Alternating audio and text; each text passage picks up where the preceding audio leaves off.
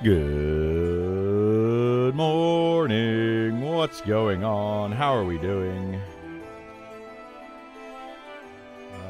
Hit this a couple of times.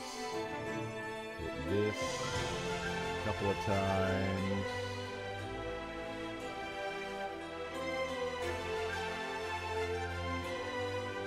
Okay.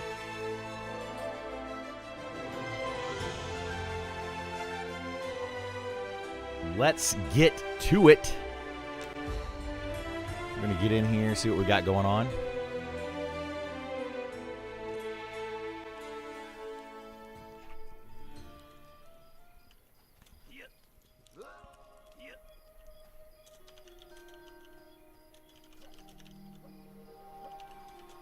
See if we can get some sow. And I've got some items to give away today.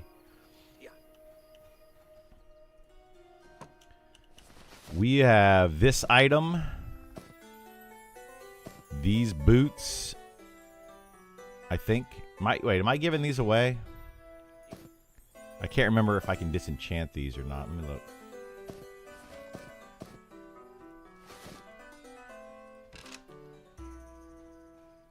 Yeah, those are arcane powder.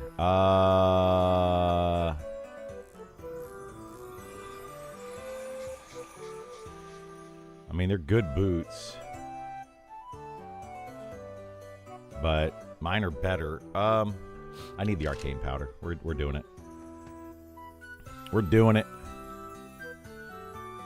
Doing it and doing it and doing it well. I don't think we could break this down. Oh, we could, but for magic powder, so we could probably give that weapon. Well, let's see. Break those down. Debt carver. Okay.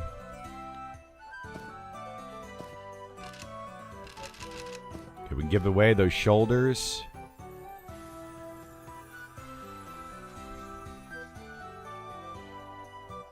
What else can we give away? Give it away, give it away, give it away now.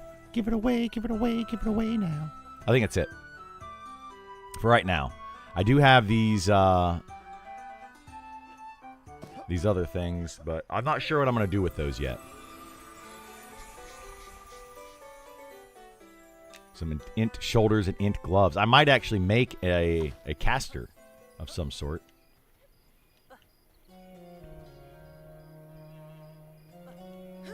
So let's see. These shoulders are int shoulders.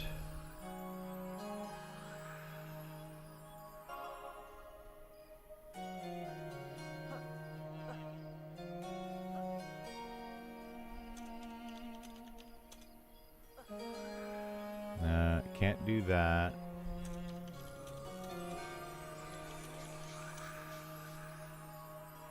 $35 Cleric.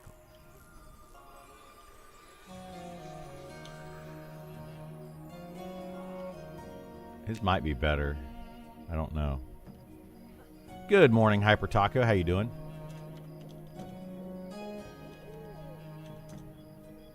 A 5 Cleric. We'll give him to this guy.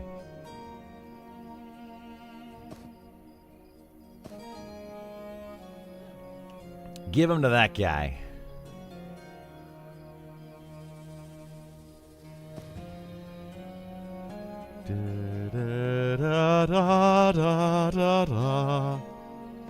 Okay, what else do we have? Anything else that we can... No. All right, let's do our enchanting stuff. Going to work on the Ranger a bit today? Nice! You enjoying the Ranger, Hyper Taco? I think the Ranger's in a pretty good place, to be honest. Okay, so 10 bar. That's magic powder. These are all magic powder. Enchanted powder and magic powder I don't need at all. I only need arcane powder now.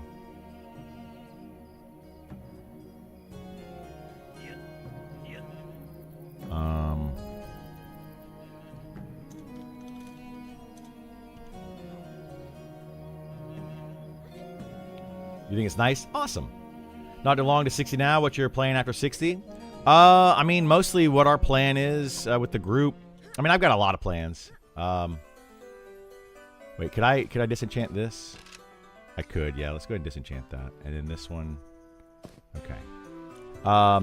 Mostly our plan is just going to be kind of gear up, you know, whenever we have people on. In the daytime, I don't know, I might work on some trade skills, but once I get my trade skills where I want them to be, then I might work on some other classes. I might just start playing some solo stuff.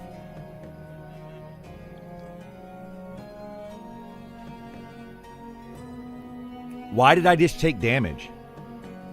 Anybody see that? I literally just took 500 points of damage. What the heck?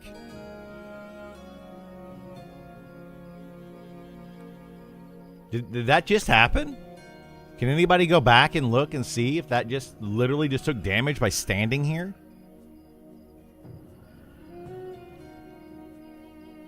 I need to clip that and let them know, because I mean, as a tank, I can't just be taking 500 points of damage randomly. That's going to get me killed. The heck, man? What the heck?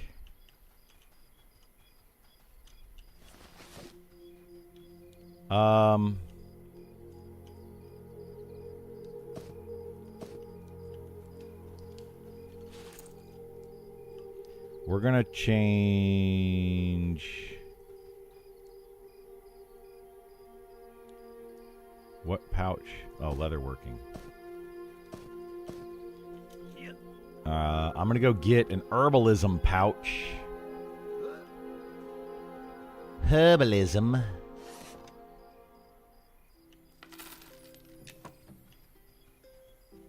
Looks like you were missing that HP on login. Was I? I swear I looked up and it just moved. Okay.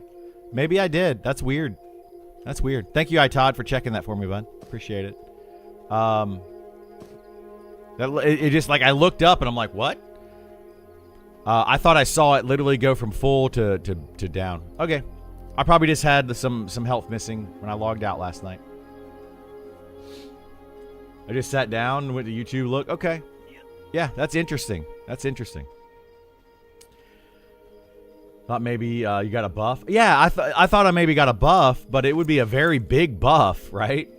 That would be a huge buff. 500 health would be a pretty substantial amount. Hi there. What's going on, Cuggy? How are you?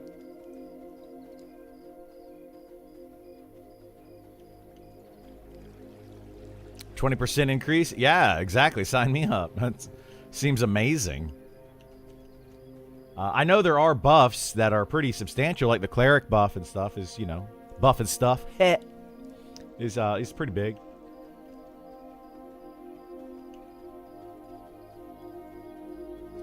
Perterberg.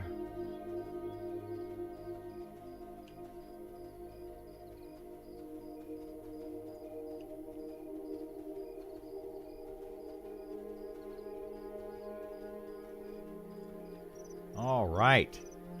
Alrighty. We're going to go out here and get some, while we're waiting for Esar to get on, we're going to go out here and get some herbs. Some herbs. I've got arcane. I got 12 arcane powder, which we definitely need. I need a lot more arcane powder. I got to level up my enchanting.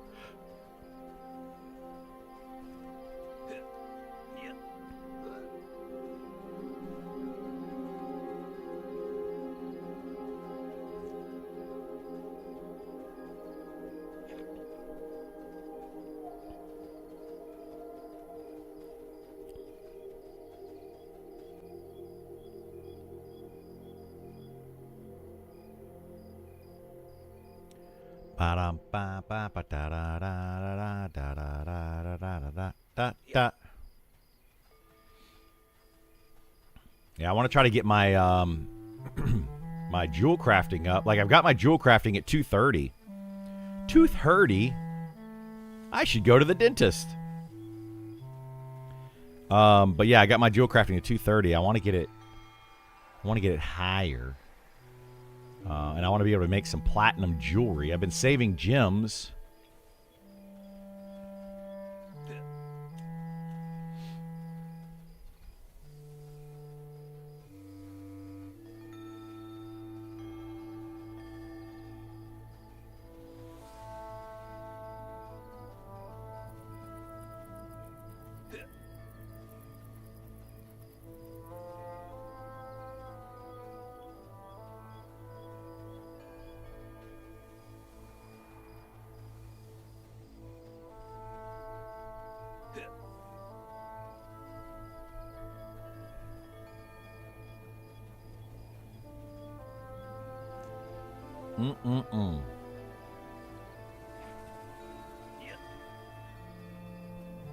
Not much beats a morning soda.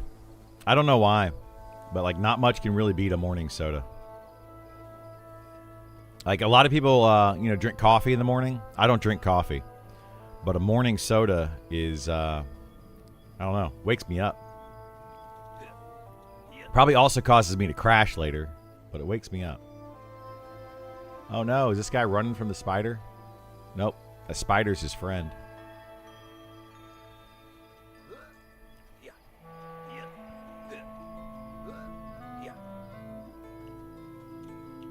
Is anybody on right now?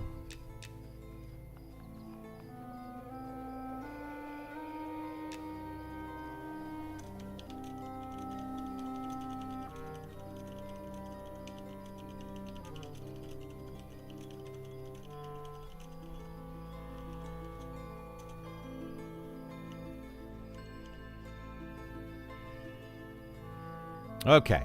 We can finally start herbalizing.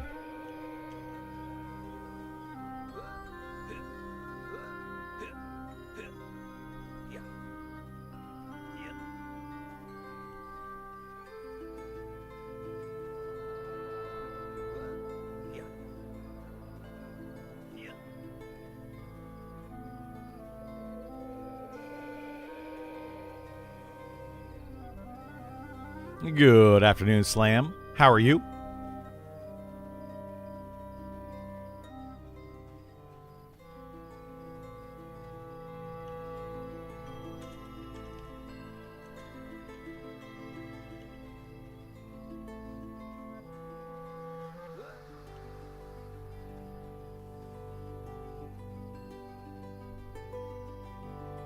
Good, how are you? I'm doing all right. Doing all right. My throat feels a little scratchy today, and I don't know why.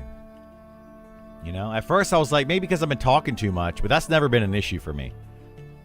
I have never in my life talked too much to where I'm like, yeah, maybe I should stop talking. Never been a problem. Is that person? Oh, it's a Nidiac. Nidiac.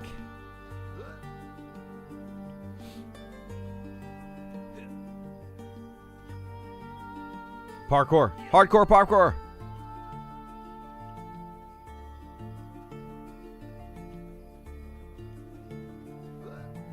Do do do do do do do do do do do do do do do do.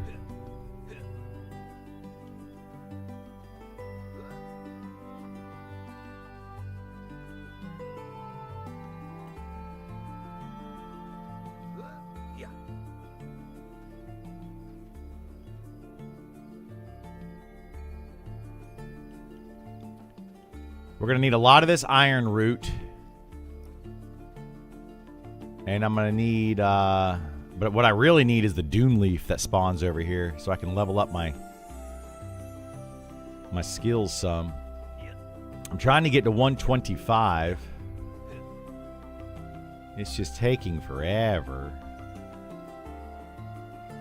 Then I can get the Mage Bloom. I think it's 125 for Mage Bloom.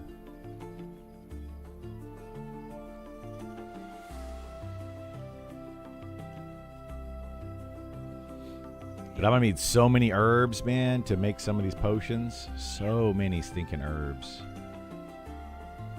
You started making Sal potions? Nice. You got to the Sal. What level is that? 150 or so? Or 200? I have not been working on my my alchemy very much. I've been kind of busy.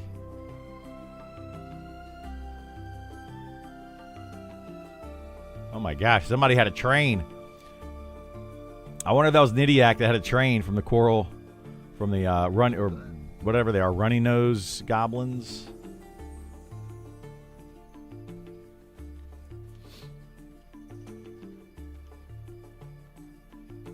You're at the Beatles? At the Beatles?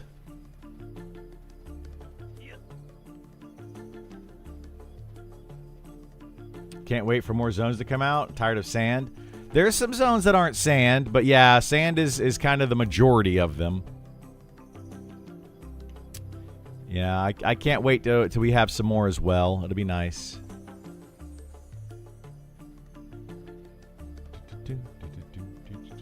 Can't get enough of British rock. There you go. The Beatles are pretty good. Yesterday, all my troubles seem so far away. I can't sing, but I'll always give it a try. I will try to sing. Just got into Vale of Zintar. Of course, more sand. Yeah. You got to go. You got to go to the Phalandraw side of the world. Evershade Weld, Keeper's Bite, all of that. All of that.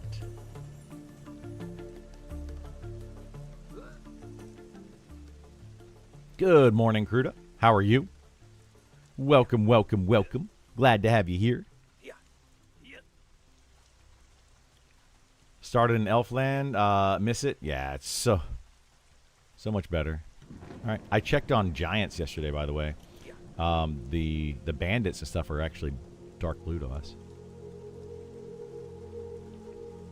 The giant bandits, sand giant one, is in Vale of Zintar. Like the named will be level 60, but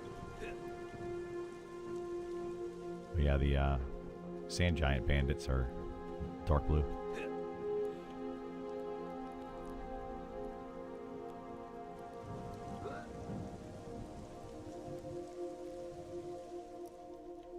Yeah, maybe. But yeah, I just checked him yesterday when I ran over there. So that would be a good spot once for me and you too at some point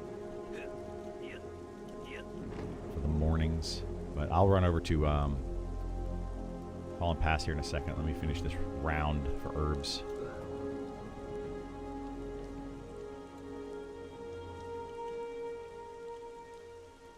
Yeah, might be bad after 56.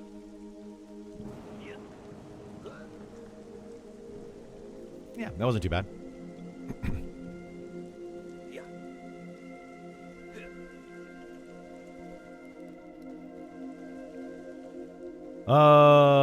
Woody Town's so beautiful. Yeah, it's nice. Is it worth it starting Elf Town for the Drake armor? You know, like people say that. I don't know. I don't know what the stats on the Drake armor are. I've never actually done that. But yeah, I was kind of thinking about once I hit level 60, that might be what I stream. In the mornings, we might switch to a solo class. That should be easy to do.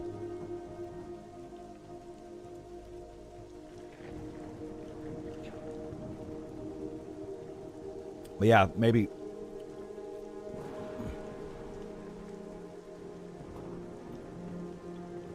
Okay. But yeah, maybe start a solo class over there.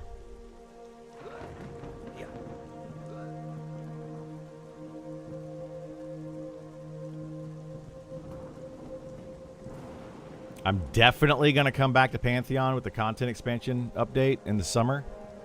I'm definitely not.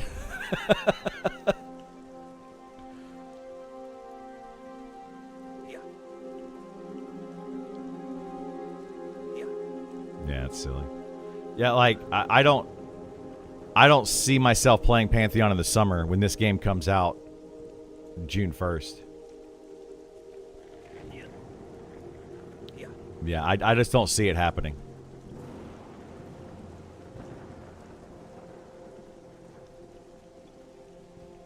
Yeah. I'm looking forward to that movie. Like, I can't wait to see it.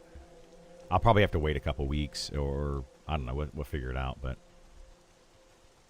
because I'm gonna be gone next week. I would love to take my son to it next week for spring break, but we're gonna be in mountains, so yeah.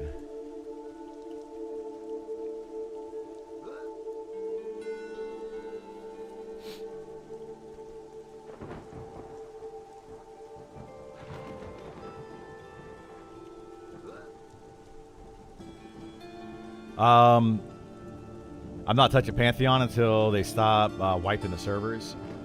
Yeah, it's not just the wiping the servers. Yeah, I'm looking forward to that too. It's not the wiping of the servers that's my problem. Like, I clearly don't mind them wiping servers. Like, I've leveled up multiple characters in this game. My issue with it is their constant flip-flopping and moving and changing what they want their base game to be. I want them to decide what they want and actually make it. Then I'll be good. Like, I'm sure the game will be fun once they figure that out, but they just got to figure out what they actually want. You know? Find out what kind of game you want to be.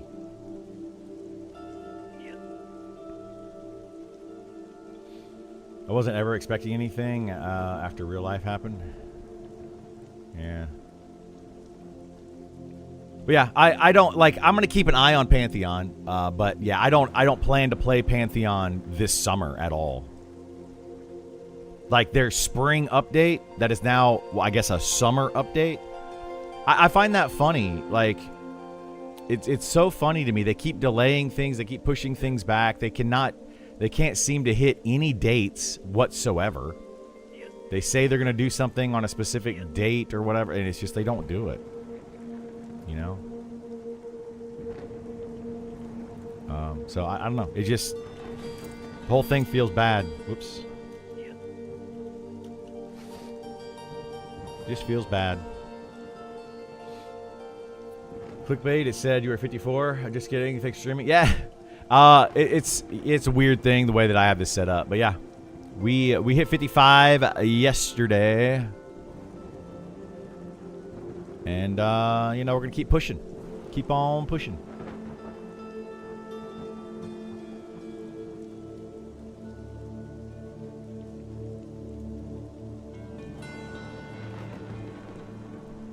Keep on going, baby. Are there hell levels that you've noticed? Yeah. So all these right here, right above my head, wherever it is, the little line. Is it on this side? Hang on, is it over there? See that fire right there? That fire indicates that it's a hell level. So right there. So every level from 51 to 59 are hell levels. So basically every level for the rest of my journey until I hit 60. And then I also feel like the only one that doesn't show that is at level 49 really felt like a hell level. To a lot of us. It just feels really slow, and we're not really sure why it feels slow. It doesn't have this flame right here. But it feels really slow.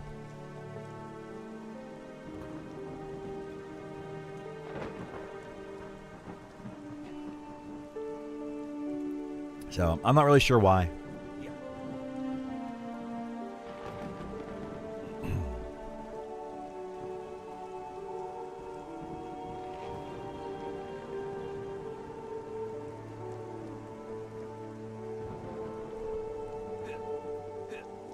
Content? I mean, maybe, but like we were doing the same content. What's really crazy about it is, yeah, like we were literally doing the same content as everybody else, but 49, like if we had people that were level 49 in the group, and then we had people that were level 50 in the group, and the level 50 people were literally leveling faster than the 49 people. It seemed like, I mean, we were watching XP bars and talking to each other about it, and it was just like, yeah, I gained 2 blues, and I'm like, well, I only gained 1. It just seemed really, really weird. So we'll see. Seem to recall EQ having pre-50 hell levels. Yeah, in EverQuest, it was a math rounding error, and it was like level like 39 and 49 and 29. It was a weird math rounding error that they had. Then they intentionally put it into this game, which it's one of those choices. It's like they intentionally did it for whatever reason, but whatever. I thought it was at the 9s. Was it not? Was it at the 30, 35, and 40s? I thought it was always at the 9s. Like, I remember 49. I thought that was supposed to be a hell level. Anyway, whatever it was. Yeah, they had hell levels back then.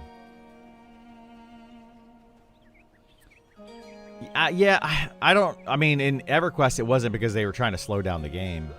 In EverQuest, it was literally because there was a math rounding error in the beginning. Then they changed it. They changed it and they smoothed out everything later on in EverQuest. And they just kind of blended it all together.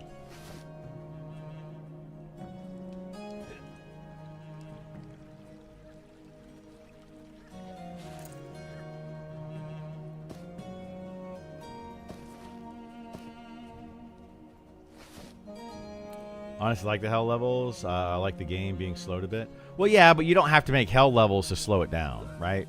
That's what feels kind of weird to me. Is just like you could just increase the amount of XP needed per level, or decrease the amount of XP per mob, or you could do a lot of things to slow the game down without adding the hell levels. I mean, I don't necessarily dislike the hell levels. I just don't really think they do anything. I mean, it kind of gets you stuck in content for certain areas. And then what it does as well, that a lot of people don't think about, is it lets your friends, if somebody, let's say, is one level higher than you, they hit level 46, and you just hit level 45, and you're in a hell level, right? By the time you get out of that hell level at 45, they're going to be like 48. Several levels ahead of you. And it kind of, honestly, it kind of feels bad sometimes. But, I mean, it's okay. It's not really the end of the world. Like, I don't mind it. What is this right here? Did you guys see that? I just hit the end. Somebody clip that. I'm just like literally running from right here. I was just running straight through here, and I got encumbered briefly. So weird. Out of nowhere. It just like slows me down, like I hit a snare trap. I don't think the exclamation clip 30 works. I don't know how to set that up. I could set that up though if that works. But that is so weird. I keep hitting these things. Like I'm just running along, and all of a sudden my character just slows down and then speeds up again. It's strange. All right, I'm leaving Night Harbor now, headed towards Fallen Pass. Yeah, I don't know what causes that. It's very, very weird. It's not lag. No, it's not lag. It could be my character. Literally, sometimes, like if I look here. See? Look right here. You're encumbered. You're no longer encumbered. It does that. It literally makes my character encumbered temporarily. Out of nowhere.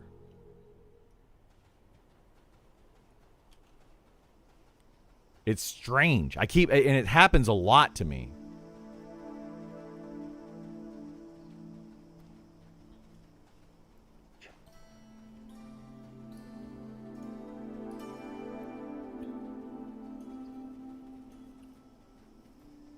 Wait, what are we talking about? Pretty sure Sean was mentioning moving them from 4s to 9s. He did, yes, he did do that. Todd. He did say he's mentioning to make them like level 39 instead of 40, level 49 instead of, well, 50 doesn't have it. But yeah, making them 9s instead of 5s and 0s. He mentioned it in his last stream, which was on Monday. Yeah. But I don't put those in my updates. In my like stream overcast, like if you guys watch those, my overviews of the streams, I don't put in, well, sometimes I do, but I often don't put in the like off the shoulder comments that Sean might make. Like just kind of a, hey, we might do this, like, because it's not factual information. It's just well, maybe we'll do this, maybe we won't. So we'll have to see what they do with that. But yeah, he did mention that in his stream. He does make a lot of might statements. He does. Some of them are like more, we might have a, like he might say something like, we might have a playtest, an open playtest next weekend. I will mention that to you guys to prepare people. But if he says, we might make hell levels 39 instead of 40 or whatever, I don't mention those because who knows if they're going to do that or not. And that's not really important information. Jump drains stamina. Jump does drain stamina, but I'm not hitting those encumbered things from jumping. And that wouldn't make you encumbered anyway. It just makes it where you can't jump anymore. Are you crossing load barriers? Maybe. Recalculating your strength. So maybe pastry. I mean, it was literally right there by the bank. Wow, that's insane. I think it's gonna be fine. Like critics have never been right about movies ever.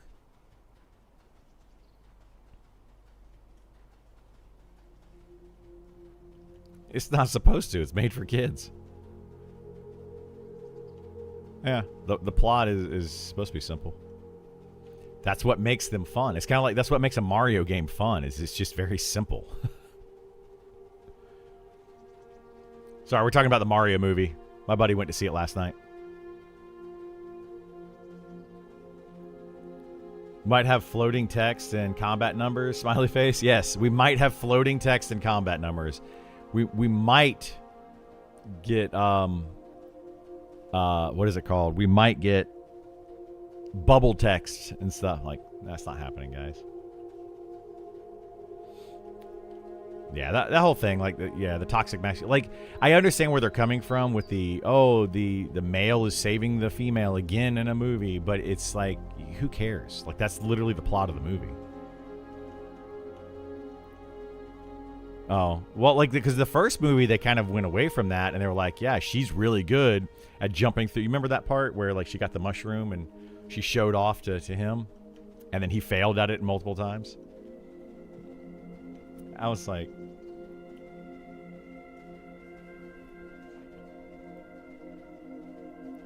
Yeah, he was.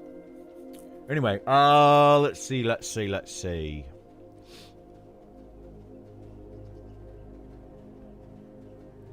Was your stamina lower with the jump? No, it was just like it's just a weird spot. I don't know. It was on the stream, so what time is it? It's 9:54. I don't know.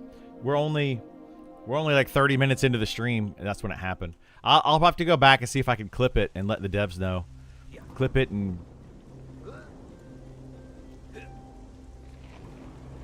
Yeah. But yeah, we'll have to clip it and put it back and show it to them. Start where they have the most content. They want people to play. Force them to stay longer in an area. Wait, what? I don't know what you guys are talking about. I'm not paying attention to everything right now on chat. Feel free to chat amongst yourselves. Do whatever.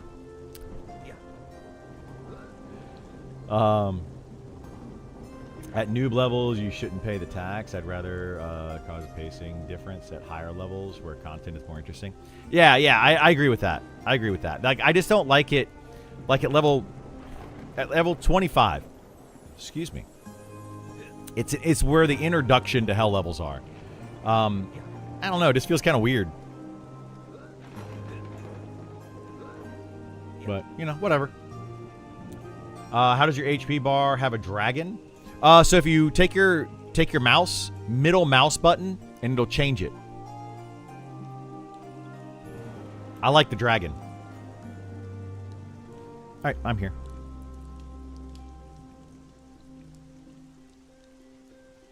Oh, let me see if this guy's over here. Captain Belvedere. Do we want to try to kill him? He's up. And he drops items. Like, I don't know if we want to try to kill him, though. Like, we'll probably have to train him off.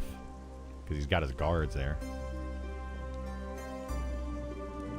I mean, I'm sure we could do it, but I don't know if it's worth doing. We can get the Red Mantle Guard faction up, though, right?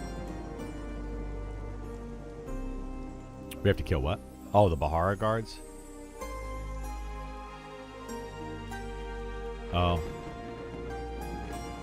Well, we can decide if we want to later. I mean, he's got gear, but I don't think it's going to be gear that we're really going to care about. And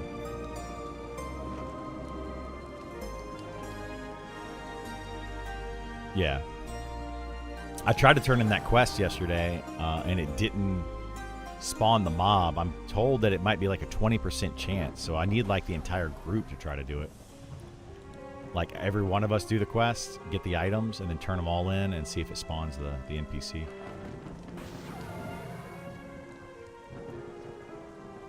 Oh, they do? Is it behind that wall or something? Or the gate? Okay.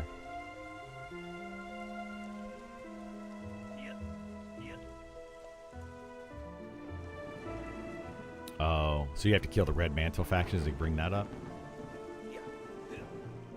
Yeah, I mean, the factions at some point, we're going to have to look into that and figure that out. But they don't really care about factions right now. Like, that's going to be a bigger thing for Module 1. I think we're going to get a lot of faction stuff in Module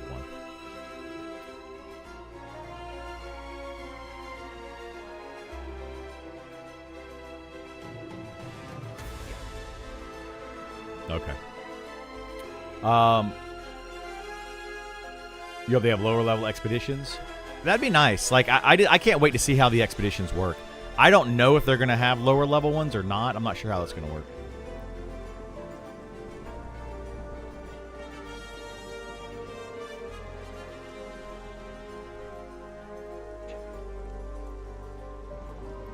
It seems like expeditions are gonna be made. Oop, I'm appearing. I'm gonna be in the middle of the bridge. It seems like expeditions are going to be more for the higher level players, like level 60 players, to give them more things to do. But they could always change it up. That is on one of my favorite things in the game. There's no pulling 20 mobs and A-ing them down. Oh, I absolutely love that. I enjoy Final Fantasy 14 for what it is. But I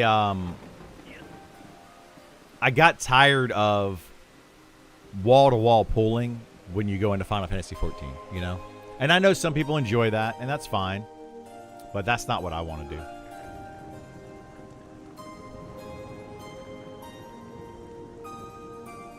There's Felix. Yeah, I don't know if they changed any of his gear. I mean, I never see anybody killing him, so...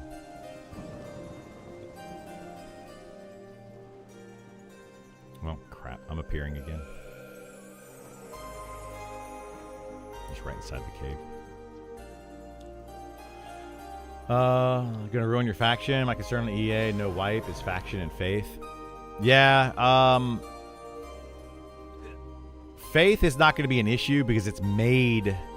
well, supposedly, it's going to be made to gain and lose.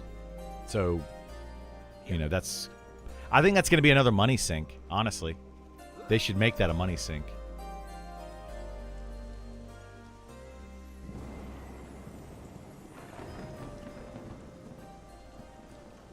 Yep, seems like it's fine. My regular invis went off again, though. Dropped 3 times like on the way up here.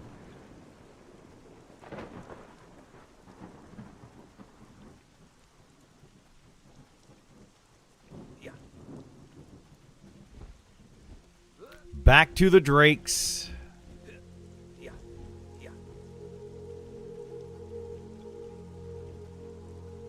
Oh no, Holy's here. Holy moly.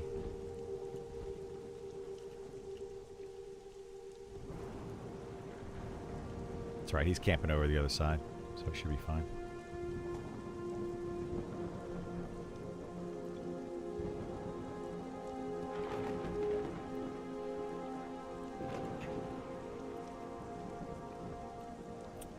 I'm wondering if you do an AA macro training video. I was wondering if I can set up a spell, say attack, pet attack, and sit all in one button.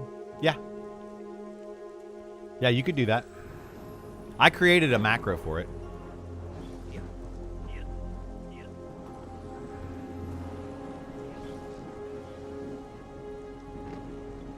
No, that's just Conquest, I think. Oh, yeah. Conquest is running around doing something.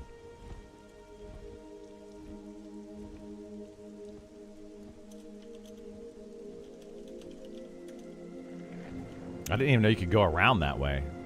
I don't... Oh, I've never even tried.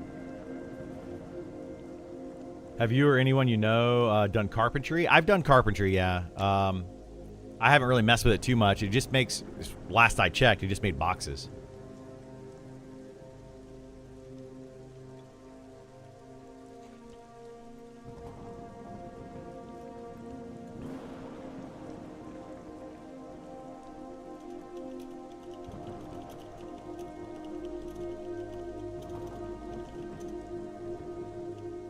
All right.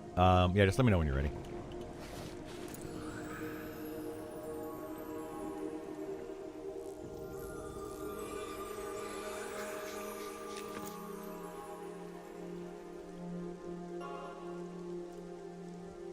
Who makes staves? So, I don't know. I thought it was going to be fletching, but then somebody told me that fletching was just shields, bows, and arrows. So I don't know who makes staves. I never saw them.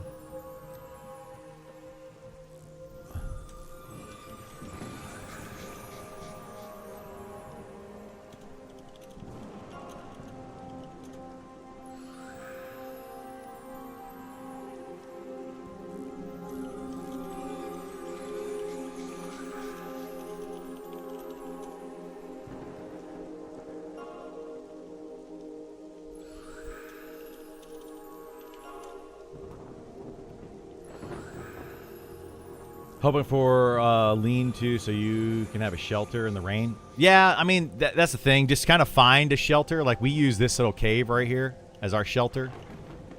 Because you come right out of it. No shelter, shelter, no shelter, shelter. That's what we use. Like, we just try to find these little things. But you can use... My goodness, I drank too much soda already.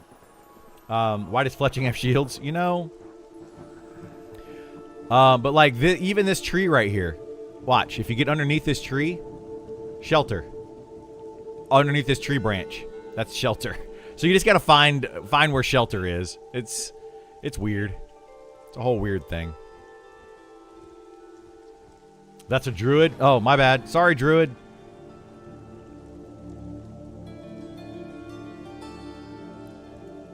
Yeah. I'm not gonna teach him that.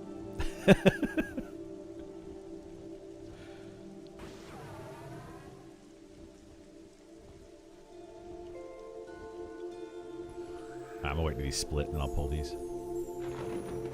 I don't know where the roamer is. I'm guessing that's what he was kiting around a second ago. Yes, that is exactly it. They lassoed somebody from Pantheon into this game. That's 100% what happened. It was so stupid, dude. Like, how did that get put into the game?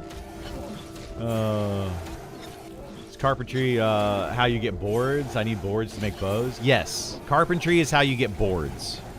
I was very bored with carpentry. No, you take wood and you turn it into boards with carpentry. And then you turn those boards into whatever. Yeah, whatever you're going to turn them into. The only thing I ever made were boxes. Like, at one point, you could make a personal box, a group box, a guild box, and maybe one other box. Here, I can show you in a second. Actually, I don't know if I have... I don't have them yet. But anyway, you could make different types of boxes. So you could, like, put down a box and put stuff in it. So, think about this. Like, what if I came to a camp with tons and tons and tons of wood? And I know I'm going to be at this camp for hours. I could put down a box on the ground and put all of my wood inside of it. So then anybody could just open up the box, get some wood out, and tend to the fire.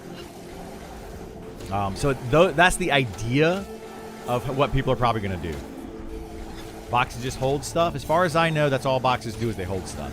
Another idea is make like a guild box. And you're at a raid, let's say. You could make a guild box and then dump a bunch of potions into it for people in the raid. And everybody go grab one of your potions. You know, you got to trust your guild to only grab one and not grab all of them. But that's, you know, kind of the whole thing. You're supposed to be able to share items and stuff that way. Still doesn't beat the best audio bug ever, Fortnite. Oh my gosh, dude, that was so bad. I'm like, wah! I was like, what the heck is happening? Like, what is this craziness?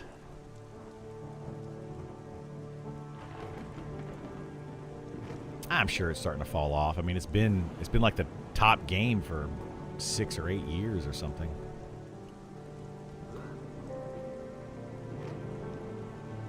Yeah, Epic Games did. They laid off 1,000 people. I know somebody that worked for Epic Games. I'm not sure if he got laid off or not. I doubt it, though. He was like an IT guy, and I don't think they have like... It's kind of weird at a tech company like Epic Games to have an IT person, you know? But they did. I mean, you got to think they also have, you know, just HR people and stuff that don't really know how to use computers.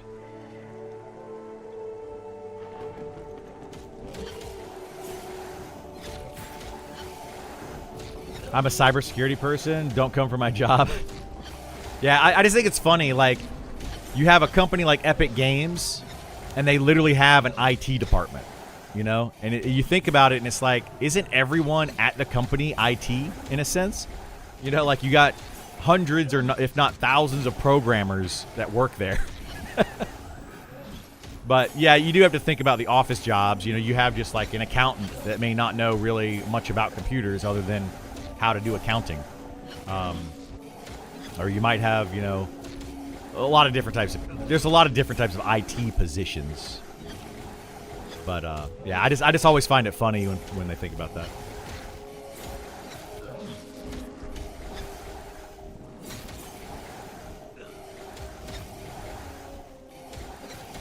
Well, yeah, separation of duty. Yeah, there's a lot of reasons for it. I just always find it. I chuckle at it, you know. I mean, you don't walk into a doctor's office and expect everyone to be a medical professional, you know. There's people like in the billing department of a doctor's office and stuff as well. So I don't know. It's just a funny thing to me. Law firms have security too. They do. They do. I don't walk into a lawyer's office and expect to get the best legal advice from the person, you know, the what do they even call the person that checks you in anymore? It's not a secretary anymore. They're not allowed to use that term, I don't think. But the front desk person, I wouldn't ask them for legal advice, right? Probably don't have the best legal advice. I work for a provider who serves IT security to clients. We have our own internal IT. That's laughable to the skills of us engineers. Yeah, it's funny. That's hilarious. Why won't the secretary give me drugs? Yeah, like, why won't the, you know, I don't know. It's weird. I'm not going to walk into a doctor's office and be like, yeah, give me some morphine. I'm not doing that. Receptionist. That might be that's probably the correct term these days.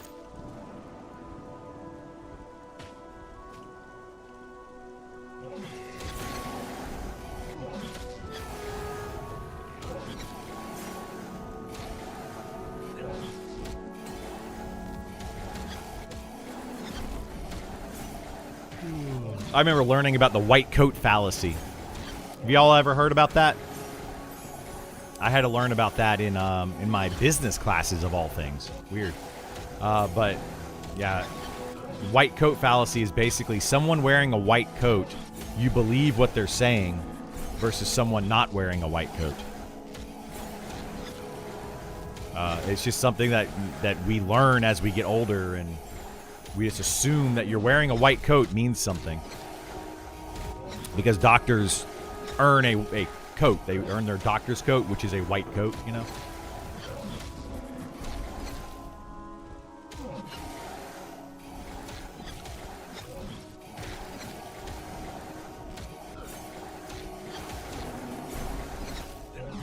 Oh, do they really? That's crazy, man. Like, we had to learn about it in one of my business classes.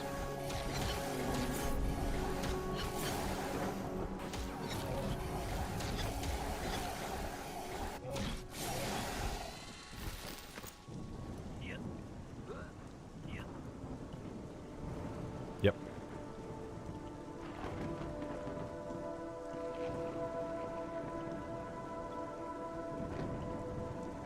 Yeah, my pharmacist wears a white coat. Like, not the pharmacist, but the people that work in the pharmacy at, like, Publix. And it's like, the pharmacist, I understand, can wear the white coat, but the other people are just regular employees of Publix.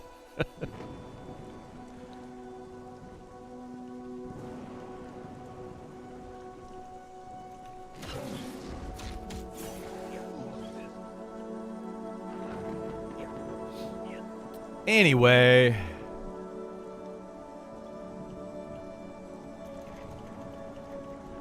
Yeah, it's silly.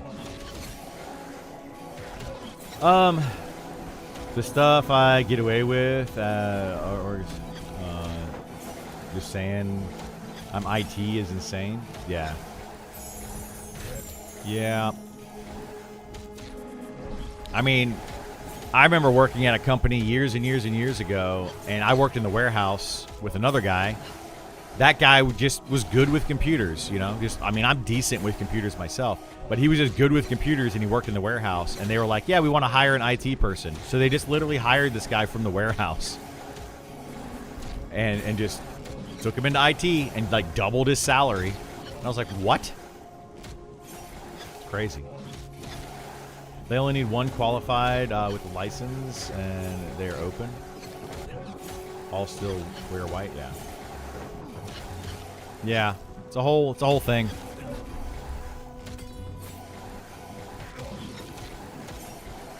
I mean, I've also seen, like, the cleaning crew, the painters down at my mom's house last month when I was down there. The painters were all wearing white coats. Does that make them doctors?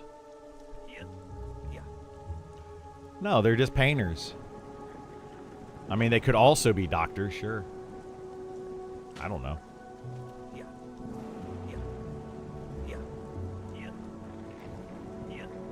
Trying to slide into another organization will almost 2 times salary if I get through the process. Yeah, like if you get in the right company with IT. I remember that whole IT boom. It was bad for me. Like, I hated it because I was already well educated with computers just from, like, self-training, right? I just knew how to do it. My stepdad at the time, when he was in IT at his company, like, he was one of the first to do it. And I learned a lot from him. We used to build computers and do a lot with computers at the house. Like, we had our own server farm basically set up at the house that was never used for anything. Literally just a server farm at the house, and it was literally just sitting there. I don't know what he had that thing set up for. I guess for fun. But yeah, we set it all up there, and I knew how to do that stuff. And then when I graduated high school, I was like, yeah, I'm going to go into IT. But everyone was going into IT, like, throughout all of the 90s. And by the time that I got into college and started taking the classes, that was when the IT jobs were just, everybody was doing them. And they weren't getting paid anymore because so many people were learning how to do it. And it was just like, okay, well, this is awful. You know, during that internet boom. Right now, we're in the AI boom.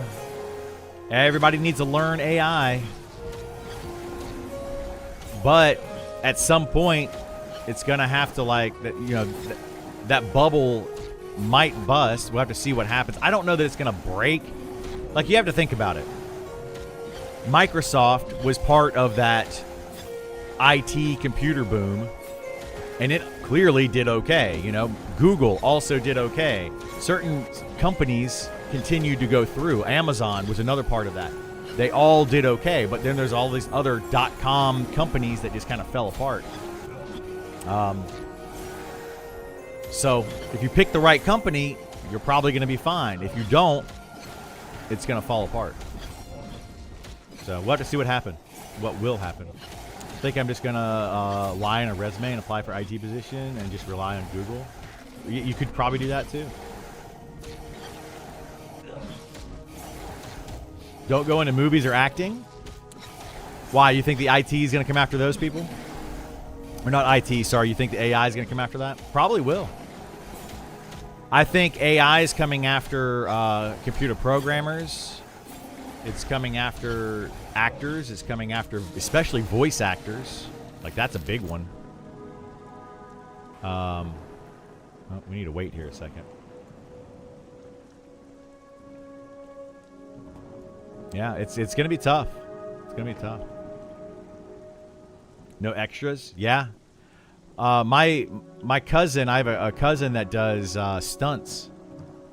And it's like, yeah, are they going to continue to be able to have stunts? I need to talk to him. I got to call him up and ask him about that. Like, what's going on with his job?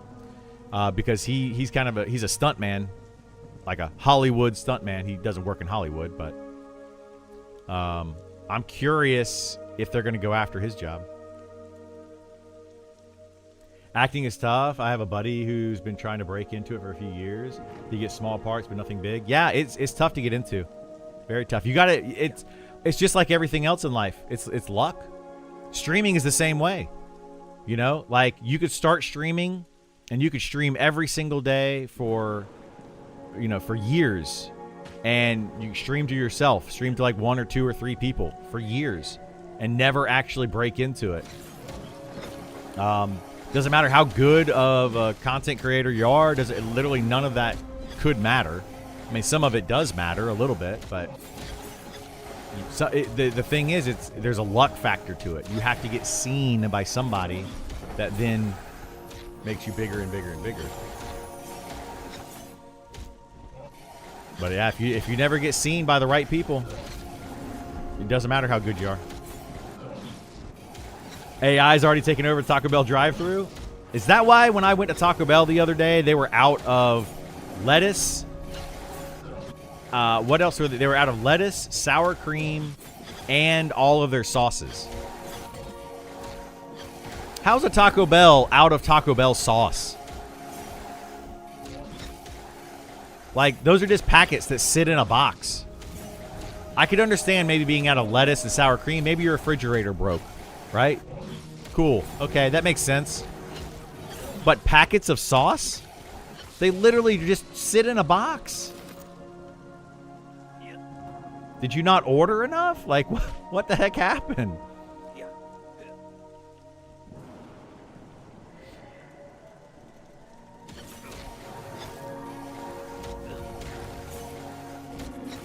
We're on the verge of automating literally everything. Yeah, that's what Elon Musk was saying. And I mean, I'm not like gonna say Elon Musk is good or bad or whatever, but that's what he was saying recently, which I kind of agree with. Other people also say it, but it's something that he said recently, which is, soon in the future, money may not mean as much as it does today, because you're not going to really need it. You're not going to be tipping people. Like, if we have self-driving cars, this is something that Elon is working on, right?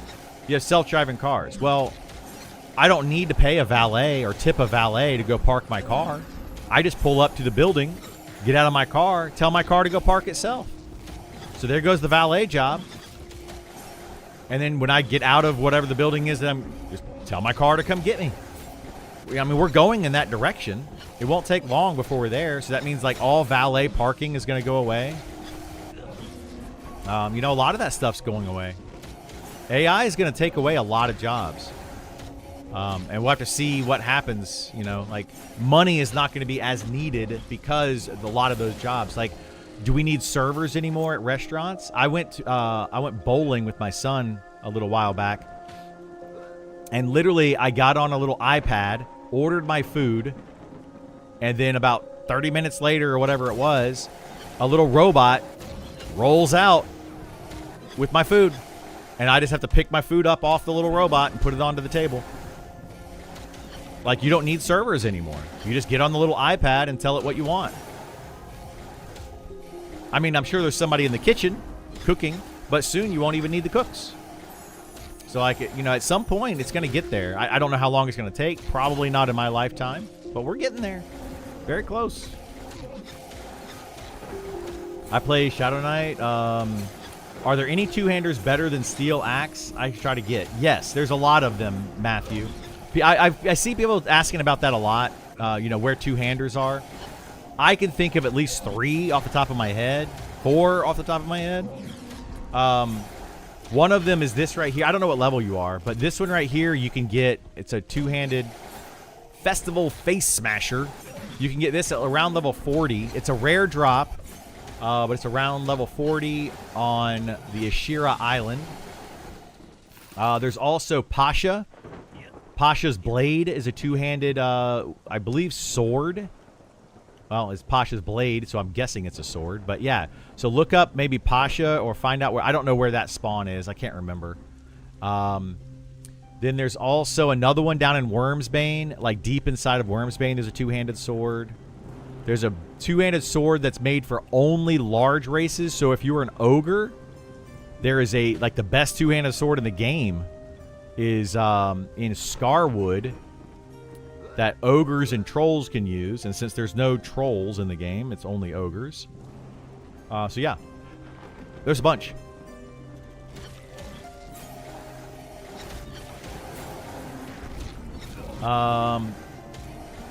You won't need an accountant. I mean, maybe, yeah. You might not need an accountant anymore. Somebody still has to input the data, right? You're going to need a data entry person. But, I mean, I guess you could tie... yeah, eventually you may not need an accountant. As long as you use the same credit card every time.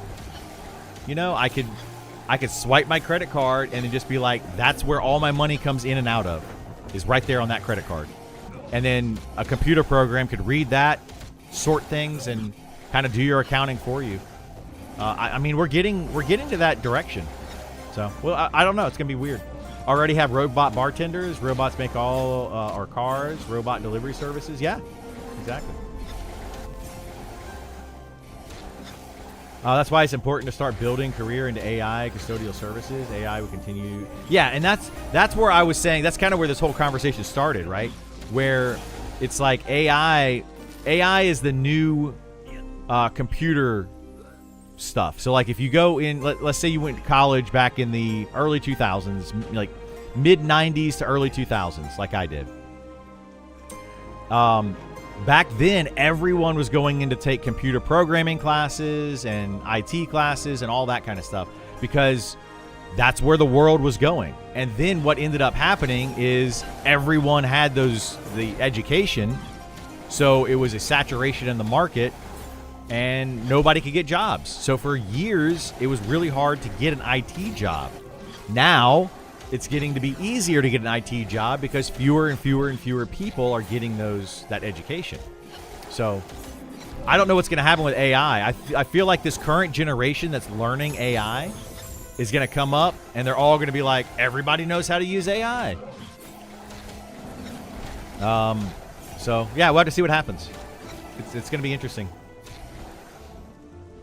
That's why, yeah, somebody said plumbers. That's why it's best to learn a trade.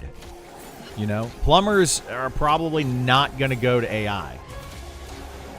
You know, what are you going to invite a robot into your house and it's going to go up to your second story bathroom and plunge the toilet? I mean, it might. It's very possible. But I don't see that happening for a while. Yeah, AI surgeons are, yeah, they're coming. They're getting there.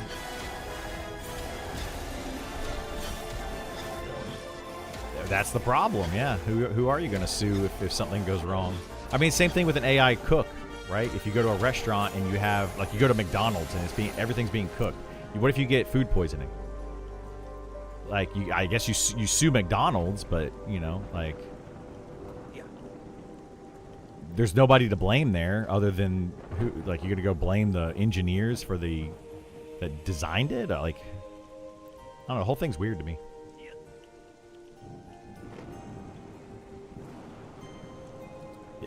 Yeah, exactly. I think it eventually will. Yeah, exactly. I don't think AI is going to take over until we are, like, close to dead. Using your hands still important. Physical strength is now in high demand. Yeah, that's true. Robot tech, too, is money right now. We're far from being a standard home appliance. Family members, civil trades, still be huge for a long time. Yeah. I mean, people still want custom-built things, you know, and who's going to do a lot of that? You know, I think we're going to get back to physical labor is going to be the money maker again.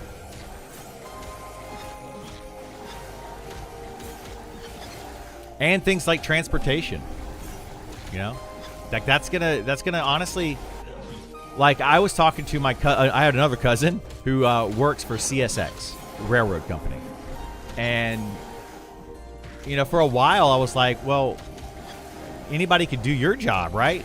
I don't know that transportation, like the moving of goods over long distances, is going to go really too much into AI, because it's just cheaper to use a train to go across the country. It's just cheaper.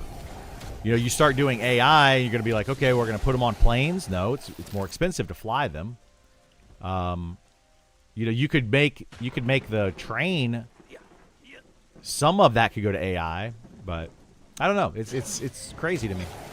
I don't know what's going to happen.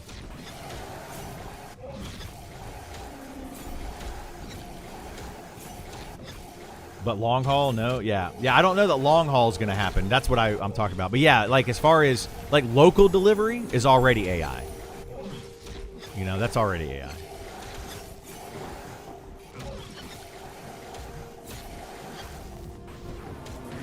But planes already fly themselves. The pilots, most pilots in planes now. I mean, I'm not a pilot. Maybe if there's a pilot in chat, they can explain. I do know a guy that I used to call pilot. And he used to come into my chat all the time. But anyway, a lot of them, the commercial planes, kind of fly themselves. The pilot's there just to kind of flip some switches, turn it on, and be like, okay, go, and make sure everything works. Now, of course, when things go bad with AI, that's the problem. You know, that's why I think that some of those jobs won't go away, is because AI, you know, sometimes it can't fix the problem. Did you guys watch that movie with Tom Hanks, Hudson River movie? If they left that to AI would have crashed and killed a bunch of people. You know? But Tom Hanks' character was able to save a bunch of lives.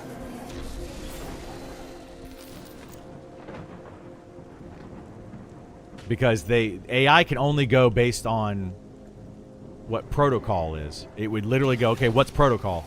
And it would do protocol. You know, it doesn't. I don't think that AI truly thinks for itself. But maybe it does. I don't know.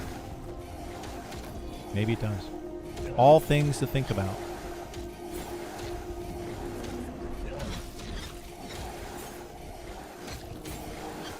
I use AI so much. Yes, planes use automated services to fly on course. The human is to catch errors in flight. Yeah, exactly. Sully. Yeah, Sully. That was it. Sully. Yeah, I wonder what's going to happen with stuff like that, you know? Because it like you were saying, humans are there to catch the errors. I catch errors all the time in AI. I've used AI, you know. I get on Chat GPT or whatever. I catch errors. I actually had one. It was really funny the other day. Facebook. I have like my profile picture on Facebook, and they tried to animate it using AI. And it literally had my hands like this, but it was like doing all sorts of weird stuff with my hands, and it added like 5 extra fingers and stuff. It was really strange. It's like, yeah, this isn't right yet. This is so far from being correct.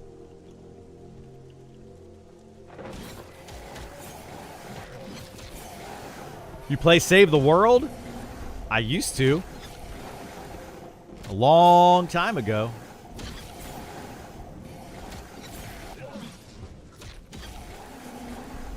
I haven't played Save the World in years. Years.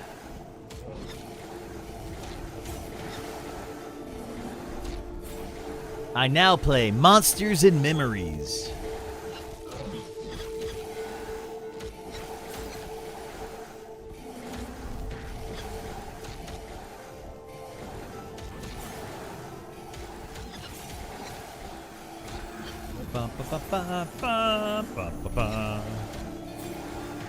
We should check XP rates and see. I never did do that.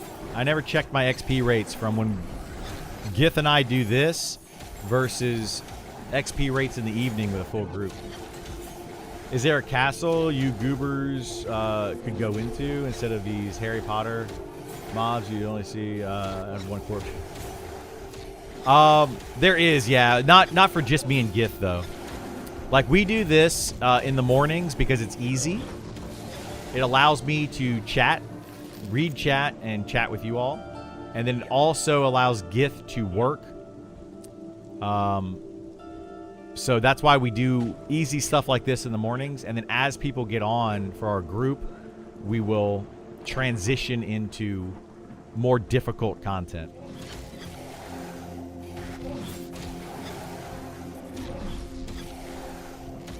That's an interesting question. You know, does the average person truly think for themselves, or are their thoughts a product of influence from others, expectations from calculations, bias?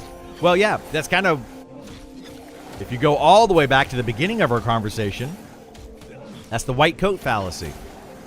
You see someone wearing a white coat and you instantly think authoritative figure, right? Because doctors wear white coats, so you as we get older and we learn that doctors are, generally speaking, intelligent people, and they know what they're talking about. So we just assume you're wearing a white coat, you know what you're talking about. But it's not necessarily true. It's kind of our own bias. You know, there's people that have bias towards certain genders and certain races and all of that. You just assume based on something you see. And I'm not saying any of that's correct. It's actually all incorrect. But people, they generally do assume based on whatever it is that they're seeing. You know? So do we actually think for ourselves? I don't know. I was watching that TV show Evil last night. I got to another episode of that. And in that episode, the psychologist in the episode was talking about how women generally, prior to the teen years, you know, around 13 years old, their thought process changes. And I'm assuming, I mean, it's a TV show, right? I can't say whether this is factual information or not because it literally was on a TV show. But I believe that some of it is, a lot of that TV show is based on factual information. So like what it had to do with is women, younger girls, as they grow up, they think for themselves, they, you know, come up with their own ideas and thoughts and all of that. And then as they get older, they start to defer to men, to the male gender, for some weird reason. It's just like a weird psychological thing that just happens. And I was like, that's interesting. An interesting thing to think about. And it doesn't make it right. Like, it's I know women that are more intelligent than men. I know men that are more intelligent than women. I mean, I don't think it has anything to do with anything. But it's just the way that we're made, I guess. I don't know. Strange. AI can now spot cancer from a picture. Doctor there. Wow, AI is right. Well, that's what Gith was just talking about. That's what he does. That's his job. He's a radiologist. He reads pictures and notes and stuff, and he decides what's going on with somebody. Like, are they are they sick? Are they dying? Are they healthy? What it is. So yeah. My wife is smarter than me. She's the boss. Yeah, I mean, I can tell you that my girlfriend is way more intelligent than me in a lot of things. It depends on what we're talking about, but yeah, she likes to say she's a wordy worder. Her vocabulary is way better than mine. I can tell you that much. Way better.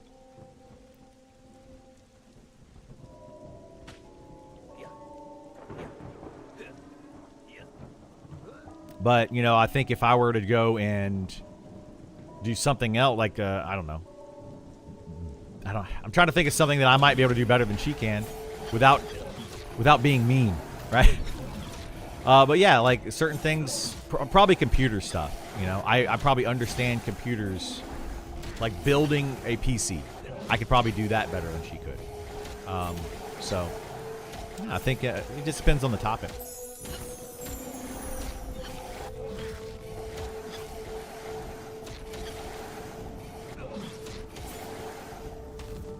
It's the daddy stage, you think? Around 13? I don't think 13 is the daddy stage. I don't know. I haven't looked into it. I would say, honestly, like, little girls want to be near, like, with their mom, and then they get a little older, and, like, 6 years old, I would say they're more of like, hey, daddy, I'm going to go to dad for everything. Then when they become teenagers, though, I feel like women, when they become teenagers, just are like, nope. They don't want mom or dad. I think all teenagers are like that, though.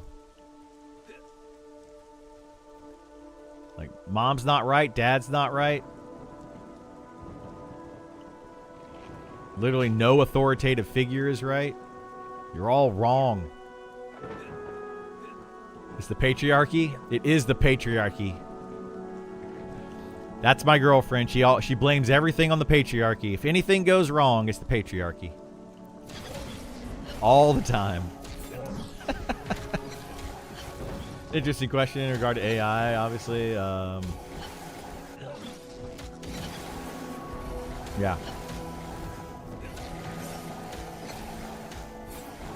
I'm mainly joking. Yeah, it's just. Yeah. I mean, I'm kind of joking about a lot of this stuff too. Like, there's some truth to it. A lot of people are very intellectual, but few people actually use their intellect. Oh yeah, I've known some people that are just like degenerates, but they're very intelligent, like extremely intelligent people, but they don't like to use it. They just.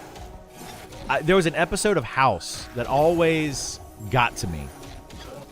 And it was an episode where the guy was so smart. He was like a genius. He was so smart, he was doing drugs to make himself dumber because he didn't like to be so smart. And he kept going into the hospital, and House ended up figuring it out, what was going on. But he literally just, he's like, he was way too intelligent. And he felt out of place all the time and all that. Anyway, you guys may remember that episode. I enjoyed that episode. I was like, that makes sense.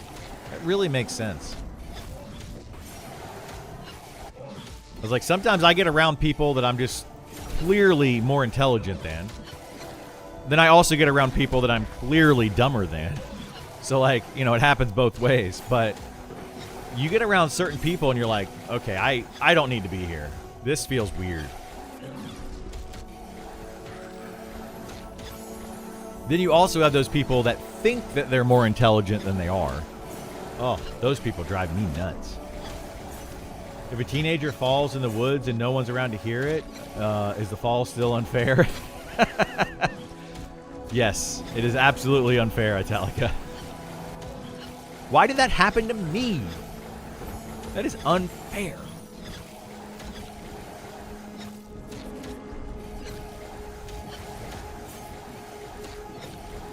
Lesson here, when dating, you better like her parent. Or his, yeah. Are their feelings still hurt? They probably are. My girlfriend's daughter might be the worst about that, to be honest. Like, she's really bad about that. We were walking around downtown. This is one of the ones that we bring up all the time. We were walking around downtown, and we literally, my girlfriend and I were walking. We turn around, and we say, "Watch out for the fire hydrant." There's literally a fire hydrant like in the middle of the sidewalk, and we're like, "Hey, watch out for that." She kind of looks up, she sees it, she walks right towards it, and she runs into it. And then goes, "I was trying to avoid it." It didn't move. You literally walked right into it with your eyes open. Like you knew it was there. And we're like, how did that, what? Made no sense. She walked literally right into it. But I was trying to avoid it. You did not try very hard. My other kid, so my son, we tell him, "Hey, don't go near that hole over there. You're going to fall into it." First thing he does is walks over to the hole and jumps over it.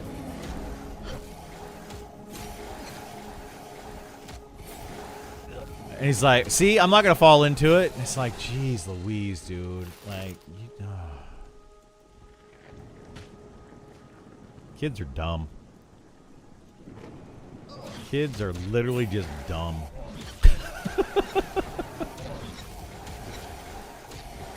Sister Sage from Boys. Yes, Sister Sage from Boys. She just wants to dumb herself down by like jamming a pick into her head. A lot of people surrender their intellect to groupthink, agreeing and believing something just because others do. It's funny too because our brains are wired as part of our survival. Yeah. Group thinking is a problem. That was another thing that I had to deal with or learn about in college with my business degree. You know, you get one person trying to figure something out. Okay, 2 people makes it better. 3 people maybe a little bit better. You get to like 5 or 6 though, and actually things get dumber because you just start to defer to the loudest person in the room. It's almost like our community on Monsters and Memories. We have 30,000 people on Discord. The loudest people in the room are the ones that are dictating the conversation, you know? They're not necessarily right. It becomes a group think kind of situation. Is there battle res? There's not a not battle res. All reses in Monsters and Memories can be cast at any time, whether you're in combat or out of combat. But the res spell is like a 10-second cast time. So it's very long. There's no like short res that's made for a battle res, no. But you can res in battle, yes. Like there's no spells in this game that you can only cast in battle or out of battle. They don't have any of those. Spell you can cast at any time.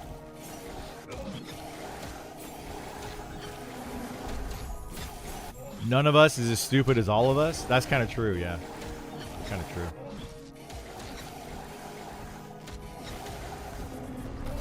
It's kind of true. Yeah, you get a bunch of middle schoolers in a room together and just tell them to do whatever they want to do. They're going to do something stupid. You put one middle schooler in a room by themselves and tell them do whatever they want to do. Most of them won't do something stupid. It's like that whole, "Why did you jump off the bridge?" "My friend did it." Well, that was pretty stupid. It's crazy, man. I feel like a lot of that, though, especially with younger kids, is it's fitting in. It's not necessarily that they are doing what the other person is doing because they think it's intelligent. They're doing what somebody else is doing because they want to fit in. They don't want to be the one person sitting out. Yeah. Does Fighter feel like EQ1 Warrior or something else? It's close to an EQ1 Warrior, but we have abilities. So all these abilities over here on the right-hand side of my screen, that's different than what a fighter would be in EQ1. EQ1 OG fighter was taunt and kick, which we have right here. Taunt and kick. We have those. But we also have additional abilities on top of that. I had Irish twins. They learn from each other. Not try to fit in. I mean, that could be a good thing, right?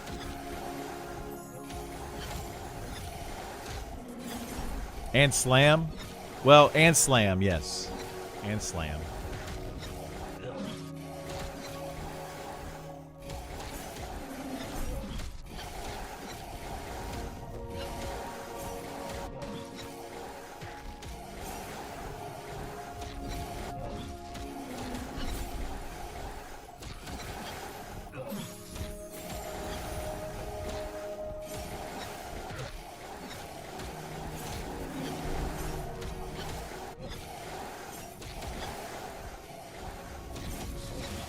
But yeah, ultimately, fighters in this game are basically turn on auto attack. You know, spam a couple of abilities. That's basically it. They're a very basic class, which is kind of why I play it, because I'm a very basic person.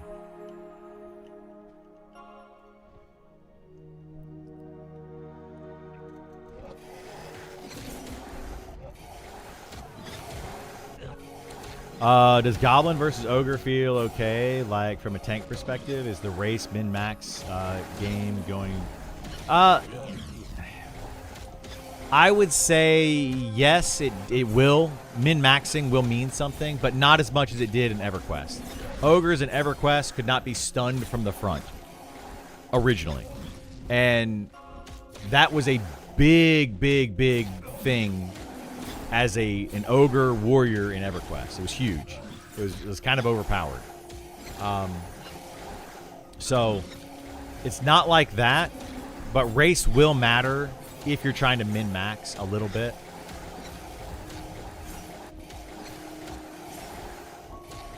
That's why you play Archer? Why? But for what reason? But yeah, race matters. I mean, not a lot, but it matters.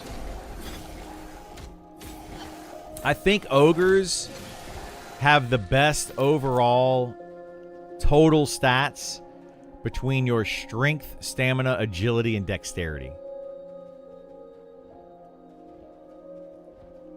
Like, if you were to add up those four stats, they have the most. But it's only by like 3 or 4 or something. Like, it's not much. It's literally a total between those four stats of like 3 or 4. So, like, for example, if I was playing an ogre fighter versus a dwarf fighter, I want to say my strength on the ogre was higher and my stamina on the ogre was higher. But my agility and dexterity were a little bit lower, I think. But if you add up all 4 of those stats on a dwarf fighter and an ogre fighter, I think the ogre was 3 points total higher. Level 60, the highest level in the game? It is currently, yeah. Ogre monk greater than human monk? You know, that's something that we never found out the answer to. As far as stats go, yes, an ogre monk would have more strength, stamina, agility, dexterity than a human monk, I believe. So overall, stat-wise, yes. However, there's also the racial trait. The racial trait of an ogre is Ogre Smash, which is a 2-second stun. The racial trait of a human is Tenacity, which removes magical effects and gives you higher magical resistance against magical attack. Like, literally magic. So, like, if you look at our stats right here, magic. That one is higher. So, I believe that is what it is anyway. They may have taken that away, actually. That part of Tenacity. I don't remember. But, anyway, that kind of balances it a little bit. Honestly, I would say that tenacity is more useful for a monk because it gets them out of like roots and snares or something. Like it gets them out of certain magical effects. Maybe fears or mez or something, which is really nice to have for a monk. So it's kind of balanced, I would say. Is Fighter a low DPS super tank, or is their DPS the same ballpark as other marshals? Fighter is a high DPS tank, but it's lower than other martial classes. Like a rogue and an archer are both going to be higher damage. Rogue, archer, monk, ranger, pretty much anybody is going to be higher damage than a fighter at the end of the day, outside of healers, other tanks, and utility, like enchanters or bards. A fighter is definitely higher DPS than a bard. Not a non-charming bard. I'm not going to get into charm again today. We're not doing it. We're avoiding charm today. But yeah. Fighters 25% more damage than other tanks, they say. They say that. They say that with zero empirical evidence. Actually, with zero evidence, period.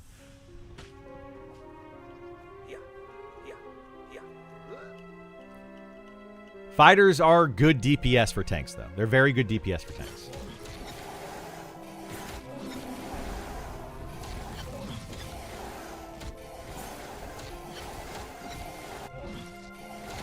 Infravision, greater than no light vision. Yeah, I don't use the infravision, ultravision thing, mostly because we have a gamma slider here, and they're never going to be able to truly balance that perfectly because everyone's monitors are different, graphics cards are different, lighting in the room is different, their eyes are different. You can never perfectly balance that for the infravision, ultravision stuff. So I won't personally take infravision, ultravision as a choice. I'm just not going to take it. Do you work or you just play this game all the time? We are I mean, I do work, but we're trying to make my Twitch and YouTube channels big enough to where I can survive off of doing content creation. Yes, that is my goal right now. We're getting there. We're slowly getting there through the help of you all watching the content, coming in, chatting, and all that. Maybe I'll get there one day. I by means don't make much money, but we're get a little bit here and there. We'll see if we can make it work. Is Sword and Board worth it? No. Sword and Board is definitely not worth it right now.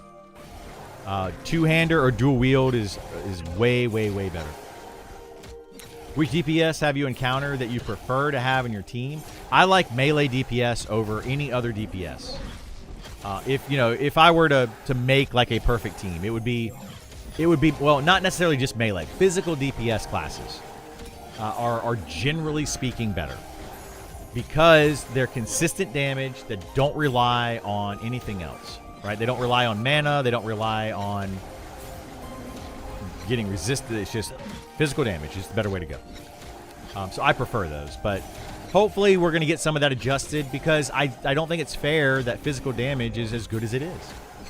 It currently is just the best way to go. And I'm an advocate for making things more balanced. You know? Like wizards are really good at bursting a mob down very quickly.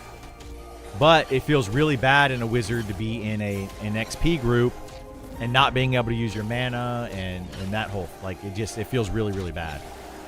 So there's a little bit of balance there, but I still think that wizards are in a bad place.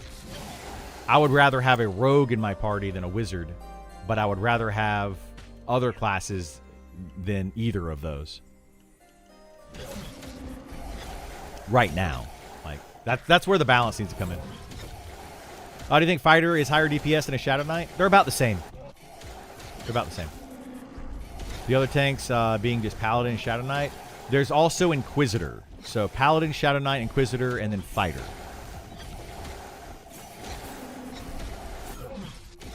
Didn't Sean say they were going to ban people from touching Gamma at night? No, he did not. He said something is like likely to occur to avoid the can't see a dark game hack. They can't do anything about that. Like, there's literally nothing that they can do to stop people from adjusting their monitors. Because, like, who's to say like why I adjust my monitor? They make the game super dark. Think of it this way.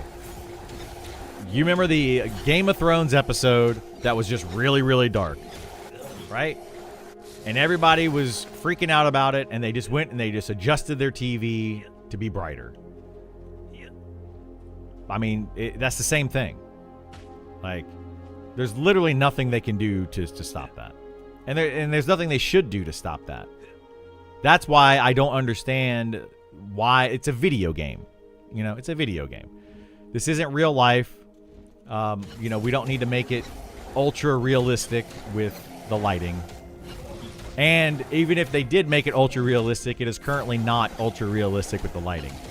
You have 3 freaking moons in this game. And when all 3 moons are in a full moon state, you still can't see the hand in front of your face when it's dark outside. Like, that's silly. That's not ultra realistic. That's in fact wrong. The moonlight adds a lot of light. And when you have 3 of them, that's even more light. So it's just kind of silly. The whole thing, the whole argument's silly.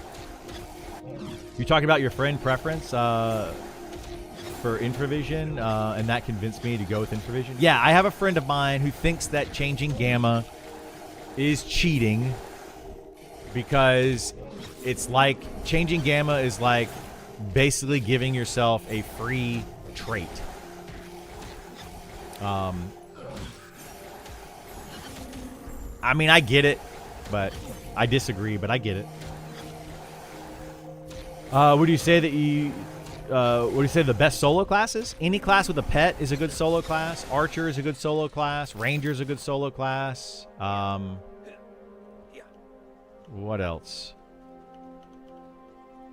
For tanks, Shadow Knight is a good solo class. For a tank, you have to put that asterisk on there. For a tank, it is a good solo class. Other solo classes are definitely better than the Shadow Knight.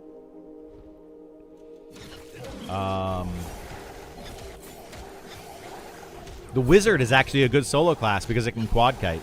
Like, quad kiting Wizards, really good.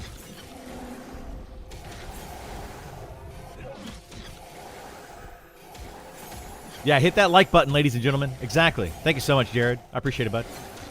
I've been having so much fun with the Rogue. Rogue is a fun class. I think that Rogue is going to be awesome once they add in the poisons. The ability to craft your poisons. I mean, there's already like a couple poisons in the game, but once they add to the poisons, I think it's going to be a really fun, good class. Wizards have the exact same spell damage as Mage Pet class, or whatever it's called. They do, yes. That's one of my big complaints right now. People argue with me on it, and it's like, do the math. Just do the math. Mage, or the Elementalist, is a better class than a Wizard because they have the same nukes. At level 60, they literally have the same nuke. And then the Elementalist on top of that has a pet.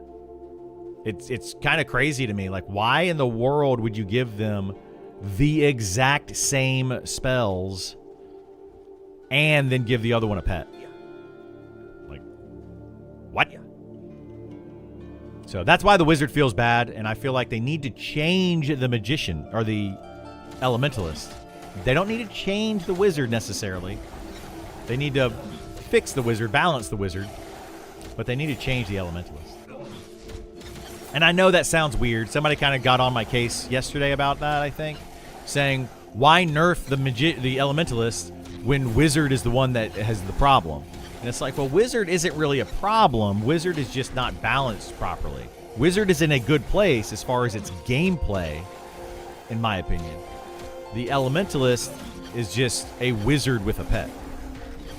That's new. What's the Inquisitor's deal? Inquisitor is an enchanter. So like a paladin is a cleric, and a shadow knight is a necromancer, and the Inquisitor is an enchanter. Same kind of thing.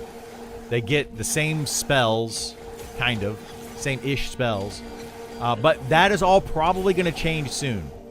Expect that to change soon. I think that all of the knight classes, all of the hybrid classes in this game are going to get very, very big overhauls soon. Spells taken away, spells added, abilities, all that kind of stuff. I think they're all going to get a big overhaul. If I had it my way, and some people think that, you know, as we talked about again yesterday, that I, for some reason, am an authoritative figure in this game. I absolutely am not. But if I had it my way, they wouldn't be hybrids in the game at all. Every class would be unique. Paladin would be a paladin, not a cleric fighter.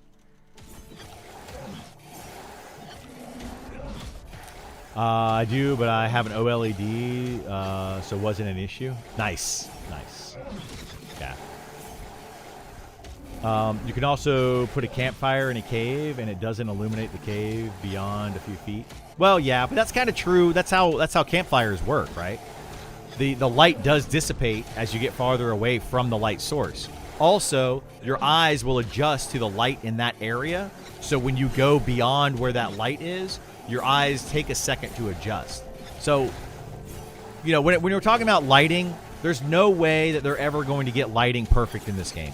It's not going to happen. And that's why I don't like the ultra darkness that they put in for nighttime. Like, I get the reasoning behind it, but this isn't a survival horror game, you know? If it was a survival horror game, that would make sense, to have it be super dark in certain places. In fact, in this game, when you go into certain areas, like the corruption-based areas, there's a green hue that goes over your screen, and it makes the game even darker. I don't mind that. I think that's a really good idea, and I like it. Buff's fading. And I like that idea, right? But that should be a limited use thing, in my opinion. Not every night for 36 minutes, you just can't see anything in front of your face. Somebody brought up a very valid point yesterday. At night, outdoors, it is darker than it is inside of a dungeon, because the lighting inside of a dungeon is created based on how they want the lighting to be in a dungeon. But then outdoors, they have a different lighting scheme, and it actually is darker at night outside than it is inside of a dungeon with no lights. Like, explain that. It doesn't make any sense. Like, you would think inside of a dungeon in this game, it would just be pitch black. And it should be. If they want to make it scary in a dungeon, pitch black. Get a torch. Get a light spell. Get something. Put down a campfire. Make light. It is cheating, but it's an honor system, yeah. I mean, it kind of is cheating. I mean, I totally get that. Ranger good at solo? Yeah, Ranger can solo. I wouldn't say they're good at solo, but they're better than a lot of classes. Ranger is going to be better than all of your tanks. It's going to be about equal to maybe a Shadow Knight. Probably better than a Shadow Knight at tanking, or at solo. It's better than rogues. It's probably better than shaman. It's better than a lot of classes at solo. Whoever was doing the class spell kind of jacked him up. Yeah, there were some weird choices. There's some weird choices. Thank you so much, Toby, for the sub. I appreciate it, bud. Do any current playable races have an advantage for Cleric? For Cleric, I would say yes, kind of like human clerics with the tenacity, because you're able to get out of mezzes and stuns. So like a cleric being a healer, if they can get themselves out of a mezz, there are mobs in this game that can AoE fear everybody and mezz everybody and stun everybody, and they can break free from that because of the tenacity. So that's a pretty good one, I would say. You can also take the magic resist trait, which is very similar to tenacity. And then I would say anything that's just going to give you more like wisdom. You know, high wisdom, high intelligence. And I know intelligence is not really used on a cleric, but if you're trying to go with a cleric that's actually using undead nukes, intelligence helps. Because it does increase your damage. Albeit not much, but it does increase your damage.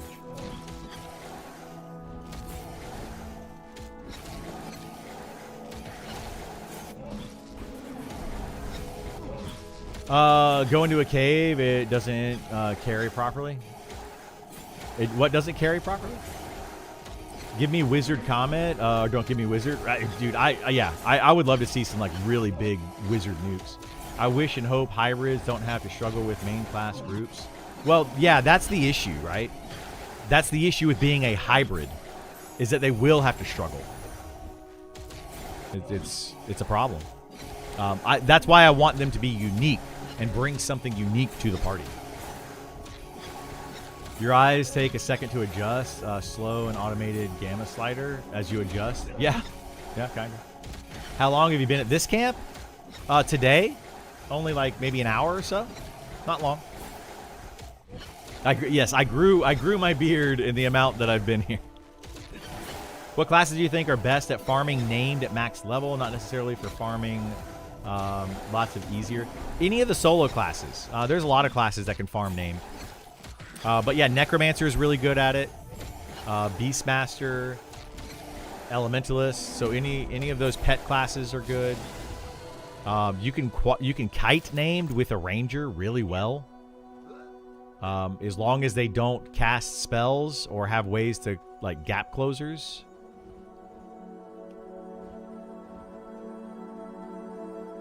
They have those gap closers that could be tough, or like summons. And you need room though, so it depends. It really depends on what name you're talking about. Necromancer is probably one of the best though for soloing named. They just have a lot of tools in their toolkit. But if you have a lot of room to kite, there's a lot of classes that can kite named mobs. Honestly, it's pitch black in a dungeon. In some places, Wormsbane, you literally cannot see. Yeah, there are places that are like that, yes. And I think that it should be like that. That's where I think they should do the lighting. Make the lighting terrible, like pitch black inside of a dungeon is fine. Making it very, very dark in the overworld at night with 3 moons is weird. Weird choice.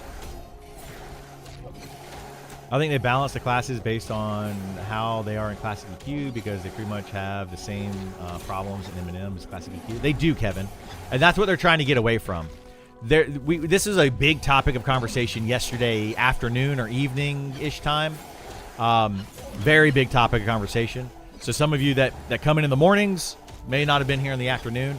But yeah, we talked about that a lot. There's a lot of overlap between Monsters and Memories and EverQuest. Like, some would say too much overlap. And I would agree with that. There's probably too much. To the point where certain things are happening in Monsters and Memories simply because they were in EverQuest. And I think that is a problem. Now, some things being copied from EverQuest, sure, that's cool, that's fine, that's a good thing. But other things, don't copy something from EverQuest simply because it was in EverQuest. I don't like that thought process. But if it works in Monsters and Memories and you can, justify a reason for it, sure. Criddle me this. I like that because I do kind of riddle. I'm a riddle person. Why does the entrance of Wormsbane have light coming out of the worm's mouth, which would be coming from the dungeon? Yeah, I don't know.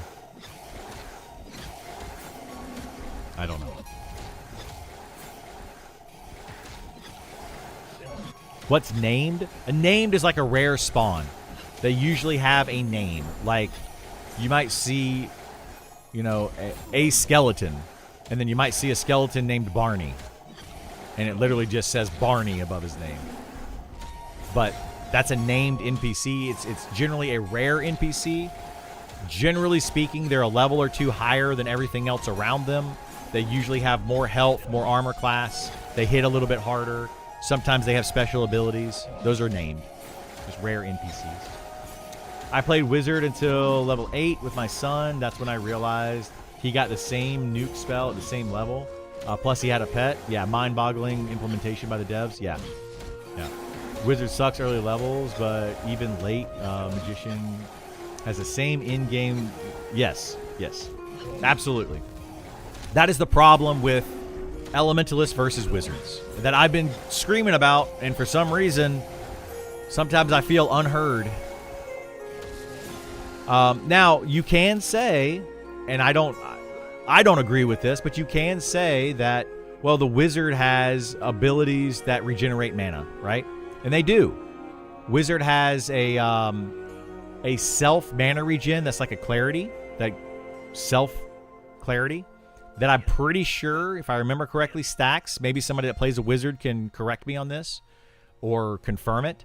But I'm pretty sure that their personal mana regen buff stacks with clarity and other mana regen spells, which would mean that the Wizard does gain mana faster, which means that they can use more of those nukes. That was the balance idea.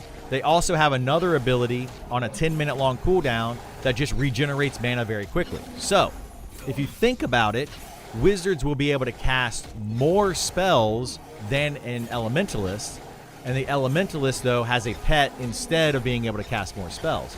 That was the balance between the two classes. In addition to that, they have an ability to increase the amount of damage that an NPC takes by up to 20%. So that's another thing that a Wizard can do. So there were ways in which a Wizard is different than a Magician or an Elementalist. But ultimately, they still have the exact same spells. So if you take a Wizard or an Elementalist and you just burn through all of their mana as quickly as possible, they do the exact same amount of damage. That's what feels bad. And that's the problem with it, I think. They did make posts, Monster Memory 3 days ago. Yeah, they're changing a lot of that stuff. I feel like a lot of these hybrid classes, like, I categorize the Elementalist now, I categorize it as a hybrid Wizard. Like, it would be a Ranger, because a Ranger is just like a Druid with some melee abilities, and an Elementalist is just a Wizard with a pet. You know? It's like, I kind of categorize them that way. That's why I think the Elementalist needs to change. All of the hybrid classes need to change, and I categorize Elementalist in that hybrid-ish category now. I do. I don't know who anybody else that made. Wizard low level is Cheeks. They start getting better nuke at level 12 than Elemental at 12. They do start to get that. However, at level 60, Clan Crushbone, at level 60, Wizard and Elementalist have the exact same nukes again. The Wizard gets it at like level 57, I think, but then the Elementalist gets it at level 60, and it's literally the same nuke. And the Wizard doesn't get a new one at level 60. So it feels really bad. It feels really, really bad. What's the justification for a hell level? There is no justification for a hell level. There's people that try to justify it. Oh, it's a catch-up mechanic. Well, it's a catch-up mechanic until the other person gets out of the hell level and then gets farther ahead of you very quickly. So it doesn't work. It's not a catch-up mechanic. So the only justification that makes any sense for a hell level is that it gives you time, A, to get some money for spells, to allow players, you know, it has a longer time in level 25 or whatever to gain some money for spells, or to catch up on your skills, right? So your skills, you may level too quickly. At least in the early levels, you're going to be leveling too quickly, 1 to 20 or so. Your skills may not keep up. So, like, your slashing skill, bludgeoning skill, I mean, like, right now, my bludgeoning skill is at 274 out of 275. I think my piercing skill right now, that's just because I haven't been using it, is at 265 out of 275. So they say that hell levels allow you to kind of catch up with those. That would be the only justification that makes any sense whatsoever. I have not heard any other justification that makes sense. I get so tired of EQR. It was in EQ. It should be here. Oh, yeah. I agree. That's I don't want to say a dumb argument. That is a terrible argument. Just because it was in EverQuest doesn't mean it has to be in Monsters and Memories. I absolutely loathe that argument. Why should it be in Monsters and Memories? It was in EverQuest. Cool. I liked it in EverQuest. Okay, now let's justify why it should or should not be in Monsters and Memories. That is an okay argument. You know, I liked this feature in Dark Age of Camelot. Why should we put it into Monsters and Memories? I like this feature in World of Warcraft. Okay, so why should we put it? If you can justify a reason for it to be in this particular game, not just because you liked it in a different game, I'm all for it. I'm all for it. But I like being able to jump really high in Mario Brothers. Does that mean it needs to be in Monsters and Memories? No. I like to be able to pull out a rocket launcher in Doom. Does that need to be in Monsters and Memories? No. Like, it's a dumb justification. It's really... Sorry, I was going to try to not use the word dumb. Whatever. I couldn't think of a better word. It's a terrible, terrible, terrible reason just because it was in another game. Terrible reason. I think dungeon raids, cutoffs, I think first hell level, you can't kill bone... No, it's not. Well, did hell level start at 20 or 25? That would be true if it starts at 20. I think they do start at 20, right? It is 20. But yeah, anyway.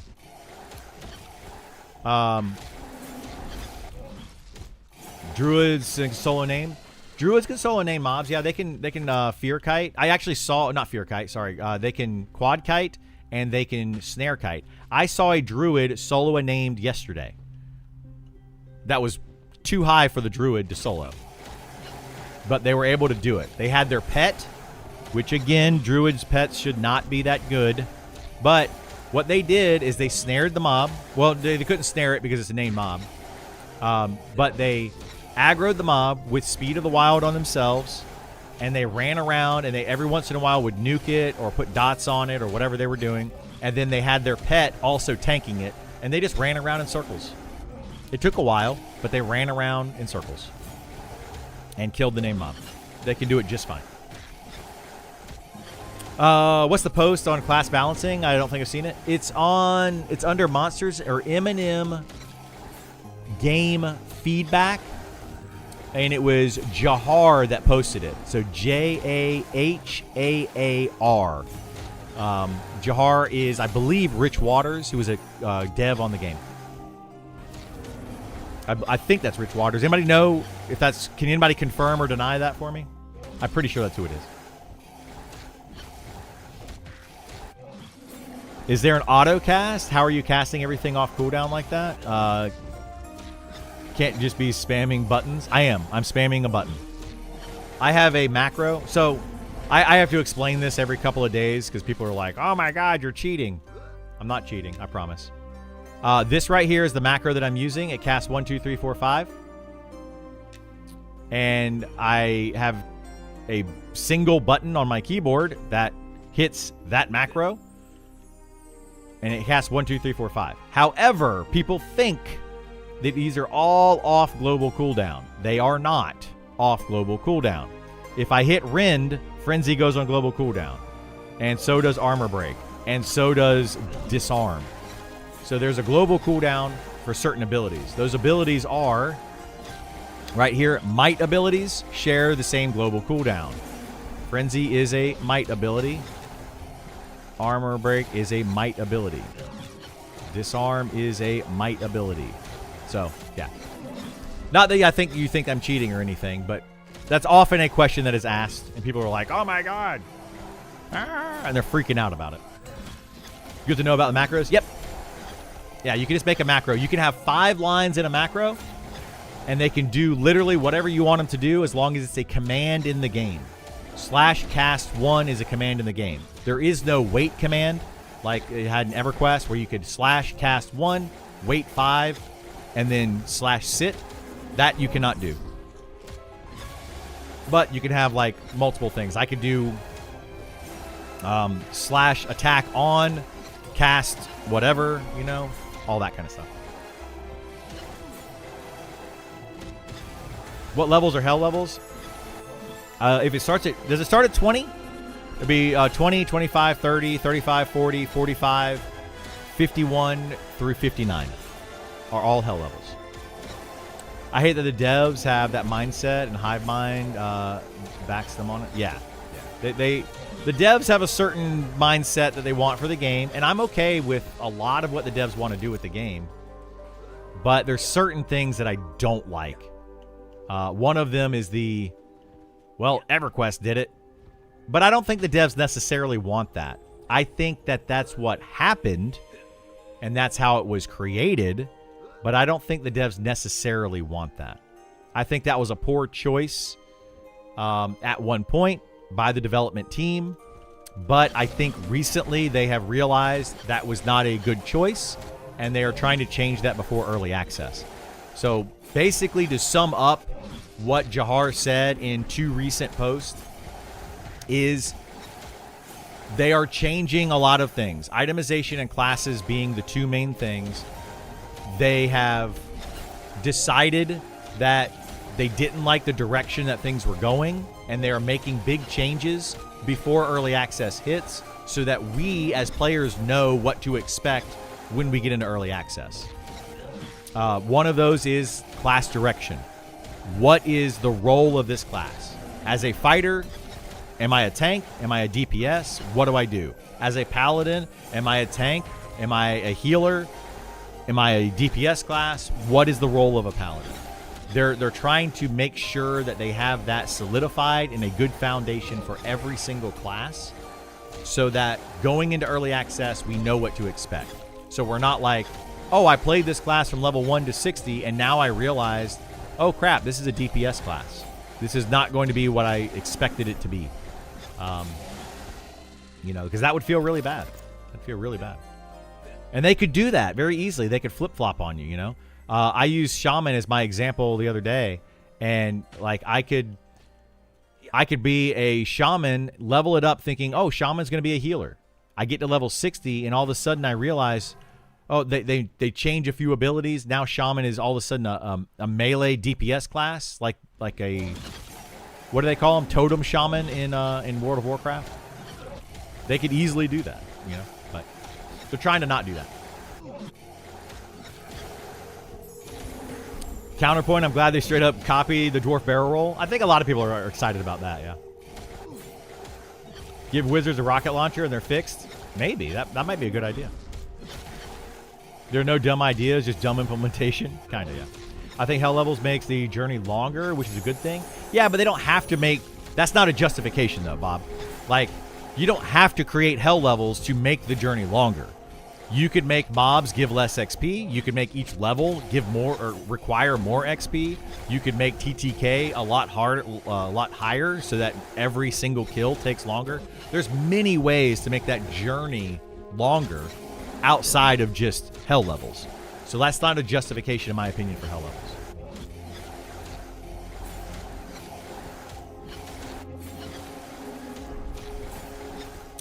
Good to know about macro. Yep. Does casting taunt when you already have aggro do anything extra? Yeah, Jared, that is a question for the masses. At one point, it did, but it was never supposed to. Apparently, I still think it does give some threat, but it's not supposed to. But I really do believe it does. I need to actually go back and test it. I'm not going to say yes or no right now, because I need to test it some more. Like in a closed setting where it's easy to test, that somebody won't die. I don't want to do it right now because it might cause Gift to die, and I don't want to do that. Can you macro forage auto inventory? No, you cannot do that. How much longer does it take to get through a hell level? Is it twice? It's twice as long. Yeah. Hell levels require, so like, let's say level 39 is 10,000 XP. Level 31 or level 40 would be 11,000, and level 41 would be 12,000. Because level 30 is a hell level, it's 22,000. So it would have been 11,000. It is now 22. Those are not correct numbers, just to give the example. I think they leaned on another MMO structure as a foundation to build off of. Well, yeah, they leaned off of EverQuest quite a lot, but they've also leaned into other games. This game is it's a lot of games together. World of Warcraft being another big one. I've not heard the devs say it was in EQ. Yeah, the devs don't really say that. Yeah, I haven't really heard too many of the devs say that. But it was clearly based on EQ. Like, this game is clearly based on EverQuest. They, generally speaking, say stuff like it was inspired by old school MMOs. But what are most old school MMOs inspired by? EverQuest, you know? That was like the biggest one. You know, that's what World of Warcraft was inspired by, is EverQuest. I feel like there is strength in diverging from EQ. Yeah, absolutely there's strength in it. Would you mind showing the My Hits tab? Yeah. There you go. I wish them luck. 2 months to soft release. Yeah, it's going to be rough. It's going to be rough. Aerocell, I agree. Are there elite skeleton dragons?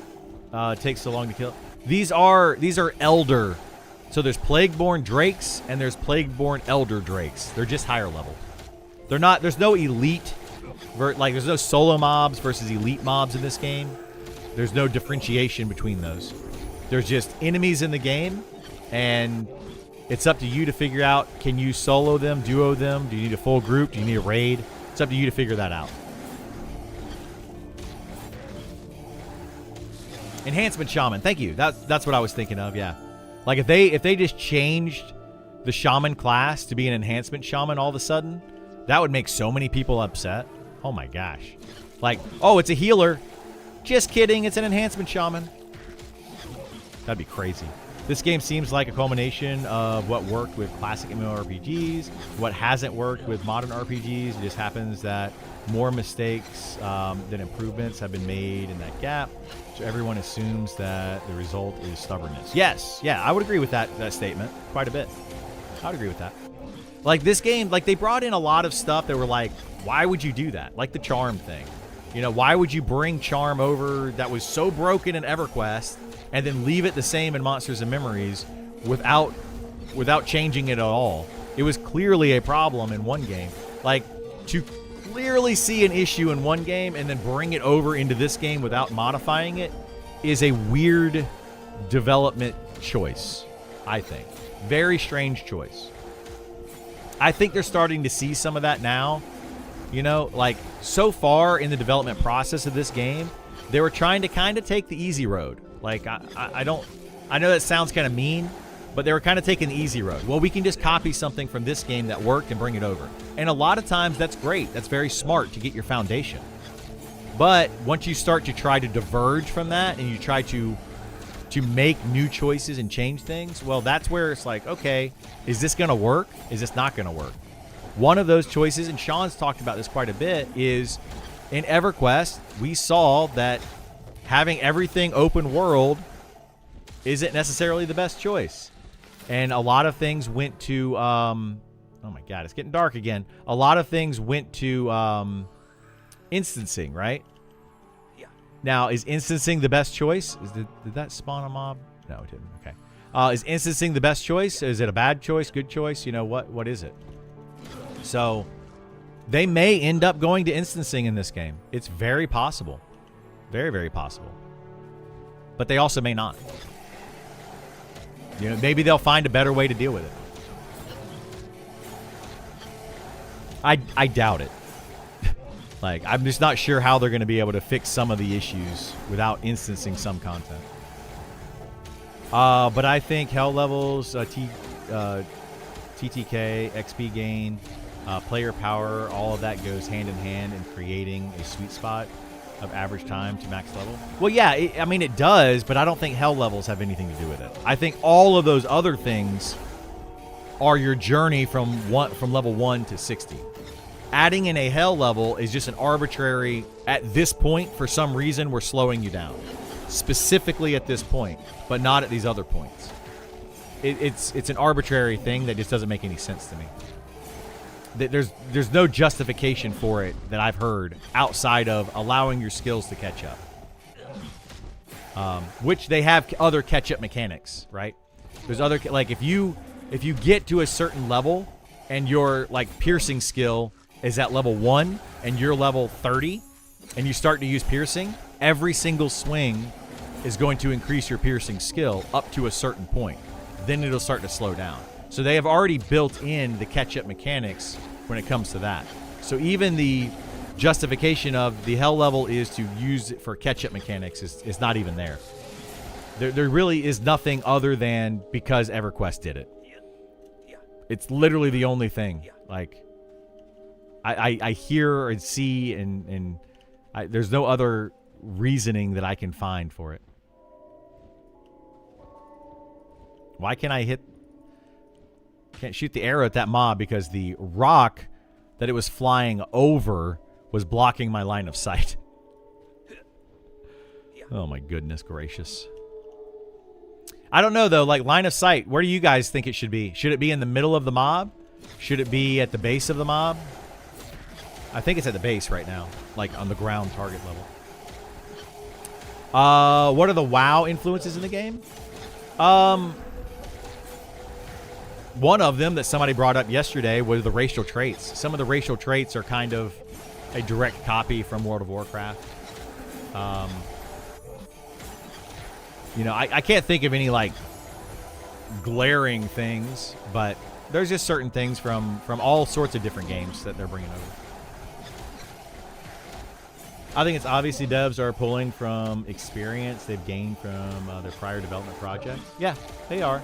But they're also just saying, like, I like this idea in a previous game, even though it has a lot of flaws in it, and they're pulling those ideas over too, which I think is kind of a weird choice. Like, we clearly know there's a flaw in that design.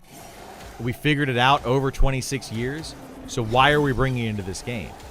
Sean's explanation for that is, well, we're going to try to find ways to fix that outside of what they did. Hi. You want a sandwich? I mean, sure, I'll take a sandwich if you're going to go somewhere. I don't know. I don't know.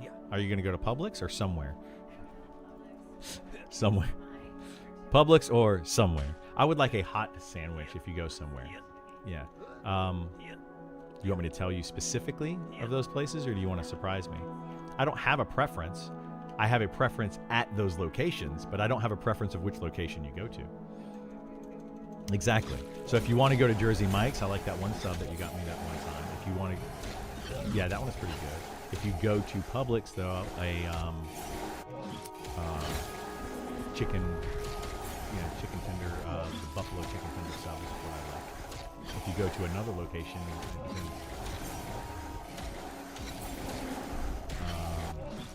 I don't remember what I got from there. I don't want Italian. I would like something that's toasted. But you know what I like? Surprise me. You know, I'm not going to complain about it.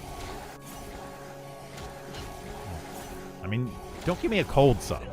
I will complain about that. Anything else you put on there, I won't complain about. But don't make it weird. On purpose. Yeah, don't do that. Crazy lady. She's sweet but crazy sometimes. Aren't we all?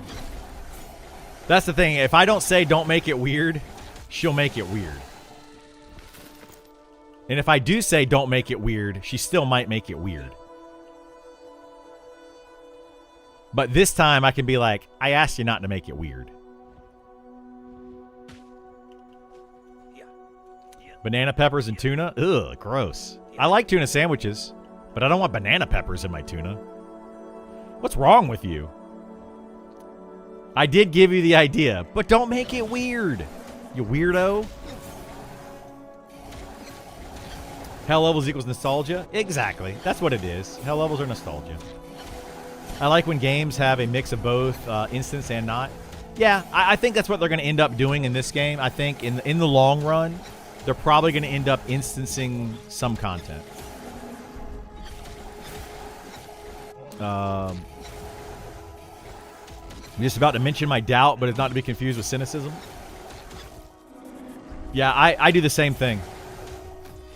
As WoW seemed to have a touch of sweet spot in design. It did to some extent.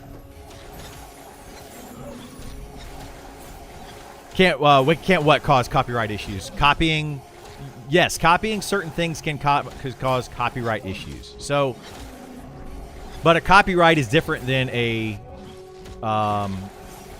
than other. Like, it depends, right? Copyright would be, if I'm correct, I'm trying to remember my copyright laws versus trademark laws versus all of that. Copyright is something like putting gods in this game, like Tunair, right? Tunair is a god in EverQuest. They cannot put that into this game. They cannot put in Spirit of the Wolf into this game, but they can do Speed of the Wild. Exact same spell, but different name. That's the difference between copyright and what they can and can't do and stuff. So, you know, legally distinct is what the team likes to say. All right, let me see if I can catch up, since my girlfriend distracted me there for a second with the food conversation. As someone who's never played EverQuest but also enjoyed many MMOs, my biggest hope for Monster Memories is that I don't let loyalty and EQ blind them to what could be better. Yes, absolutely. I agree with that wholeheartedly. Like the instancing situation, that's one of them.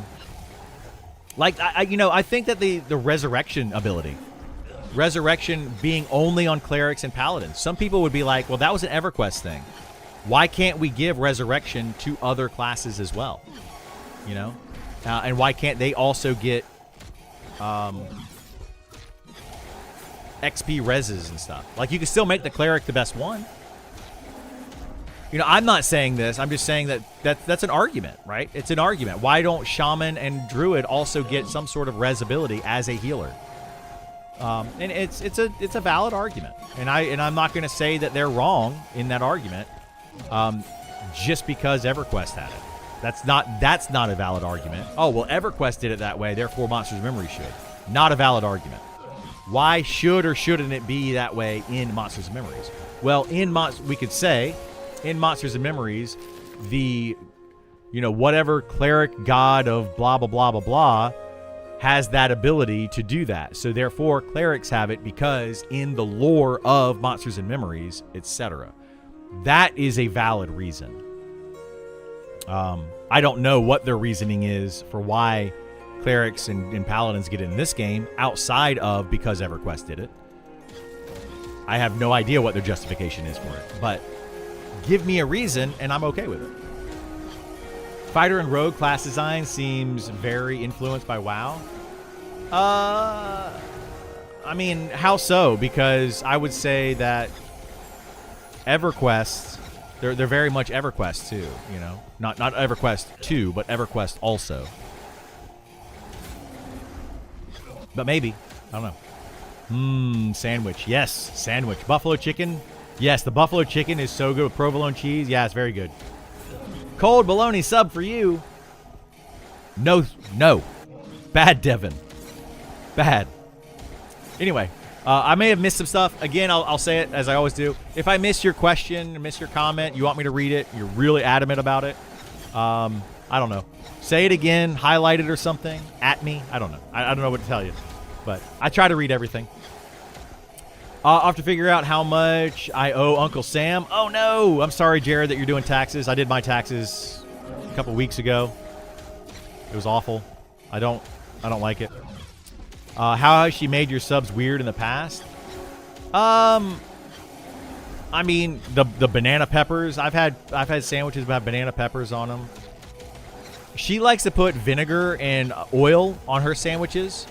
I'm not a fan of that. So when we split a sandwich, sometimes she'll put vinegar and oil on there. I'll eat it, but to me, I just don't like it.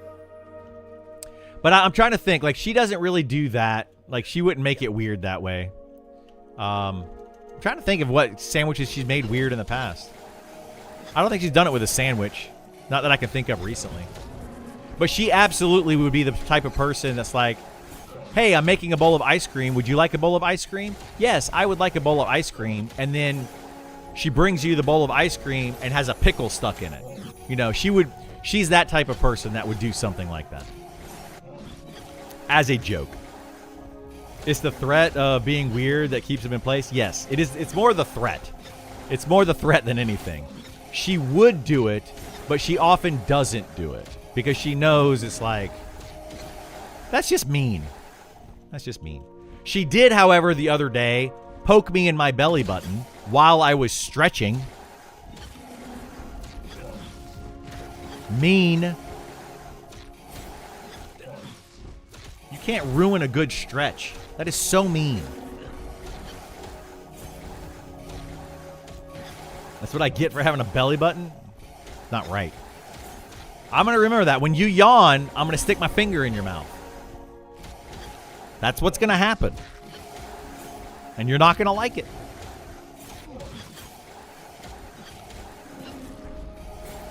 She made your let's see. I've had a Subway sandwich and it's gross, too acidic. I don't like Subway sandwiches. I had a Subway sandwich, golly. That had to be 20 years ago. The last time, well, I mean, I've had Subway sandwiches since then, but I had a Subway sandwich 20 years ago that just made me not like Subway sandwiches. Kinky? I do that when your wife yawns, you stick your finger in your mouth? That's so mean. It's so mean. You can't ruin a good yawn or a good stretch. Like, you don't do that. Y'all are mean. Hot take, there shouldn't be any res in the game. Is that what you're trying to say? I mean, that's a take for sure. There shouldn't be an XP res in the game. That's a hot take. An EQ Necro can res, but it's costly. In this game, Necros could res. They used to be able to. That was a whole other thing.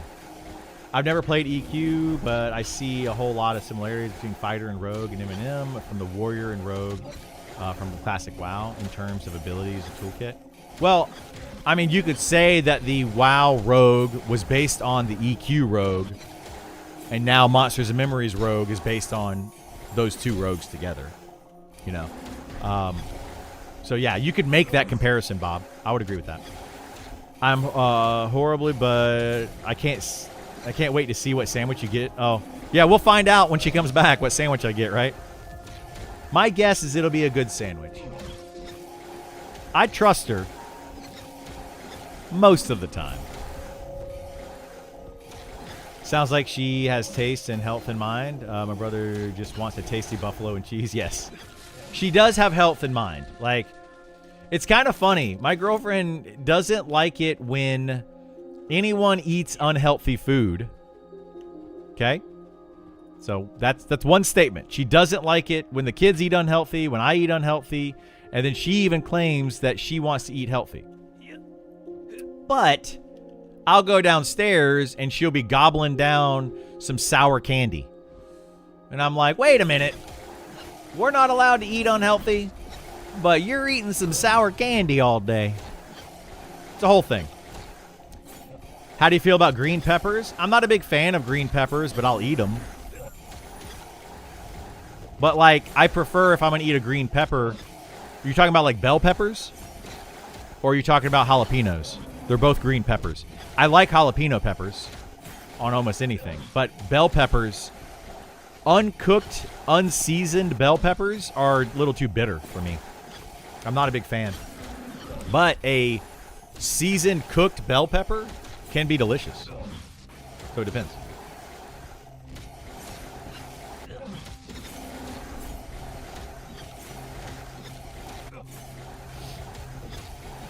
Might be all those already a thing in original EQ.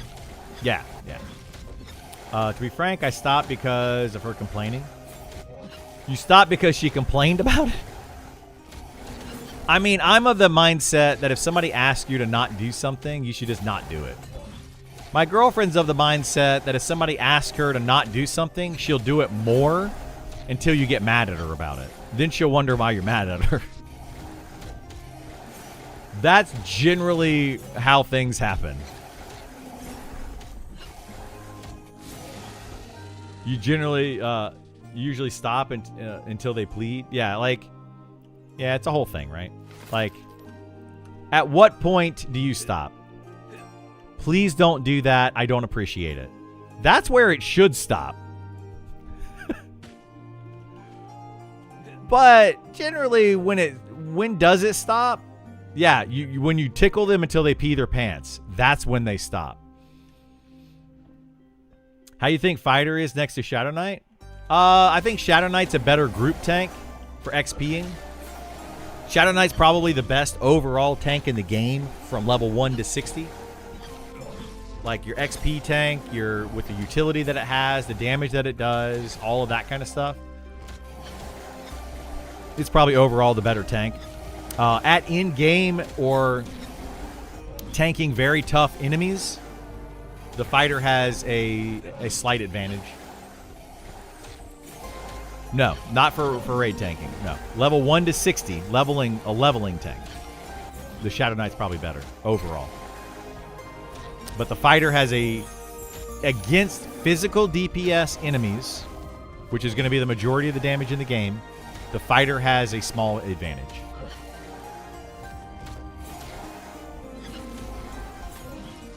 Is there a way to get your body back without going to it if you die in a bad spot? And if so, how? Yes, there are a couple ways. You can have somebody summon corpse, so their necromancer. I think the Shadow Knight also gets the summon corpse ability at higher levels. But the Shadow Knight or the necromancer at level 20 can summon corpse. It does require a coffin that costs 10 gold that you can buy from a vendor. So it is expensive, and I would not recommend doing it, but you can do that. You can also have another player drag your corpse. So you can like have somebody cast invisibility or a higher level player. Consent, you type in /consent space and the player's name, and it gives them the ability to drag your corpse. Make sure you trust the person at least a little bit, that they're going to actually drag your corpse to a safe spot and not underneath a dragon or something. I can drag your corpse under a dragon. Anyway, and they can pull the corpse to a safe spot for you. The final way is if you can't get your corpse, you can wait 6 days. And then there's an NPC in town, 6 real life days. There's an NPC in town that can summon your corpse for you. But your corpse leaves in 6 days. So that's why it does it. Your corpse literally only lasts for 6 days in game. And you can summon it. That's obviously a very last resort. Necro is so useless with Shadow Knight. No, Necros are better than Shadow Knights in a lot of ways. But they do get a lot of the same abilities. Seems like there's not a ton of good one-handers in the game. A lot of two-handers. You know what's funny about that is I literally heard somebody yesterday say they couldn't find any two-handers and there's only one-handers everywhere. It is so funny that you two have completely different experiences when playing the game. That is crazy.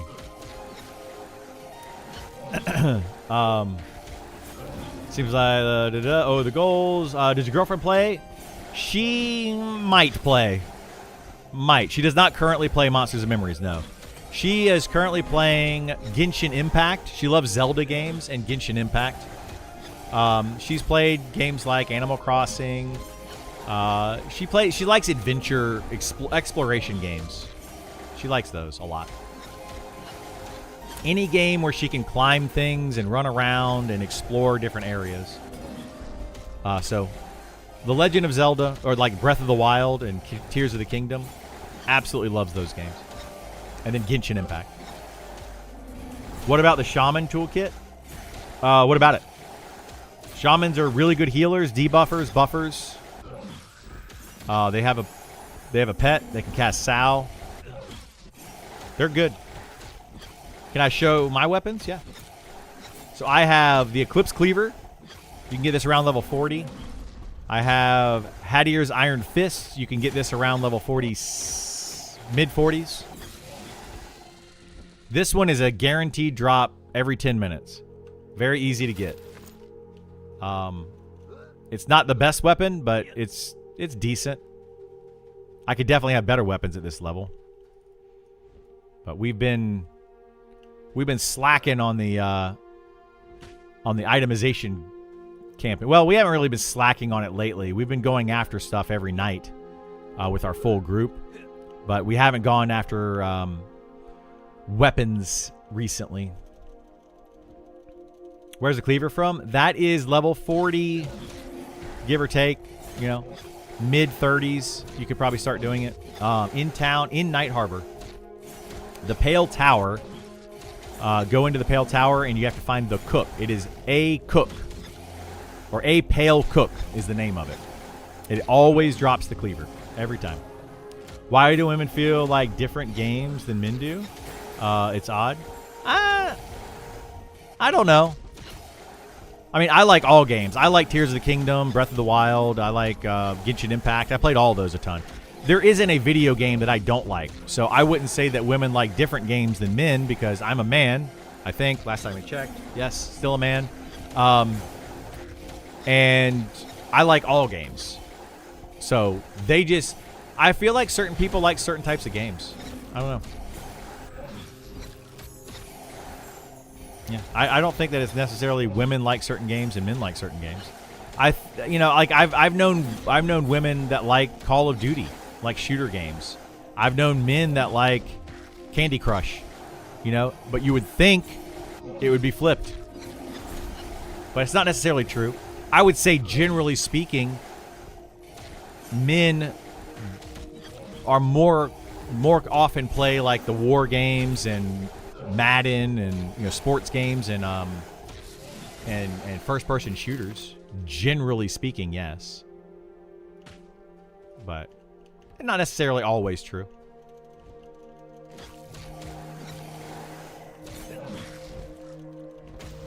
Tell her Wuthering Waves is better than Genshin. I've never even heard of Wuthering Waves. I'll let her know. Is that on PC? Is that on PC or is that on consoles? She's more of a console player. She doesn't own a PC. Well, she has like a laptop, work computer, stuff like that. But she doesn't own a gaming computer. PC, mobile, and PS5. All right, I'll let her know. She's down. She's playing PS5 now. Does your corpse despawn after a set time? Your corpse will go away after 6 real-life days.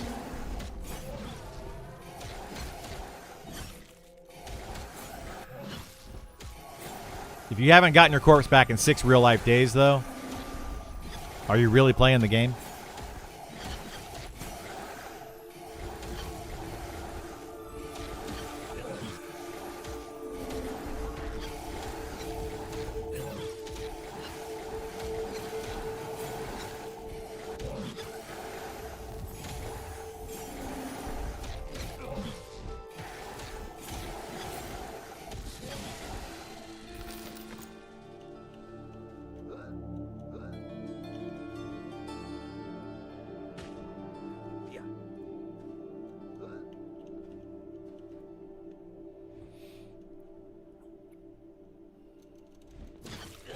You deserve death? That's kind of harsh. No, you just don't deserve to get your corpse back, which has all your stuff on it. No, you can still get your corpse back after 6 real-life days. It despawns, but you can go to town, and in town, you can summon your corpse. It just despawns in the game. So technically, it never goes away completely.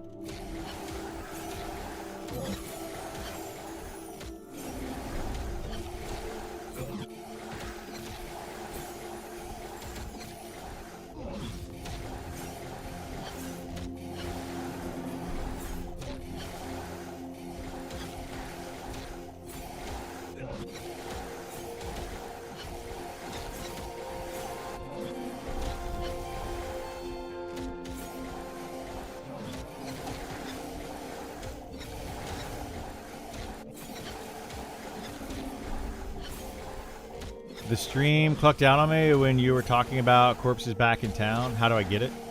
After 6 days, there's an NPC in town. I think it's over in the what do they call it? The respite area where the cleric and paladin guild are. I think it's over there.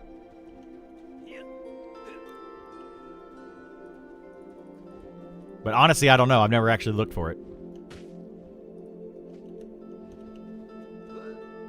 But there is one in town that can do it. Who or where in Night Harbor can summon your corpse? I don't know. I don't know exactly where it is. I just know that it is possible.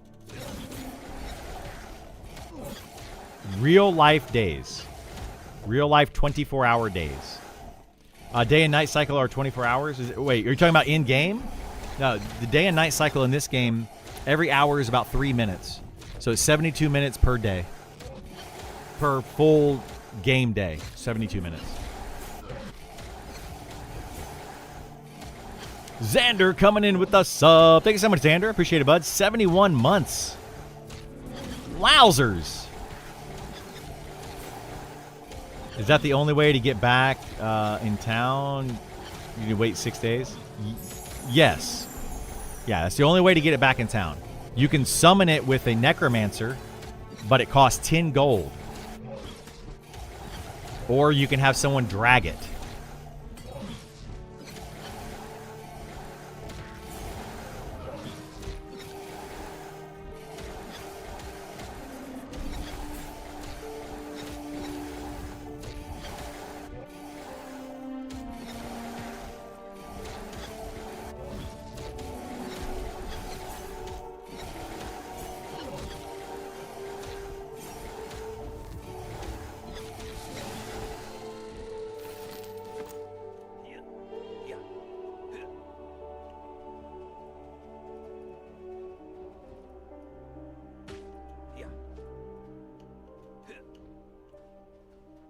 Looking forward to Monster Memories? Me too. Me too.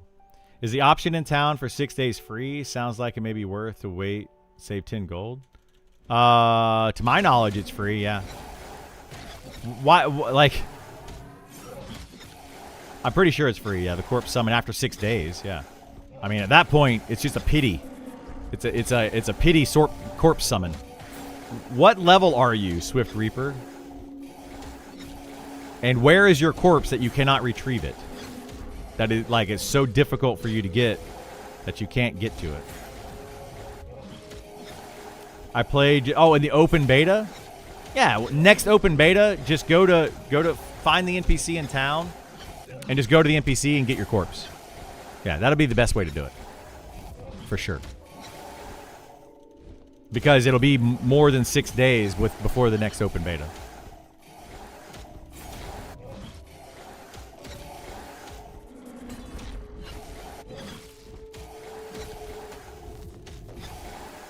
Yeah, I want to say it's near the Cleric Guild, but I don't know. Or you could honestly, Priest of Discord. Yeah, by the north. There you go. Priest of Discord by the north. Is that actually? That's not it, is it? It's not called the Priest of Discord. That would be an EverQuest reference, and I don't think they did that. Is it really?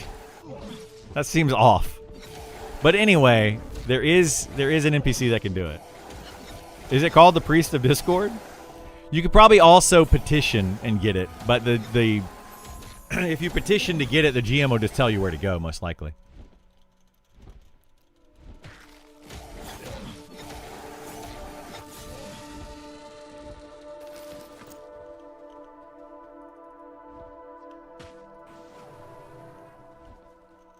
Never summoned him, just heard someone say. Yeah, I mean, that's probably it. That is probably correct.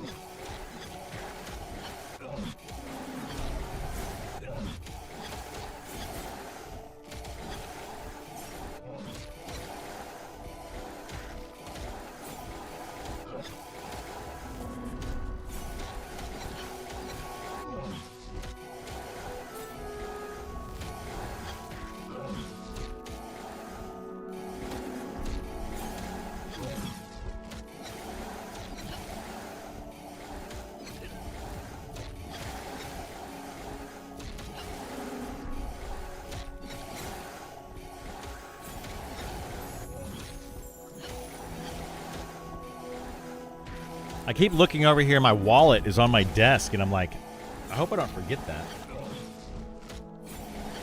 I'm going to put it there with my phone. So next time I get up and I go downstairs, I'll take it.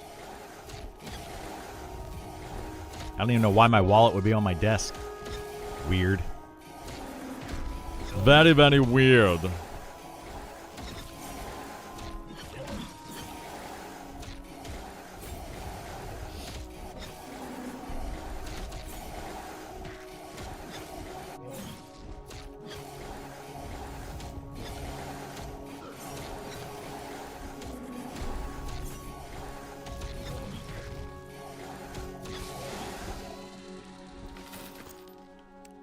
Yeah, it's like a collectible.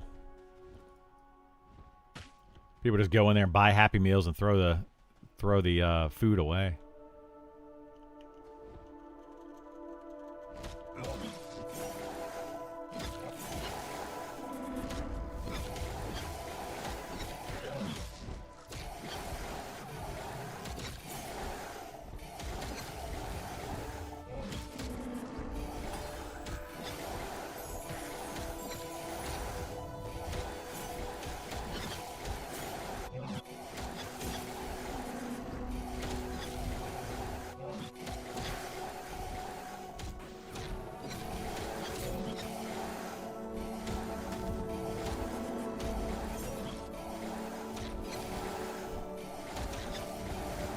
I hope we go somewhere new today for XP this evening.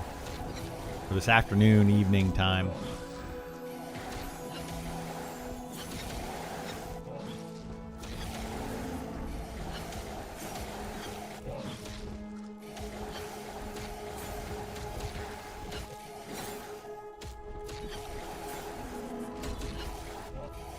Isn't there a drop down right by you to a harder area? A harder area right here? I don't think it's harder. Like down there?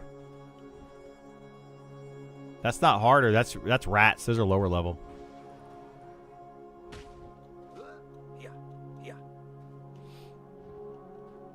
You're sick of undead and glass flats? Yeah. We were in that area yesterday, last night, and the night before for two nights. I mean, we've been in that undead area a lot. The glass flats undead area, we've been there a lot. I just peeked into AOA stream. I really don't dig the cube block design from Minecraft. I don't either. I don't like that at all.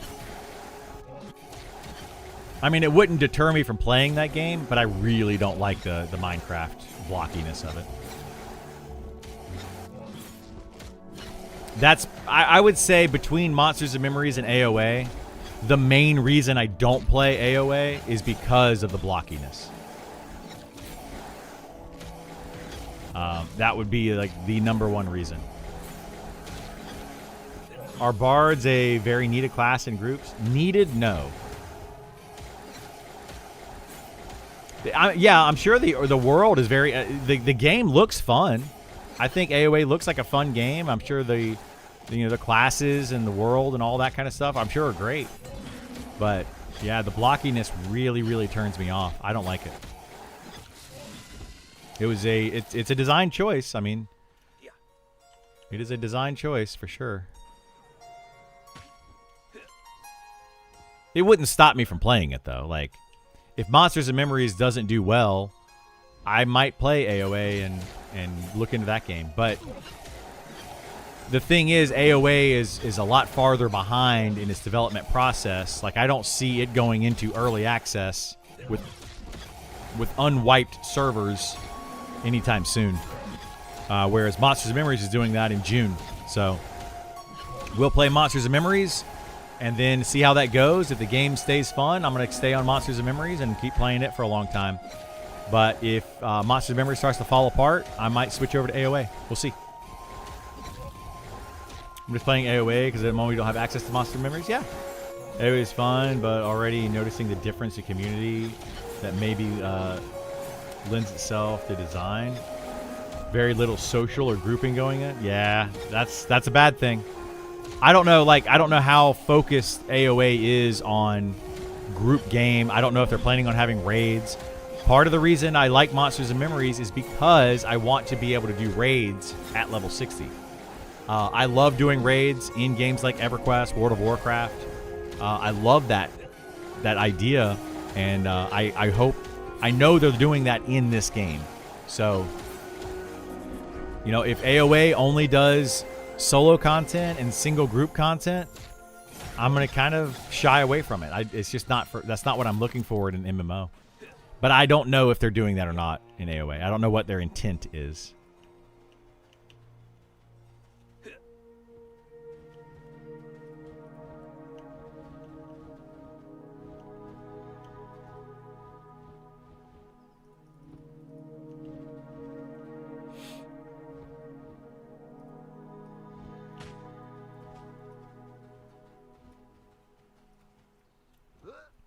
How well do you see Monster Members going from everything we've seen so far? I think it's going to go great. I honestly do. Like, and that's not me being a fanboy of it. That's not me, you know, trying to cover up or anything.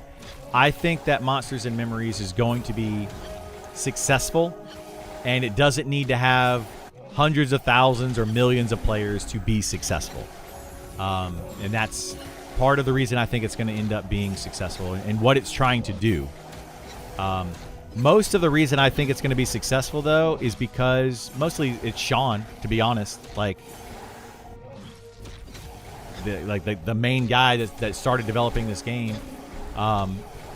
You know, like they just have a goal in mind. They have an idea of what they want, how they're going to get there.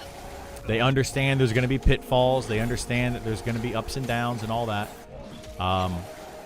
And they're trying to build a game that they want to build without making a lot of changes based on what other people want. They're literally building their game. Now, could that make it a failure? Yes, absolutely.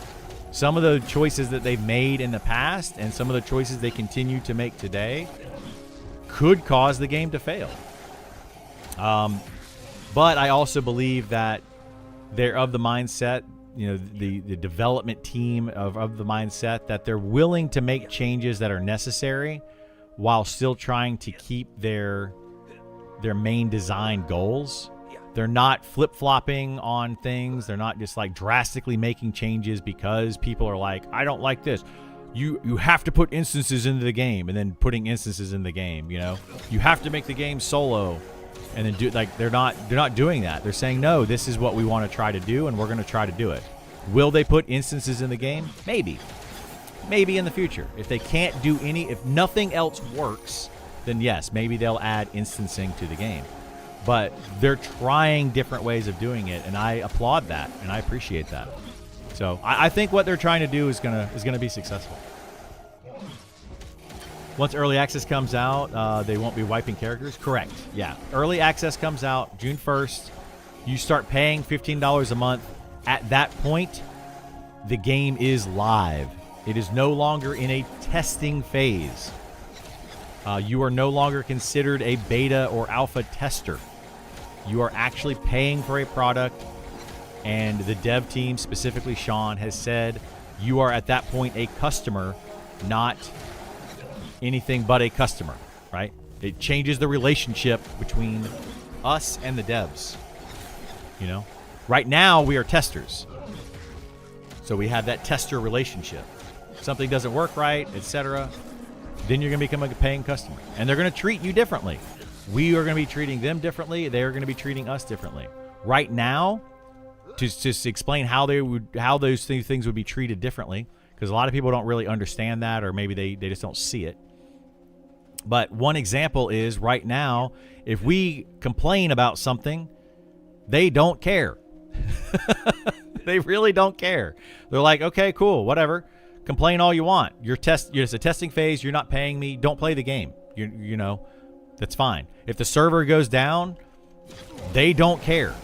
If there's a glitch in the game, they don't care. They're like, yeah, we want to fix it, but you're not paying us. We don't, you know, it doesn't matter if the game doesn't function properly. Now, when you're paying for the game, and you have a complaint, oh, the servers are down. Okay, now we have a little reason to complain, right? We're paying $15 a month. We expect the servers to be live. And when there's an issue, there's an issue. So that's going to be a big difference. Also, right now, on the other side of that, if you're cheating, if you're using bots or macros, or you're doing something that they say don't do, and they catch you doing it, right now they're going to say, hey, please don't do that. You know? Don't use exploits, don't, all that kind of stuff. And they're going to be a lot nicer about it. When the game is live and you're a paying customer, they're probably going to say, do it again, you're going to get banned. It's going to be a different relationship. And I think that's, you know, a lot of people aren't understanding that. They're not grasping when June 1st comes around, it's going to be a different relationship between us and them. Really looking forward to seeing their first pass in class decisions. I'm cautiously optimistic. I am too, Avery. I am too. I'm a little nervous. But at the same time, I think it could end up being a really good thing. I hope their first pass is literally revamping, completely taking all the hybrid classes and getting them away from, you know, Cleric fighter and Necromancer fighter and Druid fighter. I hope they get away from that, because, oh my goodness, I cannot stand the hybrid class mentality. I just don't like it. Like, give them something new. Give them something fresh. Give them something interesting. Make them feel like their own class. So I'm very, like you are, cautiously optimistic about it. I bet Classic WoW players will try it out, because how long can you play Classic WoW? It gets boring. Well, I mean, how long can you play Classic WoW? Because where are they going to go with WoW? Classic WoW eventually will go to the next expansion, the next expansion, the next expansion. It's just like a TLP server. It's a time-locked progression server. If they don't ever do anything new in Classic WoW, it's going to stay stagnant, and yes, it's going to get tiring and boring. That's what I love about Monsters and Memories over going back and playing an EverQuest TLP. Like, people say that all the time. They ask that question, is why would you play this game over a TLP server in EverQuest? Well, because this is new and fresh and different. Everything's not solved, you know? It's not the same thing. And this game can grow in a different direction than those games. EverQuest TLP server grows towards EverQuest Live. Like, we know exactly what's going to be coming. Same thing with a WoW server. They can make a WoW Classic server, but eventually they're going to come out with their expansions, you know, and eventually it's going to get to whatever retail is, depending on how quickly they do that. So we know where it's going. We don't know where this game is going. It could go in a completely different direction. When they add in the modules, it's going to add in the deep. That's going to be all new content that we've never seen before, never heard of before. And then at 1.0, if they add in expansions, what are they going to do with that? Where are they going to go? New continents, new places to explore that we've literally never seen before. That's what I'm excited for with this game, which you can't get out of a Classic WoW or a Classic EQ server. Is early access open or by invitation like beta? Early access is going to be open, but it's $15 a month. Early access is a launch of the game. Like, it's officially out. I'd rather have unique hybrids than true mixed hybrids. Yeah, me too. Yeah. Have you tried Pantheon, and how does this game compare if you have? I have played Pantheon. I put 3,000 hours into Pantheon before I quit playing it. For comparison, I have put about a little over 2,000 hours into this game, I would say at this point. So I have actually put more time into Pantheon than I put into Monsters and Memories so far. I much prefer Monsters and Memories over Pantheon, but not because of the game, but because of the development, because of the developing team, because of the companies, because of the viewpoints, all that. I just prefer the direction and how Niche Worlds Cult, which is the company that owns Monsters and Memories, versus Visionary Realms, which owns Pantheon. I prefer Niche Worlds Cult over Visionary Realms. That's the short version of it. I could go into a lot of detail. I don't want to do that right now, but I could go on and on and on and on about it. This silhouette right here, does this not look like a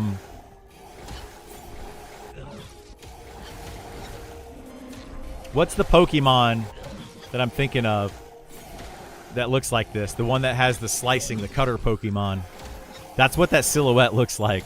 That's funny. Anyway. That's one of the biggest issues I've had with MMOs the past years. Every MMO is pretty much solved. Exactly, yeah.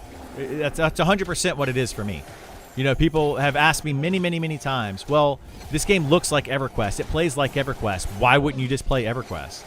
Because it's not EverQuest. That's the simplest answer. It's not EverQuest.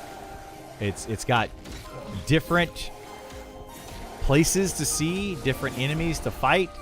You know, it's not a solved game. There's new quests out there. There's new, you know, hopefully there's new classes that were not in EverQuest. Spellblade, Inquisitor. You know, there's just new things in this game. It's new and fresh and different. Yeah, Scyther. Yeah, I think that's what it was called. That's what it looks like to me. It looked like a Scyther. Anyway. But yeah, that's the reason. That's my reason for playing this over Classic WoW or EverQuest or a TLP server or what do they make? OSRS.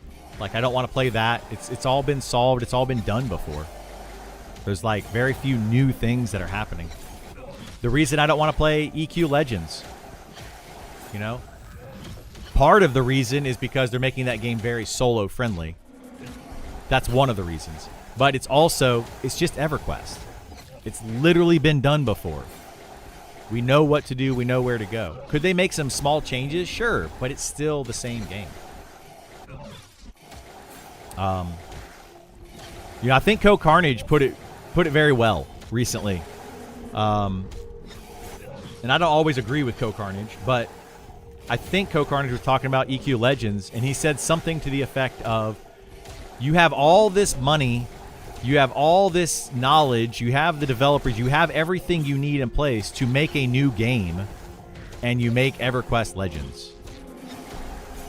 It's literally the same game. And then right after that, he said, I'm playing Monsters and Memories. And it's true. It's like, why would you create literally just the same game? Like, why? I don't understand it. That's another thing. I do not want to be able to solo to max in MMOs. Yeah, and you can solo to max in this game. It's one of my biggest complaints about this game, you know, is that they have said time and time and time and time again, this is a group-focused social MMO. That is literally like, if you were to give them a mission statement for Monsters and Memories, it would be, we are trying to create a group-focused solo MMO. I would say that is the mission statement of this game. And unfortunately, they did not hit that mark in some ways. In a lot of ways, you can solo in this game better, and you don't have to communicate and talk to other people. Socializing is not required whatsoever. And I think that they've realized that over the last month or so of this beta being out.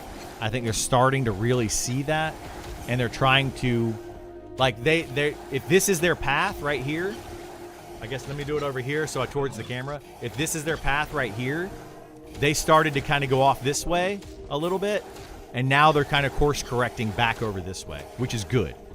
So that's another reason that I like this company over, since we're talking about it a second ago, over Visionary Realms. Visionary Realms is like, here's our path. We deviated. Oh, okay, we're going to keep deviating. Oh, we don't like that. We're going to deviate again. We're going to deviate again. And that's what they keep doing. Whereas Niche Worlds Cult is like, this is where we want to be. And if we deviate, we're going to do what we can to get back to that. Which is something that I appreciate and I applaud. Even if all of their decisions aren't necessarily the best decisions. They've made a lot of decisions that I disagree with, but ultimately their main goal is to make this game right here, and all of their decisions are pointing to this, right? Whether they're correct or incorrect is a different statement, but all of their decisions are trying to get them to that goal. They're not flip-flopping on it. They're not like, oh, you know, blah, whatever reason. They're not. They're just like, no, we're going to continue to try to do this as long as we can. So I appreciate that a lot. Anyway, let's see. Let me see if I can catch up here.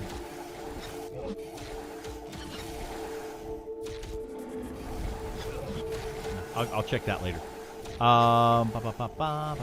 When Daybreak announced that they have something in the works 2 years ago, I hope they weren't talking about EQ Legends. You know what? They might have been. They might have been. Daybreak is looking for easy cash grabs, minimal effort. That's 100%. Yeah, I agree. They want a max income without creating new thing. Yep. A lot of companies are wanting to do that. That's what Blizzard is doing with their classic WoW servers. They're like, well, we don't need to create a new game. We don't need to create World of Warcraft 2. All we have to do is give them World of Warcraft again and sell it to them again. That's a lot cheaper than developing a whole new product.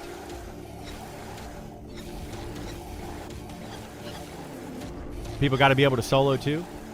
Okay, so yeah, we could talk about that. This literally every single time I make the comment that the game should be a social-based, group-based game, this comment comes up every single time. I'm not saying to take away any solo ability and make the game 100% a group-focused game. Nowhere in my statement did I say that. What I said is that the game should be a group-focused social game. But that doesn't mean you cannot play it solo, right? People often do that, and that is not the statement that was made. So the game is very much, you can play it solo. However, the best way to play should be in groups. But that does not mean you cannot play it as a solo player. Two completely different statements. And we got to get away from that. We got to get away from that. Safe money is safe. Recreating EQ when you're Daybreak is the most safest and guaranteed revenue stream. I mean, yeah. It is. There's a weird sandwich downstairs for you. Ooh! Weird sandwich time. Let me go grab my sandwich real quick. See what it is. So I'll kill this and then I'll be right back.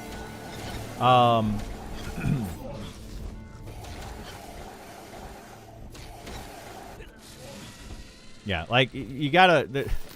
Anyway, I'm not gonna go over the whole solo versus grouping thing again. It's just kind of a bad argument. Anyway, I'll be right back. Let me go find out what my food is, and yeah.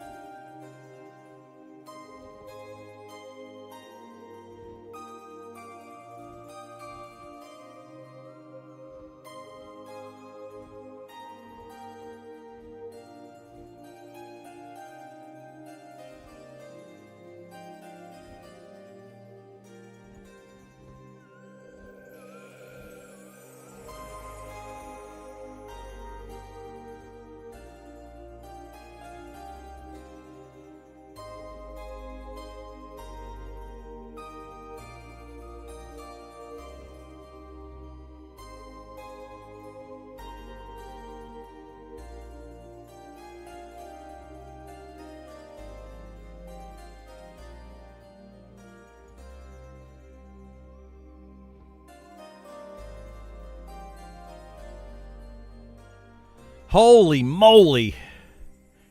Yeah, she got me the biggest sandwich ever. It was the 12-inch sub from Publix, but it had like, I don't know how many chicken tenders on it. It was giant sub from Publix. And then she also wanted to chat for a minute. So I was chatting for a minute. My apologies, everyone. All right, I'm back, Issa. Are you ready? Okay.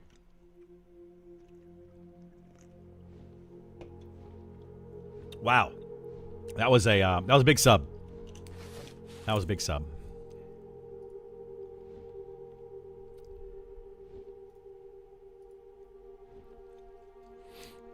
It was good, though.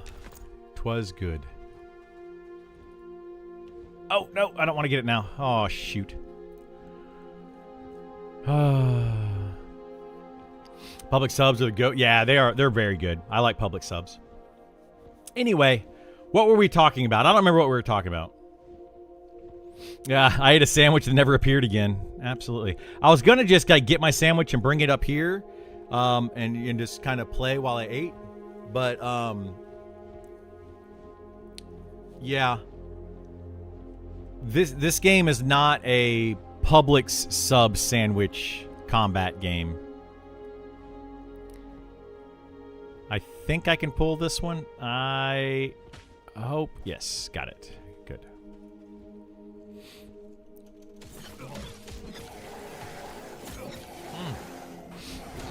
How big is the world of Monster Memory compared to other games? That's tough to say. It's tough to say. The world is not giant right now. As a low-level player in this game, you're going to feel like the world is very big and there's tons to do. But as you get higher level, you realize the world is not very big.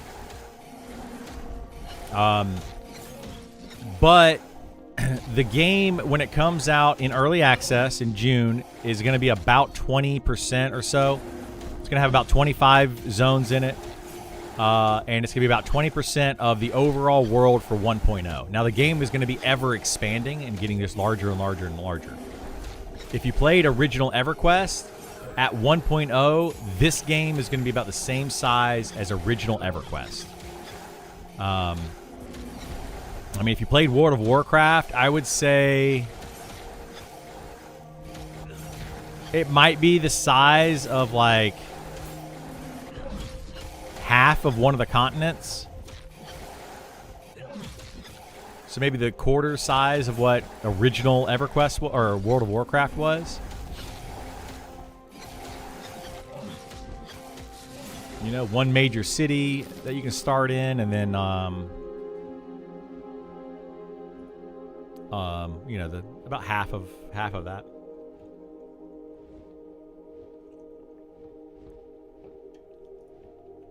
It's really hard to say, though. Like, I haven't mapped it out or anything. The zones feel really big. Some of them are huge, yeah. Shallow Shoals is a massive zone. It is so freaking big. But then you also have, like, the grain cellar, you know, or the spider cave, whatever it's called, that are kind of small, you know. So it just depends. Dreaming about that jelly and mustard sandwich? No. Gross.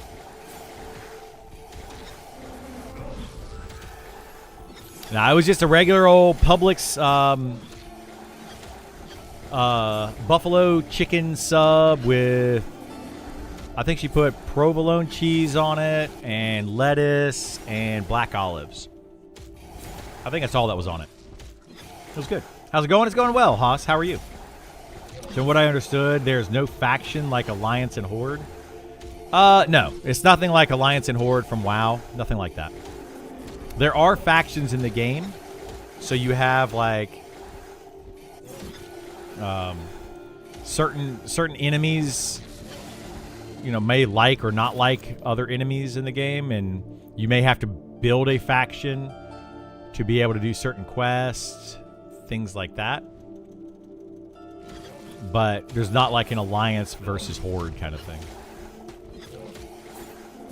The factions are purely NPC. Yeah, they're NPC related. Yeah, all players are on the same faction effectively. Now, your race. So like when we add in the deep zones for like module 1, they're gonna have deep zones with the deep gnomes, deep dwarves, you know, all that.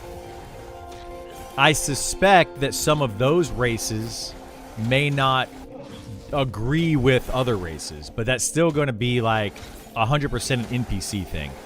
You might be playing a deep dwarf that may not be welcome inside of certain parts of Night Harbor, but all players are going to will accept you. You know, there's nothing like you can't play with Horde or Alliance if you're the other one. Nothing like that.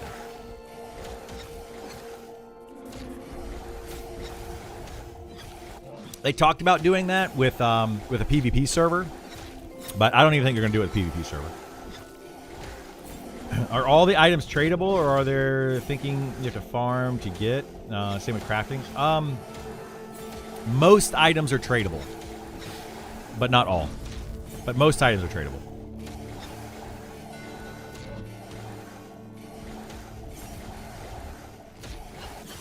But like, there's quest items that are no trade. There's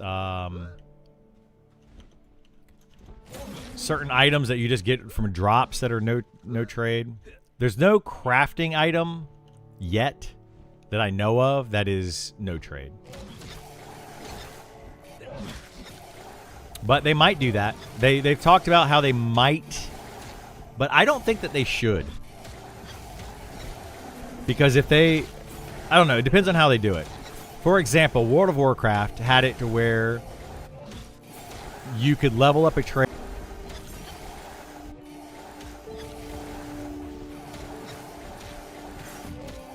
Is crafting worth it or easy to skip? It's worth doing, but you don't have to do it because you can always just buy the items from somebody else. So if you don't want to level up a trade skill, it's not a big deal. Like, most likely in my group, what'll probably end up happening is I'm going to most likely do all the crafting for my group. And I doubt many or any of them will do any crafting at all. And then whenever they need something, we'll get the materials, they'll give it to me, and I'll craft it.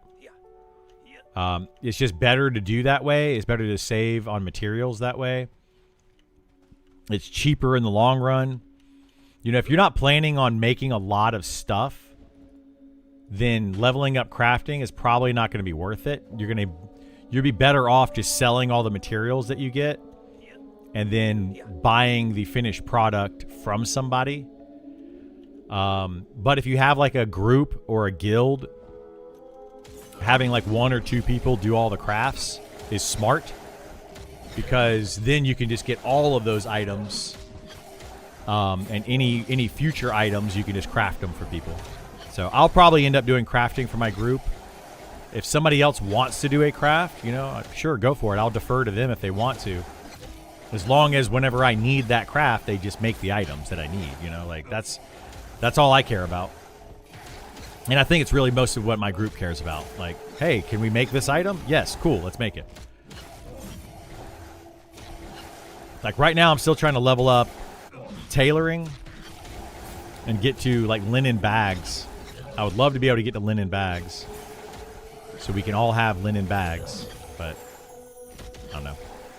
That takes a long time to level up. There's a poll going on where when you register, asking which server you fancy to join. I didn't see a PvP. There's a PvP server on there.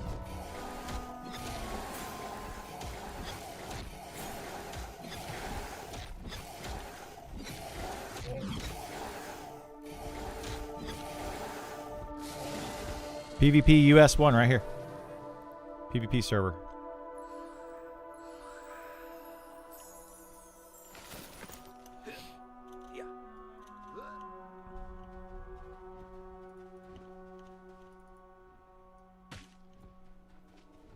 Any difference between leather work and tailoring bags? No. No difference in them. Not that I'm aware of, anyway.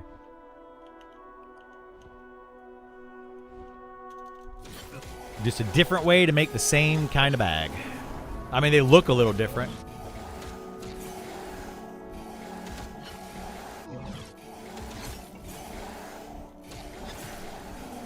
Is there an auction house? No.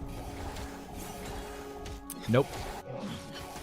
They do not want to do an auction house. That is something that they're very much against. They want the player-to-player interaction. So they want you to talk with other players, chat with other players, trade with other players directly. So when you play this game, think about that. Like, why is there no NPC in town that can resurrect your character, or no NPC in town that can bind your character or cast Speed of the Wild? The reason for that is because they want you to communicate. They want you socializing. Which kind of goes back to what we were talking about right before I went down to eat my sandwich. This is a socializing, social group-based game is what it's supposed to be overall. Can you solo? Sure, you can, but you're going to have a harder time doing things if you try to solo everything in this game. It is not meant to be soloed, but you can if you want to. Right now, in fact, it is better to solo for XP. Like, solo and duo XP is way better. Like, I would say it's probably a good 50% better. We've gained a full yellow bubble here, just me and GIF today. How long has it been? A couple hours? 2 hours or so? And we've gained a full yellow bubble of XP. Last night, we spent a good 2 hours in a party of 6. And we probably spent a good 5 hours in a party of 6. And we may have gained, like, a yellow bubble. Like, it's a good 50% faster in a solo or duo, I think. Based on, like, my gameplay.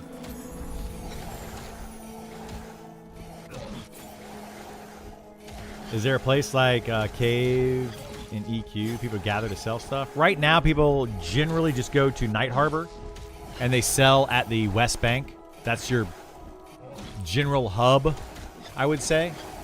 That would be like the East Common Tunnel, but it's just Night Harbor Bank.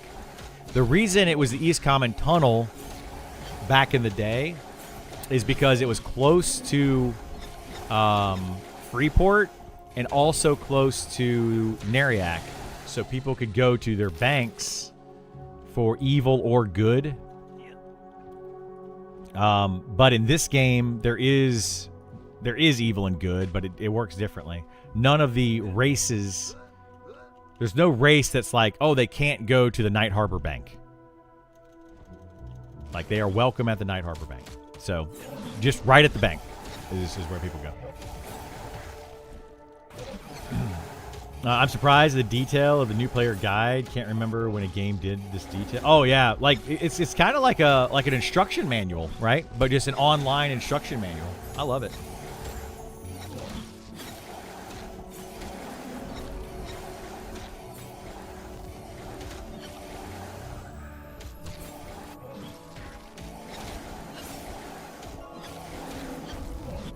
Two port locations close to Tunnel 2. Yep. 2 port locations, exactly. It's a very good central location. That's why that just kind of turned into the trade central area.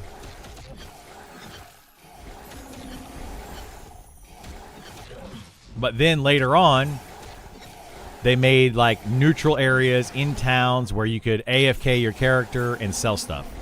And then that's where the socializing of EverQuest started to kind of go away.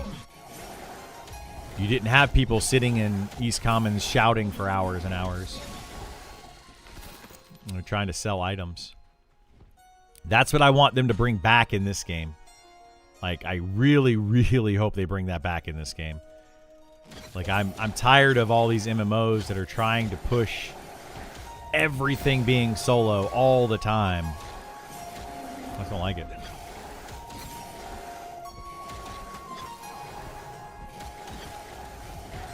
Was North Freeport and Mithramar 4 ogres stuck in sewer tunnels? Oh, that's a bummer. The original Bazaar where you could set your character up as a vendor, but had to leave it on line to work. Yeah, that whole thing, it just made the game less social.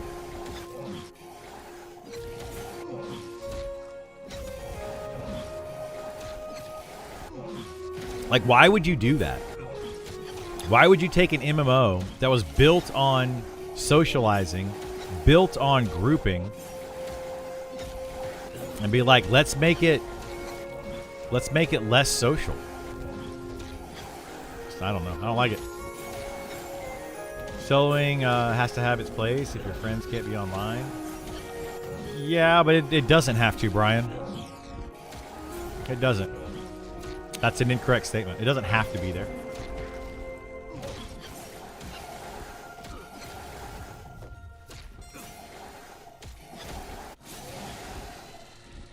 Like, I mean, I don't know. It doesn't have to be that way.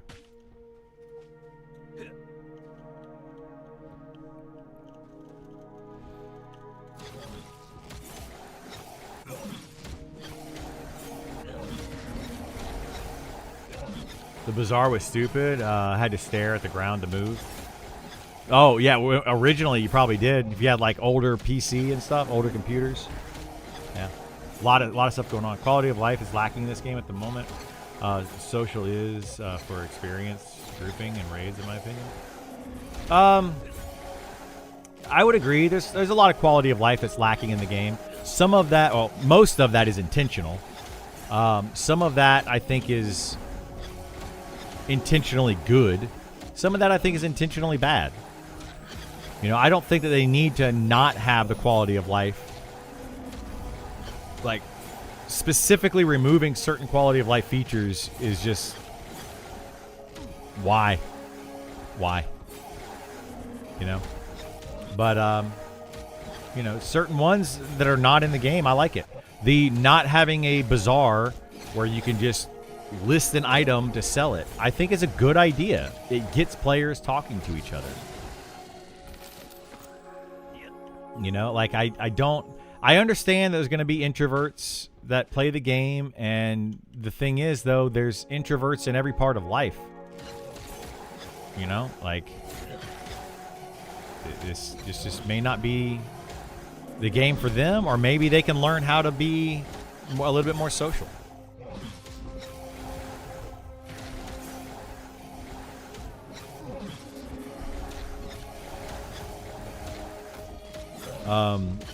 Went into Wormsbane on the open beta, and as a tank, I knew if I got away from my team, I would die. You probably will, yeah. That dependence on others, the gameplay, is what I've missed for a long time. Me too, Moose. Me too. It was in response to other popular MMO like WoW. They made their game easier to play so people with less time could do something. That's kind of why I roll Beast Sword or Beastmaster. I mean, I get that, Kevin. I get it. But that, in some people's minds, is what ruined MMOs. If you think about it. Like, I personally prefer the group aspect of an MMO. Somebody else might prefer a solo aspect of an MMO. So to me, the idea that some MMOs went more that solo path actually took away from some of my enjoyment, and it made the game less fun for me.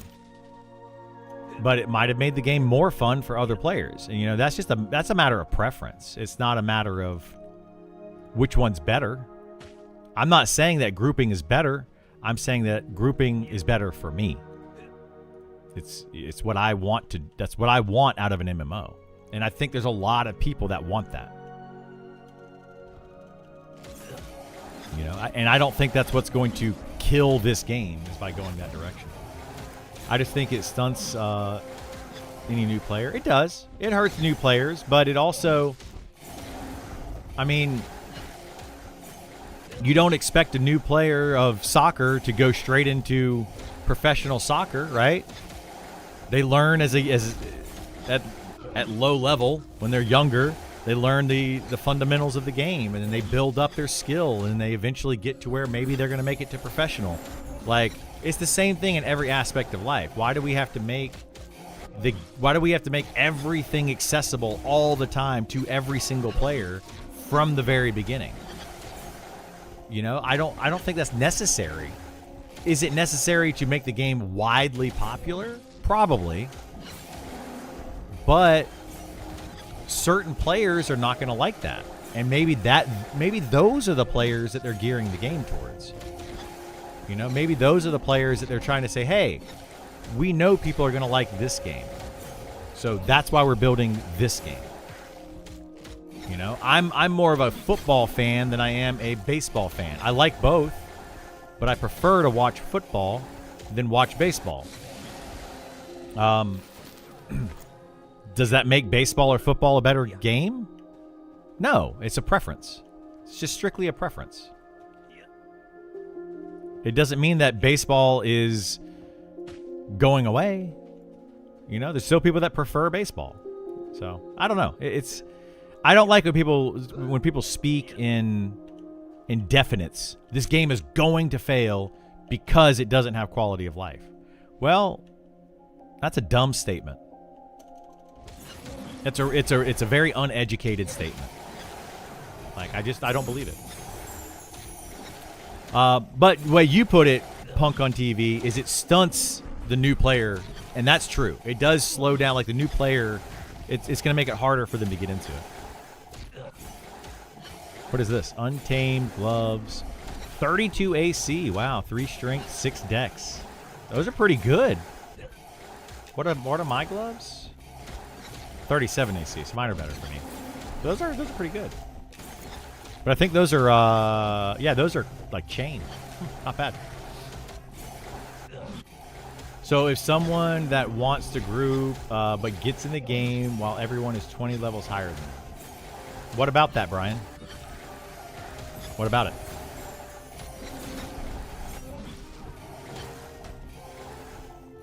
I mean, all the things that I advocate for are pushing for everyone grouping at every level from level 1 to 60. Like, I don't see where the problem is there. If they build the game properly, that is definitely doable. Currently, they do not have that. I would agree, they do not have that. But that's just some things that they need to change with the game. Like, power leveling right now is way too good, way too strong, way too easy. So what's going to end up happening is exactly what you're saying, is after the game has been out for a few months, 6 months, a year, and you have a lot of players that are level 60, you're going to have a lot of low-level areas that are going to be barren. And I agree with that. Right now, the way the game currently is made, yes. But what I'm advocating for is removing a lot of that power level abilities, removing the ability to twink out your character and to get a druid and cast damage shield and put regen on it, and make your level 1 character an absolute god where they don't need other players. Make it to where everyone at all levels, would prefer to be in a group all the time. And then that would alleviate, wouldn't fix completely, but it would alleviate some of those concerns that people have.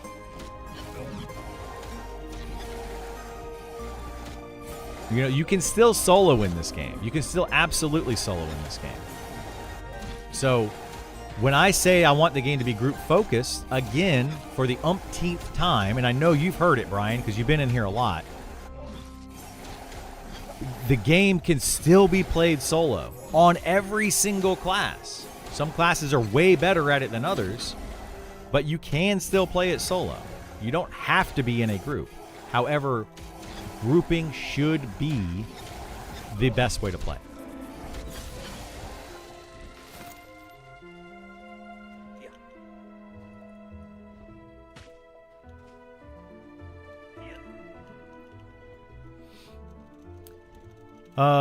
Quality of life features are cool, but from my point of view, it also can destroy the immersion of the game. It can, yeah. Example of WoW Vanilla has a completely different game without the quality of life add-ons we have now. Yeah, absolutely. Yeah, didn't that WoW Midnight, didn't that come out? How are people liking WoW Midnight? I haven't played it. But didn't they say, or didn't they in WoW Midnight take away a lot of those add-ons and take away a lot of those quality of life features? And it's almost like, maybe those quality of life features are ruining some of these games. Like there's too many quality of life features. Like there's a point where it becomes too much, but there's also a point where it becomes too little. So right now, people are saying that Monsters and Memories has too few quality of life features, and I would agree to some extent. But there's also a point when everything is just handed to you that it's too much. So it goes both ways. And if you can't see both sides of it, then there's no argument to be had. You're just literally oblivious to it, and you have blinders on, and you don't want to see any other perspective. Is there a way to get out of a dungeon if you need to log off quick? Any type of hearth in the game? No, there is not for all classes. If you want to have that functionality, I would recommend playing one of the 7 caster classes in the game that has the gate ability. Because if you have to be able to get out quickly, if that is your lifestyle in real life, make sure you play a class that has gate. Or play like a rogue, and you can just hit your stealth button and be like, hey guys, gotta go. I'm gonna stealth here, and I'm gonna log out, and I'll walk out of the dungeon later with stealth or whatever. Make sure you just have the ability to do that. Not every class has that ability. Do you think a druid or necro would have an easier time finding groups? Maybe equal. Druid absolutely would have an easier time finding groups. I mean, they both can, but druid would have an easier time. What's the best weapons for fighter, for tanking? And damage, two daggers, so that's going to be damage delay ratio. The type of weapon doesn't matter. Like 5-year-olds are terrible at soccer, but they learn to get better. They learn skills, they get better at it, and they eventually can become professionals.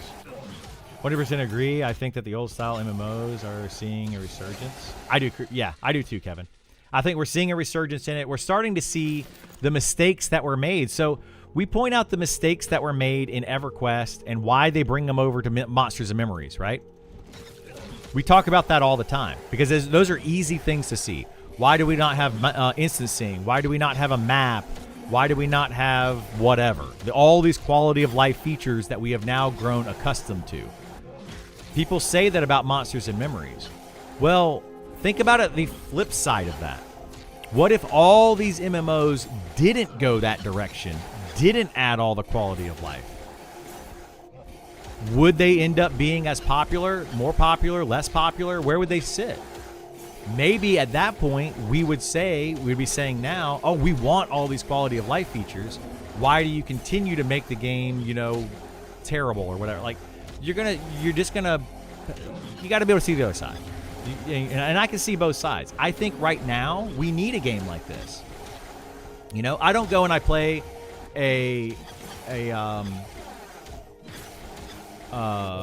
what am I trying to say? The survival horror game, and I'm like, oh my god, I'm missing all the quality of life features. Where's my map?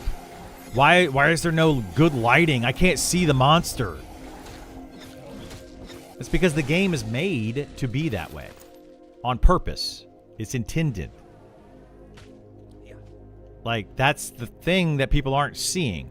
They're so used to having quality of life features in an MMO that they don't understand that a game can be different.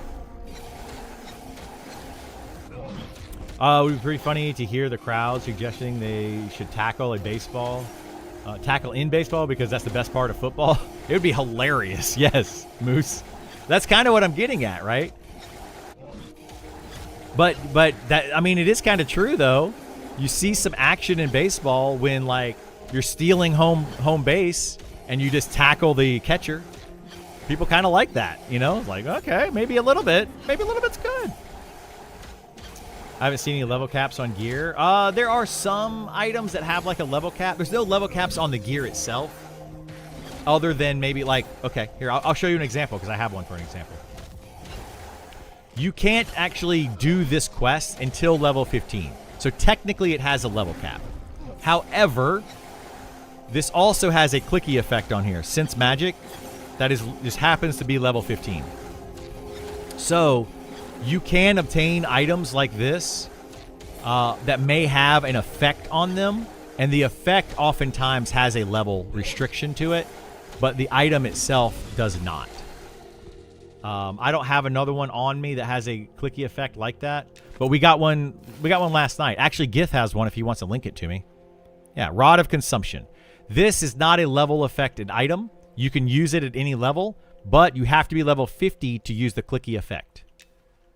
So they don't really have any level caps per se outside of like quests that are required to be a certain level.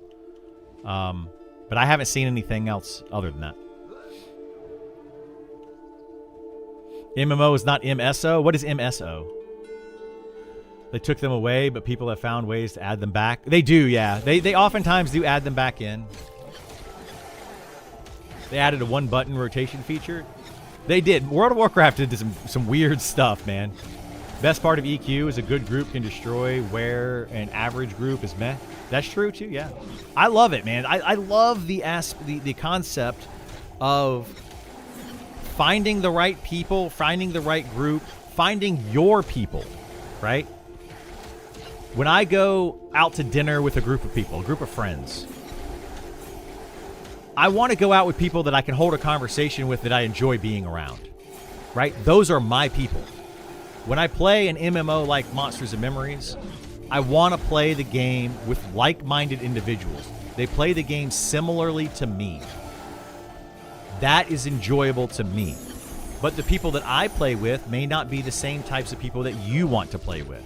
You might want to play with a more casual group that doesn't like to sit at a camp. Maybe you only want to go to a camp for like an hour, then you want to go to a different camp. You want to spread around.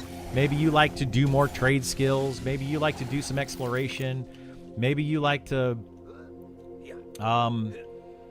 chat a little bit more. You know, my group chats quite a bit. We actually talk about all sorts of things, but I'm just kind of throwing some stuff out there. You know, maybe you're okay with having a less efficient team, or maybe you want to have a more efficient team. I'm willing to play with whatever my friends want to play.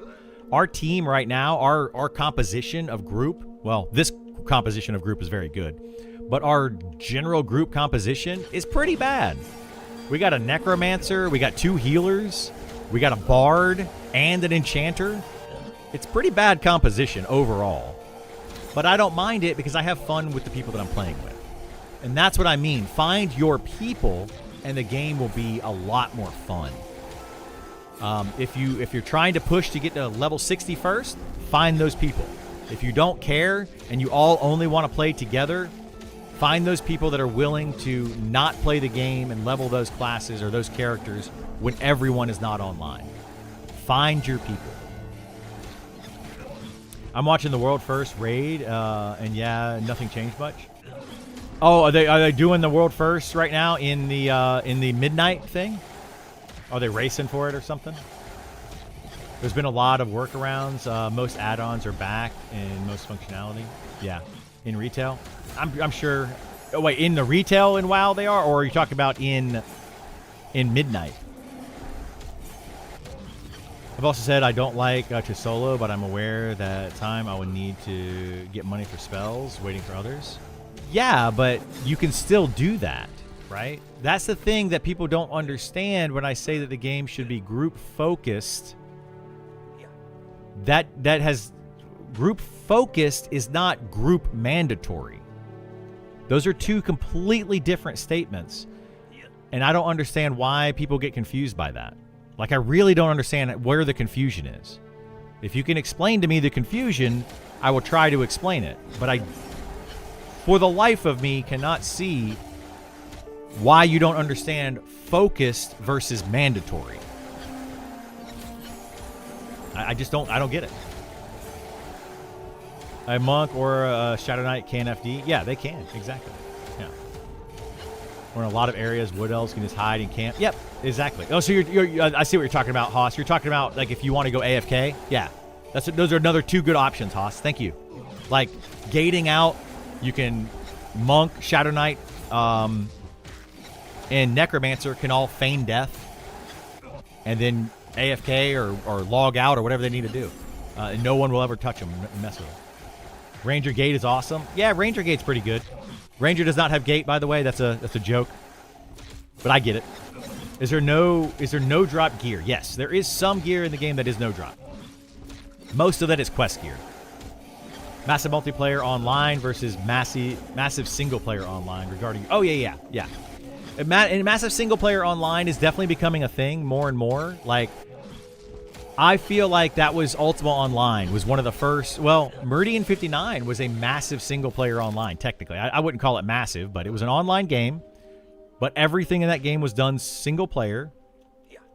And there was very little content. Actually, there was no content in that game that required a group. But it was still a very fun game. But it was also one of the first of its kind. It was the first of its kind, really. In addition, it's very interesting to see the evolution of the progression, speed, and theme park MMOs. It is, yeah. I like to see them revisit a few of the trade skills. There's a few pain points. I would agree with that, Furry, yeah. I think that there's some places it's just like, that doesn't feel great. Like getting to 150 in mining is a big one for me. You have to find silver veins, which are rare veins. You have to find those. And they're not very common. For like the last 5 points or something. It could take hours if you're not lucky. It could be done in 10 minutes if you are lucky. Or it could take 10 hours if you're unlucky. Like, it's crazy. I feel like they should have a little bit more overlap in those. And other things with trade skills as well. That's not the only one. But yeah, I feel like, trade skills could use a look. Hey, what's going on, Neek? How are you? Tuning in for your daily M&M? Awesome, I love it. What could you say would be the most needed classes for groups or raiding? A tank. Main tank. Just a tank in general is going to be required, I hope. That is my understanding of how they want to build this game, is that you should have to have a tank, you should have to have a healer, and you should have to have, well, really just a tank and a healer. But outside of that, you don't necessarily have to have those, but it makes them a lot easier. But for raiding, definitely. You have to have a tank, you have to have healers. If you don't have a tank and you don't have healers, it's just going to be a disaster. Everything's going to fall apart. I just got dizzy all of a sudden. That's weird.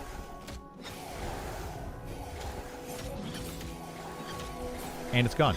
That was really weird. It's surprising how well even support casters can solo in M&M. Well, that's the problem, is because of charm.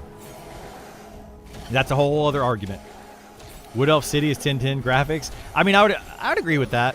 I like the Wood Elf City. I don't like the Wood Elf characters. We actually talked about that yesterday. The confusion is it doesn't fit their narrative. It doesn't, yeah. So behind on chat. I've caught up. Kind of. We rarely grouped in Meridian 59. Well, there were no groups in Meridian 59. Like, there was no grouping. You could do it like, hey, you want to go kill something together? The only places in Meridian 59 that I ever grouped up with players was killing trolls, killing the Yeti, and killing ghosts. Those are the only 3 places that in Meridian 59 that I ever grouped up.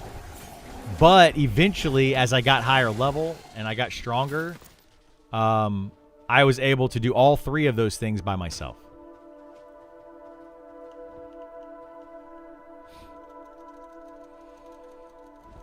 You played Gemstones 3 via AOL online instead of Meridian 59? Uh-oh. I love Meridian 59. I thought it was a fantastic game. Absolutely loved it, and it was basically a single-player MMO.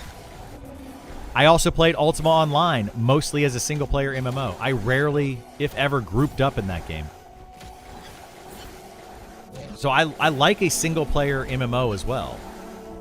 But I prefer a group-based MMO, like EverQuest, over a solo MMO. How do you pop out the stats window on your left?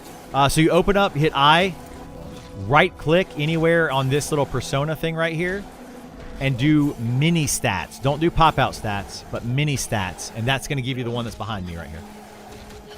And then if you want to make it bigger, right-click on that and go to scale window to make it bigger. It'll start out about half the size that I currently have.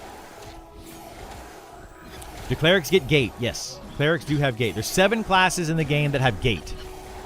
The 4 intelligence casters and the 3 healers. That's it. Nobody else gets gate. Trade skills would feel so much better if they hired an actual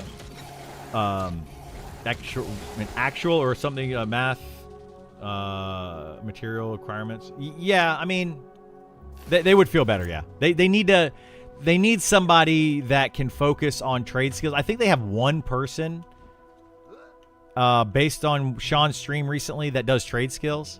Isn't it Rift? I think it's Rift is the only person that does trade skills. I think on the whole team. So yeah, some of them are a little bit out of whack. Why is Ogre able to be Monk? Kung Fu Panda? Maybe. Genshin is a single-player MMO? No. I would say Diablo is more of a single-player MMO. Genshin is a single-player game that you can play with other people. I wouldn't call it an MMO at all. But that's definition of MMO. I was sad to see no small race monks. I would love to see like a halfling monk. That would be fun. Or a gnome monk. That'd be fun. You have to go for now. Happy Easter. Take care. Have a good one. Appreciate you stopping by. I hope you have a wonderful Easter as well. How do we categorize PSO? What's PSO? Is that the single player online game? It's called something online, but it's actually just a single player game. Where did you find the pale cook for the cleaver? The pale cook is in the Pale Tower inside of Night Harbor. So go to the Pale Tower inside of Night Harbor. The entrance to it is a bridge. Go across the bridge.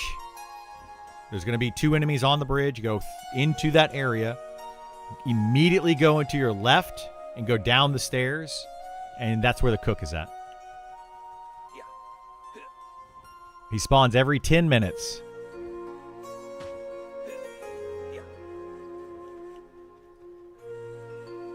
And he always drops the cleaver.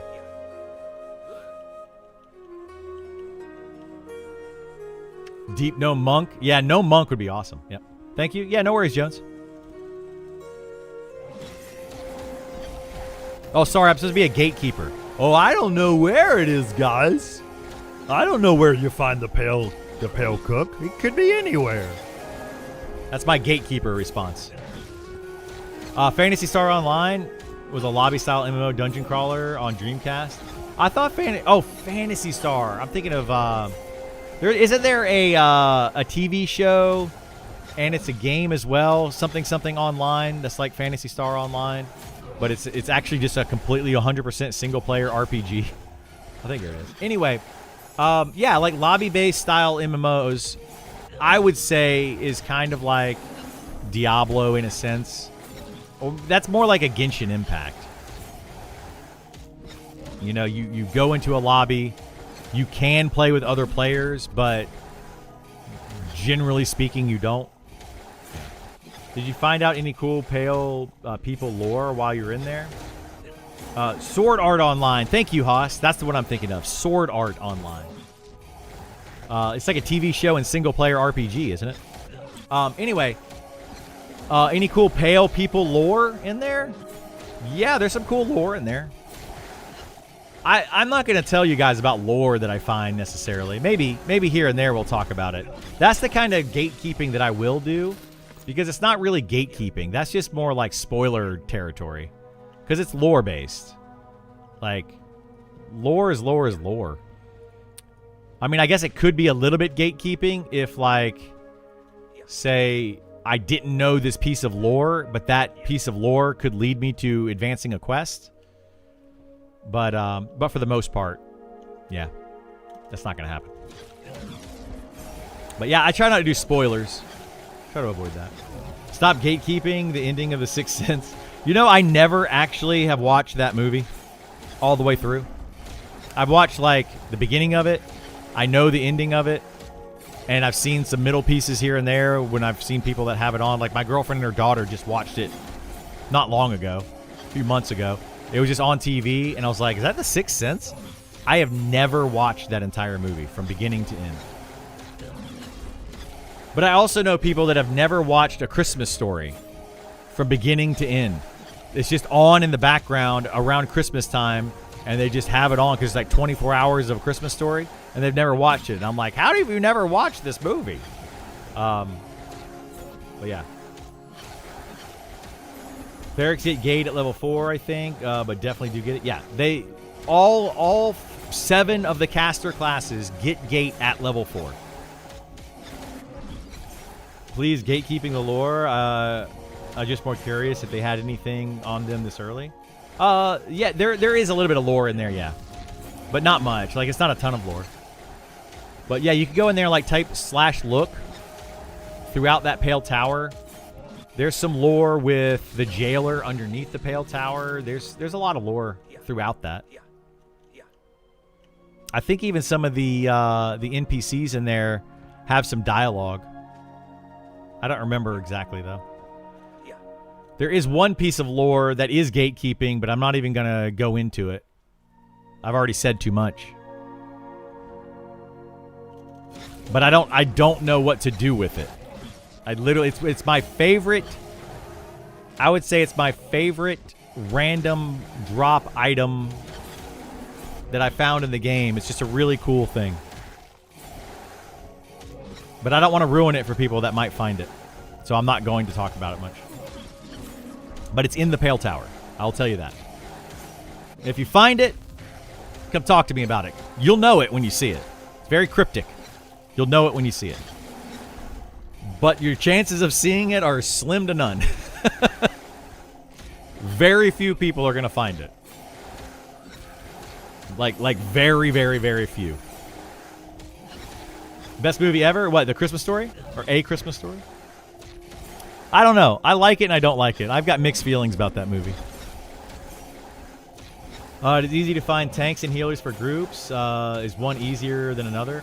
It's probably easier to find healers than it is tanks right now, from my understanding. I play a tank, though, and Gith plays a healer right now. Not a problem for us, because we just fill in whatever we need, DPS. But I want to say right now on the beta server, tanks are the hardest thing to find at level like 20 or higher. And then probably healers. You want to know why? Because there's no tank or healer. Well, there's no tank that has charm outside of Inquisitor with their 60-second charm every 30 minutes. There's no charm tanks. Makes you wonder. Healers, there's one charm healer. And guess what? It's the most played class in the game. So it's kind of weird. Kind of weird. Really haven't had an issue anywhere from 10 to 30. But there's just a lot of people after that. Yeah. Yeah, there's not a lot of people at those higher levels. Do groups typically run 2 healers? Can you run... you can run all content from level 1 to 60 with 1 healer. I promise I've done it. Now, as they change the game, you might want to have 2. But we've done all content up to level 60 with 1 healer. All single group content. And we did it with a druid. My group on Alpha had 1 healer and it was a druid. Oh shoot! It was a druid for our heals. So I know for a fact that druids can heal everything from 1 to 60. Can rogue solo named mobs? I would say no. No. You don't want to try to solo it all on a rogue. Definitely not named. I mean, you can if you're like way out level it. Then yeah, absolutely. But at level, no.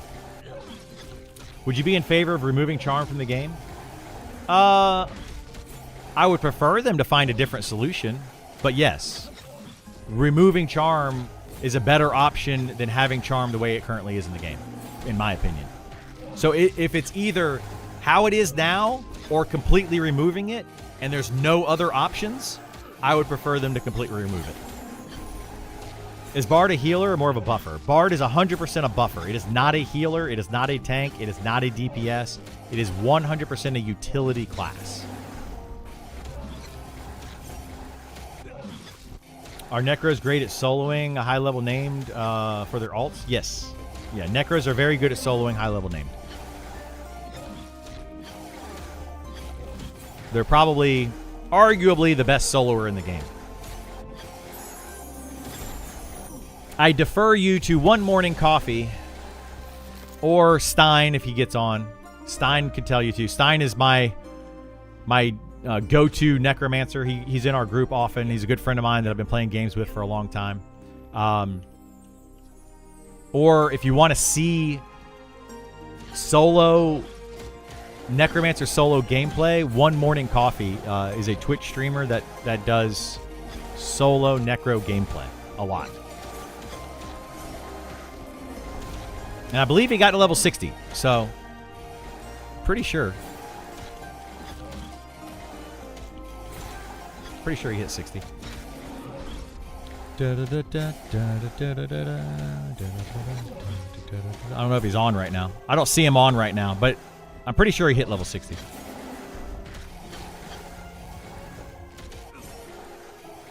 He has not? Wait, what? Oh, has not. You're just saying. Sorry. Didn't they make Charm break when the Charm mob takes damage? Sounds like a good fix. They made it for bards. When bards are charming a mob, if they get hit a lot, they have a higher chance to break when they get hit. That's all they did for that. It is not a guaranteed when a mob gets hit, the charm breaks. 2 healers has generally been a deterrent as long as remaining 3 are putting out decent damage. One of the 2 healers should probably be a shaman. Yeah, I mean, if you have 2 healers in your group, make sure they are different classes, because you do not need 2 of the same class or same healer in a group. It's going to be very inefficient.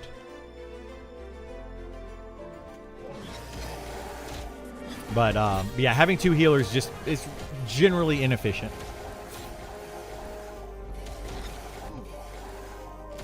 You playing Pantheon? Yeah, I didn't like. Well, yeah, I'm not gonna get into the Pantheon conversation. I have 3,000 or more hours in Pantheon. I've played Pantheon a lot. Group comp, main healer, support healer, shaman for off heal. Kinda, but shaman can be a main healer as well. Oh, he's playing AoA right now? Gotcha. He hit level 60, goes plays AoA. I get it. Is there anything to do in-game at least at 60? I hear most people stop playing at high levels. There's plenty to do at level 60, yes. Want to play Druid, but solo healing a group has me concerned. May have to go Cleric. Solo healing a group as a Druid is fine, but a Cleric will be a better healer. I have to emphasize the better healer.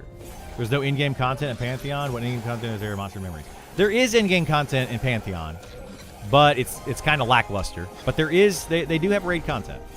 Monsters and Memories has at least 5 raids that I know of, but they are broken. They're not in the best shape right now. They're I would say one of them is in a good place. The rest of them are kind of meh. So they need to be worked on and tweaked. Yeah. Much like the Pantheon in-game content. Pantheon in-game content is kind of meh. It's just kind of, it's broken and needs to be tweaked. Yeah. Hit 60 and become an altaholic. That's one thing you could do, yeah. No, when you hit level 60, there's a lot of gear in the game that you're probably not going to get before hitting level 60. You could start farming the best gear in the game prior to hitting level 60. But the chances that you're going to get it all as you level up are very slim. You're probably going to have to go to different places and continue to gear up at level 60. Then at level 60, you also can do raids, like I was talking about. There are raids in the game. And you need at least, I would say at least 3 groups to do some of the raids. There's one raid where I would say bring as many people as you possibly can. And then there's another raid where 3 groups is enough, but it's still, you need to know how to do it. But 3 groups is enough. And there's other raids where people can actually solo kite or duo kite the boss and fight it. So I have 2 real life buddies who be my core trio. We're starting thinking Paladin, Chanter, and Druid. We feel this gives us the biggest pool of skills. Paladin, Chanter, and Druid will be a very good trio. However, I lost Sal. However, you're gonna be, if they change or fix charm, right? When charm gets changed, because it's coming. Okay. Once charm is fixed, you're gonna struggle for DPS in that group. But that's the best way to put it. However, that group has everything you need to where all you have to do is throw some DPS classes into it and you're good to go. And DPS classes are, generally speaking, the easiest to find. So that would be a really good trio. A very good trio. You're not gonna like struggle.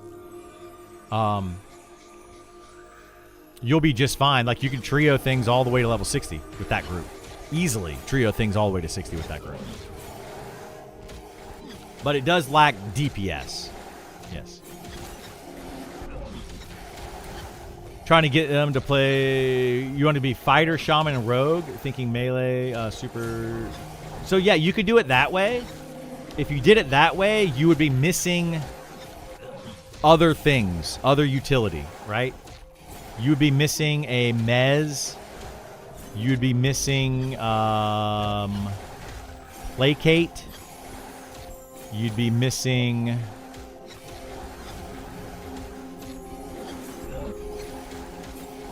Yeah, you'd be missing some stuff. Certain buffs, like your HP AC buffs. You'd be missing some things. So it just depends on what you want, though.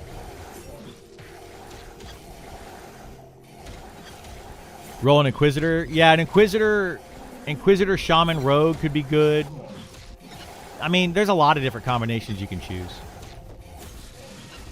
But your Paladin, Druid, and Enchanter is literally like everything you need in 3 classes. I can't think of anything that you're missing outside of Feign Death. Yeah. Feign Death would be the only thing that you're really missing out of that. You like Inquisitor, Shaman, Necro? That's pretty good too. Not bad.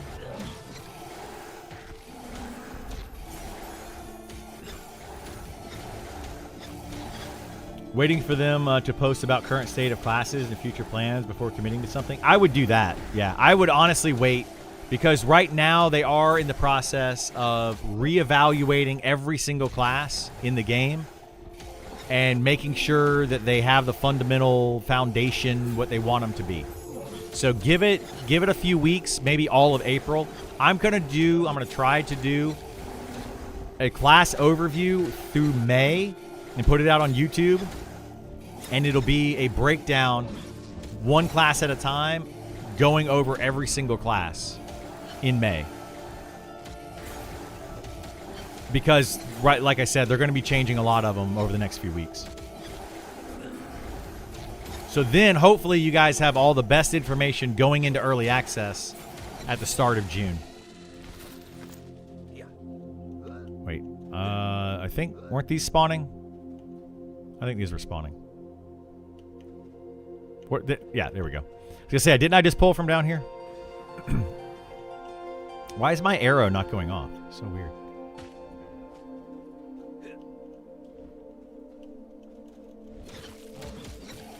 They still locking classes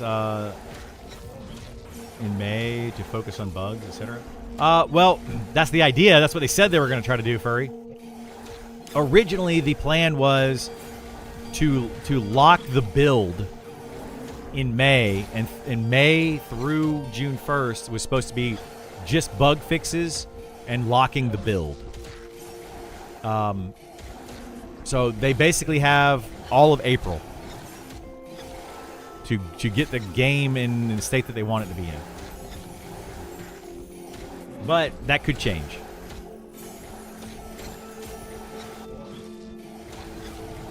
That absolutely tootly could change.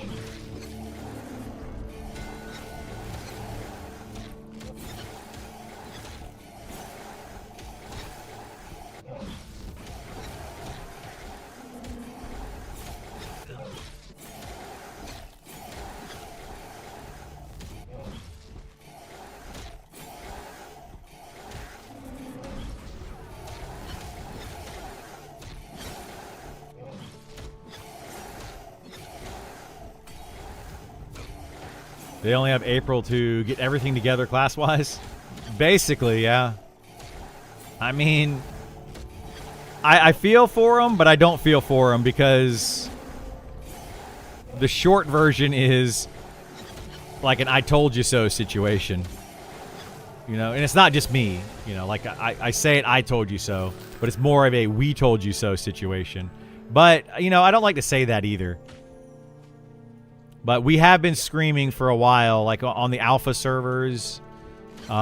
We've been kind of saying for a while, like, hey, you guys need to look at this. This is in a bad place. And it's like now, a month into beta, they're like, oh, yeah, we see where the problem is. And that's kind of been an ongoing issue for a while. But in their defense, they have seen it. They are making some adjustments. They're working on it. Yeah, I agree with you, sir. They're making adjustments, you know. I have faith in the team that they can do it.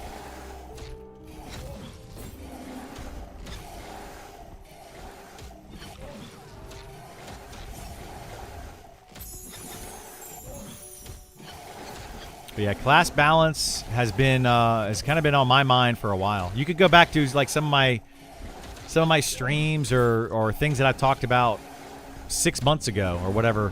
When did I start doing those Monday, Friday streams? Right, but like before this came out, I was doing Monday, Friday streams, just talking about Monsters and Memories and my opinion on it, where it's going, how it is. And I was saying back then, prior to beta coming out, that class balance is a problem, and group experience is a problem. Those are my biggest complaints. Oh, shoot. Got 2 coming in. Those are my biggest complaints prior to beta coming out. And they are still my biggest complaint. EA isn't launch. There will still be changes forever. Well, yeah, there will be changes forever, but EA is the launch of this game. EA is the launch. I mean, that's how it should be. EA is not a beta test. EA is not the time for major class changes. Completely like taking a fighter from a tank to a DPS. You don't do that in EA. You do that in beta if you're going to do that. Taking a healer to a tank. Like you don't swap their entire thing that they do in EA. If they're going to do that, now's the time, because once EA hits, that's the class, right? That's the class. Should be. If they try to change it after the fact, people are going to be really upset, and they have reason to be upset. I don't want to play a paladin as a tank that can heal for 60 levels and put in hundreds, if not thousands of hours, and then all of a sudden at 1.0, when the game releases, they're like, oh, by the way, paladin is actually a healer. It doesn't tank anymore, and now it's just a healer. Well, for the last 1,000 hours I put into the game, it's been a tank. Why did you change that? I would be very upset as a player if they did that. So that's what I mean by, like, by early access, they need to have some of this stuff in place. And I think that they know that. They're doing that. So, yeah. I'd speculate that maybe someone internal has a roadblock on class balance. I suspect that too, but I'm not going to make those speculations. Need you to go through the Discord while I work. I ain't reading all that. Don't worry, sup, baby. I'll get you guys all the good information. If there's something good and worth reading on Discord, I'll let you guys know. Most of it, honestly, most of it is just a bunch of people going back and forth about their opinions on why it should be this way or it should be this way, right? And it's just opinions. TTK as well. Yeah, I think TTK is another thing they should dial in. The XP curve is another thing they should dial in before early access hits. Make sure that they have it where they want it to be. I agree with those things. Are rogues the best DPS in the game? Not yet, no. But they are supposed to be very good DPS.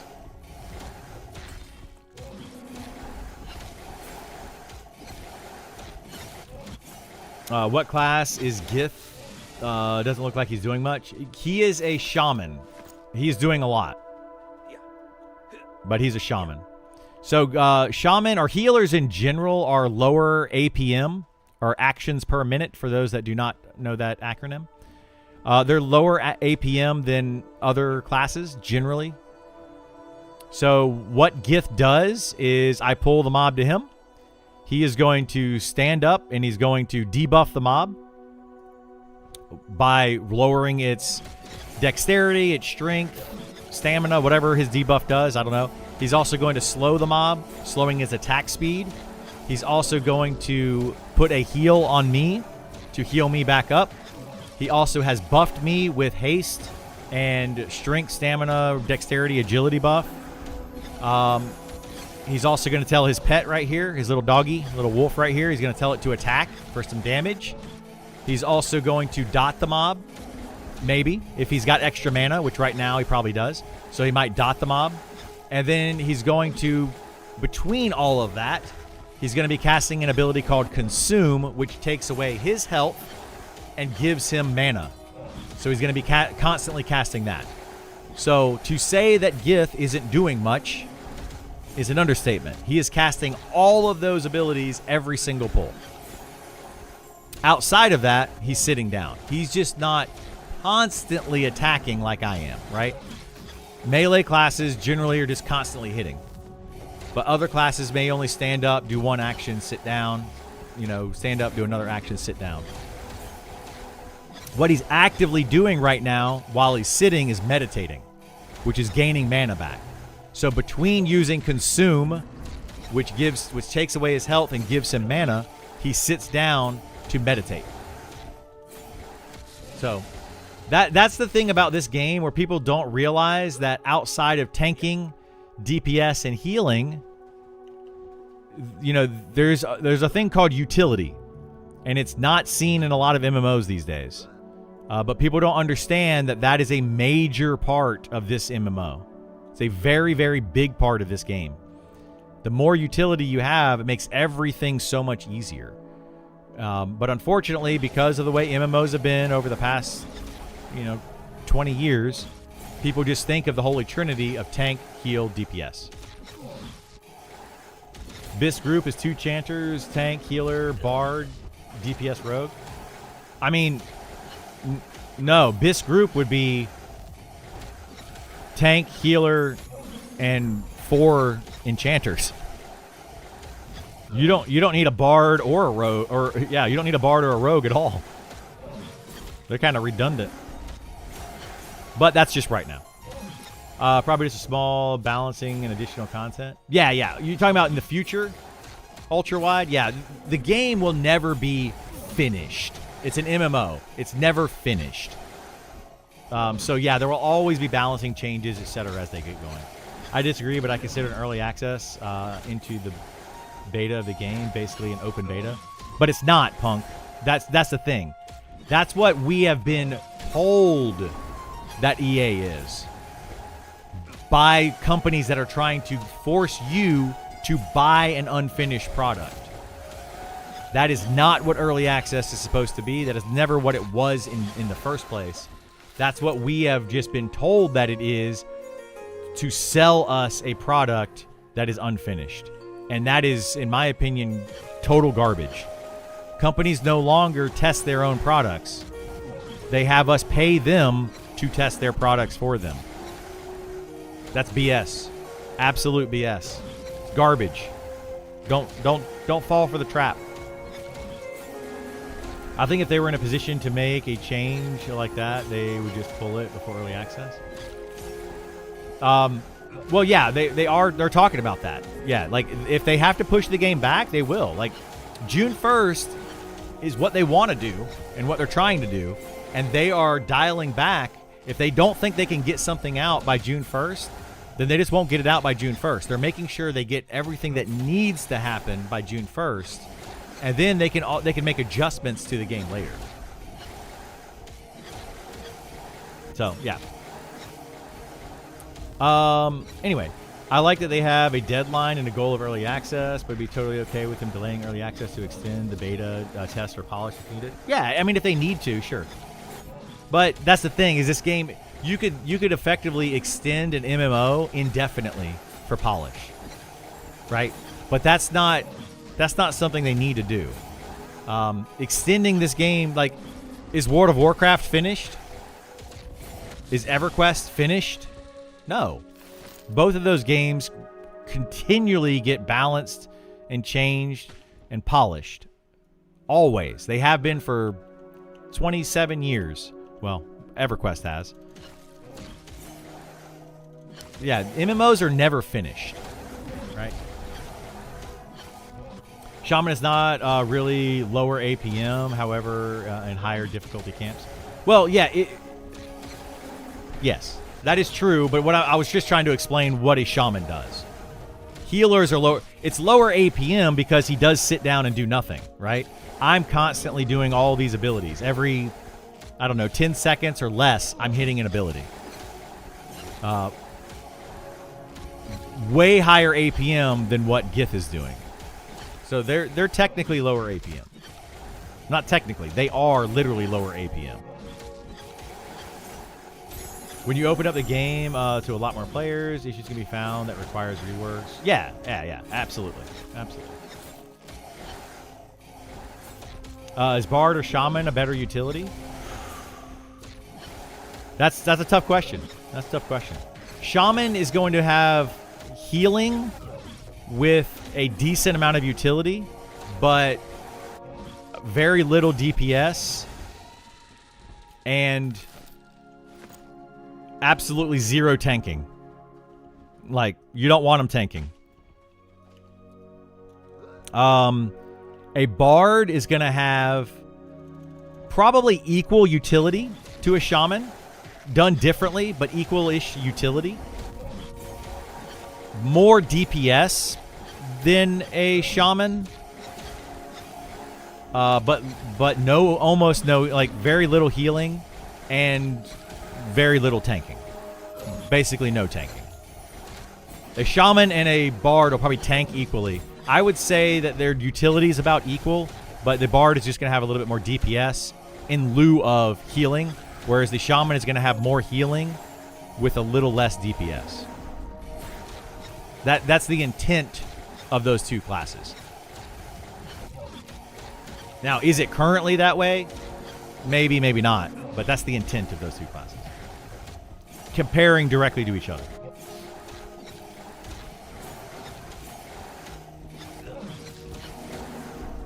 No, EA is not a test phase, Punk. That's literally what I'm trying to tell you. Like, I'm not saying it's not a test phase. The devs are saying it's not a test phase of this game. EA is launch of this game. It is not a beta. It is not early access, which is the, pardon my French, bullshit that other games are trying to pull on all of you guys, like Pantheon and Ashes of Creation. It is complete and utter BS, okay? Like, I had to use the word there to emphasize. It is Complete and utter BS.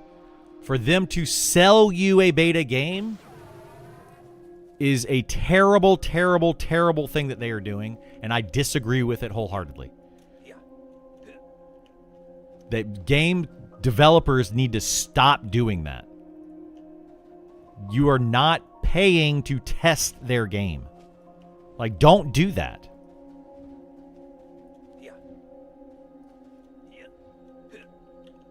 Like, I'm very much against it. Very much against it.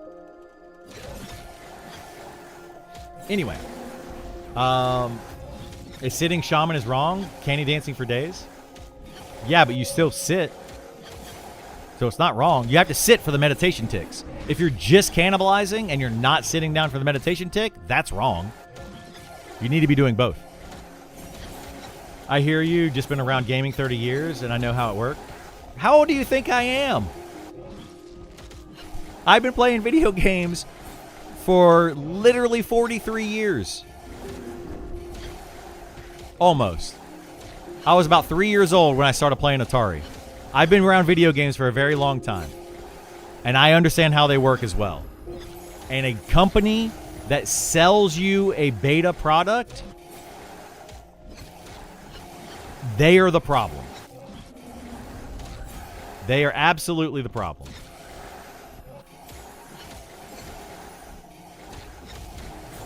Old. I'm getting there. I'll be 46 in June. Shaman is casting consume every 13 seconds and casting a spore on itself every 12 seconds, as well as heals on you and debuffs. Yeah, but I'm casting this spell every 10 seconds, this spell every 20 seconds, this every 6 seconds, this every 10 seconds, this every 10 seconds, and I'm auto-attacking. Higher APM. I mean, I see what you're saying. It's a tank in general is a higher APM than a shaman. Like, it just is.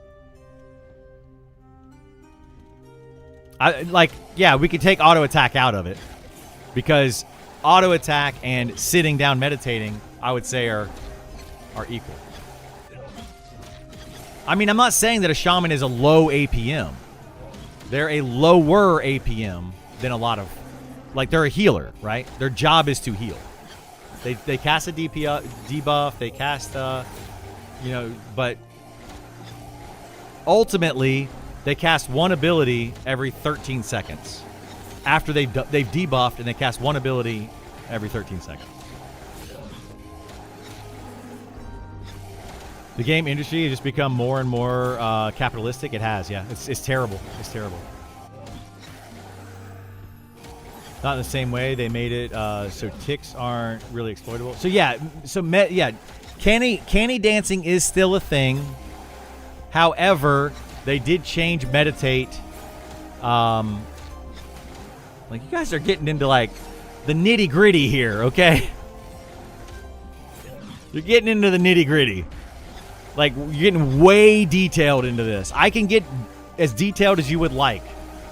But cannibalized dancing is still a thing. You still want to cannibalize and sit down, and then stand up, cannibalize, and sit down. It is still better to do that, yes. Canny dancing is still a thing. However, they've made it less required.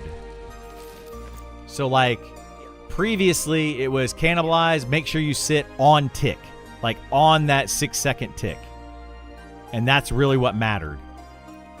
Now they have it to where you don't get the full tick.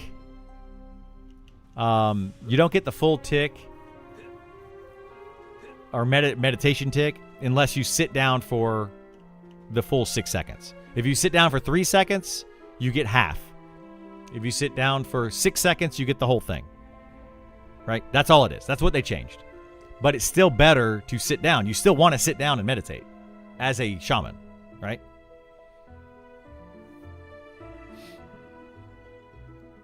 Be 46 in June as well. Yep. Getting more and more crotchety by the day. Yeah, that's it. I absolutely am. Yeah, it's definitely better to do it. Now go and play Inquisitor against a physical mob. Why play 3 to 4 button rotation? You might be playing the Inquisitor wrong. I don't know. I don't know what you're playing, what buttons you're using as an Inquisitor. Inquisitor should also be hitting their version of Rend, their version of Frenzy, their taunt, their kick. They also should be using stun.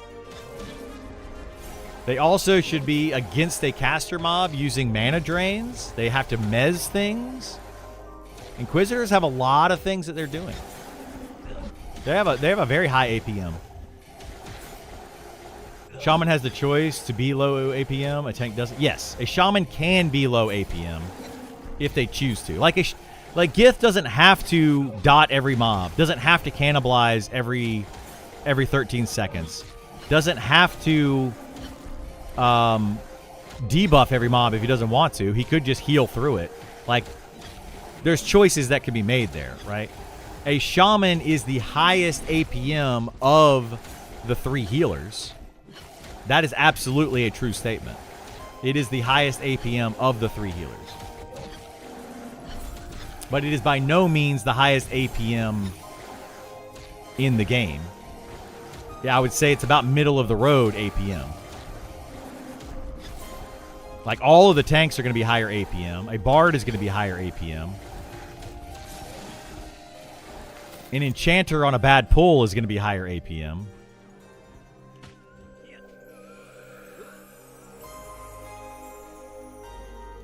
A wizard would be lower APM, probably.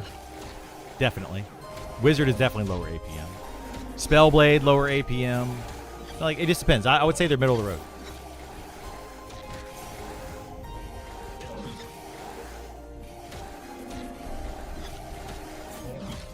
Actually. Well, actually. I like it, Donkey. I like it. What's the laziest class? AFK Mage. Yeah, I would say the laziest class right now that can function well would probably be a Cleric.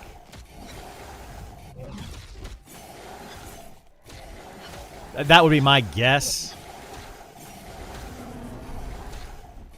I mean, some would say a wizard, but that's not really true because the wizard actually needs to put on its debuffs. It needs to focus on things. Like, it's... A wizard would be, but the way that they made wizard in this game to actually function properly, like to play a wizard well in this game, it would be a high APM class.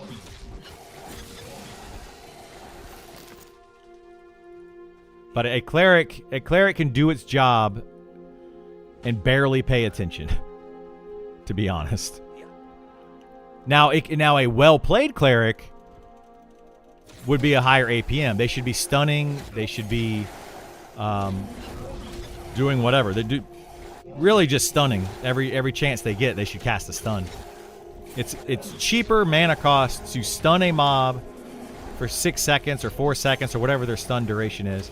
It's cheaper for them to do that than it is for them to heal the amount of damage that they would have to heal without stunning it. Shield and heal. Yeah, they could shield and heal. Easy peasy. Is Inquisitor the hardest tank to play? I wouldn't say it's the hardest tank to play. But depending on how you play it, it could be. Yeah. Could be. Slam, Purifying Blow, Kick, Taunt, Choke, AoE Stun, Inquisitor, Stay Busy.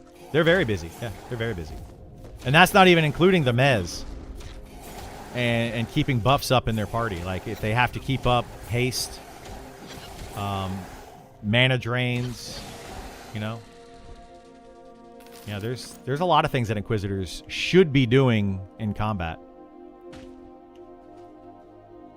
Like, some would argue that an Inquisitor is a better mitigation tank than any of the other tanks.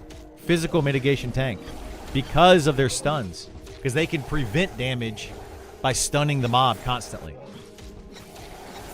So technically they could take less damage than any other tank. both magical and physical, by chain stunning a mob.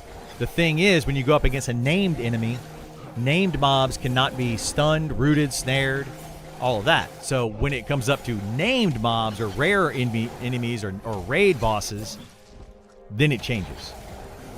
So it's a whole thing. How is Spellblade low APM? I can click one button rotation 500 times a minute. I mean, you could. Now, Spellblade is literally like buff myself and turn on auto attack. And Spellblade basically functions, right? It doesn't really need to do much else. You know, there are things that a Spellblade could do. It could switch stances for like the slow debuff proc, and then switch back for their damage proc. And then it can also off-tank by taunting a mob, off-tanking, casting their shield up, you know, their mana shield thing that they do. They can be a high APM class, but ultimately, a Spellblade just puts buffs up and then turns on auto attack, and effectively functions just fine. They don't need to do much else, which is why I think that Spellblade needs to be looked at, and they need to add more to it. I think it's kind of a boring class at the moment. It's a very strong class, but it's a boring class.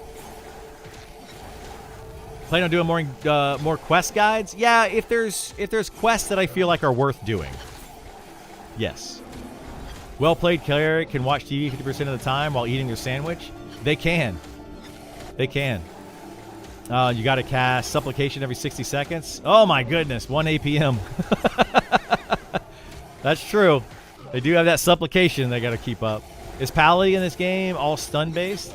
Paladins do have stun, but Inquisitors have more stuns. Paladin, I think, has only 1 stun. They might have 2. I don't remember. Do they have 2 stuns? Anybody know? I know they have 1. Literally, it's called stun. If you had to pair the Cleric to a healer in WoW, what would it be? It would be like a straight-up priest. Cleric would be a priest. The WoW, like, healing priest. It's all single target heals. They have 1 AoE heal that's a cone-based, frontal cone AoE heal, but it's not very mana efficient. Unless you hit, like, everybody, and everybody needs healing. So, like, you don't really want to use it unless, like, it's literally, like... The thing is, AoE healing in this game is not necessary because there's not a lot of AoE damage in the game.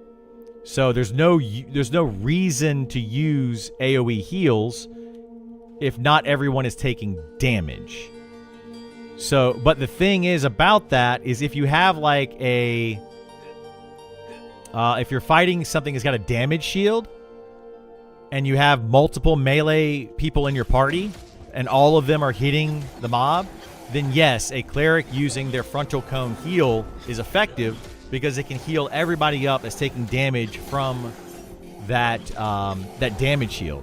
However, if you're doing that, you're probably not going to be able to maintain that for very long. You're going to run out of mana very quickly. So that's going to be the issue with that. A cleric is meant to be really a single target healer, healing the tank, stunning the mobs, and putting their shield up. They're like, it's a damage absorption shield. They can put that up. And that's really what a cleric does, is it prevents damage or heals damage on one target, and it does a really, really good job of that. Which is where majority of the damage in this game goes anyway, which is what makes the cleric good.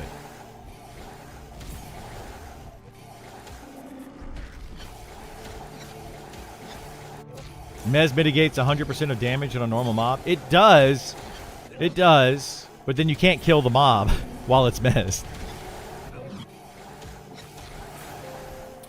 Actually, really like grouping with Inquisitors, except if they're also the primary assist. Can be problematic. Yeah. You don't want to just assist an Inquisitor, because if you assist an Inquisitor, they might tab target to mez something, and then you instantly break the mez. Like, it could be very bad.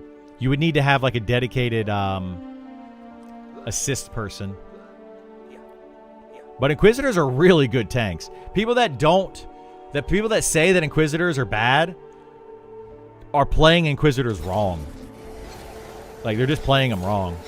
Because, like I said, they're the best magical mitigation tank and the best physical damage mitigation tank because of their stuns.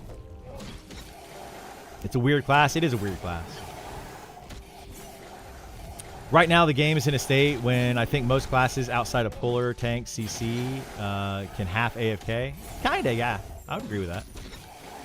You can tell when people aren't trying or focused, and there's some skill. Yeah. The last part of the yowling for the quest guide. What is the yowling? Which quest is that?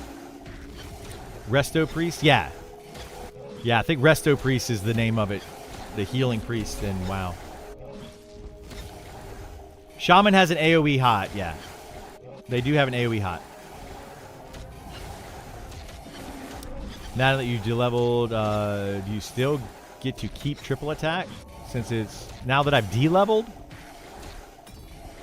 I didn't de-level, but if you de-level and you train triple attack, you might keep it. I don't know. I did not test that. I did not die for science's sake and see if I still have triple attack.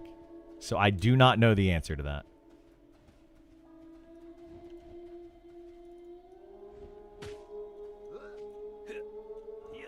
I would imagine that, yes, once you train the skill and you have it, because it's just an on-off thing, it would probably still function. But I don't know. As a monk, I really love playing with Inquisitor. Lots of good synergy. Yeah. I've been running my chanter in a group while chatting here and streaming.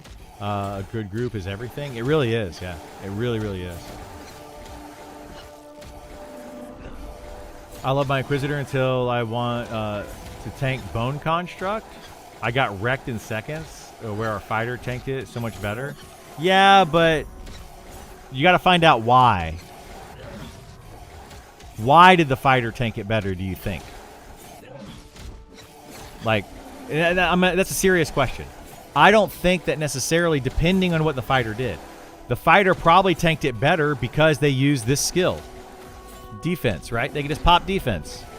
Of course, for 30 seconds, they're going to take 40% less damage. They're going to tank it better. But after those 30 seconds, why did the fighter tank it better than an Inquisitor? If they're both wearing equal gear, they're both basically the exact same thing.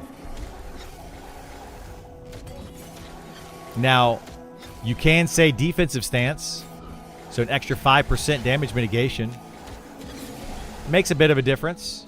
Does it make a big difference? No, it's not. It's not a difference you're going to be able to perceive very easily, but it will make a difference overall.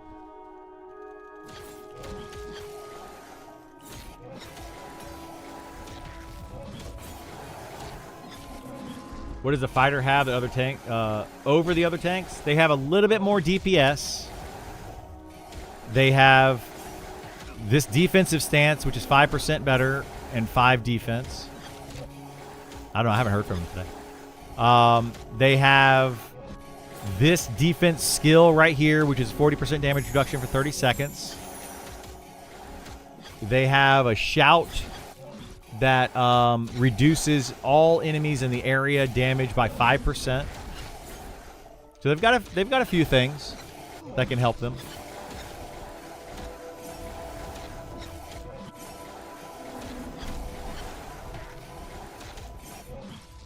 Yeah, 30% damage reduction for 40 seconds, or for 40% damage reduction for 30 seconds is very big at the start of a fight for sure. Yeah, absolutely.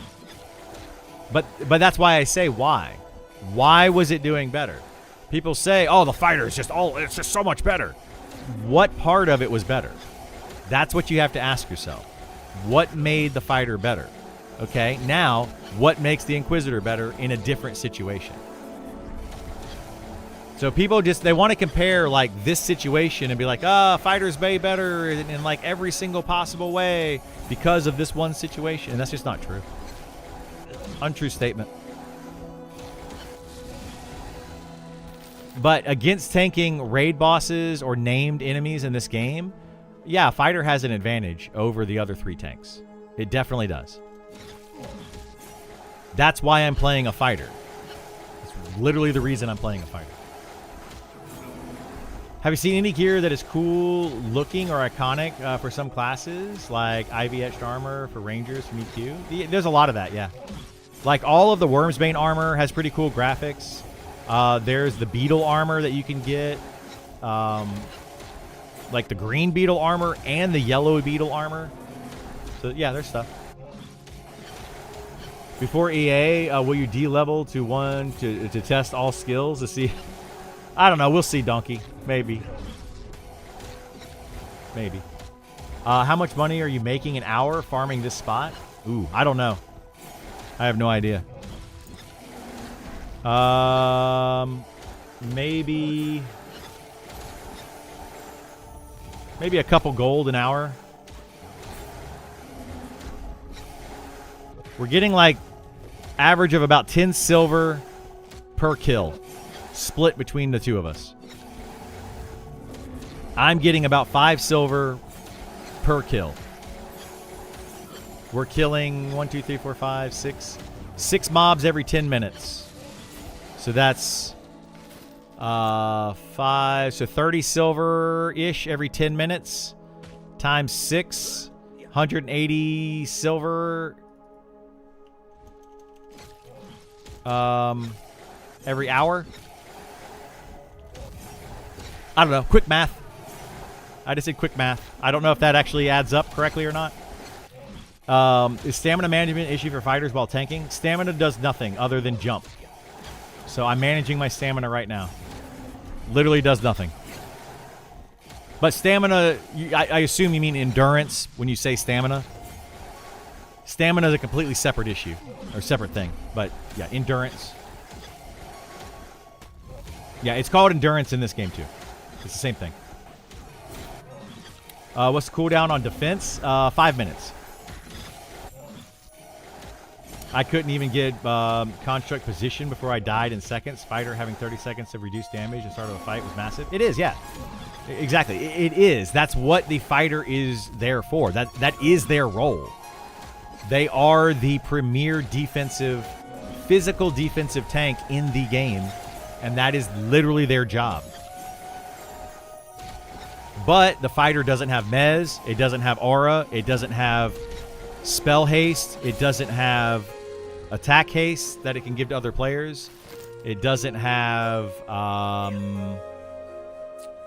mana regeneration. It doesn't have, well, it has 1 stun as opposed to the Inquisitor's, I don't know, 5 stuns.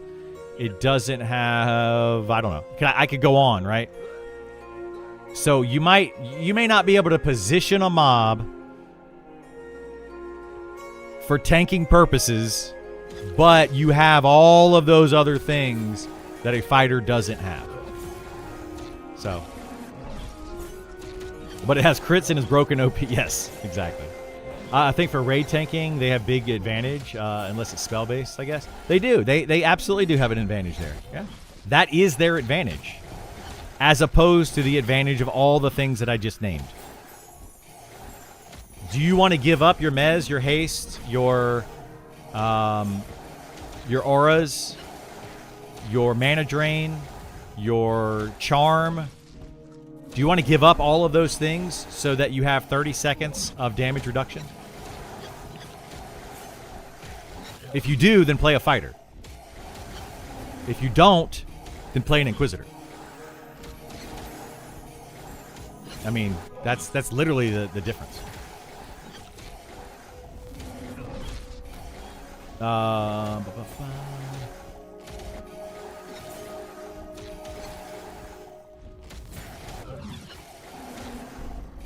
Do you think they need to slow down the leveling speed? I would like them to, but I don't know if they need to or not. I want it to take forever. Like, I want it to take a very long time to get to 60. I want it to be an achievement. And people to go, oh, wow, you made it to 60. And I think a lot of people do. But getting to 60 is clearly not super hard because people are already 60 on the alpha. There are at least 3 people on the alpha that are 60. There might be more now. There's probably going to be another 2 or 3 today that'll hit 60 that I can think of off the top of my head. The first 3 to 60 that I know of were mostly soloers. Shocker. 2 of them were charm soloers. Double shocked. And the other one was an archer. Triple shocked. Man, it's almost as if we knew that was going to happen. I am so surprised. Anyway. Good afternoon, Milos. How you doing, bud? Comparing it to endurance and EQ? Yeah. It's called endurance here. It's this right here. Endurance is right above my head. Right there. That's your endurance. And no, it is not used for anything other than jumping. In-game will just be fighter defensive rotations. I don't think it'll be defensive rotations at all. I think it'll be a fighter using its defensive skill on pull to reduce as much damage as possible for as long as possible for like the first 30 seconds of a fight. And in that first 30 seconds of a fight, it's going to be spamming all of your debuffs on the mob. Shaman slows, Shaman debuffs, the Bard, Ranger, and Spellblade secondary slows, putting all of those debuffs on a mob. And then it's just going to be maintaining those debuffs while the fighter tanks. That's what I think is going to happen for in-game raiding in this game. For the most part. Not for every fight, but for majority of the in-game raid fights. What the heck? What? I got 2 because that thing just pathed really weird. It did not come straight for me. It like literally went straight for another mob.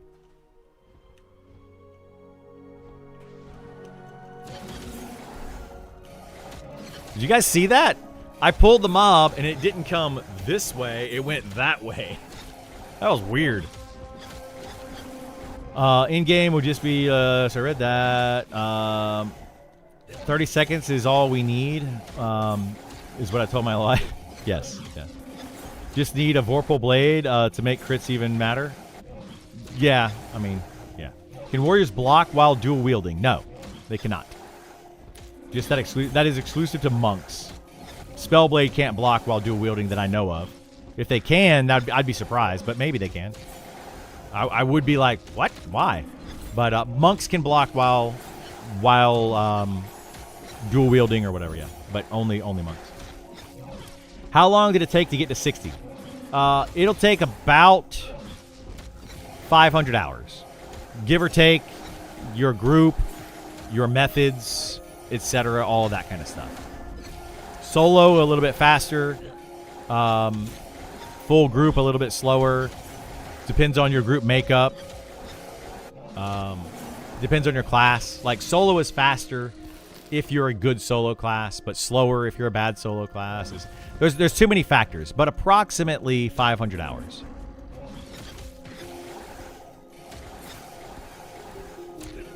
Defense per position and debuff, and it doesn't matter who tanks? Pretty much, yeah. Yeah, pretty much. Game needs riposte. I would agree with that. So solo charming is like 300 hours? I mean, I don't know. That would be a question for either cheeseburgers or coffee. You could ask either one of them, as they are both level 60 and they both solo charmed a lot.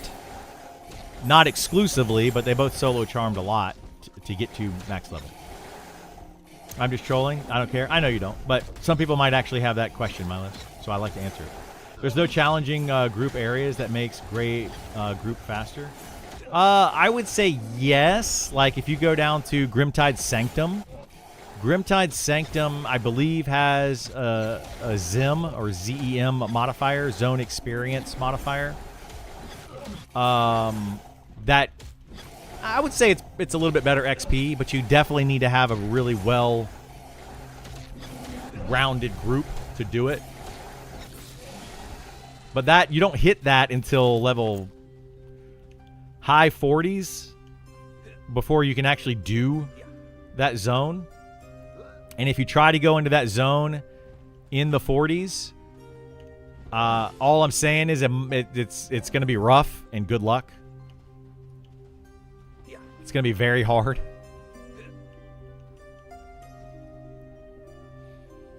Yeah, it's a very risky zone. Very, very risky zone. But is it worth it? Yes, probably. It's got some really good loot in it. It's got a slightly higher zone experience modifier. So yeah.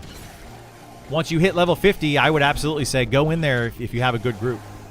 I would recommend making sure you have a good puller, making sure you have a good tank, making sure you have a good healer, making sure you have a good crowd control person, and making sure you have very good DPS.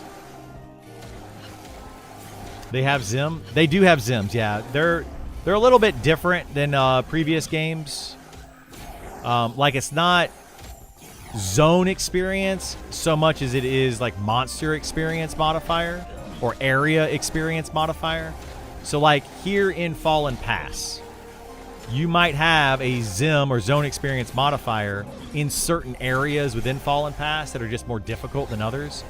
I don't know if they have this or not, but let's say like Upper Salmon might have a zone experience modifier, but this part of Fallen Pass does not, for example. But like, I'm pretty sure everything inside of Grimtide Sanctum has a bonus, XP bonus to it. Like, it's a true zone experience modifier. Risk versus risque. Yes. I like my things to be a little bit more risque, but a little bit less risky.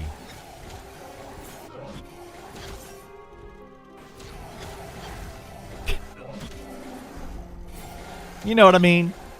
You know what I'm saying. I like to go to a burlesque show because it's risque. I do not want to be on the stage of a burlesque show because it's very risky.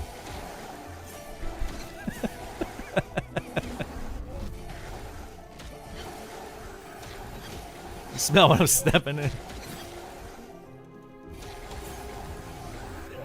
Oh boy. Have you ever been to a burlesque show? Anybody? They're fun, man. They are fun. I know that kind of skirts family friendly, and I know I try to be very family friendly here, and that it kind of skirts that.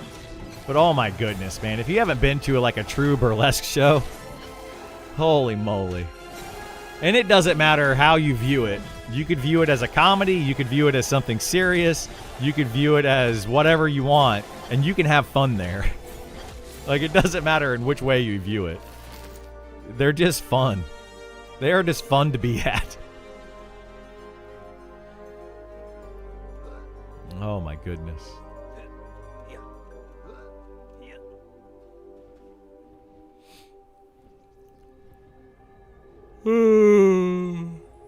It's like a silent film. Yeah, kinda.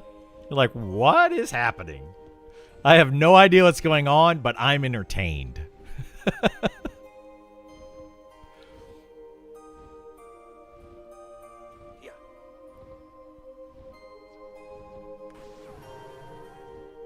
I go to one often at Dragon Con when I mean I've been going to Dragon Con for a long time, and they do a burlesque show every year there. And it is it's something to behold.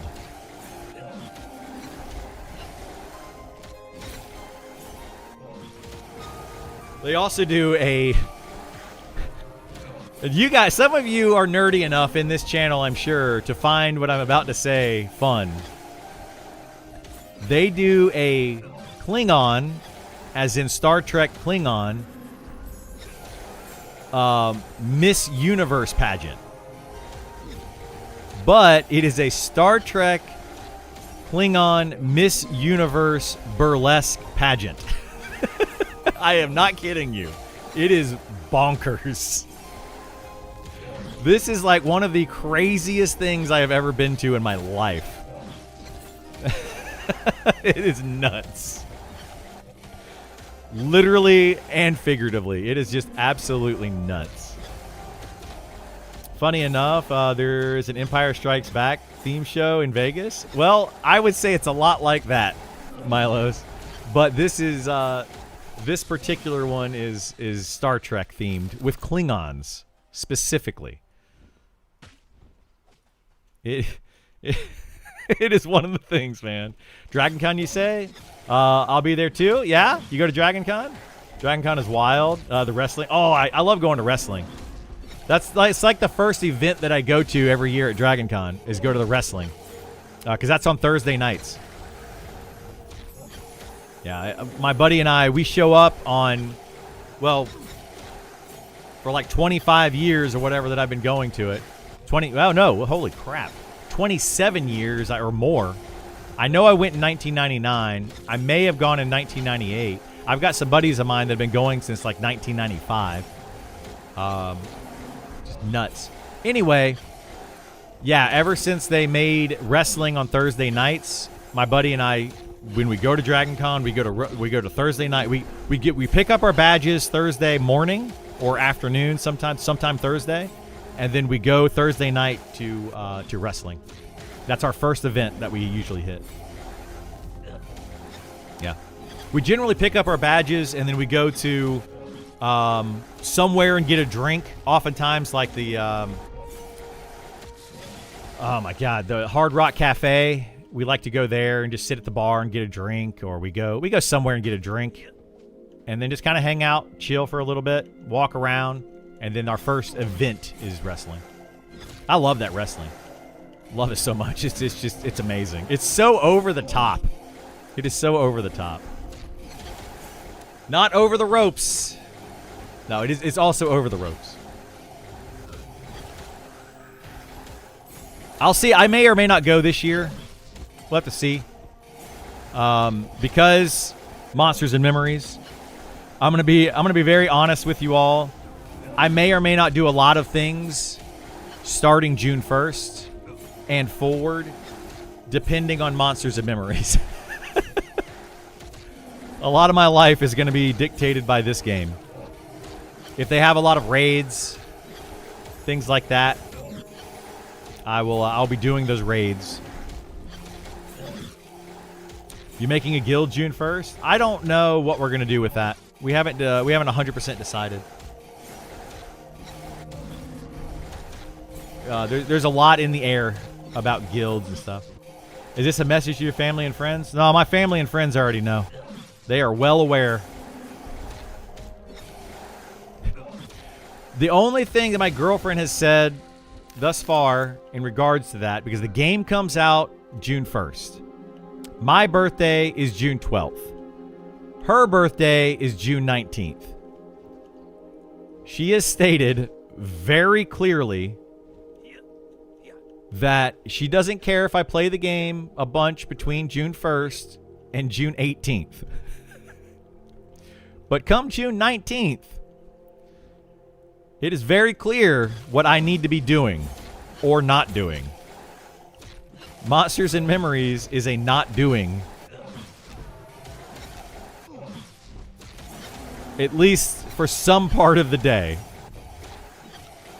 Let me see. What day of the week is that going to be? Actually, that's going to be in summertime, so it really doesn't matter.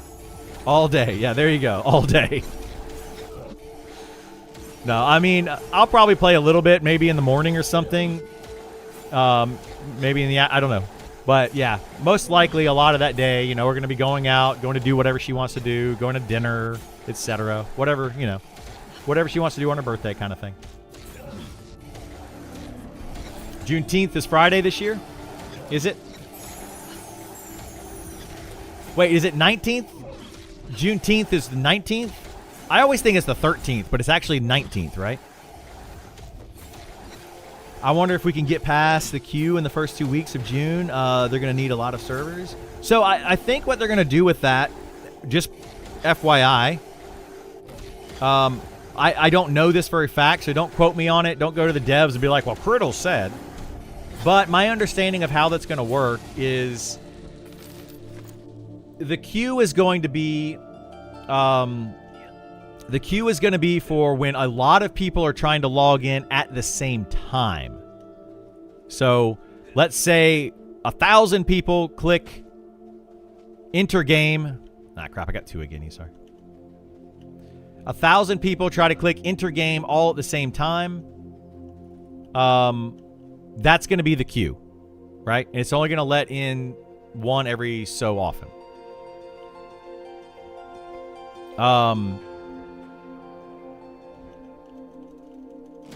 But sorry, I want to make sure I didn't get distracted here.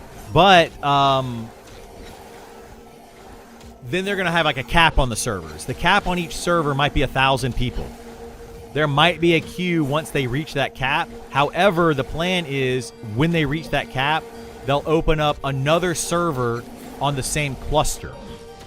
At least this is my understanding of it. So you might have server A is this. It reached 1,000 players currently on it.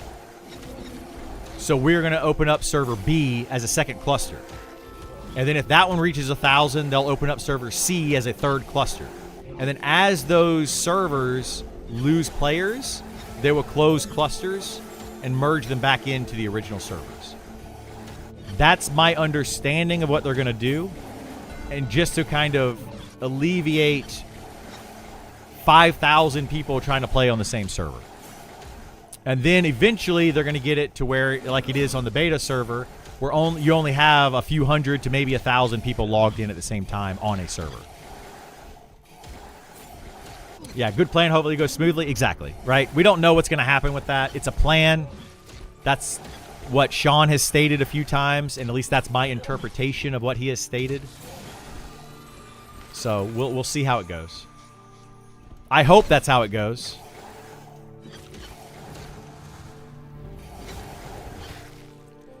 Day 1 early access numbers will be much higher than they probably... Yeah, exactly. They're going to be a lot higher.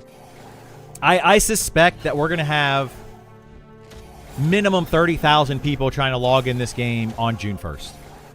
I think that we might see upwards of 50,000. If they have over 50,000, I would actually be a little bit surprised. I wouldn't be shocked. I wouldn't be like, oh my God, this is crazy. But I would be like, oh wow, that's actually surprising. I would not expect that. So that's the difference, right? I think 50K is the kind of peak that they might hit, but I suspect about 30K right now. What pop does a zone get laggy? You know, that's a tough question right now, Punk on TV, because they have had 1,200 people in a single zone. They've literally tested this as a stress test. And 1,200 people in the zone, it did not crash, but it was laggy. I would say 500 in a zone, and it can kind of start to lag a little bit. Still playable, but laggy. So yeah, I would say anything over 300 is where you probably would want to leave the zone, but 500 is still functions. But yeah, they literally have had 1,200 people in a single zone running around, like doing random stuff, which I thought was amazing. I was like, that's awesome. But their idea is to have about 1,000 concurrent players on a server and about 5,000 total accounts on a server is their numbers that they're looking to do. So once they get 5,000, so they're going to have the cluster system that I talked about. It's going to be as such.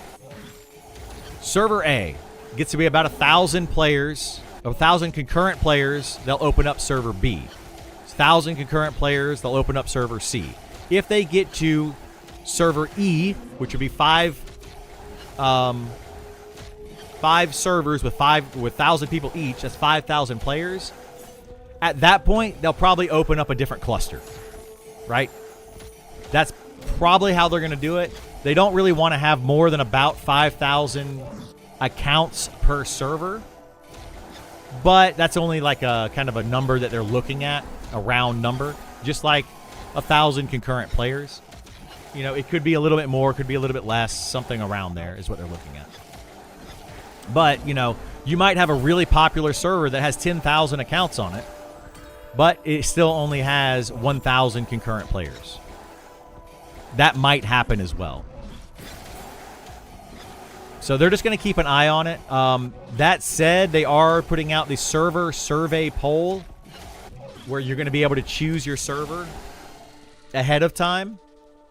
So when they do that, you know, pick the server that you want based on PvE, PvP, box, no box, all of that kind of stuff. Based on the name of the server, where your friends are, guilds, streamers, whatever reason you choose that server. And let your friends know. Just make sure you all roll on that same server or that same server cluster. I would roll on the same server if it's your friends in your guild. Try to be on the same server because those server clusters are not guaranteed to merge back in together. They're only going to merge back in together if the concurrent users drops down below a certain point. Then they will merge them together and make them one server. So they would literally close down a server if they have to. Do you expect 1, 2 to quit or have to quit after a few months? I don't know with this game. You know, that's a tough question, Nova. Like, I think that a lot of people will quit. Yes. I think people that start on June 1st will pay for a month. They're going to have fun for a month. They're going to level up. They're going to do their thing. I think some of those people will burn out. Some of those people will not have friends to play with, decide, oh, you know, my friends burn out. I'm going to go play a game with them. I want to keep playing this game, but I'm going to go play a game with my friends because playing games with friends is more fun. But at the same time, I think that we're also going to see more players come into the game as time progresses, as it gets closer to 1.0, as the game continues to get more eyes on it. So I think we're going to have a drop in population for sure. Absolutely, that will happen. I think it'll probably take more than a month because most players are not going to hit level 60 in a month. And I feel like a lot of people are going to want to at least hit level 60 to say that they accomplished it. So I would say after a month, a few people will probably leave. Especially the hardcore players that burn themselves out. And then you're going to see probably 2 to 3 months maintain, you know, and it's going to slowly drop. I think over time it will slowly drop, but I think it'll also slowly rise. So which one is going to be more than the other? I don't know. It's going to be tough to say. But then I think that is what's going to happen is that at 1.0, we're going to see another spike and come back up. And every time they add in every module, right? So I think that the modules are going to be a big indication of how the game's going to grow. First month, we're going to see a little bit of drop off. Second month, a little bit of drop off. Third month, a little bit of drop off. Oh, module 1 hits, big spike. And then a little drop off, and then big spike from the modules up to 1.0. So we'll see what happens. Wait, really? I got to be really a negative person then? Because I don't think it'll get near 10K peak and then plummet down. Wait, well, 10K peak, what do you mean? 10K, 10,000 concurrent players? That's a different thing. People get this confused a lot. Right? We're talking about 30 to 50,000 people playing June 1st, as in logging in at some point, creating an account, paying a subscription on June 1st. That doesn't mean necessarily that 50,000 people will be playing at the same time on June 1st. Two completely different statements.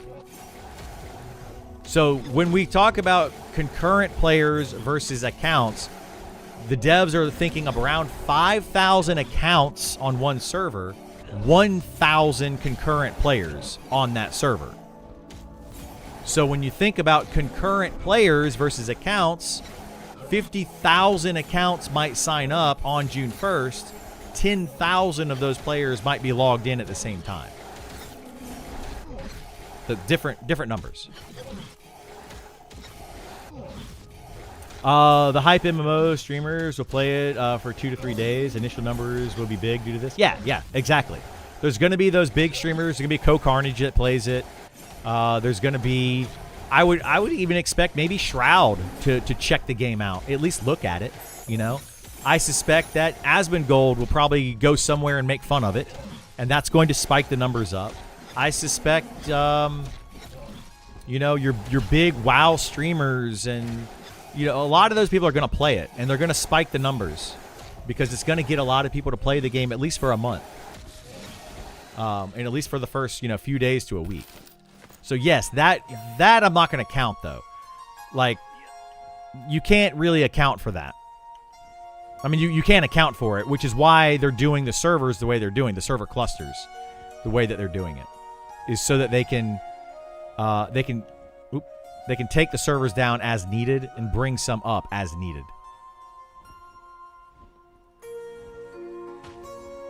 So yeah, like that is absolutely going to happen. But what I'm talking about is going to be more like over the first month, you're going to have this many subs to the game. Do I think that number is going to plummet a lot? No.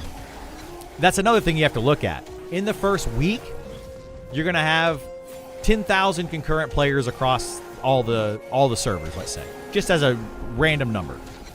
By week 2, you might have 7,500 concurrent players. By week 3, you might have 5,000 concurrent players, and then it'll probably maintain around that. So will the concurrent players drop by half? Probably. Why will that happen? Well, because a lot of people are going to take off the first week of June from work. So they're going to be playing it all day long, like 20-hour days. They're going to be doing, they're going to be playing it a ton. That doesn't mean the subscriptions are going to drop by half. It means that the concurrent player account might drop in half. That doesn't mean the game's dead. That just means that those people went back to work. And during the day, they only play, in the evenings for 2 to 3 hours. They're not playing 15-hour days because they took a week off of work. You gotta think about that. So the subscription numbers, I think, will probably have, 30 to 50,000 subscribers in June. And yeah, a few of those will not resubscribe in July. But I don't think it's going to be half that will not resubscribe in July. I think that you're going to keep, you're going to lose some for sure. But I think you're still going to keep quite a bit for July and August. And then I think by September, yeah, it might go down some. But then when they release Module 1, you're going to see another spike in that subscription. And a spike in concurrent players. So you're going to see both. Is he going for world first in 60? Did he say that? I would be surprised if he gets it. I don't know. I'll talk about that in a second. Let me scroll back up. That poll's already up. That poll is excuse me. That poll is getting removed. Hang on.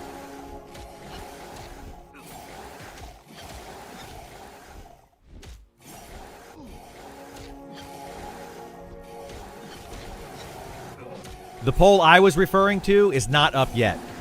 The current poll, the server selection survey poll that is currently up, is getting deleted. And they're going to be putting a new poll up sometime soon with actual server names on them. And it's going to actually be the server poll that you select for your server. That's going to be the one where you're going to have queue priority for the server that you choose. You're going to have naming, allow you to get your name ahead of time for the server that you choose. All of that is going to be a new poll that's coming soon. Not up yet. There's already double that number trying to get into beta. Yeah, exactly. There's already more than 10,000 people that want to get into the game just to play the beta.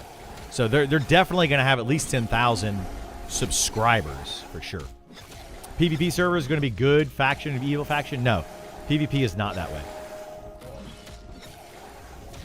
If they balance trade skills and mounts and housing, I think the game has the ability to keep casuals more interested than original EQ.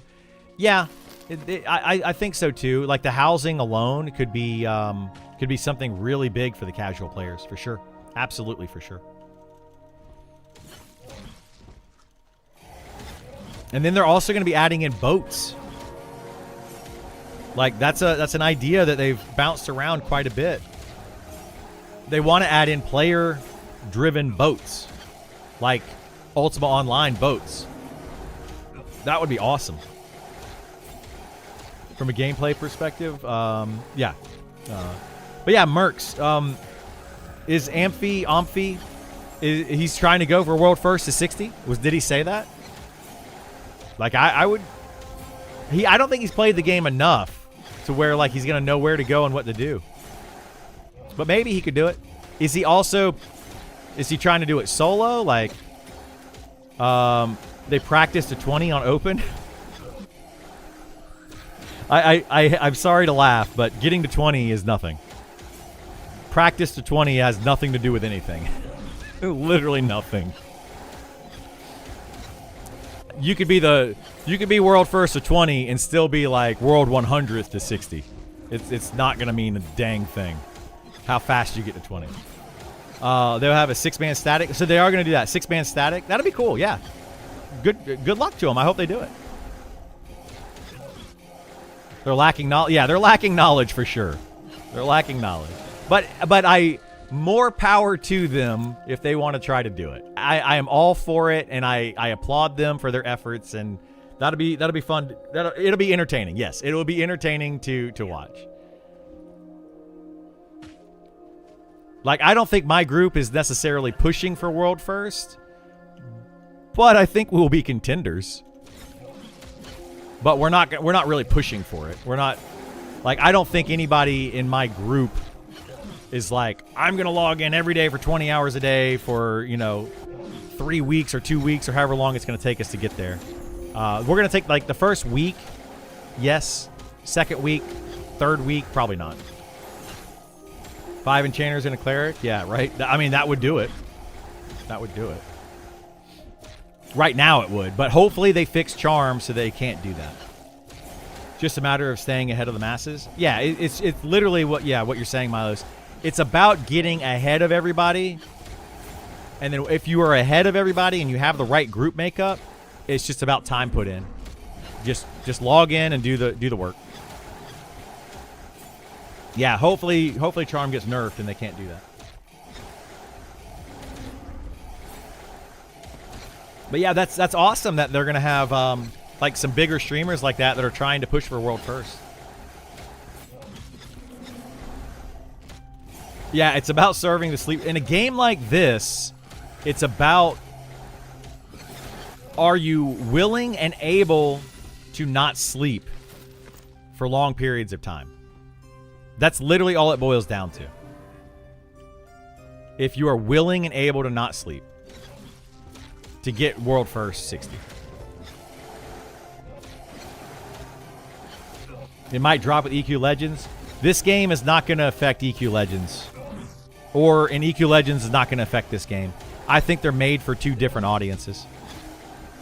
I mean, there's going to be some overlap, right? There will always be some overlap. But ultimately, those are two very different audiences. And people are either going to choose one or the other to start with because they prefer one over the other. I will not be playing EQ Legends, for example, at all. I have zero plans to play it. I'm not going to play it. So I will be playing in Monsters of Memories. There will be other people that are like, not really a fan of Monsters of Memories, but they will like EQ Legends. I think that's what's going to happen for the most part.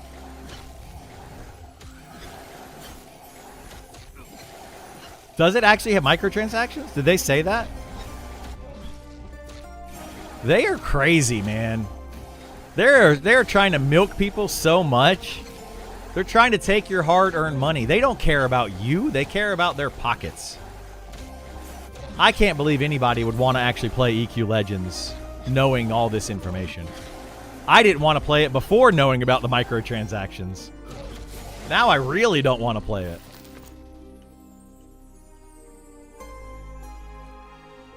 I've been under a rock. What's EQ Legends? EQ Legends is the hero's journey. Is it an official hero's journey server?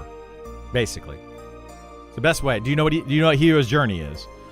I can explain that too, but it's basically an official hero's journey server.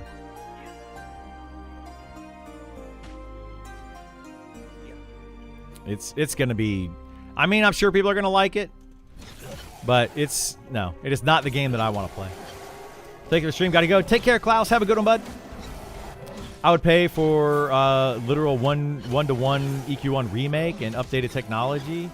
I would much rather have a one-to-one remake of EverQuest in like Unreal graphics. I would much rather have that than EQ Legends. But I also don't want a one-to-one. I would rather play Monsters and Memories than a one-to-one recreation of EverQuest. I like the merch approach for Monster Memories. I can't wait to get a coffee cup. Yeah, I think the merch approach for Monster Memories is fantastic.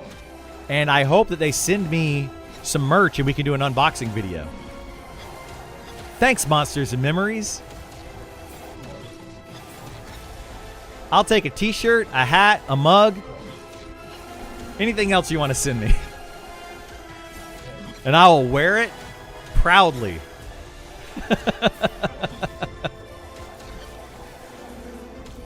No, I'm all for the merch idea. I like that a lot. Because it's like, buy it or don't buy it. It doesn't affect you in-game at all. Zero affects you in-game. So, you know, it's a good way for them to make some money without microtransactions in the game. I think they're going to make a killing. I mean, if they sell those shirts for like $30, people will buy them, and it probably only going to cost them like $5 to make. They might even be able to get it cheaper than $5 to make. I don't know. They're going to make a lot of money on those shirts. Casting spells on Orbis VR was amazing. What is that? You make t-shirts for a living, Jared? Nice. Yeah, you can make good money with t-shirts, man. You really can. Got to strut that shirt at Dragon Con. Easy target advertising, right? Give me the shirts. Give me the hat. I would love for them to go to Dragon Con. Like the Monsters and Memories team. EverQuest went to Dragon Con one time. Maybe 2 times, a couple times. World of Warcraft has gone a couple times. An old VR MMO. That's funny that you say an old VR MMO. VR is still in its infancy, and we're already calling certain parts of VR old. Where in the world has time gone? You got to draw the right rune in front of you to cast the right spell. They did that in the Harry Potter game. The Harry Potter, whatever game it was that came out. They made a VR mod for it, and you actually have to do the wand motions to cast spells. It's pretty neat. It was fun. I only messed around with it for a few minutes, though. I met Richard Garrett. Yeah, Richard Garrett's gone there. I didn't like Richard Garrett, though. I went to one of his panels. That guy was a conceited butthead. I'm not afraid to say it. Dude was all up about himself. I've been into space. I don't care.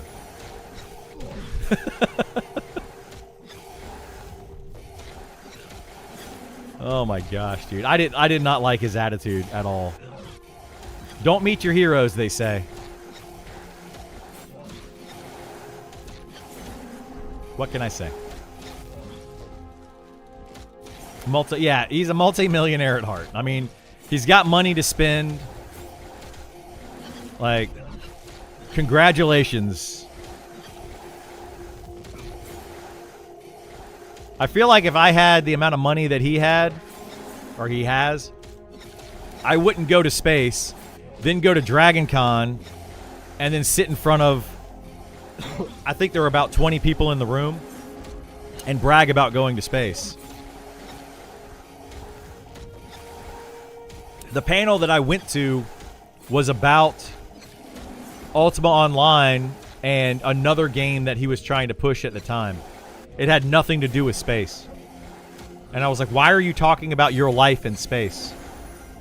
Like, I don't think anybody in this room cares. If I want to know about space, I'll ask, like, you know, is Buzz Aldrin still alive? He died, didn't he? I know Neil Armstrong did. Shroud. It might have been Shroud of the Avatar. Yeah. So did Katy Perry. Exactly. Like, so did Katy Perry, you know. A lot of celebrities can go to space if they want to. There was a guy, there was a random guy in a, for the Red Bull commercial that went into space. Just a random dude. They sent him into space to jump from orbit to Earth. Like, cool. Were you at his panel in 2018? Maybe. It's possible. So far, every person that went to space came back. Earth is a clear winner. Yeah, but not every dog that has gone to space has come back, and that's sad. That's very sad. If I went to space, I wouldn't shut up about it. I mean, yeah, but you're a normal dude, Milos. You're just a normal person. If you went to space and you're like, if you're like Elon Musk, if Elon Musk came up to me and be like, I went to space. That's my Elon Musk voice. I'd be like, you own SpaceX. I don't care. But if like my best friend went to space, I'd be like, dude, that's cool. That's super cool.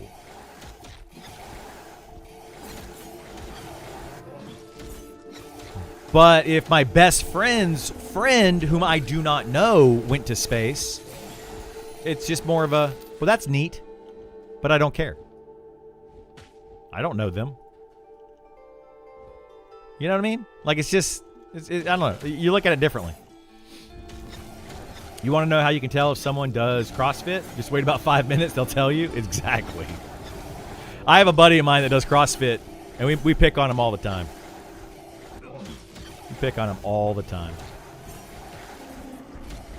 The Olympics need to have an average person compete in every event, so we have a frame of reference. Yes. Please do. Please do. Like, just have, like, average Joe guy in the 100-yard dash next to all of these other people. Be like, that's you running right there. See how you just got off the blocks and they're crossing the finish line already? Oh, by the way, that guy's knee just cracked? Yeah, that's you. That's like watching like football.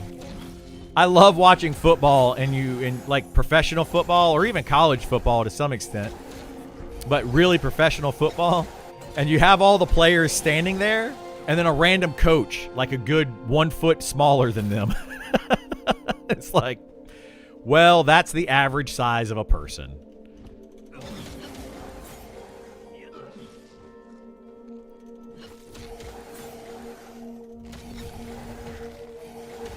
Dude, those football players are nuts. Like 360 pounds. They run faster than me. They jump higher than me. How are you doing that at 300 plus pounds? I don't understand. It makes no sense. Oh, man.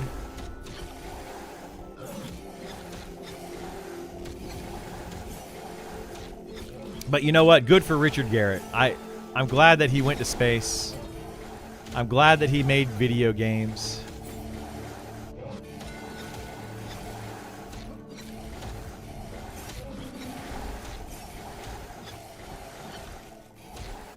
Playing Adrenaline Online is way better than Monsters and Memories. That'd be my game when it releases. Yeah, you think so, Peter? Go for it. Why? Wait a second. If playing Adrenaline Online is way better than Monsters and Memories, why are you watching someone on Twitch play Monsters and Memories while you could be playing Adrenaline Online? Huh. Man, I will never understand the internet.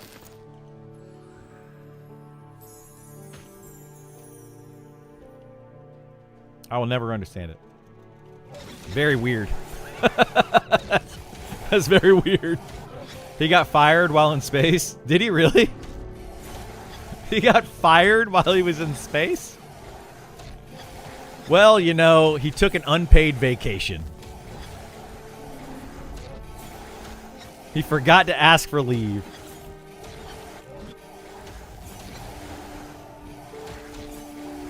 You're listening on YouTube while you play. Why are you... I mean, I'm just spitballing here. Why are you not watching somebody play a Drooling Online and listening to that while you play a Drooling On? If you don't like Monsters and Memories, if it's not your game, I'm just curious. Like, I don't understand that. You know what I'm not doing right now? I'm not on Twitch watching somebody play a game that I don't care about.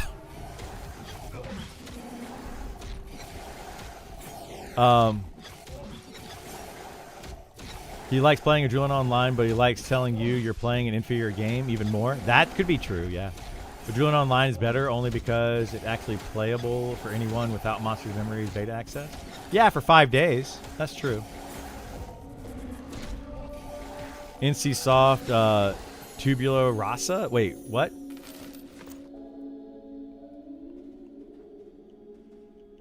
YouTube troll detected? Yeah, maybe. Mayhaps. Mayhaps. That's okay. I don't mind the trolls. Please, all trolls are welcome in my channel at all times. You are helping me look like a better channel than I am. So thank you for being here. I appreciate you. Please continue to chat, make comments. It really, really helps my algorithm. It really does. So, go for it. What are your thoughts about headsets, though? I think that if the headset is the best sound quality with a sound card, that's what you need. Like, I mean, I got to be able to plug that thing in, and I have to be able to hear a mouse fart in the corner. If I can't hear that mouse fart, yep, ruins it for me. He sued them and actually won a massive settlement, so Garrett won in the end. What? Maybe we care about you? I care about all of you, too. Even the trolls. I even care about the trolls. Believe it or not, I care about everyone that comes in here. You're all my friends. And I appreciate each and every one of you. Charles Barkley talked about trying out football one time in high school. In practice, the players beat the crap out of each other for a few hours. Then after practice, the coach came up to Charles and said, "Good practice. We'll do it again tomorrow." Charles shockingly said, "We're doing this again?" and quit. Huh. Is that actually a true story, Nova? I mean, I can see it happening. Like, I don't want to do this. Ah, I got 2 again. Stupid monsters.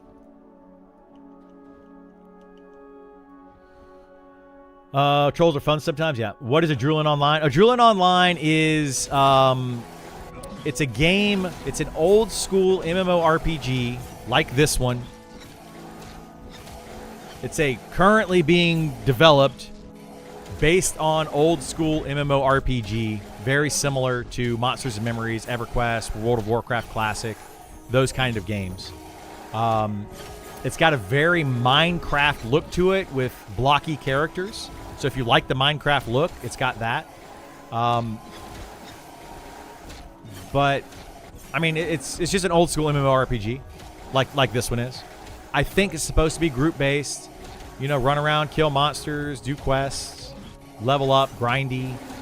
Very similar to this. Trolls are fun sometimes, shakes things up a bit. It does, yeah.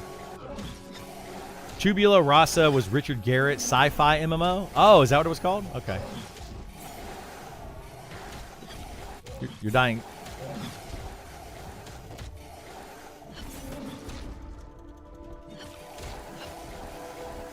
Why when someone says something people don't agree with is trolling?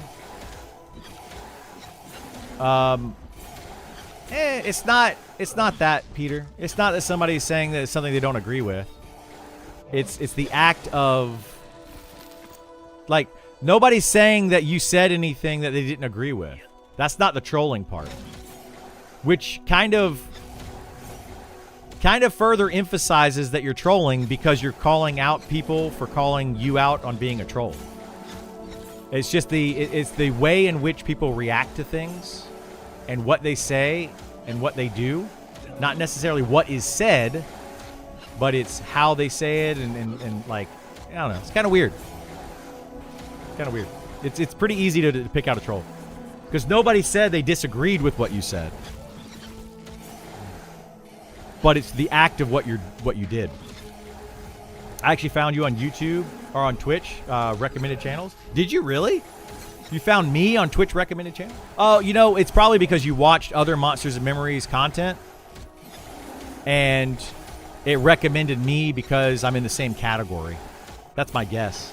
But I'm glad that that actually worked under recommended. That's awesome.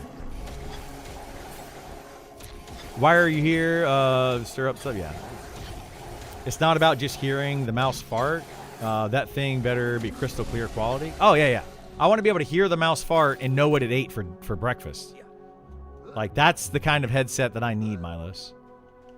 Like, oh, that sounded like it had some macaroni dinner fart. Oh, maybe. Oh, no, that one definitely, he ate another dead rat fart.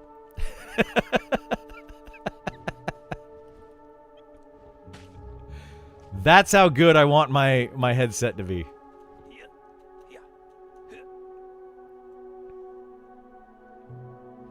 You're the top recommended when I search Monsters and Memories? Awesome. I'm glad. A lot of that's based on view count, though, but not always, I've noticed. Like, I don't really know what makes you a top recommended person for a category. I think a lot of it is based on view count. I'm thinking some of it might be based on retention of viewers. Like, how long does a person stay in the channel before switching to another channel? But I don't know if that's the case or not. It should be. Like, that should be a thing. But, yeah. Suggestion for headset for people who wear glasses. Ooh, that's a tough one. That's a tough one, Jared. I like this headset because it's comfortable, right? But it wouldn't be good for glasses because it goes over your ear. However, you could make the glasses just go over this, you know, and kind of sit the glasses up higher, I guess. You could do that. But yeah, if you want the glasses to be on your ear, this wouldn't be a good headset for that. That's a tough one. Sennheiser 660s are nice. I think that might be what the guy the other day was. Wasn't that, Milos, was that what the guy the other day was trying to push on me? You tilt your glasses? Yeah, you would have to do that with this headset that I'm using.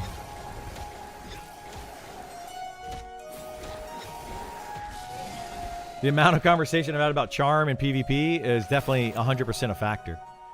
And the fact that because I want group content, I don't think any solo content should ever be doable. I think you should instantly, if you're not in a group, you should instantly die when you attack an enemy.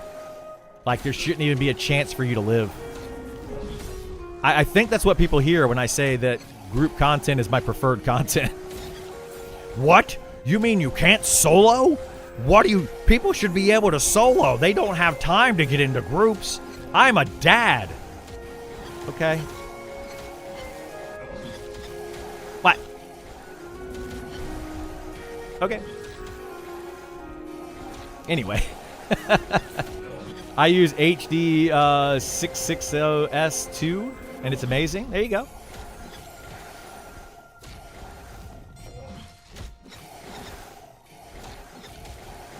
We're talking about diets. Care to explain the wolf's name? Oh, yes. I was like, what? I don't even know what steatosis is. Whatever that is. Gith is a doctor.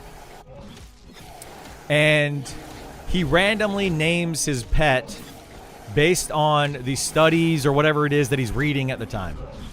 He's reading something, he sees a cool name, and he makes his pet that name. That's literally all it is.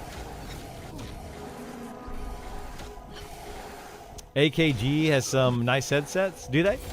I mean, I have yet to find a headset that is more comfortable than my Cloud 2s.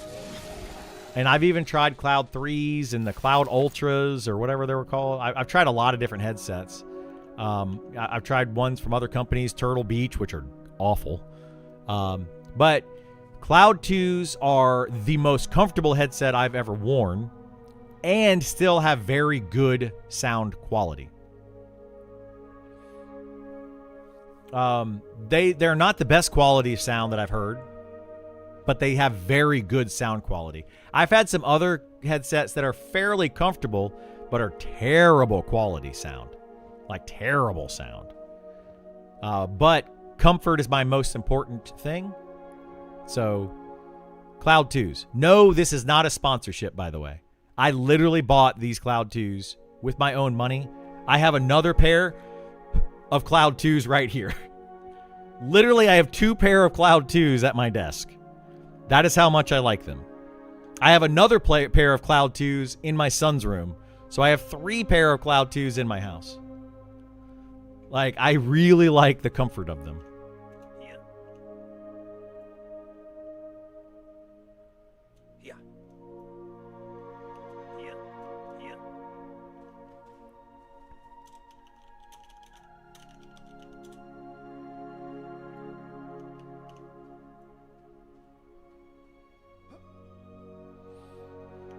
Lunch break, dinner break, that kind of break. Oh, well, yeah. So just a mind break. There she is. She's actually in my chat now. So how you doing, Ashira? Esar just told us. He was like, yeah, I invited Ashira. She said she's taking a break. Go for it. Yeah, take a break. You wear your 660s for 12 plus hours a day for years? Yeah, and they're comfortable? You like them? I don't want anything touching my ear. Nothing. So that was part of the problem. I had some really good headsets that were very good sound quality. Still pretty comfortable, lightweight. But the opening was smaller and they would touch my ear. I don't have big ears. Like, I don't think. Is that a big ear compared to most? I don't know. Maybe it is. But yeah, I don't want anything touching my ear. I want it to rest around my ear.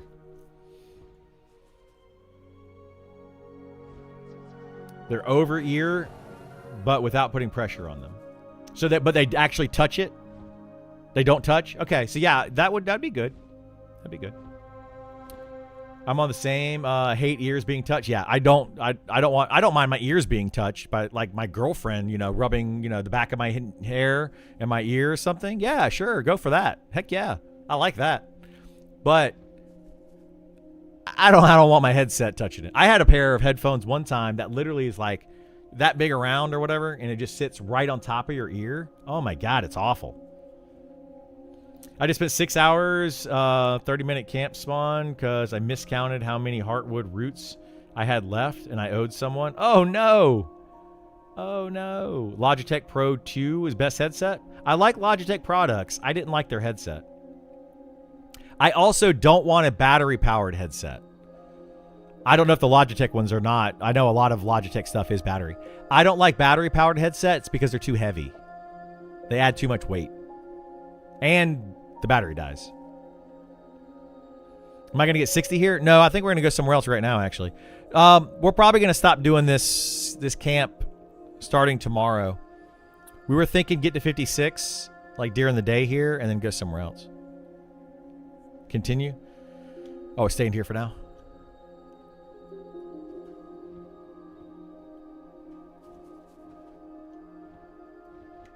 Okay. I think we're going to hang out here for a little bit, I guess. I don't know what we're doing. I was just told to stop pulling for a minute.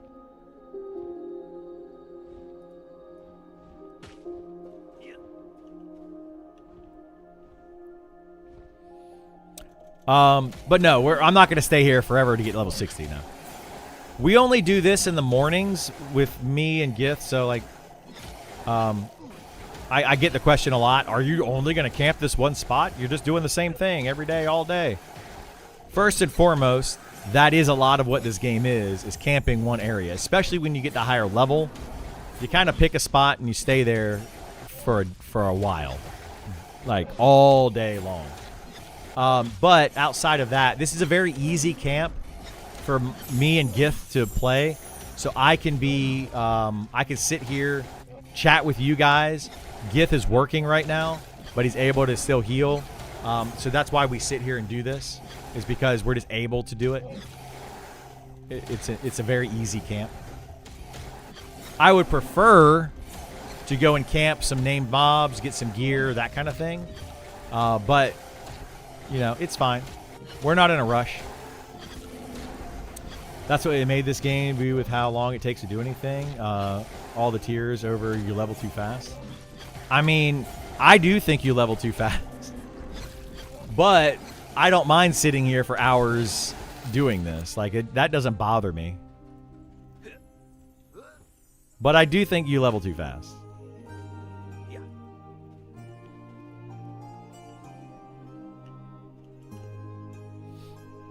Reminds me of a game I played called Cow Online. You grind the same spot for ages for XP drops. You don't mind killing the same mob and getting nothing? I mean, I'd prefer not to. But we're not getting nothing.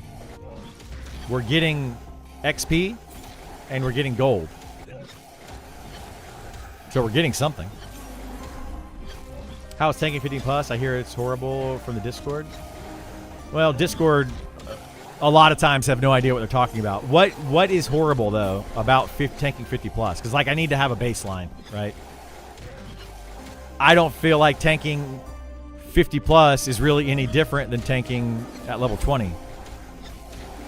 On a fighter, it's basically the exact same thing.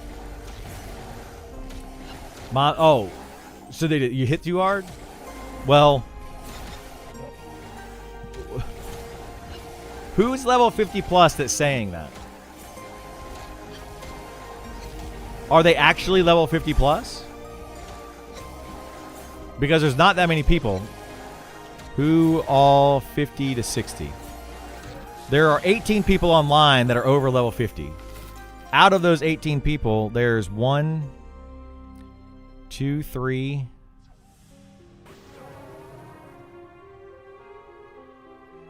4 tanks out of 18 people that are over level 50 currently online. Now, there might be some more that are not online right now. There's at least 1 or 2 more that I know of. But that's kind of the thing, right? You're possibly hearing from people that have no clue what they're talking about.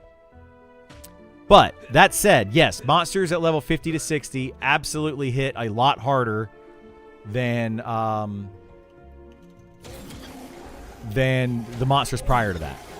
All content from 50 to 60 is more difficult than previous content. It definitely gets more difficult. But it should. So, I don't know. I think it's fine. Mobs hit for hundreds.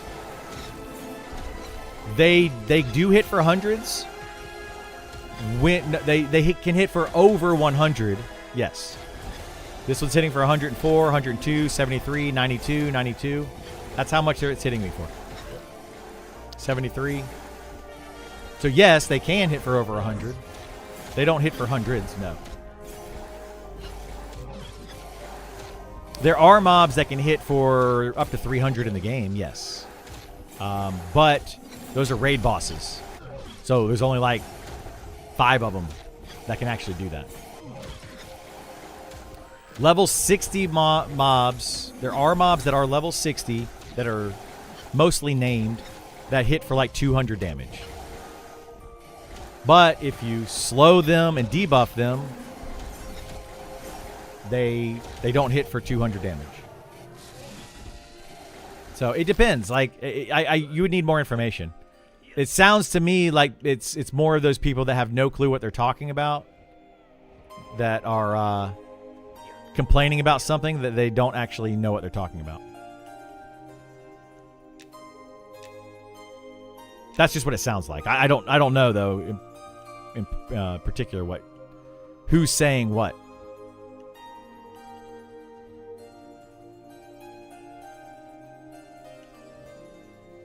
But the game it needs to be more difficult. I would actually argue that the game is too easy. So mobs at this level hitting for 100, 150, 200 damage. I don't know, maybe it should go higher.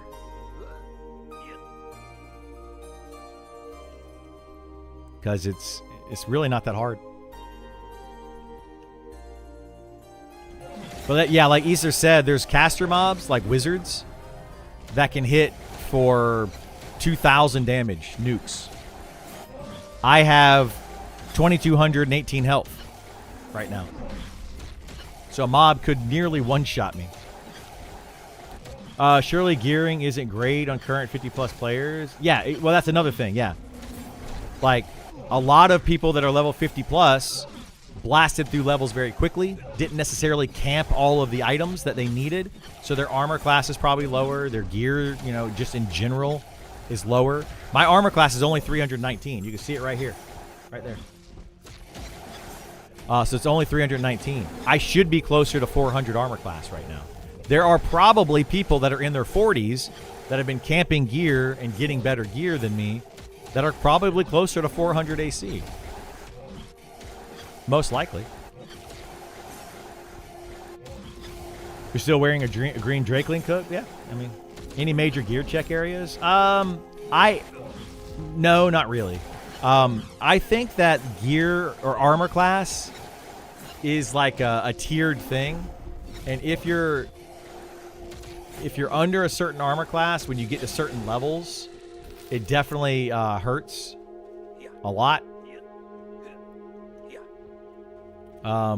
So I don't know though. Like that's just a guess though. I honestly have no idea how armor class math works. I do not know.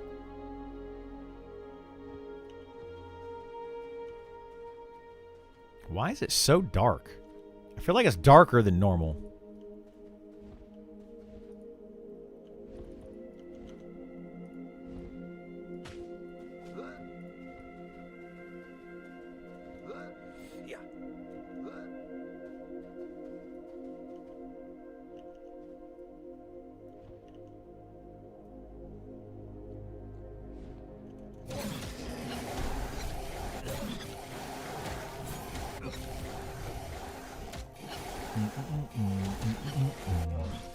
Yeah, I wouldn't worry about what a lot of people say on Discord. Yeah. It's there's a lot of misinformation on Discord. I mean, there's a lot of good information also on Discord. But yeah, you gotta figure out how to filter the good information versus the bad information. Like people that actually know what they're talking about, people that actually can back up their statements, versus people that are just blindly saying something based on their very limited or zero experience.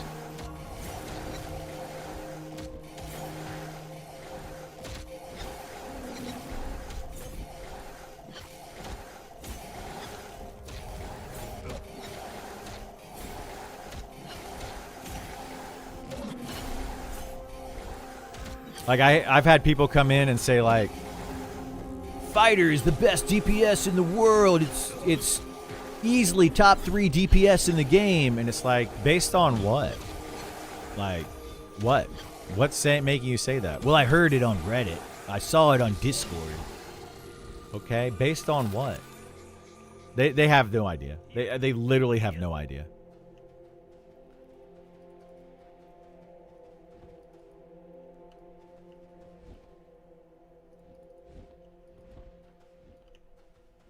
My goodness, that one rock right there. That one rock always messes my line of sight up.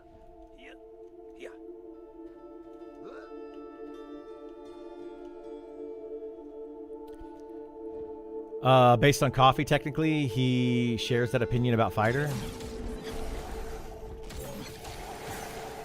Coffee should know better. Because I'm pretty sure Coffee has grouped with Ares. Ares is a fighter. And I bet you Coffee's a necromancer. And I would almost bet that Coffee's necromancer pet, his skeleton pet, does as much DPS as Ares does. And he's grouped with him. So, I don't know.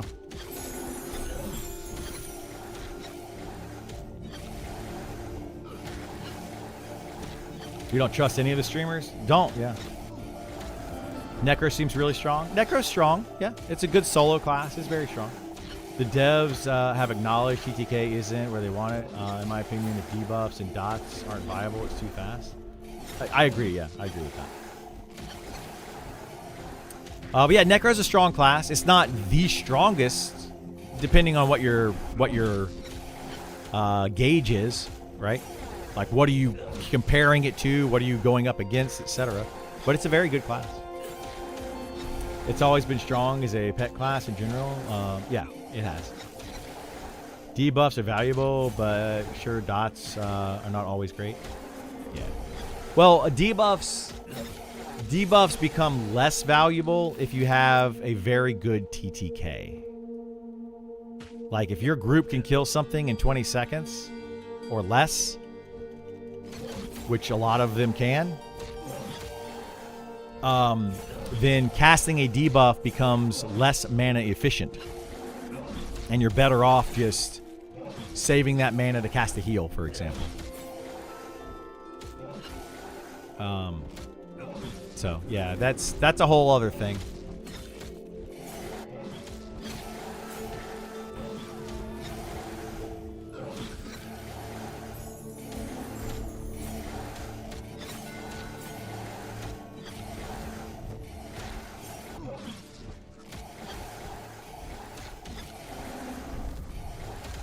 But yeah, I can tell you for a fact that fighter DPS is not that great.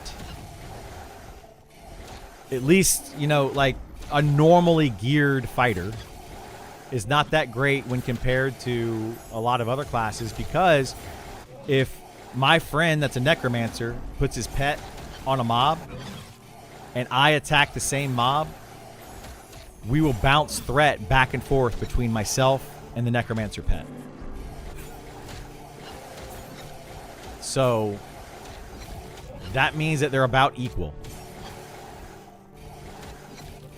Now, that was prior to getting triple attack. Now that I have triple attack, that slight more DPS from triple attack would definitely give me the edge, and it shouldn't bounce back and forth. Because now I'll be doing just a little bit more damage than a necromancer pet. So, a little bit more. It could be 1 point more damage, and that would be, you know, 1 point more damage is enough to keep threat on me. So, at 45 plus, that's not really happening, and the debuff costs like 50 mana. Yeah. At 45 plus, yes, but we're not talking about just 45 plus. I'm not talking about just level 20. I'm talking about throughout the entire game. You know, and that's the problem with a lot of discussions in this game about anything, right? Literally about anything. Is people are basing their opinions and basing their statements on specific levels or ranges or whatever, right? So if you're talking about like the level 50 to 60 game is a lot more balanced than the level 1 to 50 game. Much more balanced. Using debuffs, using certain spells is better. However, even then, Gith, being a shaman, he just got a brand new slow. It's a 50% slow that he got at level 55.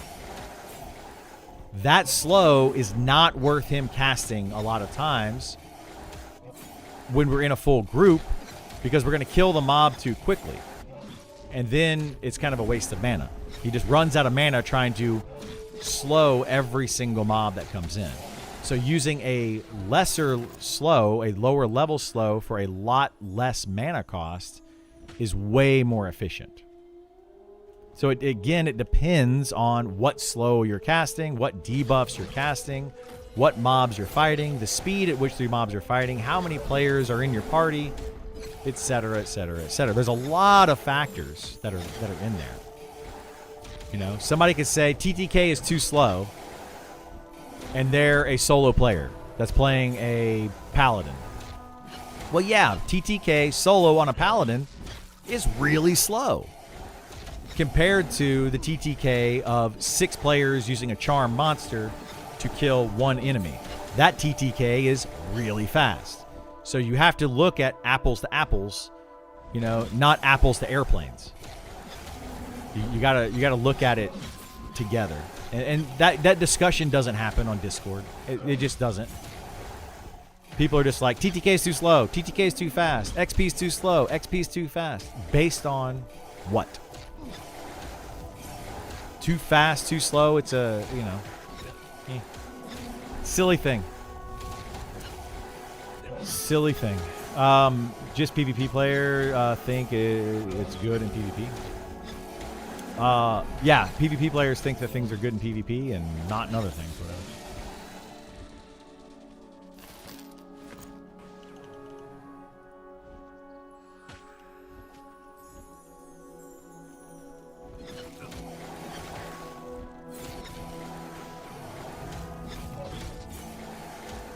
He probably has Provoke on his pet. He might. I don't know if he has Provoke on or not.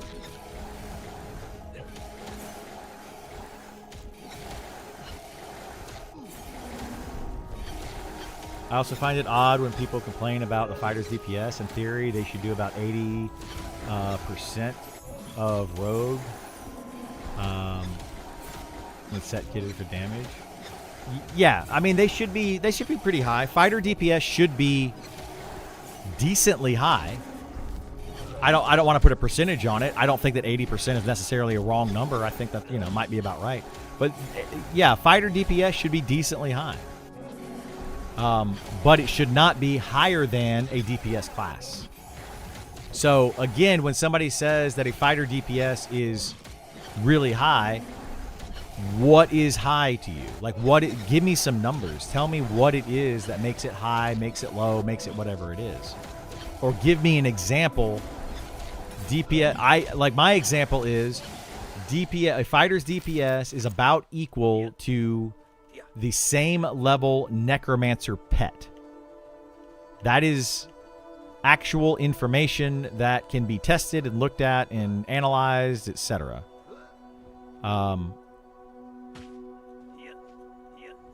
You know, I can't just say, oh, fighter DPS is too high. Is it too high for a healer? Because, yeah, it's higher than a cleric. Of course, it should be. Like, why would it not be? That's a silly thing to you know. So, I don't know. It's just, it's a very hard thing to talk about because people don't want to give examples or they don't have them. He definitely does depend on many things. We also spend like 5 times more time in 40 to 60 compared to... We do, yeah. Yeah.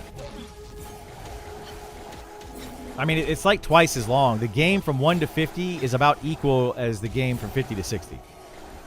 XP gets any slower, have no players in the game. Well, yeah, it's definitely going to get slower if you have no players. You going to play EverQuest Legends? Nope, I am not.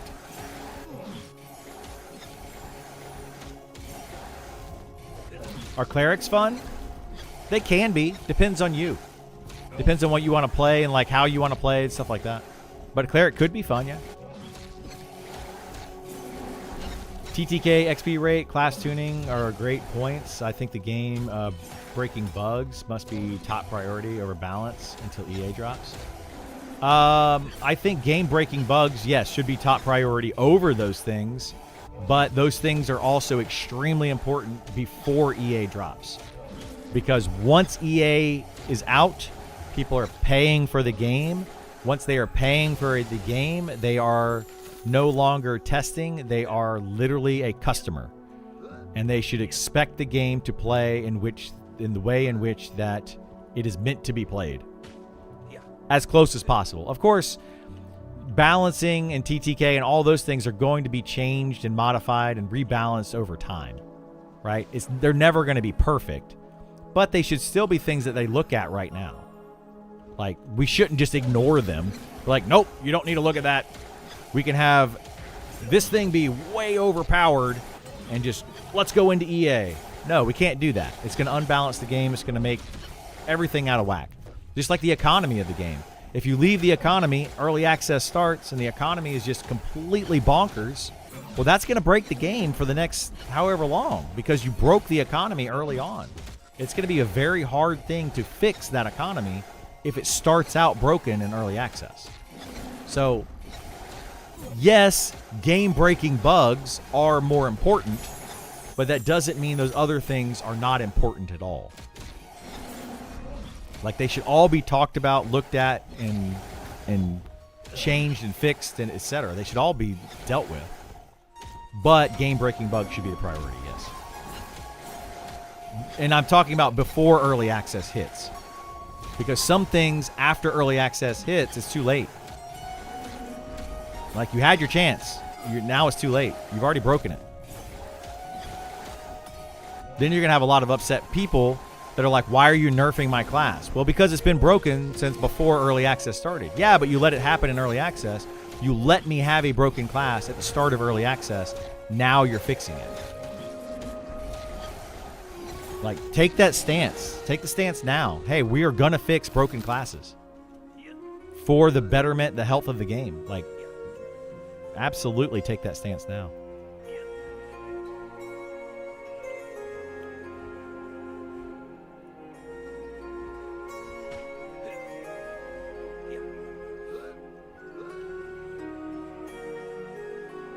Crazy to think they're 60 days away? It's not crazy to think, but they got a lot to do in 60 days for sure. I'd agree with that. It's not online with a Necropet, though. Maybe a Mage Pet, but Necropets are weak. Your Frenzy Rend alone is more DPS than Necropet. That's an untrue statement. Where are you getting... Where is your data? I should say. Because that's not a true statement. So I would like to see the data. Depends on if you have a good TV show to watch. Yeah, that's true too. Yeah. For Cleric, exactly why I said over, not completely overlooked. Yeah. Well, yeah. I mean, clearly game-breaking bugs. I mean, any idiot would say game-breaking bugs should be fixed before you deal with all these other things. If you say otherwise, you're a complete moron. No, leave all the game-breaking bugs in the game at the start of early access. That's like the dumbest statement anyone could say. Hey, we know that the game's going to crash whenever you pull out a bow. Let's leave that in the game. That sounds like a good idea. Like, yeah, like that's common sense, I would imagine. Should be common sense.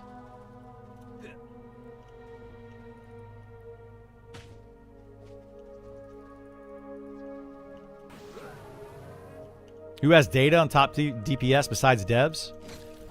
Nobody. Nobody legit has data about the DPS besides the devs. Like, you can kind of base it on a lot of other things, right? You can look at it. You can watch players play. You can do this. You can do that. You can put different group compositions together. You can try to time things with TTK over the course of time. Not just one mob, but like TTK every single mob for, 100 plus, 1,000, whatever sample size you want to use. And you can kind of get an idea of DPS, but nobody actually has that data. There is, before somebody comes out, there's a parser out there. Well, actually, there is a parser out there. It is not an official parser. It probably does not work perfectly. It's not looking at everything, all-encompassing, all that kind of stuff.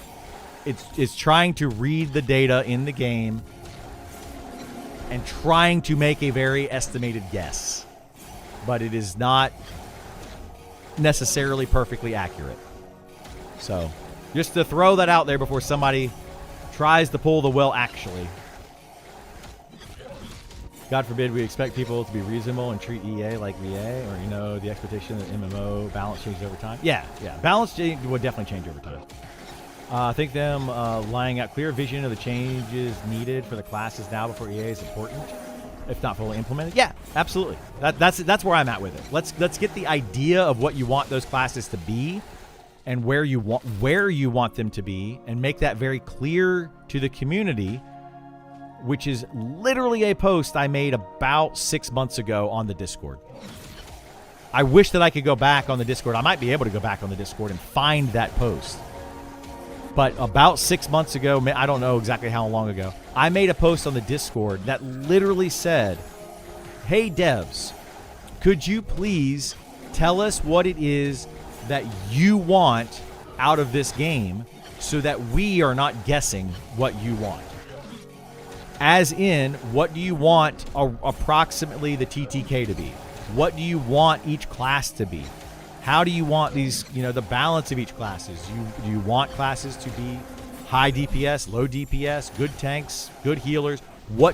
We need that information. I literally made this post months ago on the Alpha forums.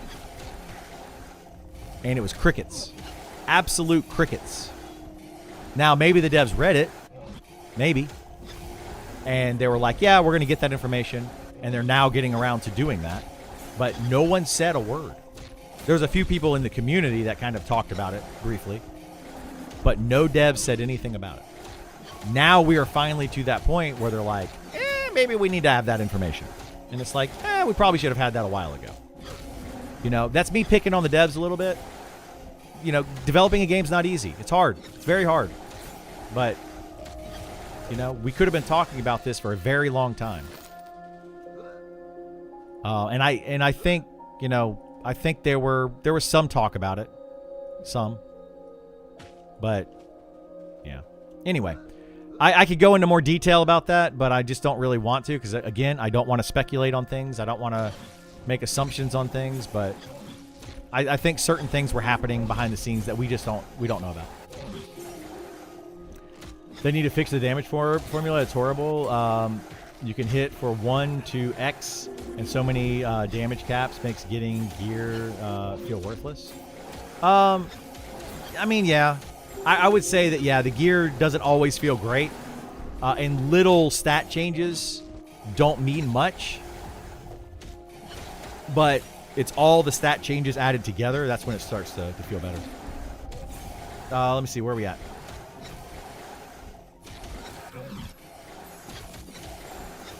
One of my favorite reasons why DPS meters, third-party apps are allowed. It's a bannable offense. It's not bannable in this game yet. As far as the DPS parses, the devs do know that there is a DPS parse out there circulating that people can get. But they have not taken a stance on if they are going to allow it or not allow it, as to my knowledge, yet. But they do know about it. It is out there.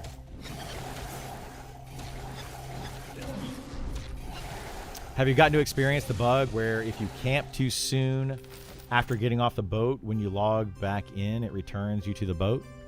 I don't think that's a bug. I mean, if you camp out on the boat, if you camp out on a boat, you will log back in on the boat.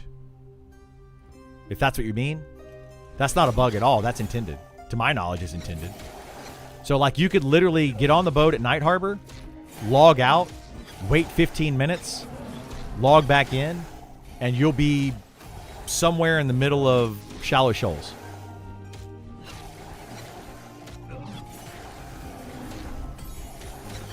Those are common game-breaking bugs. I'm talking about mob XP being crazy high, exploit, dupes. Those are turn away players or destroy player morale.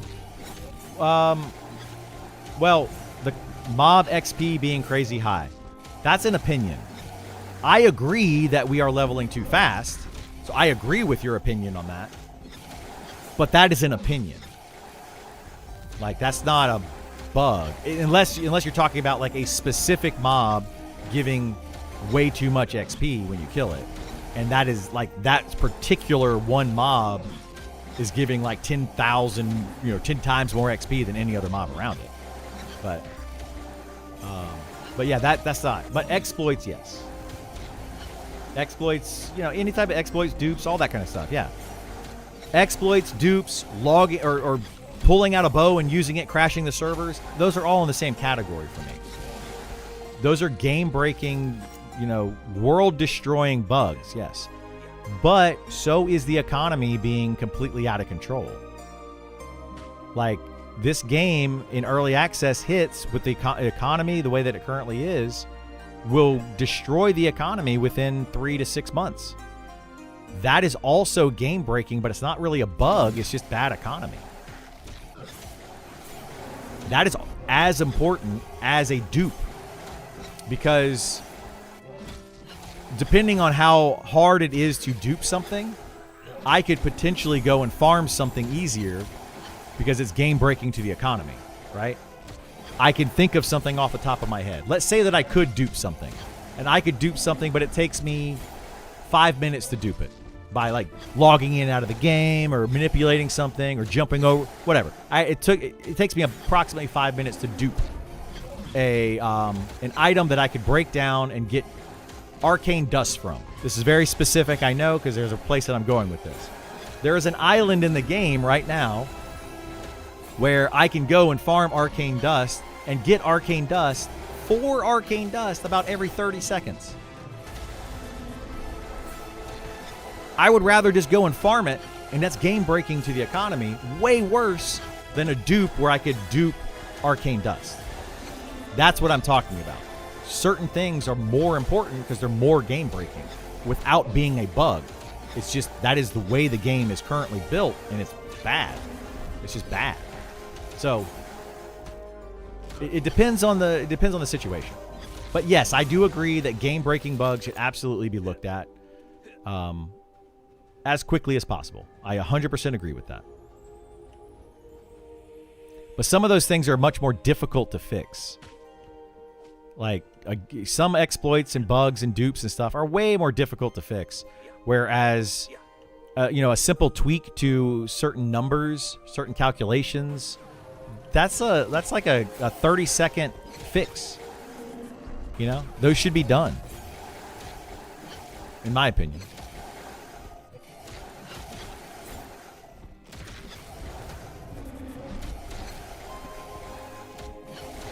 Aerosol, it's not easy to make the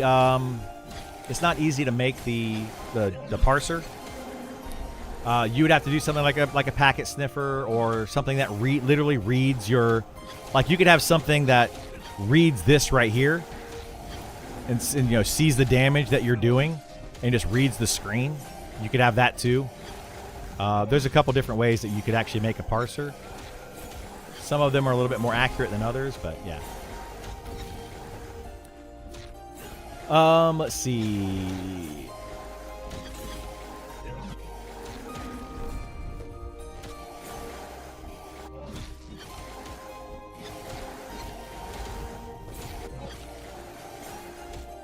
Maybe they can hire Savanja to help.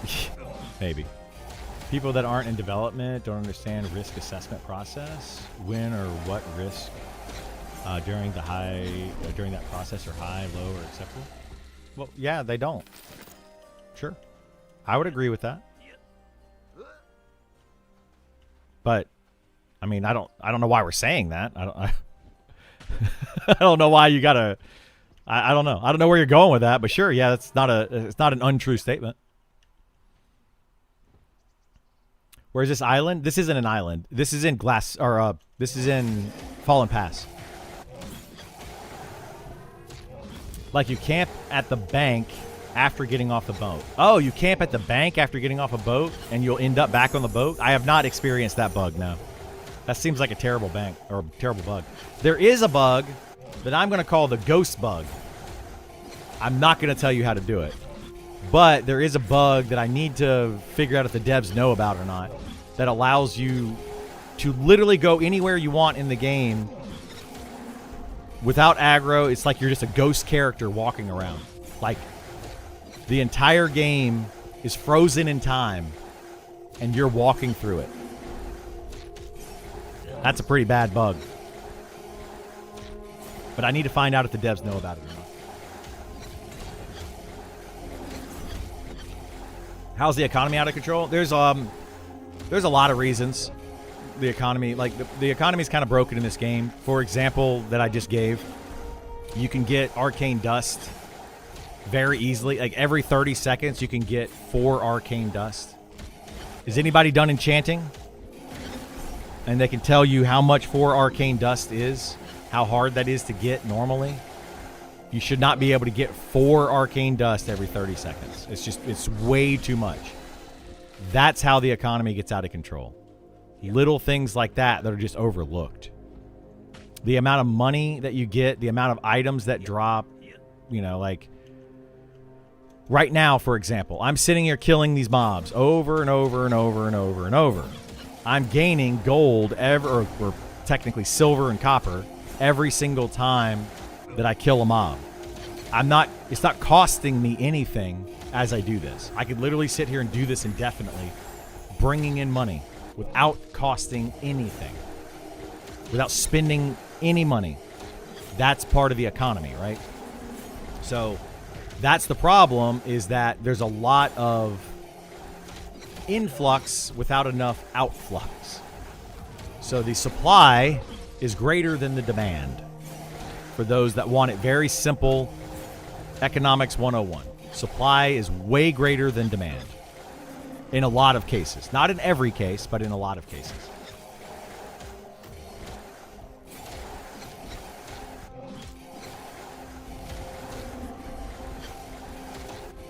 They do not give more XP in the beta for testing purposes, Valtan. That's not what's happening.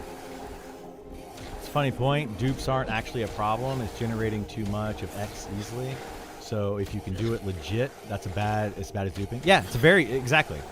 Yeah, duping itself may not be a big problem, depending on how easy it is to dupe. But if you can generate X item very quickly, legit in the game, it's as big, if not a bigger problem than duping is. So, you know, like that's what I'm trying to get at. You know, like, just because you think that duping might be a problem, it may not be. It could take somebody an hour to dupe an item.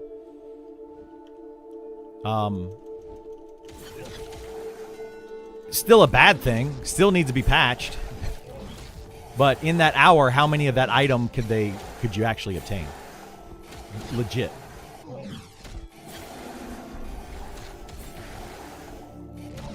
The more you talk about issues, the more I fear for another delay. Guys, I'm just saying, like, things that need to be looked at. None of these things are like huge problems, right? That can't be fixed pretty easily. The one that I'm talking about with the arcane dust, that one can be easily fixed, very easily, in a matter of probably 30 seconds by somebody that knows how to do it. All they have to do is just go and change a flag for one item. That's it. Go into the flag and say, you can't disenchant this item. Boom, done. No longer have a problem with it. It literally is that easy to fix. But right now, it would break the economy for enchanting. It's going to allow people to get to level 40, farm that item, and level up enchanting in a day. Get enchanting from probably 0 to like 100, 150 very, very quickly and easily without much effort. But enchanting outside of that is much more difficult. If you don't use that, it's much more difficult.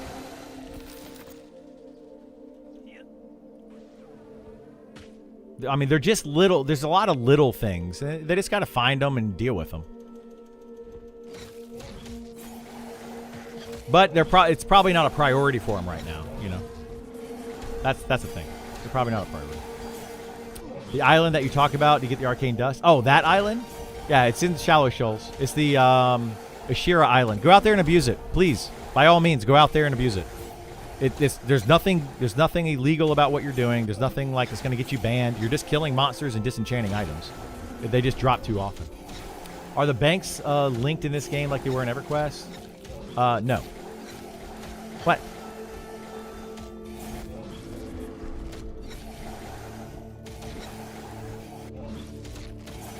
No, they're probably playing Adrulan Online, though. Maybe. I think a few of them quit before Adrulan Online, but because that just started today. But I think they just got burnt out and stopped for now, and they'll come back later, probably.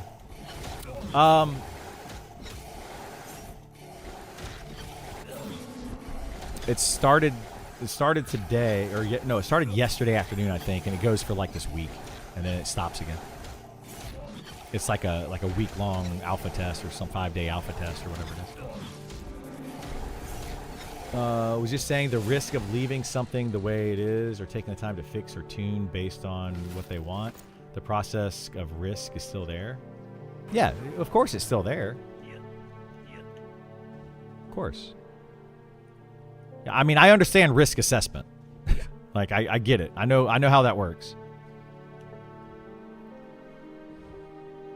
I could be wrong. I think they said they knew parsers would be developed, but the policy on their website shows a zero tolerance for third-party programs. Yes, third-party programs, bots, automation tools, speed hacks, teleportation, any software that modifies game behavior. So yes. So I assume a parser would fall into this category. Nowhere in that category did it say anything about reading the screen and spitting out information. Bots, automation tools, speed hacks, teleportation, any software that modifies game behavior. Parsing does not modify game behavior. It is only knowledge for the user. It doesn't affect what's happening in the game. So, as of right now, a parser by the devs, last I heard, is not an illegal third-party program. They are keeping an eye on it. They may or may not allow or disallow it. They don't know, is the last I heard. That was from Sean. So, I don't think that they care if people want to parse their characters. They even have a parser that they could turn on for us in the game if they want us to see a parse. Like, if they actually cared for us to see a parse.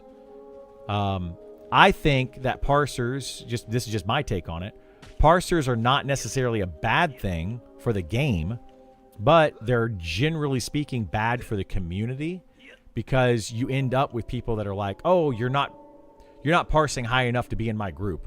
You know, you're a bad player. You're not using the correct rotation. You're not doing this or that or whatever, you know, or you are doing this or that or whatever, and you shouldn't be, or whatever it is. I just think it makes people in the community act a certain way, and it takes away from the community. And I think that's what the devs feel like too. They don't want people yelling at each other and getting mad at each other because of a parse.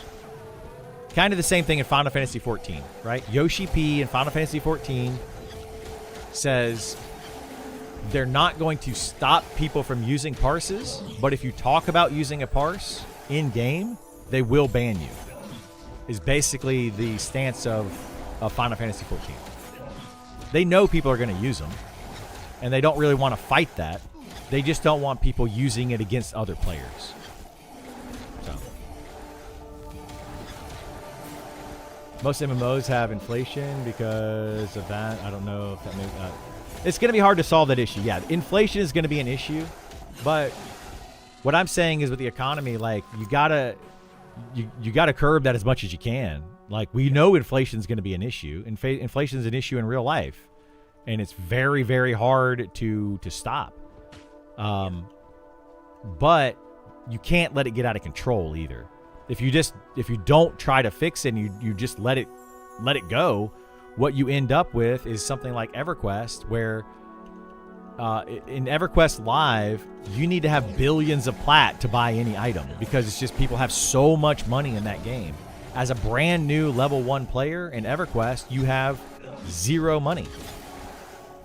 But the high level players have billions of platinum. Okay, so how do you go from zero money to billions of platinum? You know, like things get out of control very quickly. If I wanted to add it as a level 10 character on EverQuest, buy some ore to be able to make, you know, some low-level crafting gear, because I'm playing the game legit without any friends or nothing like that, and I just want to buy some ore off of somebody, they're going to be like, okay, that'll be 15 platinum, please, or whatever the number is. And you're like, how in the heck am I supposed to get 15 platinum as a level 5 or 10 character? Don't tell me how to do it. I don't really care. The point is that a low-level player does not have access to the billions of platinum that other players have. That's where they need to try to make sure they fix that as much as they can, because it's going to be an issue. Knowing it's going to be an issue, let's go ahead and try to solve it now. They need money sinks in the game, so we're just talking about the coin, but we also have to talk about the economy of items. So, like, how many bolts or how many cloth scraps are coming into the game versus how many are going out of the game? How many leather scraps are coming into the game versus how many are going out of the game? You know, how many magic items are coming into the game versus how many are being used, etc. All of that is part of the economy. And some of that in this game is done very well. Some of that game is done very poorly. Specifically, the arcane dust, the example that I used, is one of the poor sides of it. You know, or leveling. Have you any of you guys played in the beta and leveled up blacksmithing? Do you know how easy it is to level blacksmithing? Literally, I spent 5 to 10 gold total, and I leveled blacksmithing from 0 to 230, and it took me about 10 minutes total of doing it. Should I be able to level blacksmithing that quickly? In comparison to level tailoring, my tailoring is at 207. And I've been constantly working on tailoring since day one of the early access, or of the beta, and I'm constantly working on it. I've spent hours and hours and hours and hours of farming items, leveling up tailoring. So in comparison, blacksmithing can be leveled in 10 minutes for about 10 gold versus tailoring that takes potentially dozens of hours or tons and tons and tons of money. It's not balanced. They're broken. That's just another part of the economy, right? These are the things that I'm talking about. There's just really, really, really poor balancing when it comes to a lot of things. Jewel crafting was the same way. Jewel crafting, I was able to level up in a matter of, you know, maybe 30 minutes or so to an hour. It didn't take me long, but it cost me more money. So is that where they want it to be? Do they mind if, like, I can level jewel crafting, which is also at 230? But it didn't take me very long to do it, but it did cost me a bit more money. I think that cost me about 40 gold, 30 to 40 gold total to level it from 1 to 230. So, like, that's what I mean. Those are all the things that I'm talking about. Well, just a lot of balancing things. What is the mob, or what do you disenchant? The item that you disenchant for the arcane dust is the claws. They're like, I forget what they're called, but they're claws. You just go to Ashira Island in Shallow Shoals. I've got a video on YouTube about it. Ashira Island, Shallow Shoals, kill them, get the claws, disenchant the claws, boom, you got dust. And every mob, I would say 70% of the mobs drop the claws, and some of them drop 2 claws. So approximately in a full group, you can kill a mob in about 20 seconds. Every 20, 30 seconds, you're killing a mob, you're getting a claw, you're disenchanting it. It's really that simple. I know they mentioned work animals. Have they implemented mounts and pack mules? Yes, they have. The only experience I've really had with them is you can get a mount pack mule, you put a saddle on it, and it kind of just follows you around, or you can ride it if you want to. They are slow. So that's it. That's all it is.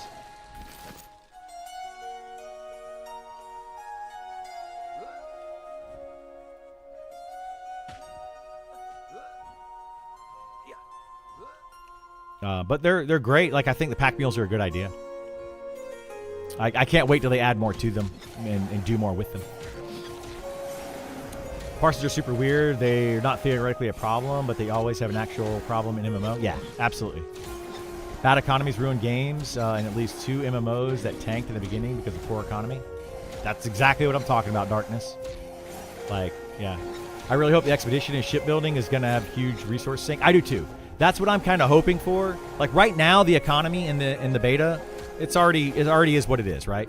But I'm hoping that by early access, they figure it out, and I hope, like, something like the expedition, like what Ashira is talking about, takes a lot of that material out of the game, making it where you have to get cloth, you have to get wood, you have to get, you know, pay money, whatever it is. It takes a lot of that stuff out of the game, so that it maintains the price of items. That would be really good. Make magic items from mobs, say after level 40 or so, be generally no drop. They could do that, but that wouldn't necessarily fix the problems. It would just make other problems. Stones for blacksmithing is kind of crazy. Yeah, it was very crazy. You bought all the mats, though? I did, yeah. That's the problem, is I can just go and buy all the mats. I don't know how it switched. That's weird. Like randomly targeted myself.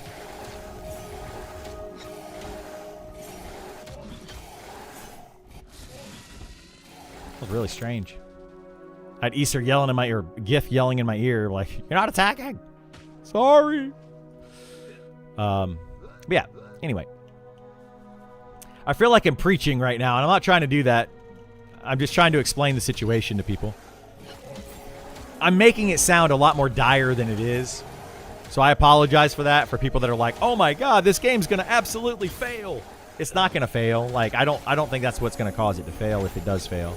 But these are just issues that they need to work on, you know? And they are currently working on. They've acknowledged a lot of them. They are looking at them. They're working on them. You know, it's just going to be a matter of getting things done. Also, not be thousands of stones on vendors on launch, but it definitely a problem later. Well, that's the thing. This was a launch server, right? This was a fresh start server. That's what people aren't grasping here. This server has only been up for 4 weeks. 4 weeks. So you're telling me that within, and I've had blacksmithing maxed out for 2 of those weeks. So you're telling me that within 2 weeks, it's okay that I can just buy the stuff off of the vendor and max it out? That's the problem. It's too easy to get these items. People are then taking those items being like, "I have so many of these items, I don't need them. I'm going to sell them to the vendor," to where I can now go to that vendor, buy those items for cheap, and level up blacksmithing. That is the problem. Yeah. That's literally the issue that I'm saying. Like, I don't understand. I don't understand why that's not an issue to some people. Like, the influx of these items is so abundant that no one wants them. No one wants to buy them. That's the economy of that particular item. Right? That's the problem. They need repeatable, necessary money sinks, level-based tolls to travel. They need a lot of stuff, yeah. They need a lot of that kind of things that take resources out of the game. Not just coin, but everything. What do we do with all those sharpening, the stones that you use to create sharpening stones? What do you do with all those? We get so many of them from all the people that are trying to harvest to get the ore and to get the gems. So they're constantly harvesting things to get ore and gems, which spikes up the amount of the trash drop, which is the sharpening stones, the rigid stone, the weighted stone, jagged stone, whatever those things are, right? You get so many of those that the supply of those far exceeds the demand of those. So when the supply of those stones is way up here, what do you do with those? You sell them to a vendor for 1 copper each. And then what do I do with those? I buy them from the vendor for a few copper, and I level up my blacksmithing. That's the problem. Like,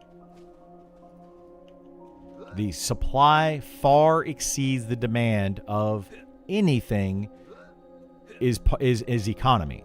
That is literally what economy is. This is coming from a person with a degree in economics. That's what I went to school for. You can't have the supply be so great that it just completely defeats the purpose. Like, would you go out and buy oxygen? No, because the supply, it's everywhere, right? It's everywhere. Are you going to pay for that? No, of course not. It's too easy to get. Bottle it up. What's your plus friend, if you know, opinion on crafting in this style of game? I find it odd how rarely it's used, but always has some super profit niche like bag making early on. I mean, I think crafting in this game is good. I think that, like you're saying, you know, super niche with bags in the beginning from trade skill leatherworking. But then later on in the game, after everybody has their bags and nobody else needs them anymore, or you have a bunch of people that can just make them. Then you end up with things that are like consumables. Again, supply and demand. Literally comes down to supply and demand. In the beginning, nobody has bags. Demand is high. A month into the game, well, now everybody can make bags, at least basic bags. Supply is through the roof. Nobody wants them because they already have them. Demand is bottomed out. Supply and demand. It's very simple economics when you think about it. So what makes a good trade skill in this game is something that has a high demand and a low supply. So any type of consumable that you're constantly using up, so because the demand is so high, it's constantly being used, and then only so many people can make it. So a trade skill that requires 250 or more in the trade skill means that fewer people are going to be doing it, so fewer supply. But like a Speed of the Wild potion, everybody's going to want one outside of the 4 classes that can cast it. So the demand is high, but only people that have 200 plus or whatever it is in the alchemy can make it. Supply is low. Boom. Good economy. Can the mule die? The mule can die, yes, and you have to get it resurrected. Kind of pain in the butt. Requires a lot of dust to do jewelry. You can go 105, then spam iron to 155. Then you have to use dust to get past that.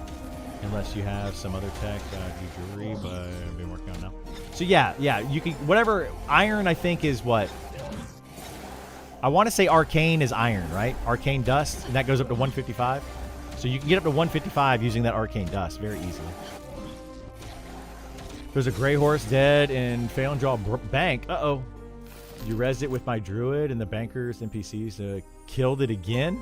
I don't know what that's about. Sounds like a bug. I have no idea. Seems weird, though. Seems weird. No, not my horse. Wait, was his name Artax by any chance? I don't know who would get that reference, but... Good luck buying mats on a PvP server. Money's meaningless there. Is it? Yeah, I mean, it probably will be, because everybody just kills each other and takes their money. This a no-box server? Yes, the both the beta servers, PvE and PvP servers, are no-box. It's actually appreciated by some of us at least to point out big flaws. There's too much toxic positivity where everything will be fixed. Crowd shout. Yeah, I've heard that a lot. The toxic positivity. You know, I'm very positive about this game. I think it's going to do great, and I think the dev team is going to do great things, and they're going to get things fixed. But there's quite a few glaring issues, in my opinion, that need to be fixed a little bit faster than they have been. One of them being the economy. Another one being the class balance. Another one being the XP rates of solo versus group. Like, there's a few that are, in my opinion, pretty big deals that have just been kind of overlooked for a long time. Maybe some people will disagree on that. I mean, some of these issues you may not care about, and other ones you do care about. But I promise you, whether you care about them or not, will affect your gameplay. That's the funny part. Is people are like, oh, I don't care if the economy is completely broken. Well, guess what? It's going to affect your gameplay. In some way, whether positive or negative, it's going to affect your gameplay. Way too little money to start, way too much at 30 plus. Yeah, that is part of the issue, exactly. Like in the beginning of the game, there's way too little money, very hard to buy your spells, etc. And then by level 60, people are rolling in money with nothing to spend it on. It's 100% the coin side of the economy that's a problem. You know, I'm sitting at level 55 right now, and I have approximately 1 platinum. But like I said, I spent about 10 gold leveling up blacksmithing. I spent like 30 or 40 gold leveling up jewel crafting. And I'm not kidding. Like I'm not lying about these things. People can actually come and look. You know, I've got blacksmithing right here, 230. My jewel crafting's 230. You know, I've got my tailoring at 207. Like, I'm testing these things out to see what feels good, what doesn't feel good. And right now, I would hate to be a blacksmith or a jewel crafter, at least up to 230, because everyone can do that for very, very little effort. That means that the supply of everything up to that point is going to be very abundant, and the demand is not going to be high enough to meet the supply. Now, after 230, that's a different story.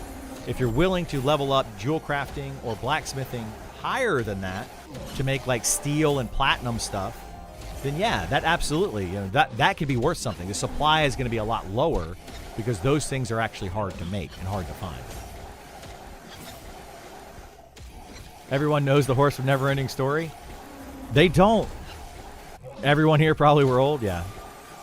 I don't think everybody knows. Is blacksmithing very relevant in late game? No, it's not relevant at all in late game. So that's why like being able to level it to 230 is kind of good. That's why right now, if you look at the game, if you're in this game, you know that steel weapons are what everyone is getting, right? Like, it's because they're so abundant and they're so easy to make. So people are just like, oh, I can just buy steel weapons. That makes all of the items prior to that worthless. Anything that's not as good as a steel crafted weapon is not as good. It's worthless. So if you go and you camp, let's say, in Wormsbane or low level dungeons, and you camp some sort of weapon and you sit there for dozens of hours camping it, or you can ask a blacksmith to make you a steel weapon in a matter of like 10 seconds. And it would be far cheaper, but better. Like, it's just crazy, guys. It's crazy. It messes everything up in the entire game.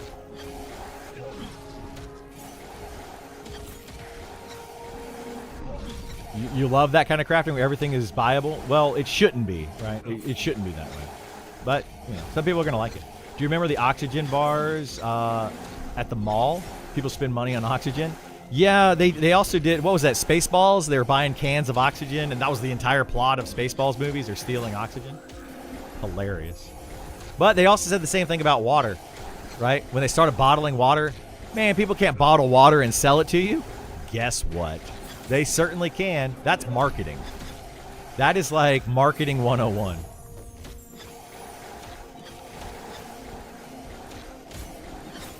I took a few marketing classes, but that's not my expertise. It traumatized more than one generation, dude. Another Dragon Con story for you. That one of the best costumes I ever saw at Dragon Con was a kid playing Atreyu with a head of a horse sticking out, like basically as a head of a horse he puts on the ground with the reins holding up, and he's just like, and he's crying. That was literally his costume. It was awful, but it was amazing.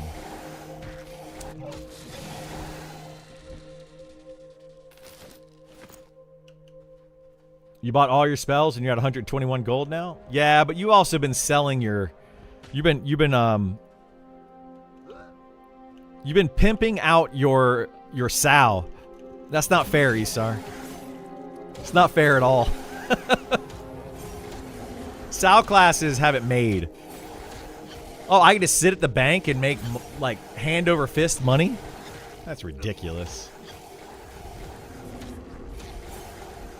You got 50 gold in the bank, 46 with nothing to buy. Exactly. I use 100% of my wealth at 12 to buy only 60 to 70% of my spells. Yeah, exactly. And then now you hit about level 25 or 30 and you can buy all your spells. And by level 60, you now have a huge surplus of money and all of your spells. All the way. Like, Gith has already bought every spell in the game up to level 60 for his shaman. Like, he's done with spells. He never has to spend another dime in the game. He's done. I definitely think the game needs a good amount of work, but I have faith in the dev team. Me too. I do too, yeah. I think a lot of the toxic positivity comes from people being happy with the devs, have continued to build the game and the vision compared to a ton of other developers ruining their game, trying to appeal to everyone. I don't love every decision they make, but I do love that they're holding to the core of the vision instead of pandering to all the quality of life demands. Yeah, that's a very Yeah, I would agree with that. Very, very well put statement. 100%. Yeah. Yeah. You know, I love the devs. That is why people ask me all the time. They asked me earlier today in my stream, why do I prefer Monsters and Memories over Pantheon, is what they specifically said. But why do I prefer Monsters and Memories over any other MMO right now? And it's because of the integrity of the devs. It's because they're sticking to what they set out to do. They're being communicative. I believe that is the word. They're telling us what they want. They're telling us how they're getting there. They're being very open. Now, on the flip side of that, there's some negatives to being as open as they are and being as forthcoming with the information as they are. There are negatives to that. But some of that is very positive, you know? They're not trying to hide things from us. They're not trying to get us to buy something that they don't even believe in themselves. They're, you know, they're sticking to their guns, which I think is great. You know? They don't want to put instances in the game. Do I think that's the best idea? I don't know. I mean, I think maybe some instancing might be needed. But I like that they're going to try to not do it. I like that. Got to level 15 Archer and open test. Was fun. Thinking of switching to Enchanter for next playtest. Early access. Yeah, go for it, Quid Pro. Like, know that the Enchanter might change now, though, with the charm stuff. So try to play it without charm and try to play it with charm. See the difference. See if you like it. Because I'm not saying they're going to remove charm, but they might make it to where charm is not as good. They better, I hope, make it to where charm is not as good as it currently is. So anybody that plays a class where you rely on charm and you use charm a lot, try the game without using charm for a little while and see if you still like the way the class plays. Because if you don't, you might want to pick a different class. Because that charm situation is going to change. How it's going to change, I have no idea. It's going to change. At some point down the road. I promise it's going to change. And I don't make promises lightly. If it doesn't change, it could be the death of the game. And I don't like to say that either, because I don't want to make definitive statements. But when you're going to have 80% of the players in the game all playing charm classes, there's a problem there. And it's slowly going in that direction. Have they discussed anything about epic weapons? Yes, they do want to put in epic quests for epic weapons, epic something. It may not be weapons. It might be armor. It depends on the class. But yes, there will be epic quests of sorts on a class-by-class basis is the idea. I still remember when Mithril was easy to get. Yeah, Mithril was easy. And then they had Cobalt at level 60. Now you can only get Mithril from level 60 enemies. I don't even think you can harvest Mithril in the game. Now Platinum is the highest that you can actually harvest. My thought and my guess or assumption, whatever, is that Mithril is going to come from expeditions. And you're going to need 275 iron or mining or whatever, 275, maybe even 300 mining to be able to even get Mithril on those expeditions. That's 100% a guess, but I think that's coming. I hope that's what they're going to do. That would be awesome. And then you can start to see Mithril in the game and make Mithril weapons actually something worth having, you know, even for higher level players. Make them good items. You know, Mithril armor could be really good. But still not necessarily the best. There's still probably better things that are dropped from monsters, etc. But steel right now is the best overall that you can craft. And people are crafting a ton of steel stuff. I want to say that every single player that is below level 20 or so is probably trying to buy steel stuff. Steel weapons anyway. So to my earlier point, crafting. So you have a player crafter, a way that would make blacksmithing to better fix a supply-demand system. Seems to be unsolvable. No, it's not unsolvable. They just have to lower the amount, or they have to increase. There's two ways they can do it. They can lower the amount of ore, or the amount of, in this case that I was talking about, of stones jagged stone, rigid stone, weight, whatever, all those different types of stones. They could lower the amount that you get from crafting, or they could increase the usage of those stones. Like add them to other things. Put stones in when you craft a weapon. It requires crafting a sharpening weapon. Or let's say they do it this way. What those stones make is this right here. Okay? Rigid sharpening stone. That's what it makes. This is a buff for your weapons. What if you required every time you made any weapon, the steel weapons, for example, what if it required several of these sharpening stones? So how that would be thematically in the game is I crafted, using a hammer and an anvil and etc. I crafted a sword, but now once the sword is crafted, I need to sharpen it for the very first time. It's going to require 5 of those sharpening stones to craft. That would take more of those stones out of the economy. So that's one way where they could increase the demand of that without decreasing the supply or whatever. You see what I'm saying?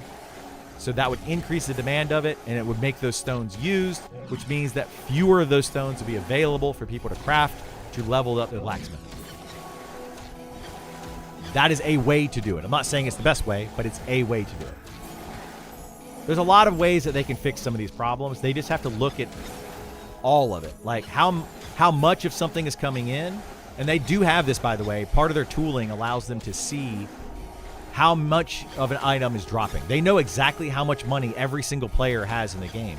They know how many pieces of cloth have been looted by players in any given time. They can see all this information within the tooling.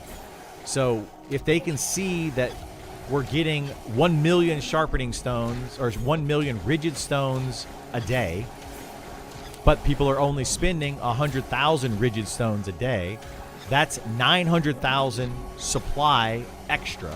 What can we do to increase the demand of those stones or decrease the supply of those stones? You want to make it to be, if there's 100,000 going out, you want 100,000 going in, and try to keep it equal. That keeps the rigid stones or whatever stone is the issue. It keeps that balanced. So that's what they need to be looking at. And I think they are looking at it, but it's just taking some time.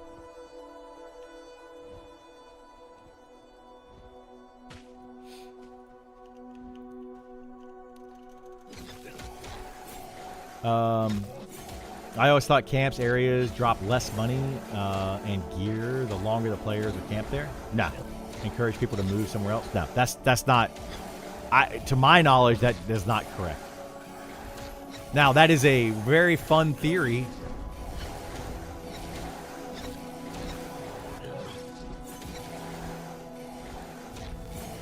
I would not be surprised. He disappeared a while. I said something a while ago, and I was like, something happened there. Because he just, he was on, and then he was gone.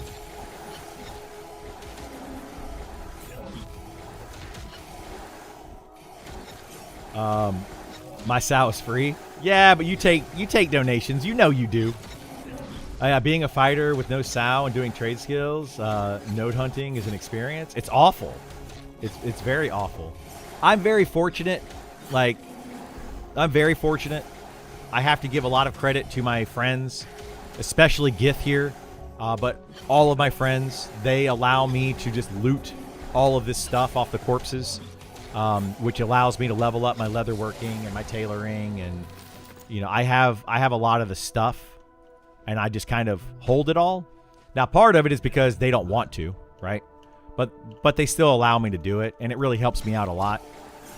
Allows me to do content creation for you guys as well. They tolerate a lot, and I appreciate it. So I'm going to give a big thank you to them for that. Although I think Esar's the only one that's listening at the moment. They haven't made any spell drops research yet. I wouldn't say they haven't made any, but I don't know of any. They might have some in the game, but I don't know. Players naturally are attracted to power. If they don't normalize charm to a reasonable level, they might as well call this charming and monsters. Yes, absolutely, Bob. I agree, but others would disagree. I'm sure the level 60s will have no problem with having too much money when buying raid gear and going on expeditions. I'm hoping the expeditions cost a lot. Like a lot of gold or coin and a lot of resources that players have been accumulating over time. That's my ultimate goal. I really, really hope it costs a lot. Because getting from 1 to 60, you know, like that process, you know, you don't gain a ton of money. You might gain, I would say, upwards of 2 platinum in that amount of time from leveling from 1 to 60. But once you hit 60 and just the amount of money and everything that you keep getting constantly that you don't use, yeah. But they're not going to be buying raid gear. They're probably just going to be spending money on expeditions, but we'll see. You know, like hopefully they have something where you might have to buy some components. You might have to, I don't know. We'll see what happens. Maybe make stones require for smelting instead of NPCs selling molds. They could do that, yeah. I think that, you know, just either increasing, think they need to do both of those things. Increase the usage of stones and decrease the amount that you get from mining. Because, like, honestly, this is what's crazy, guys. When I went mining, I was just trying to level my mining. I didn't keep anything. People literally watched me do this on my stream when I just run around in a circle and I'm mining to level mining. I literally drop all my stones, all the gold, everything that I pick up while mining, I just drop it on the ground. I don't want any of it. So, like, I just get rid of it. But most players won't do that. Most players are going to fill up their banks. They're going to take it back to town. They're going to sell it or fill up their bags, take it back to town, sell it, use it, whatever they're going to do. I just dump it. I literally just dump it on the ground because there's so much of it. It's too easy to get.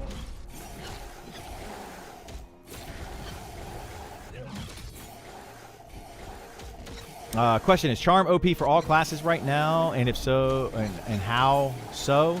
I played Enchanting EverQuest 1. It was powerful with Charm.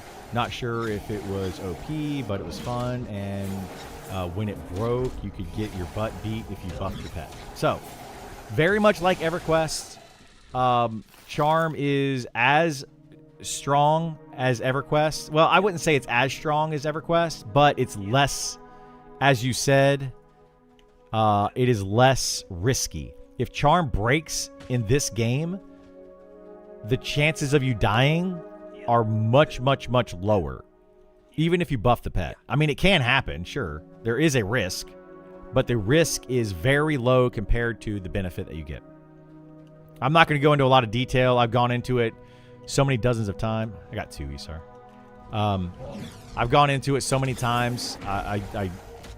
I'm going to defer to going to Reddit or Discord and reading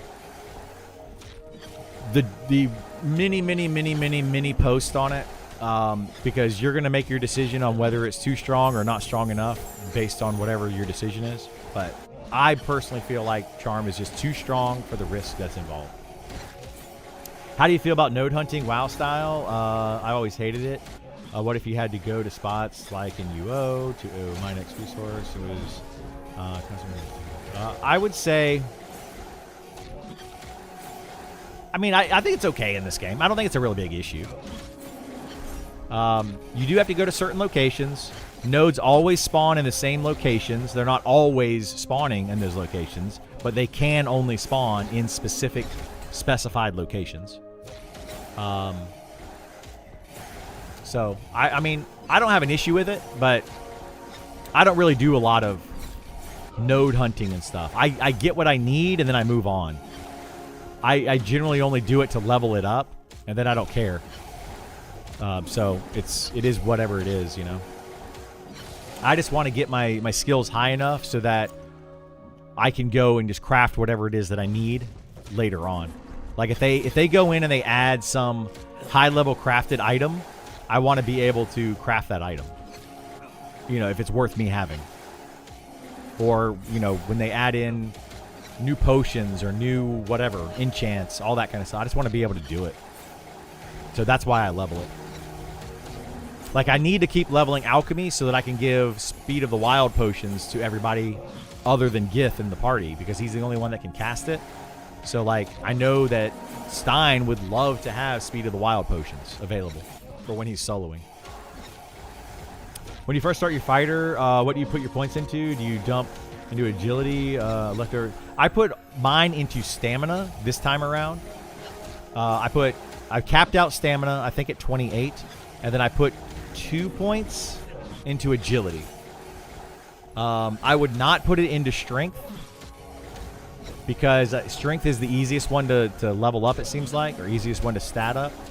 So the chances that you cap out strength are higher than the other ones. So I probably wouldn't put it into strength. But, I mean, it really depends. For a tank, I would do stamina or agility. That's what I would put points into. For a melee DPS, I would probably do strength or dexterity. Most likely dexterity, depending on the DPS. Because, again, strength is just easier to level up or gear up.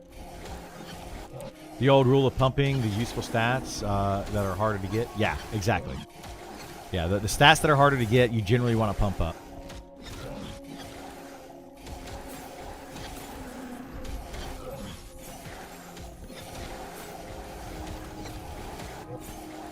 But make sure it's used for your class. Like, on a fighter, I wouldn't put points into charisma.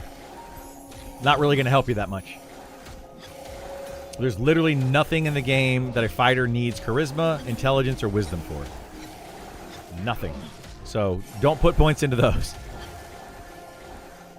But the other 4 stats, you know, there's an argument made for all 4 of the other stats. Dexterous over brawn? I would say neither of those. I personally went fortitude for mine. For the extra 5% stamina. And 5% stamina makes a difference. So, like, I've got 70 stamina. So minus 5% would be, what, 3.5 stamina? Right now, 1 stamina equals 8 health for me on my fighter at this level. So 3.5 stamina. So 3 stamina, 8 health, 24 health. So I have 24 more health than somebody else that didn't take fortitude in the exact same gear. Right? That's the difference. Is that worth it? I don't know. Maybe, maybe not.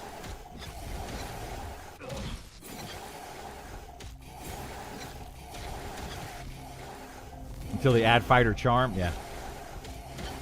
Time to roleplay your stats. Well, I'm super strong, apparently.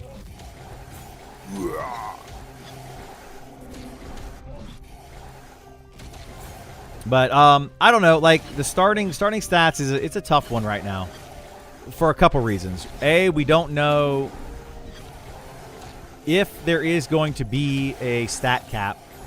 B, we don't know what that stat cap will be. I can say it's probably 255. However, they can always increase that at any time if they wanted to, right? Because right now, I don't know anyone in the game that has met cap without some sort of exploit or bug or whatever. So I don't know of anybody that has actually done it without that in the beta. In the alpha, I think people may have been pretty close on some stats. You know, fully buffed, like fully raid buffed and everything. They may have been pretty close. They may have hit cap. But the thing is, like, if you hit cap, then what? So you don't really want to hit that cap. 255 hard cap confirmed. Confirmed by whom? Because like I said, 255 probably is the cap. That's what it currently is programmed at, based on people that have done some things to get it up to 255. I try not to talk about exploits and all that kind of stuff. So Nick, I don't know when he said that. If he said that after he is no longer a Monsters and Memories dev. Prior to that, though, he did not confirm it. He would not confirm it. He specifically stayed away from that topic.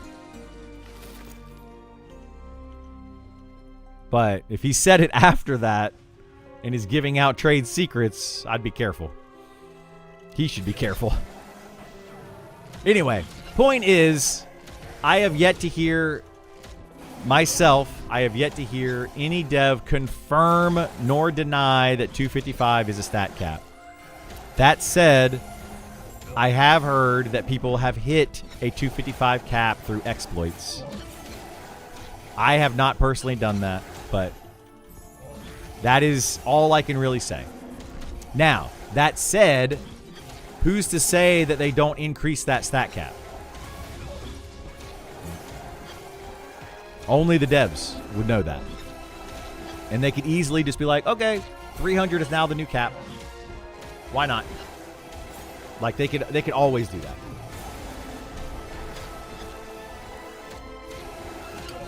So when it comes to actually putting points into certain stats or building it, whatever, I mean, it's just kind of your choice. Do what you think you need to do.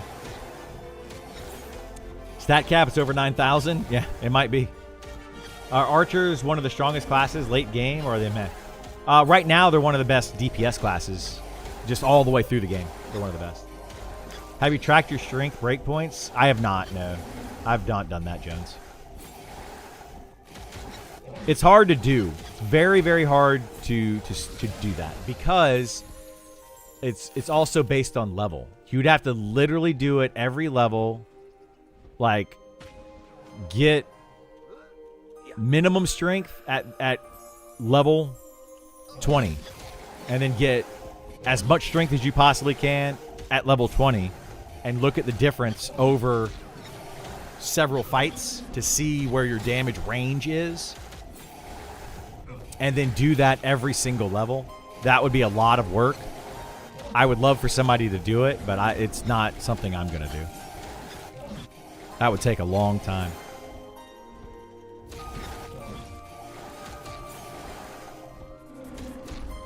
Because like there are damage caps based on your level.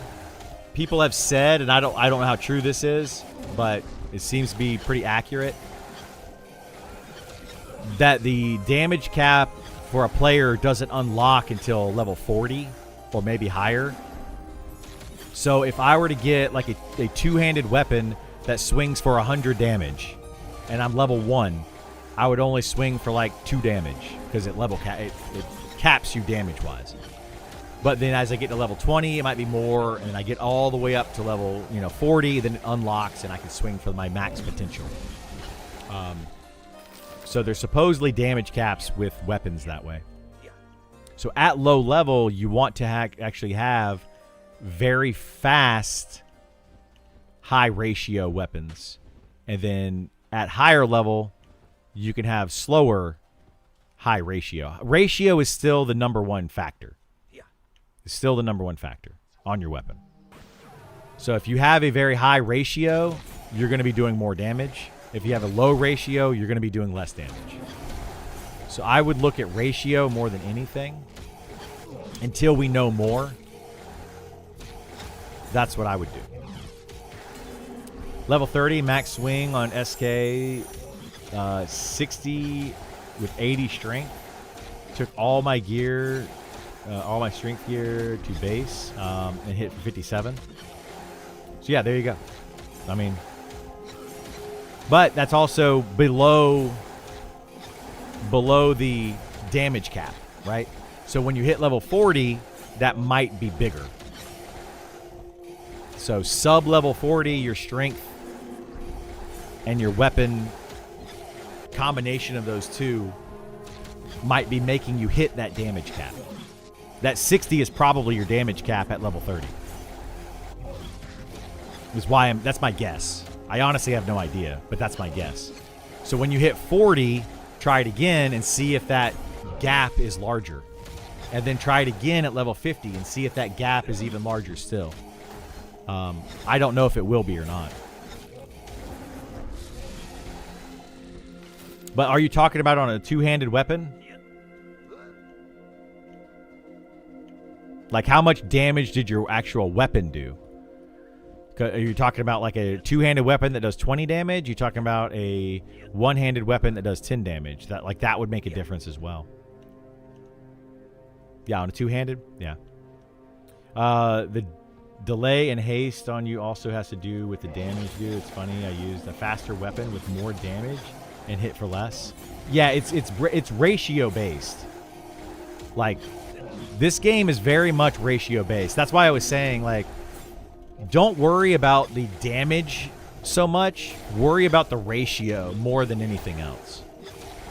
If the ratio is the exact same, then you might want to look at the damage number of the weapon. But otherwise, I would look at the ratio first. But I really, yeah. Ratio only matters for your skill damage, but your strength influences the rolls of your damage. We think so, yes. We think so. But that's literally what he was just saying, right? Is that he increased his haste. So the delay and haste on you also has to do with the damage you do. It's funny, I used a faster weapon with more damage and hit for less. So again, I would test all that stuff. I have not personally tested it, so I don't want to tell you what's better or worse. Because I would probably be wrong. So I can only say that ratio is the most important thing to look at.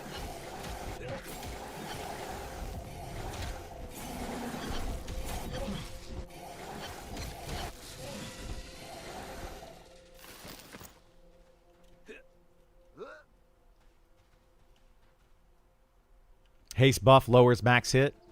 I mean, and that, to me, that sounds like a bug. Like, it shouldn't.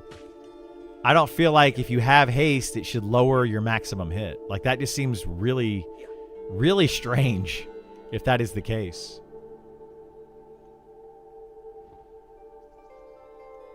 Yeah, that seems really, really weird.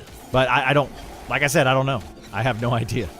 I think people are very focused on things that will likely change with EA, from class metas to stat impact. I mean, yeah, but that's the fun to some people, right? I say the same thing when I go and play Diablo or Path of Exile. Like, you guys are really focused in on these numbers. Some people just like to do that. I mean, I'm a min-maxer. Like, I like to see what the meta is and do all that. I'm not crazy about it. But some people, they definitely like to do it. It's complicated, though, because of the damage caps. It is, yeah. The damage caps definitely change things. Slow yourself in a duel. You will hit harder. Well, I mean, I could check it right now. Let me see how long my... Yeah, because I've got rapidity on. This is giving me 35% haste right now. So I could check it by taking off that haste and then looking at numbers and seeing which one's higher. Like, you can check that pretty easily. But I don't know. That's for you guys. You guys go figure that out. Go have fun.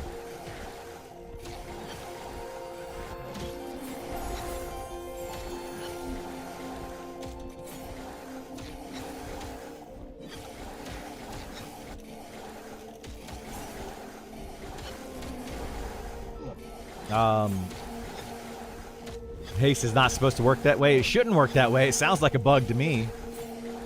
Haste should just increase your attack speed, but your damage should stay the same. If haste increases your attack speed and lowers your damage, then what is haste actually doing? Nothing. Ultimately, your DPS stays the same, right? Seems kind of weird.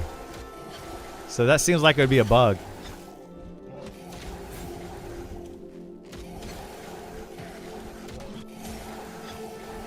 Seems very, very weird. Have you seen Ashira Tell? She jumped in my chat a second ago. I don't know if she's still there or not. Ashira, were you there? Were you wanting to do stuff or no? They were just asking about you. Somebody else, like Gammy, I think, just got on or something, and he was wondering if we're going to do anything. And we're like, I don't know. I think where they wanted to go, they were like, we need an enchanter. But don't feel pressured. Don't feel pressured at all. If you don't want to do anything, we are very cool with doing whatever. Our team is, we're like that, you know. We love to do stuff. If people want to do stuff, we're always available. But if they don't want to, we don't pressure them either. So it's up to you. Send Gith a tell. I think Gith's the leader of the group.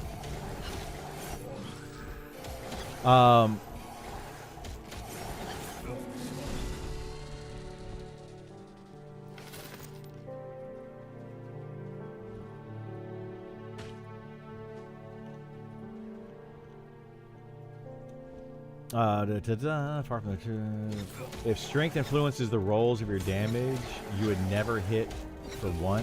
Think of D&D. You roll 1 to 20, and you roll 1, then you add your strength. You never hit for 1. So this is wrong. So that is also a factor. Yeah, you would never hit for 1. It's a weird thing. Like this, the way that this game works is a very, very weird thing.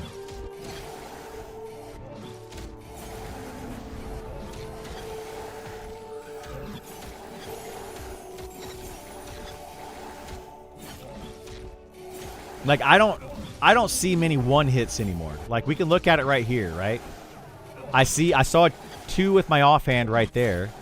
But we could also say, well, does offhand get the strength bonus or does it not get the strength bonus? I don't know. You know, like that's a whole other factor.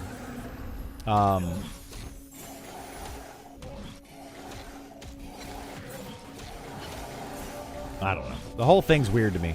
But I've also crit for like 3 damage. Which means I probably rolled like a 1 or a 2. And I crit for 3. Well, I think I would have to roll a 2 and then crit to get 3. But yeah, I'm only seeing that 2 on my offhand. I'm not seeing a 2 on anything else. We stop it there.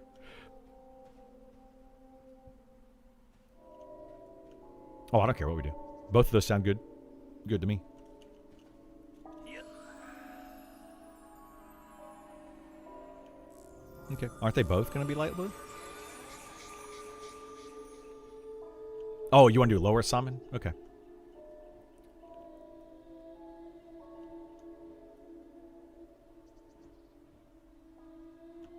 Okay. Yeah, I'll do whatever. That's fine. I don't care what we do.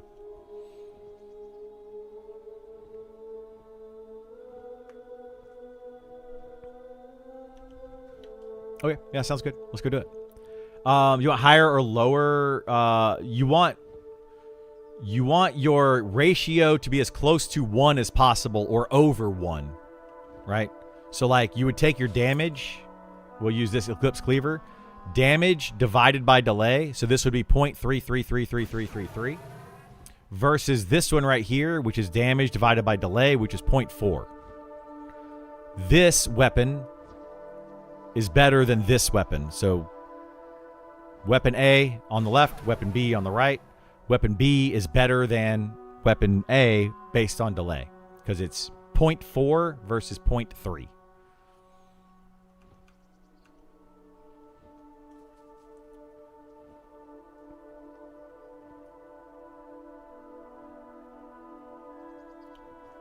All right, I'm running. Choo-choo.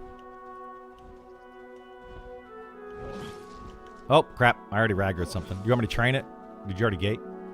Okay, I'll train it. It's fine. Like, my undead, it literally, as I got to the first Drake, it broke.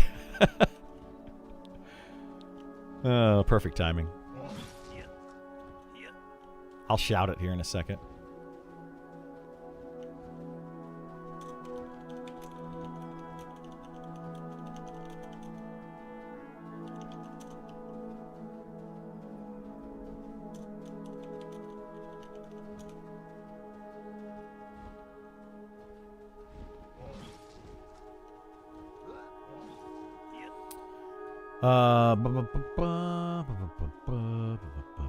Oh shoot, I got ambushed.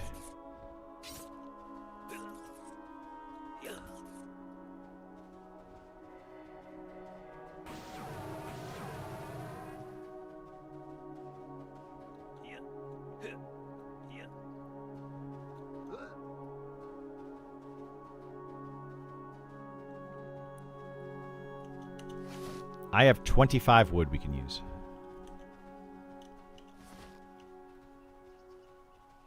That'll last for a while between those two. I think Gam had some still too. Yeah.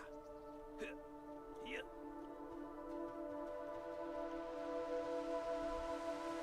By the way, best breastplate in the game drops somewhere up here. I don't remember exactly where it spawns, but it's somewhere up here. Yeah.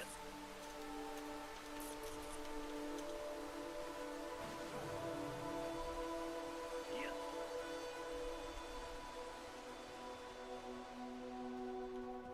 Boat. Wait, are we going to Grimtide? Oh, okay. I didn't know we were going to Grimtide. Okay, that's fine.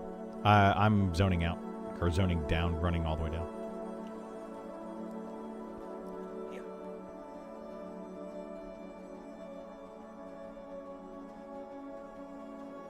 Yeah. Yeah. Yeah. Yeah. Yeah. Yeah. Yeah.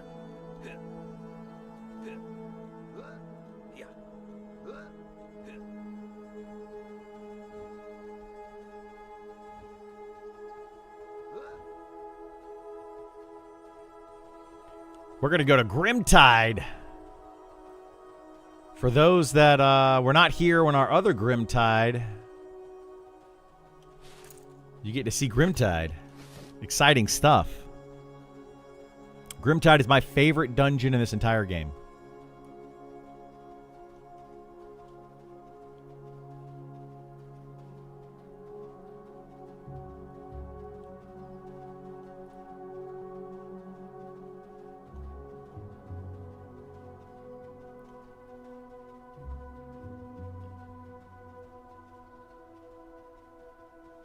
Yeah.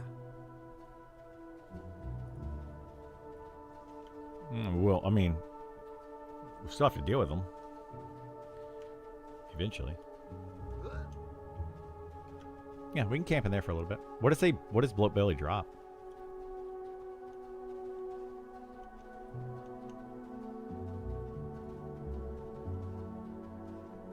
Yeah. Yeah.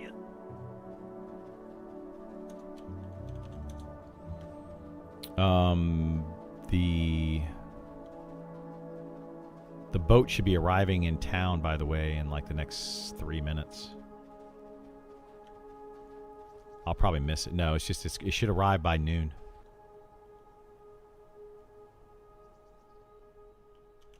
Or wait, no, it arrives 4 p.m. game time. Or yeah, 4 p.m. game time. Should anyway. If I'm correct. I believe that I think it's 8 a.m., 4 p.m., and then like midnight, and then 8 a.m., 4 p.m., midnight, all day.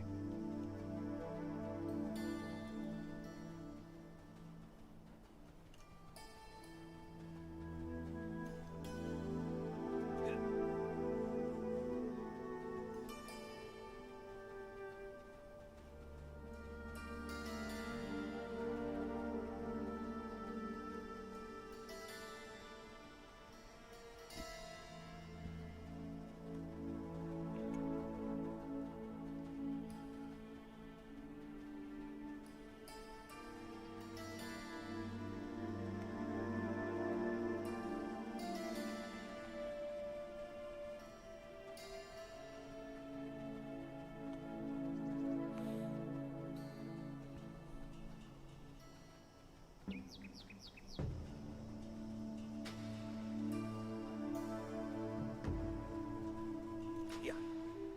Yeah. Yeah. Yeah. Yeah.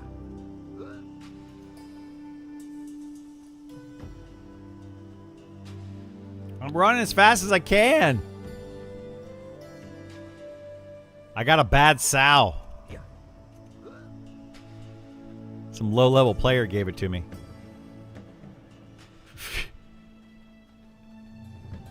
Yeah.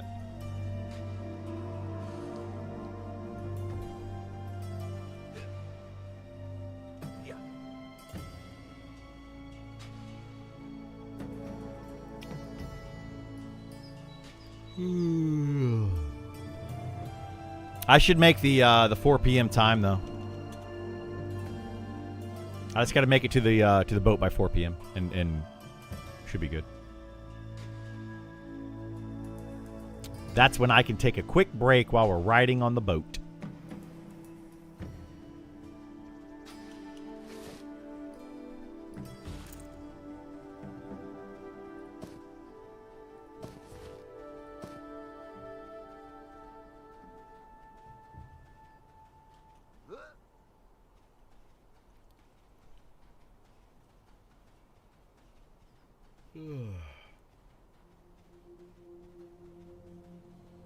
Did they just add the flip jump? No, it's been in there for a while.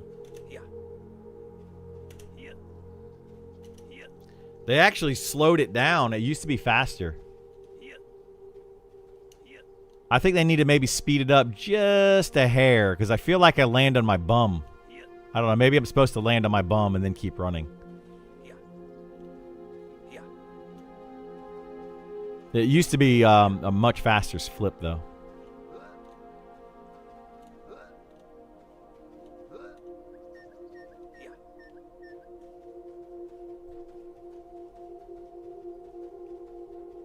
Make it random, where like every time you jump, it has a chance to do it. Yeah.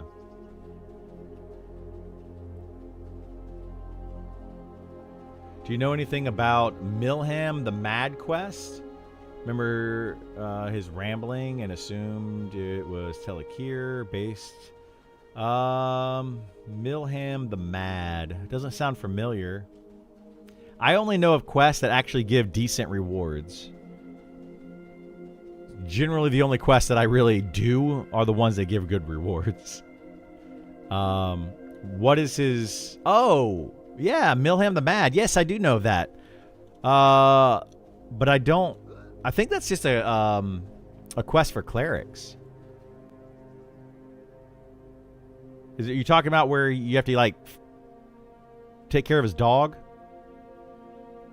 Like his dog died or is sick or something?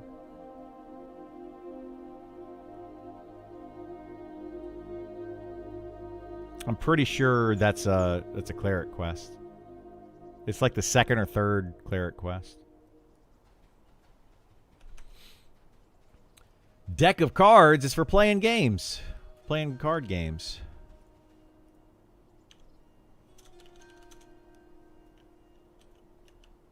Here, we're going to give this guy some money.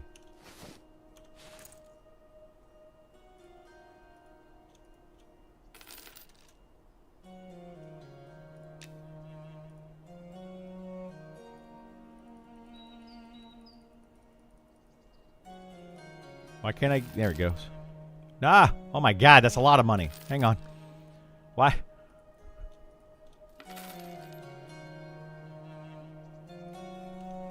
Oh my gosh, why is it so laggy in here?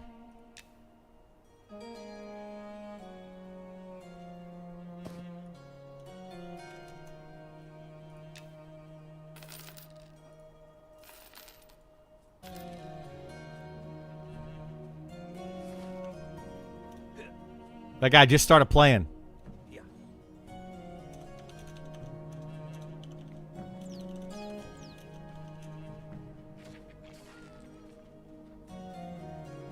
Yeah. Yeah. Do you know what you did for a jewelry skill gain past 155? Yeah, the same thing I did at 1. I just made wire. 1 bar. Oh my god, there's a lot of people in town. This is nuts. You just make wire. That's all you do.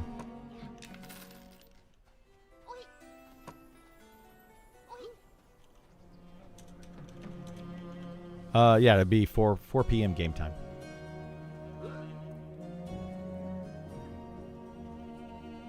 Gold and iron, nothing left to make. Steel. Steel, platinum. Either one. And you make steel wire and platinum wire. It doesn't need to be open. You can make it now. Just put one bar in and hit craft. Yeah. Yeah. And you will attempt to make it. Yeah. Yeah. Yep. Just keep doing that until it becomes available. Then you can just spam the button.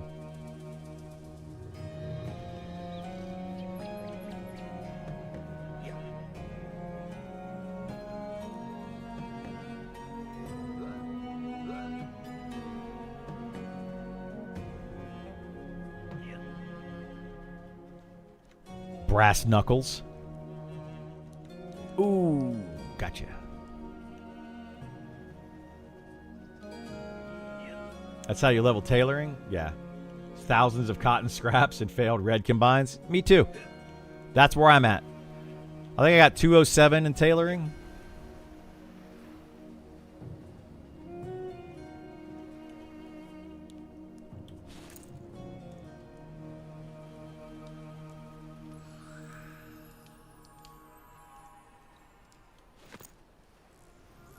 Can you skill up on a fail? Yep, sure can. Have you chosen a faction between Bahara and Red Mantle? I'm excited to see what those warring factions lead to. No. I mean, we might mess with it some.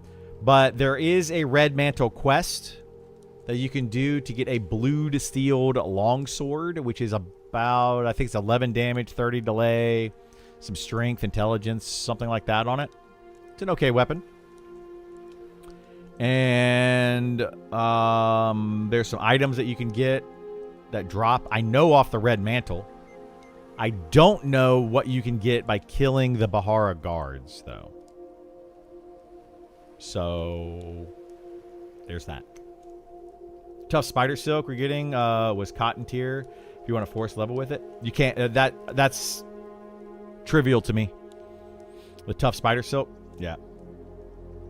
It would be cotton tier, but the spider silk is not. Because you can actually start getting tough spider silk, I think, earlier than that. Why am I hungry? What the heck is happening? I have food.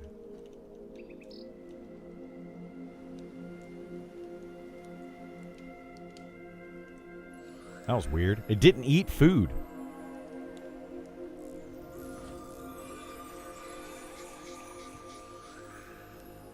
Food and water because somebody's not working in Night Harbor? That's weird. There's a ton of Bahara pirates on an island in the shoal with a bunch of names. I'm curious to see what they drop. But they're definitely high level. Yeah, those probably drop something good. Where does flux come from? Alchemy. It takes 2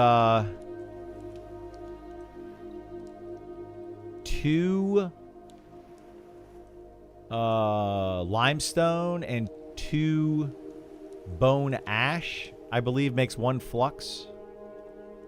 And it takes 2 bone chips to make 1 bone ash.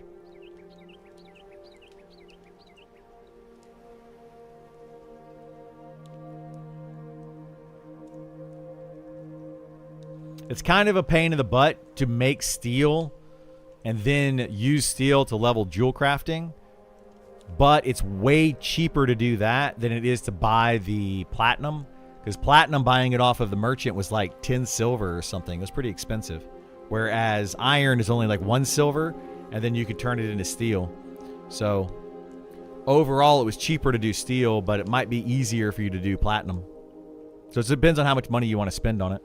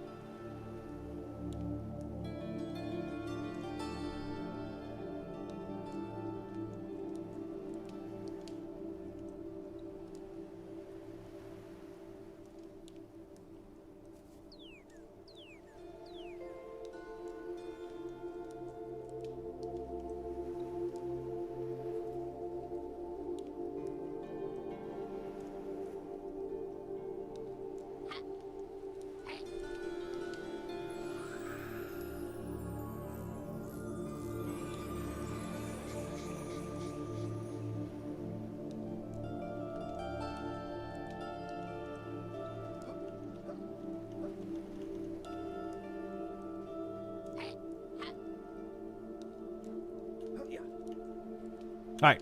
I'm going to use the restroom real quick. I'm going to grab a drink, and I'll be right back. I'll be back in a few minutes. If we get to the jump off, you start text me, but I should be back before we get to that part.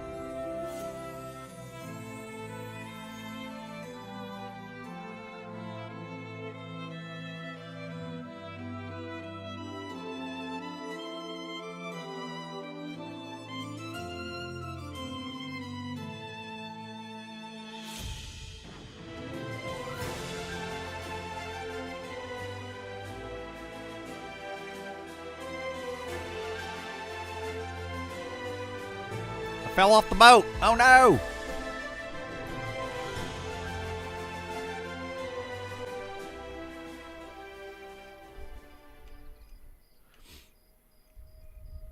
I'm good.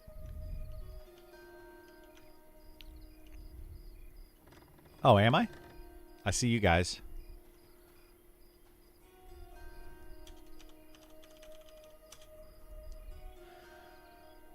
Wait, no, wait, I saw somebody moving.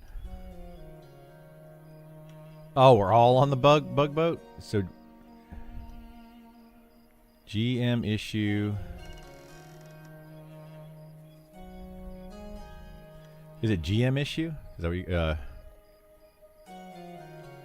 character issue? Character stuck?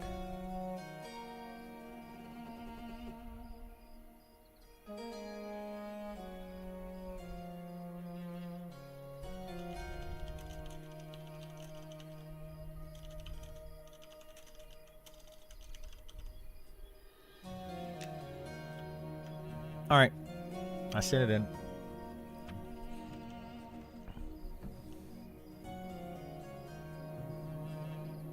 Bug boat is great, right?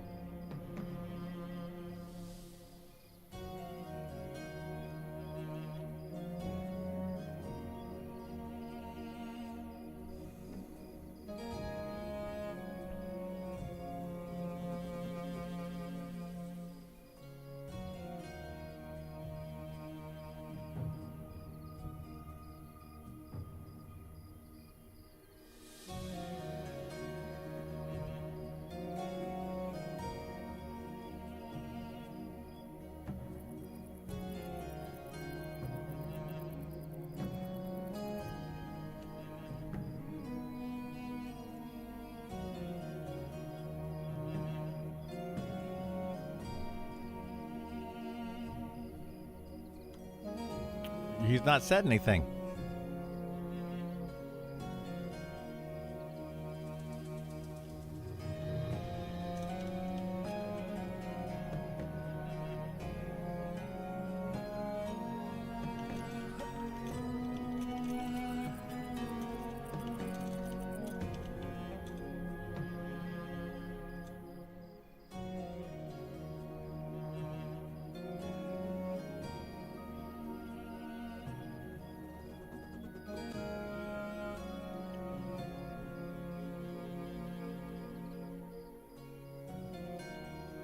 I think he just knew we were all together.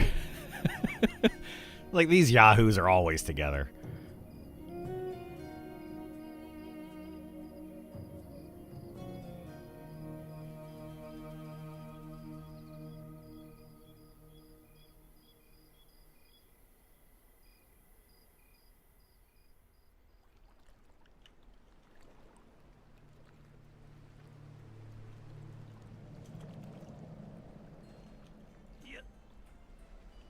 Alright, so we're just getting on the boat from here again and continuing, or are we swimming from here?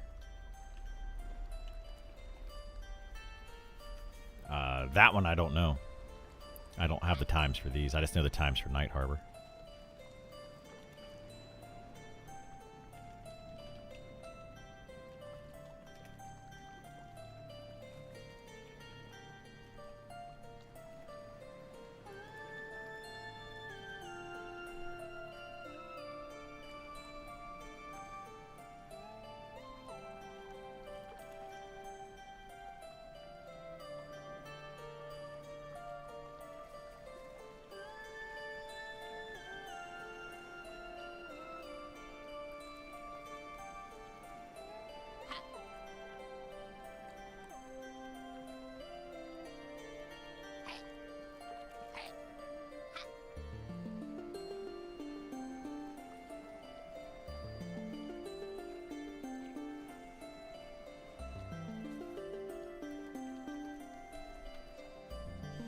Yeah, that's why I was trying to get him to see if he can just put us on the boat, or at least get dropped off at the lighthouse.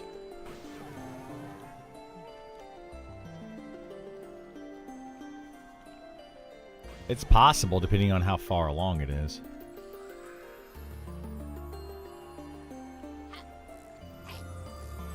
But yeah, we probably will be on the same boat.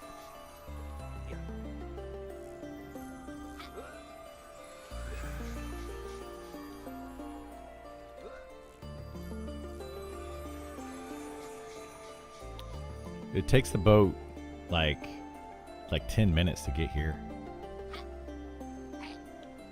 From when it leaves Night Harbor to here, it's like 10 minutes or so.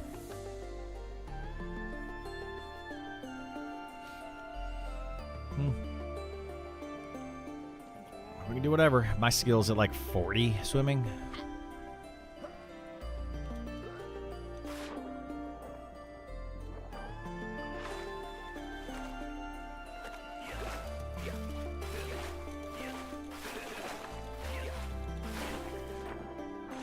Skipping across the water.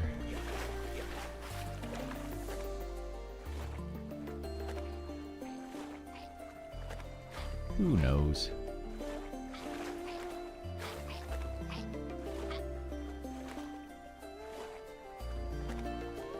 Because he's a weird person. He would have had to log out and log in another character for him to leave the group, right? No. I guess they changed that. Never mind. Who knows what Kaz is doing?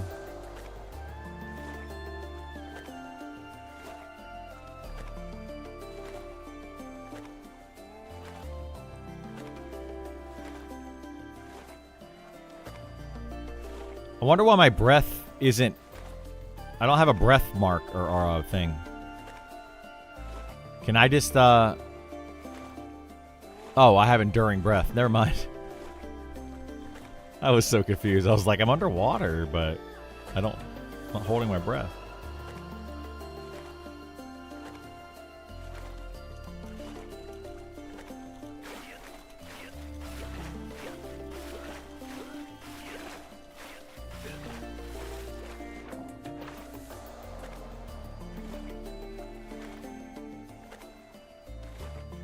Andy, have you seen places with like lots of herbs out here anywhere, or even underwater?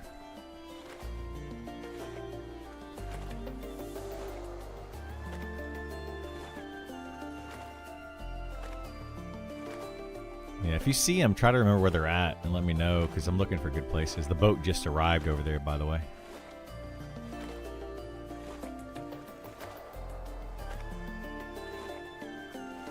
I wonder if we're going to get there first or if the boat's going to be faster. My guess is swimming going to be faster because we can go straight there.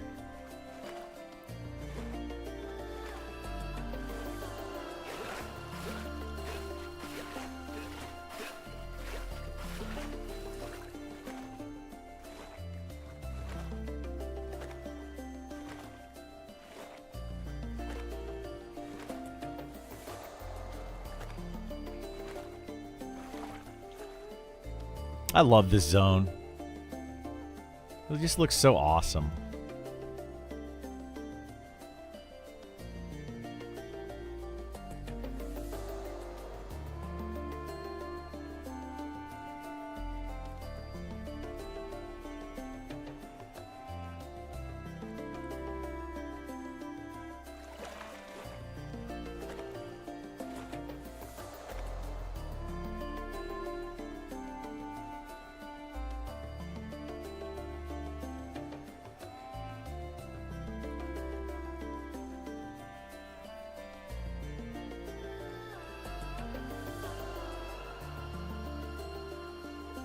That's the current state of Pantheon. Is it shaky? Oh, what is the current state of Pantheon? You know, I don't know.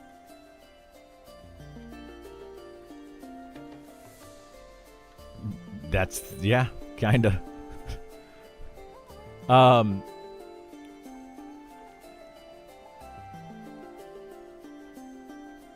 Pantheon is in a state of we'll see. That's where I'm at with it. We're to see what happens. because they keep saying they want to do things and then not following through with it, and that's what bothers me.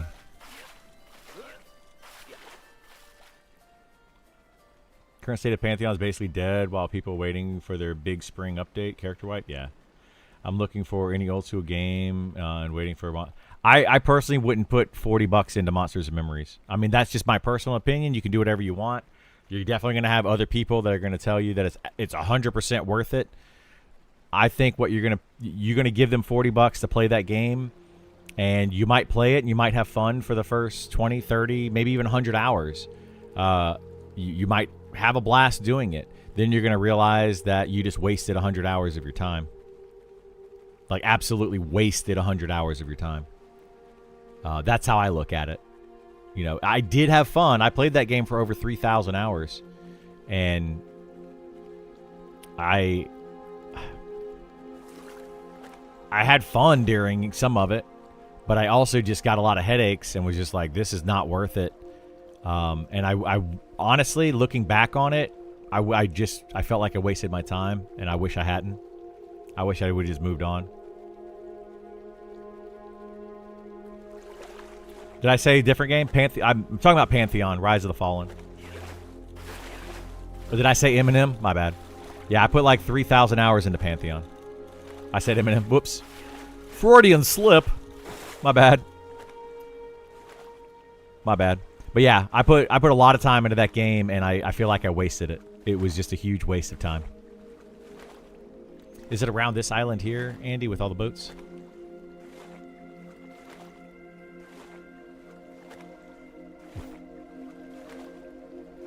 It's farther straight ahead? Okay.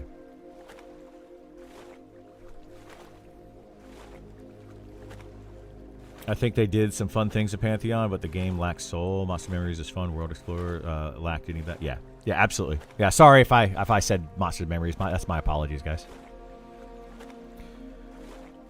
Like I said, I had fun playing the game while I was playing it. I had fun playing with my friends. I would have rather played anything else. And ultimately, I just feel like it was a waste of my time. You know?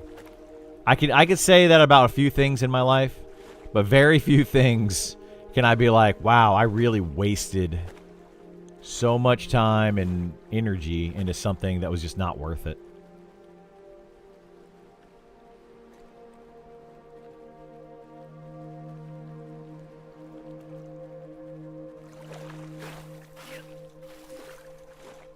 What's crazy, too, is for a long time I defended that game. Like, for a long time I defended it a lot. I was like, no, they're definitely going to make it better. They're going to do this. They're going to do that. Things are coming, blah, blah, blah. I kept defending and defending and defending for a very long time. And, you know, I was wrong. I was just wrong. And I'm okay to admit it. I think it's right here, isn't it? I think this is it.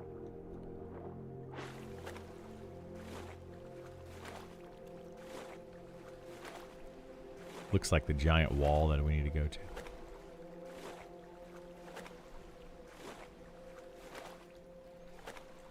I had to play Pantheon out of respect to Brad McQuaid, but the game lost its way too many times. Yeah. Appreciate the insight. Yeah, no worries.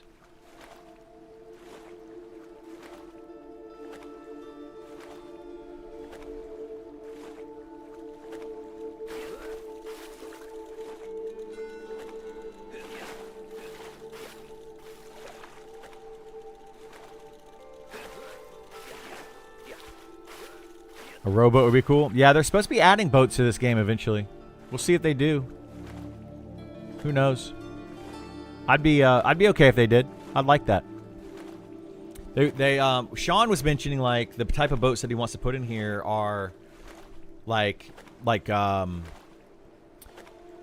Online kind of thing.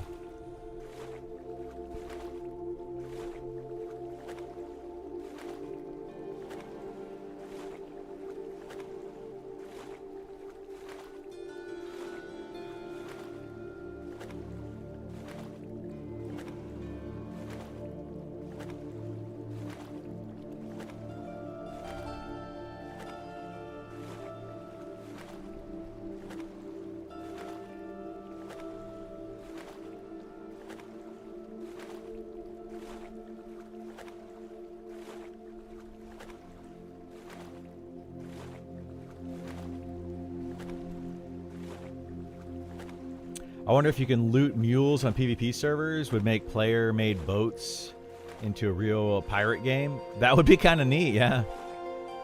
That would make PvP fun, maybe, right? If they added in some sort of, like, pirate-themed kind of boarding boats and taking over ships. We did that in Arcade, and it was a lot of fun for a while until you realized that people were cheating like crazy. But outside of that, I had a lot of fun in Arcade doing the pirate battles, the ship-to-ship battles and stuff. Oop.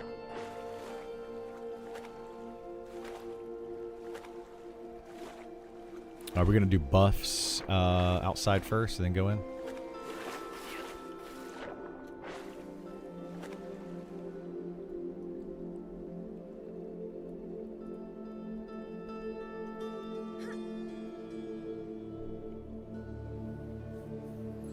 Can you walk over water with levitate? They are talking about adding water walking as a skill. But yeah, they removed levitate. They didn't like, so like levitate in EverQuest, you would come up to like, whoops. You would like come up to this point, you know, at the top of this. I assume you played EverQuest. But you would come up to the point at the top of this, you know, and then you just start running. And you would just like run across the whole zone. They were trying to avoid that in this game. But they are looking at adding in something like water walking or that kind of thing. So we'll see if they do it. Maybe. But for now, levitate is out of the game.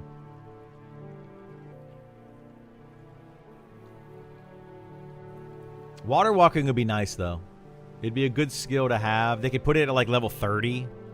Because honestly, you don't really need it until you come out here into this zone. But it'd be kind of neat to have at level 30-ish.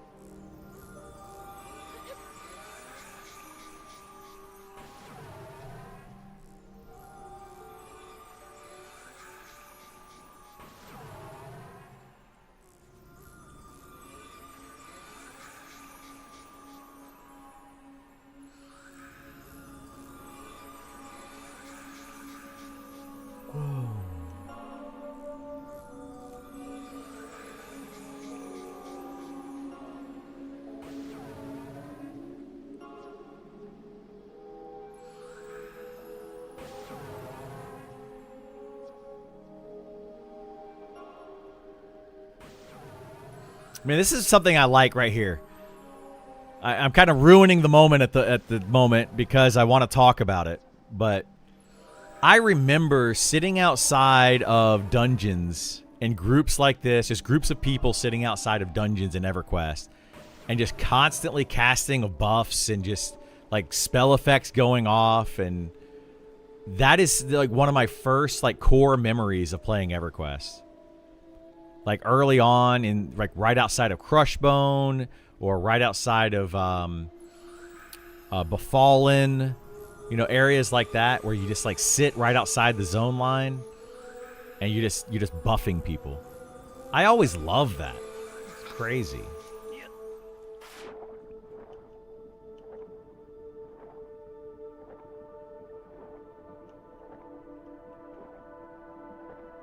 Yeah, it is.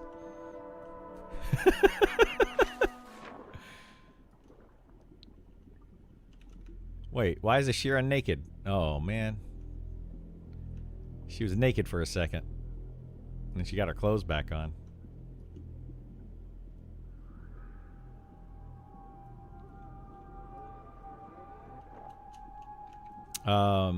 We're going underwater, right? I'll go first. Follow me, I guess, and see if we don't pull everything.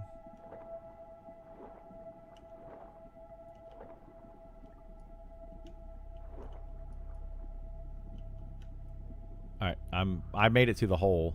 I don't see any mobs yet.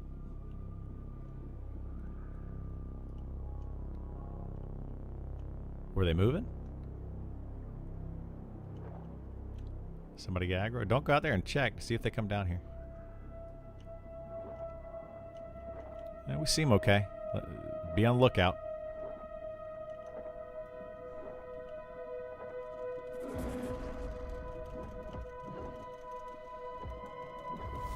How do I even find that entrance? You know. You know. I had to be shown the entrance. I did not find it. I'll be honest. I did not find it. Yeah, we're going to have to get another key and then try to get into that area. Yeah, that could be our goal for the night. Get keys and just kill as many named as we can.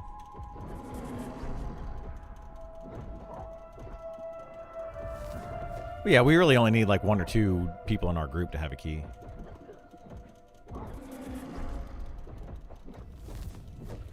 Some guy asked me for buffs outside of Guck.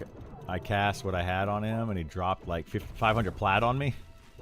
It's 100 times more money. Yeah.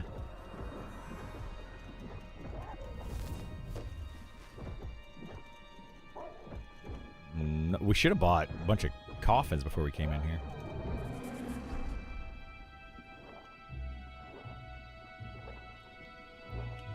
That's Cat stealing your money. That's the XP tax he's been charging you.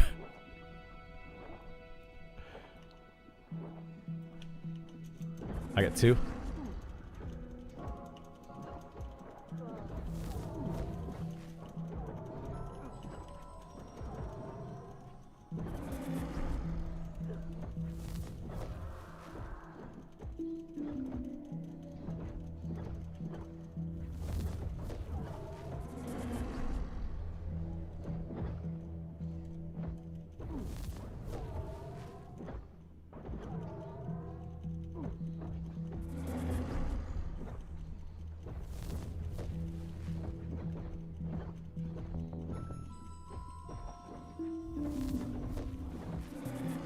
I think kids are out of school tomorrow. What the heck is this?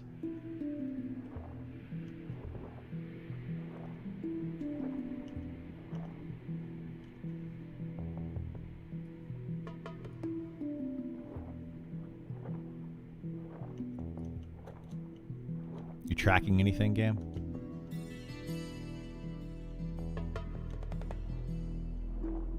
Yeah, dismiss your pets for now.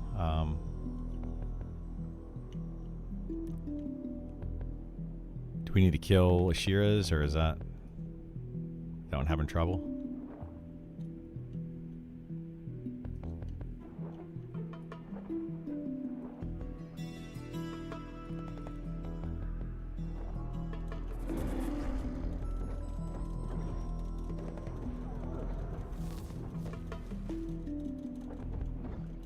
Underwater gameplay similar to EQ. Does it feel better or worse? It's similar. I would say it feels a little bit better than original EQ, but it's about the same, ultimately. We're not going to be fighting underwater the whole time. We're just going to a camp.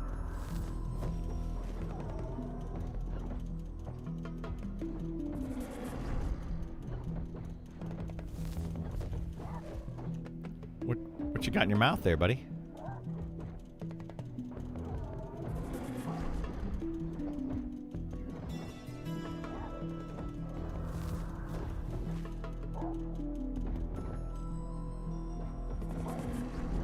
Underwater raids were the absolute worst. Yeah, they were pretty bad. They were pretty bad.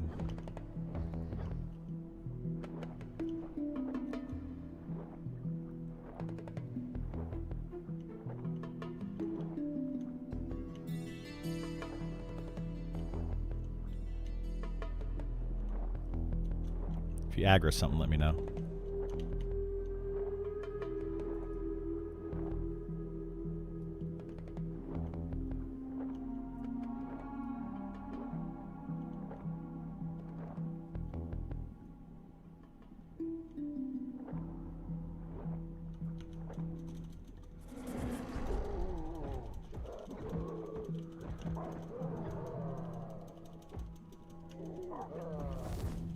You don't need to charm this one. There's plenty up the top that we can charm.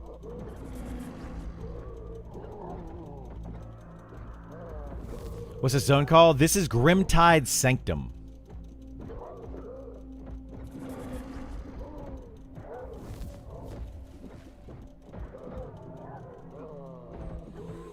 Best zone in the game, in my opinion. My favorite zone by far. I've been waiting to do this zone. Like, I've been wanting to do it a bunch, but it's a tough zone. You need to come in with a decent group. Definitely, I would recommend bringing an Enchanter in here. Like, absolutely bring an Enchanter.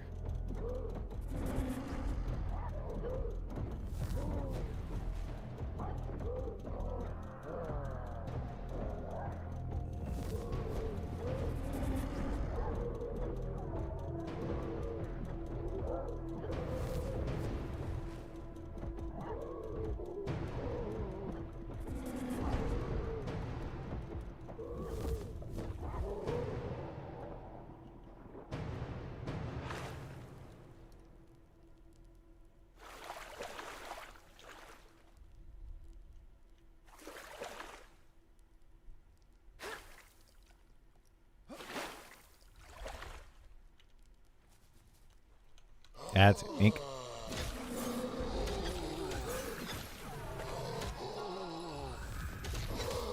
I'm on the mail.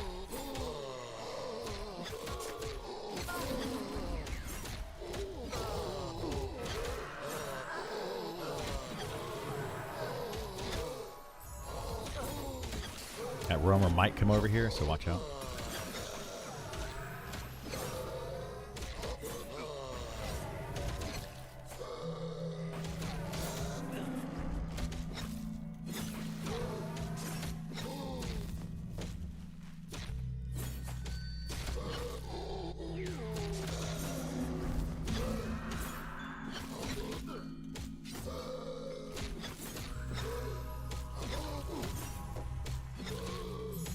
Are we going to stay here in this bloated area, or we want to fight further in? Okay. We might be able to get to that, maybe.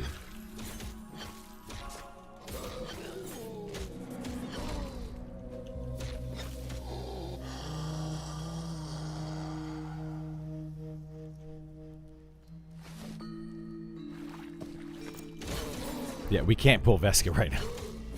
Can't do that.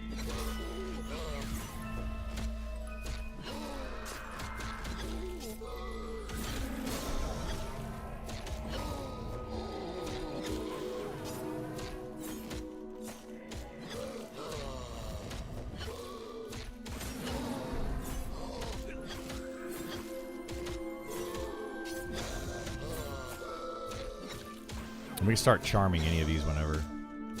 The ones that are down here. If y'all want to charm, it's up to you guys.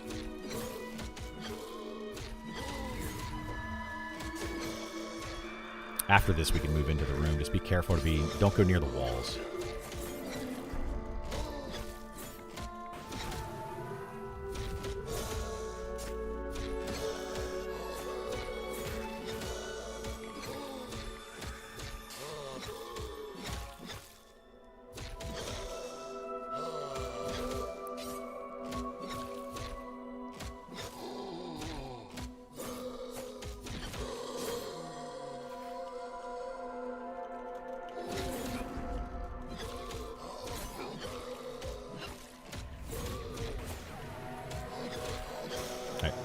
You can come out here if you want to. Just what did we nuke?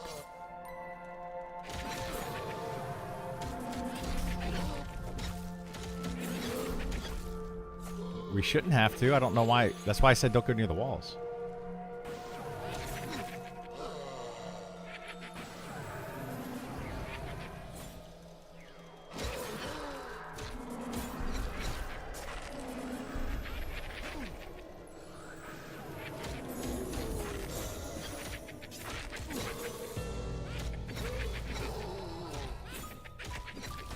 Yeah, there's 2 abyssal maids that aren't doing anything.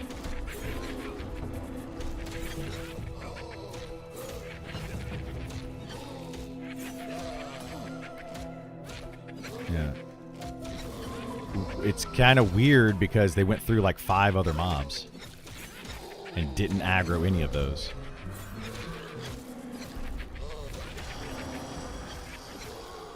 Here, just kill this pet.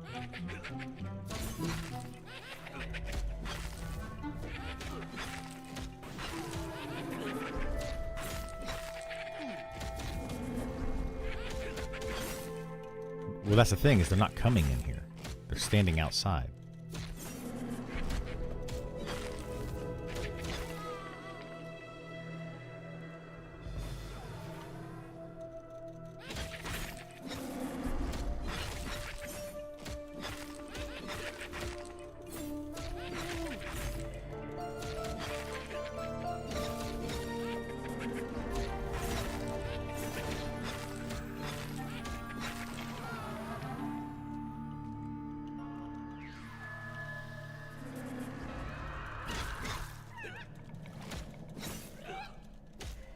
We have to. I have to get him to move.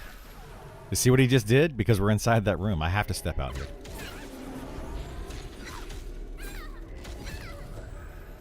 I'm fine right here. There's nothing's coming after me, so just... I'm watching it.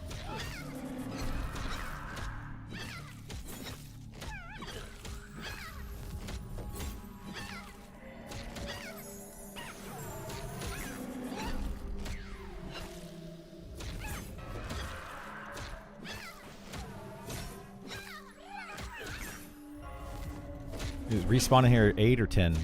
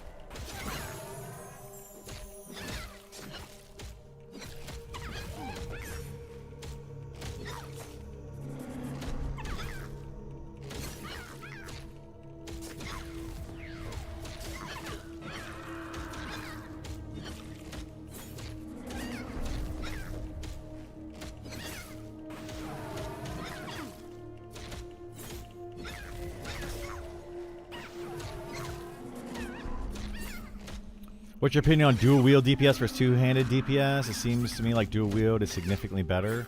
It's better sometimes. It depends on the damage delay ratio. There are some two-handed weapons that are insanely good. That are better DPS. At least they seem to be better DPS.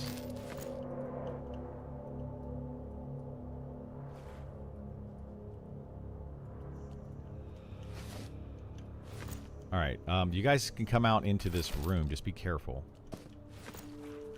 We got respawn in a couple minutes. Just stay right here, though.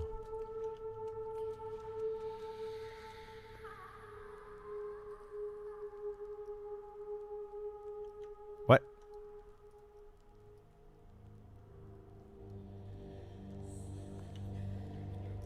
Oh, is she AFK? I didn't see anything. No, we're okay for right now.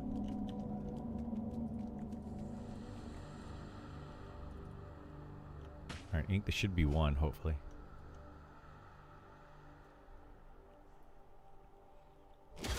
Oh, ad coming, ad coming. Just be careful.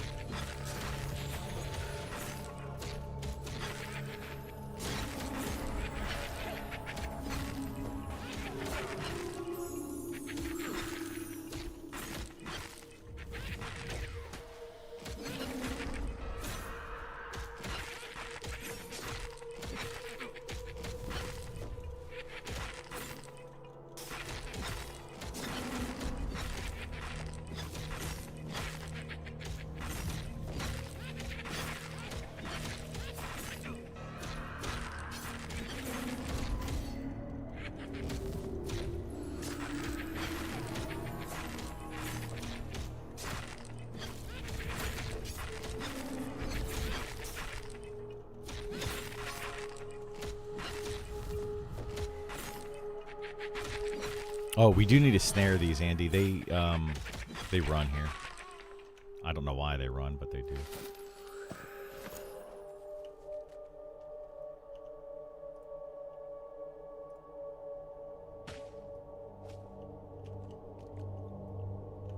If it's 8-minute repop, we'll be getting repop here in a second.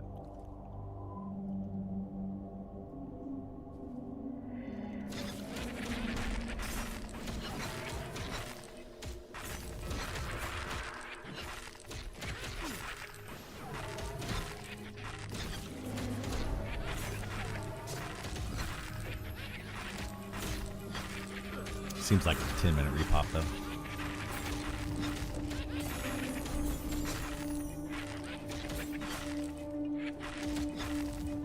Take care, Henny. How you? Have a good night. We can try. Just be careful. Andy should be able to lull them from down here. Oh, those are goblins. Yeah, they are goblins, aren't they? Well, we have to get a shearer to do it then.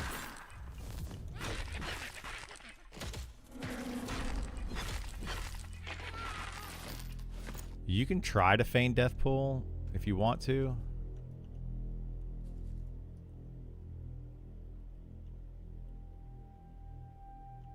What secret cave? Yeah, right there. Well, stop. If you go up, there's a room here. Come here. There's a room to both sides. The mobs are in there. If you hug the wall, you won't aggro them. But if you get too close to the room, then you will aggro the 3 inside that room on that side. And I think there's 2 on the other side. You want to go up the right side, though, I think.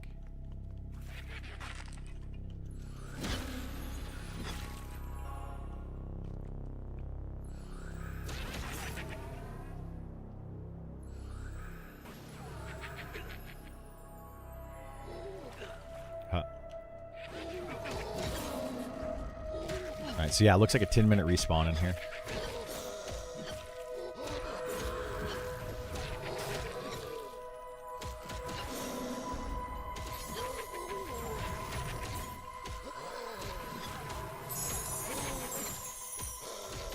Played during the last test. Worm felt really fun, but outside camps with little to no danger felt really boring. Do you have any comments or suggestions about the type of group play? The dungeons, yeah, the dungeons in the game are really good, very tense. Outdoor play is kind of like a little bit more chill, you know, made for like your easier groups and stuff like that. So that's all I can really say about that is just make sure you have a good group when you go into a dungeon like this right here. Otherwise, you know, be careful.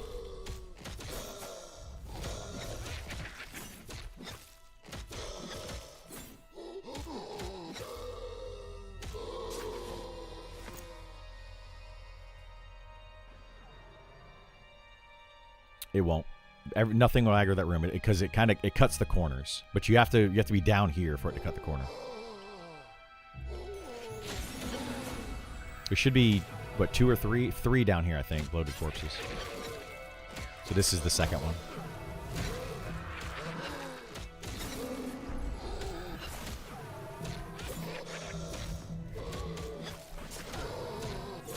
Yeah, we can have a Shira try to lull if she can. Or, I mean, we can honestly just pull them down here and just mez 2 after we kill these 3 bloated.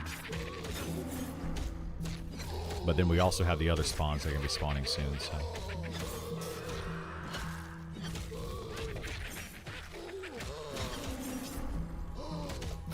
I've got a timer going.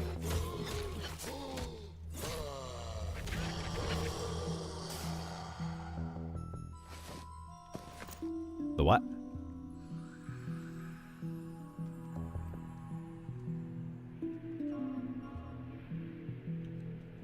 Who is a pet? What the heck are you talking about? You gotta stop eating food when you speak.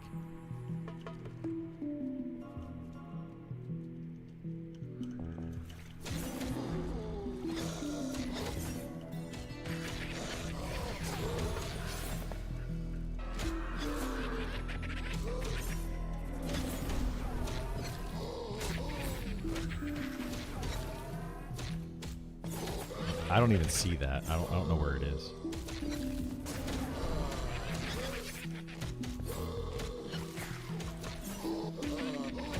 Had to do a CR for my group with Naked Cleric who only had one healing cantrip. It was an amazing experience. Yeah, that's gotta be rough.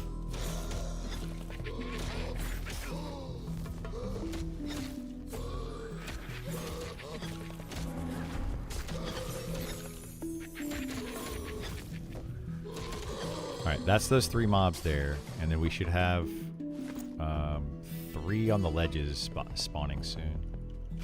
And then 1 pather.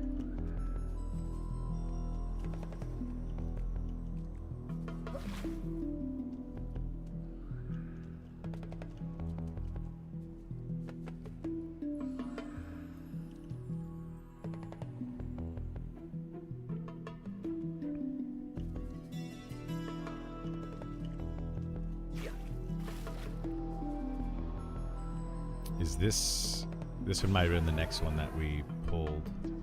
Torture. Yeah, you have 2 skeletons that come from the top, and then 1 to the side over there. Took nearly an hour. I was new, it was stressful, but we succeeded. It was amazing. Yeah, it's a lot of fun doing stuff like that. Alright, there's the Abyss Mage.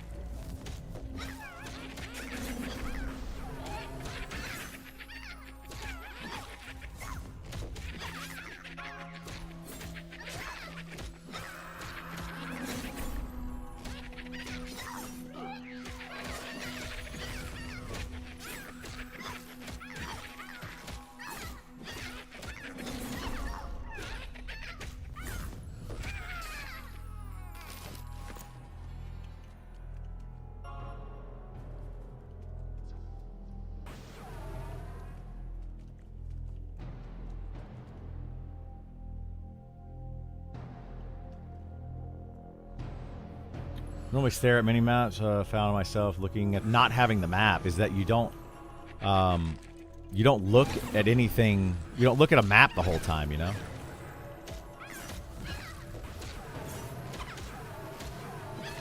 Like I love that.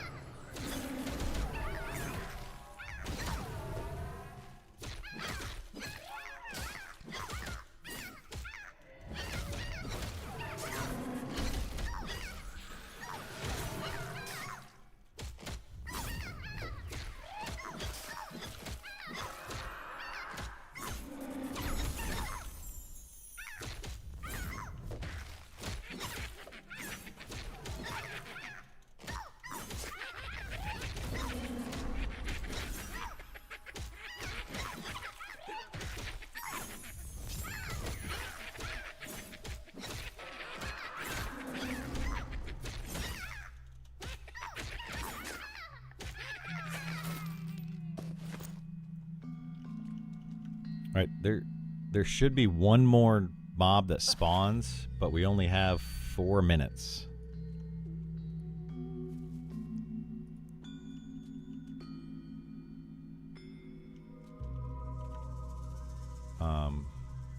So Shira, did you want that Fang Bear to charm, or you want something else to charm?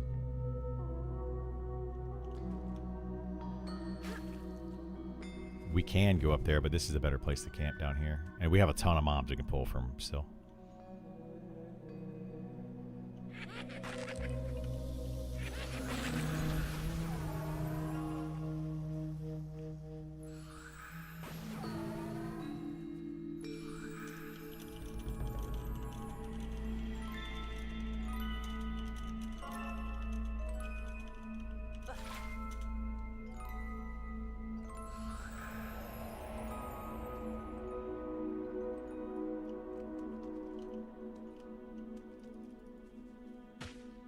Oh, that's a different skeleton. We're killing way too slowly to be able to get the boss right now.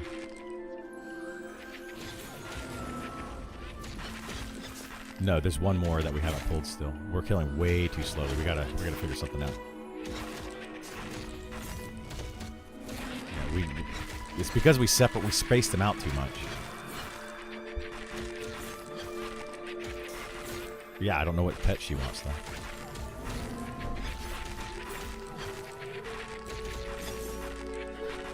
I see people hailing mobs. Nobody said anything about getting a pet, Kaz. Literally, it's hailing mobs.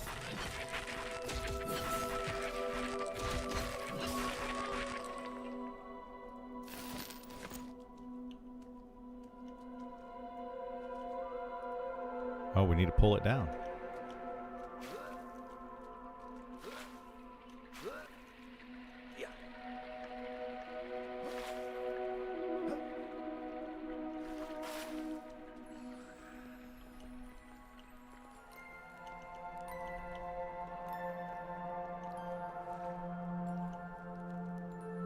Oh, she's what? That was a bad one to charm, probably, because it's oh god, that's rough. Oh, I know, but I didn't know if a charmed one could roam down like that. All right, we need to lull the two in the back. We have 2 minutes.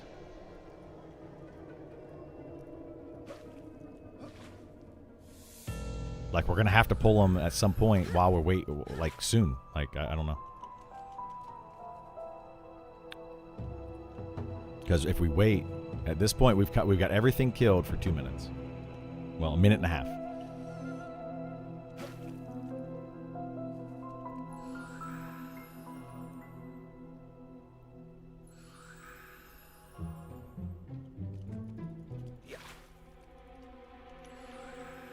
I can't. There it goes. You're gonna take a harm touch doing that. Be careful. Oh, it's on me. It's on me. So when you pull that, stand right over here and around this pillar, and it won't do anything to you.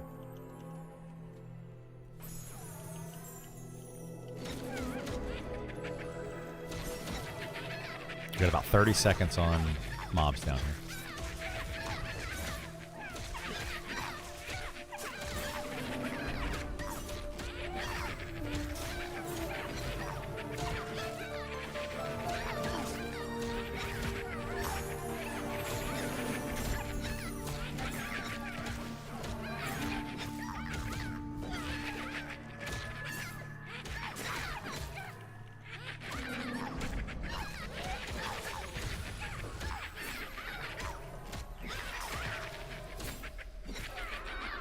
Does combat become more difficult in later levels? Yes. Yeah.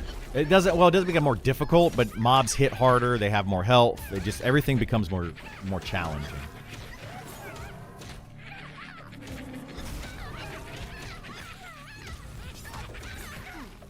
Yeah, you have 3 to 5 mobs hitting you in this dungeon. You're dead. You're dead.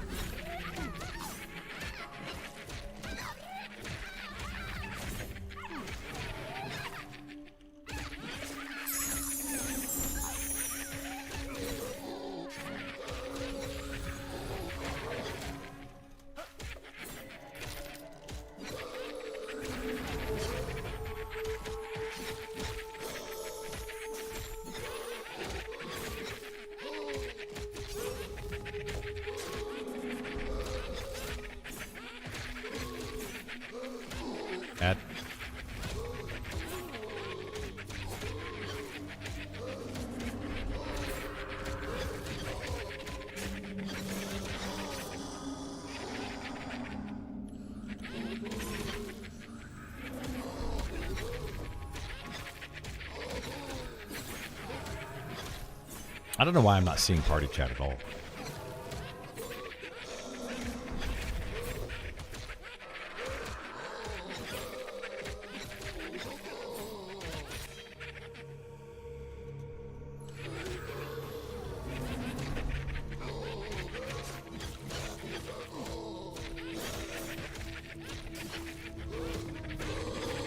Somebody should take the quest item off there too.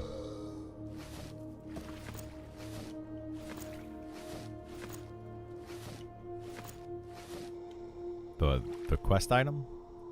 I mean, I don't care who takes it, but just make sure you get all 4 of them. Why am I taking it?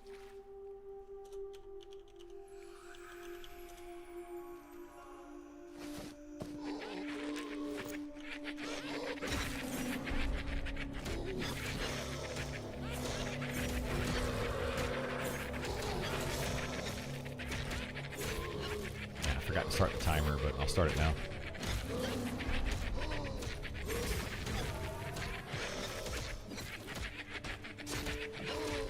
Well, if we get this going, we should be able to pull like from that other room. I'm gonna pull one of these down. Start killing these, split these up from the named up top.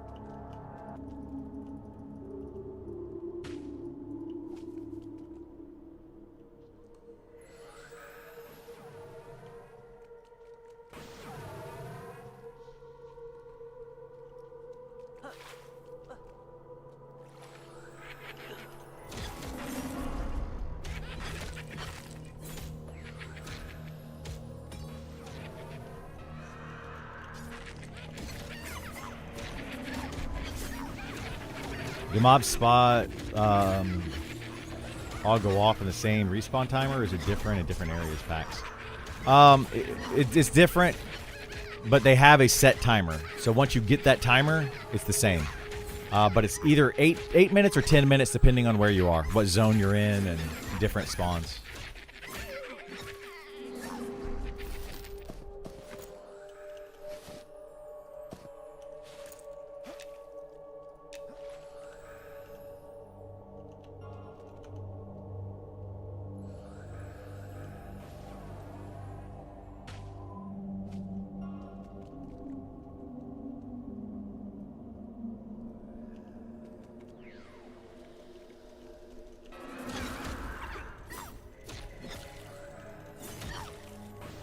Yeah, I'll try to pull from over there here in a minute once we get this area going.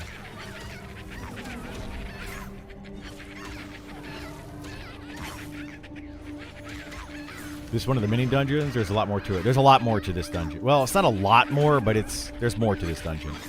We're probably going to be here for a little while.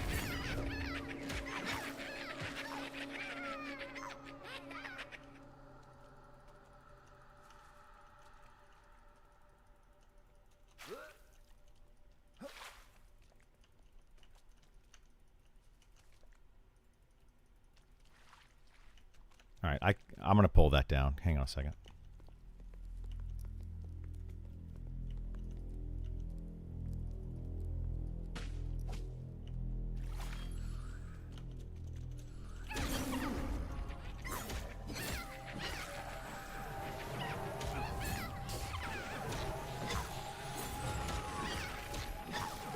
She might grab that one, so...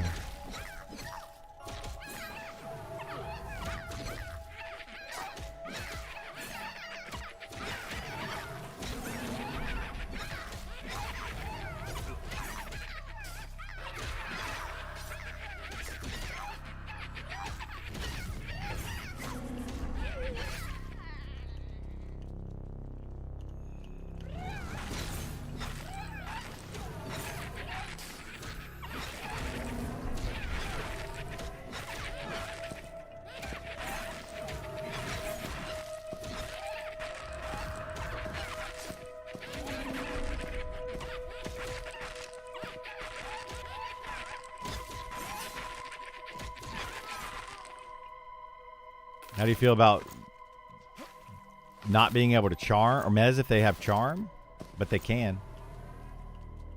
I mean, are you saying as like a balance thing? They could do that, but currently you can charm and mez.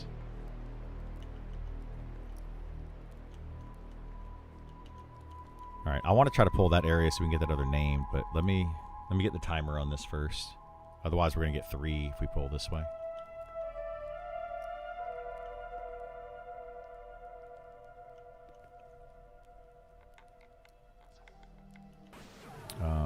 Actually, I'm gonna go ahead and pull these now. Ink. It's gonna be like 3 mobs though.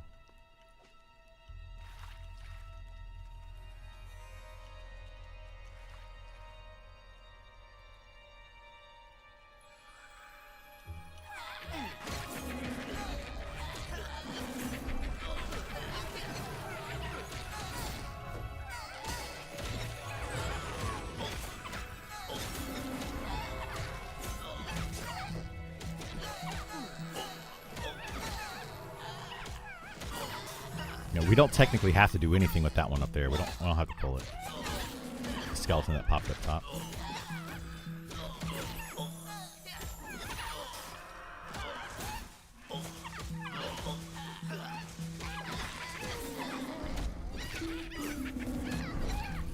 As an offset to power of charming, not what currently can. Yeah, I mean that's a possibility. I think that they should be able to, they can charm mobs for what their current power of charm is. They shouldn't be able to do anything, any other spells. They should have to focus on their charm. Like, not just not mez, but literally not cast anything. But some people would disagree with that, but I mean, I think that's what it should be. Charm is just really, really strong.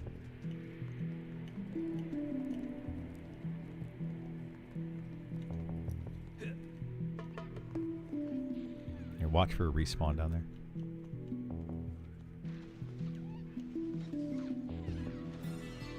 That group is actually in here doing Selka.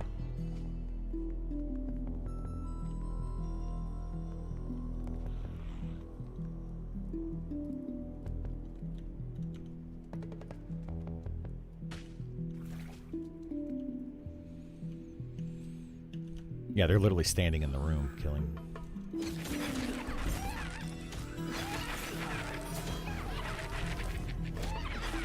I mean, there's plenty of stuff that we can pull here, but we're only going to get 1 named here. Well, 2 named here.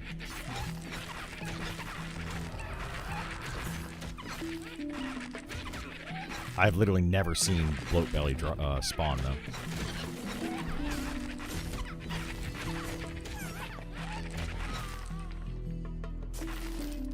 But I'm going to start pulling for XP, and we can hang out here for a little while. Probably a 2 ink here.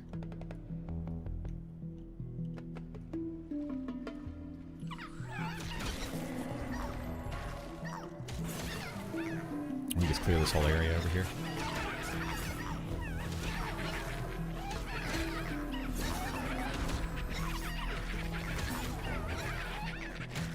Similar to mind control, where a player has a charm mob and their tune will be frozen. Yeah, something like that. That's what I think they should do with it. That would be the best balance.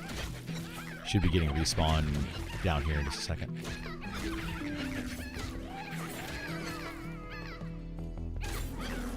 We got named respawn too. Well, placeholder.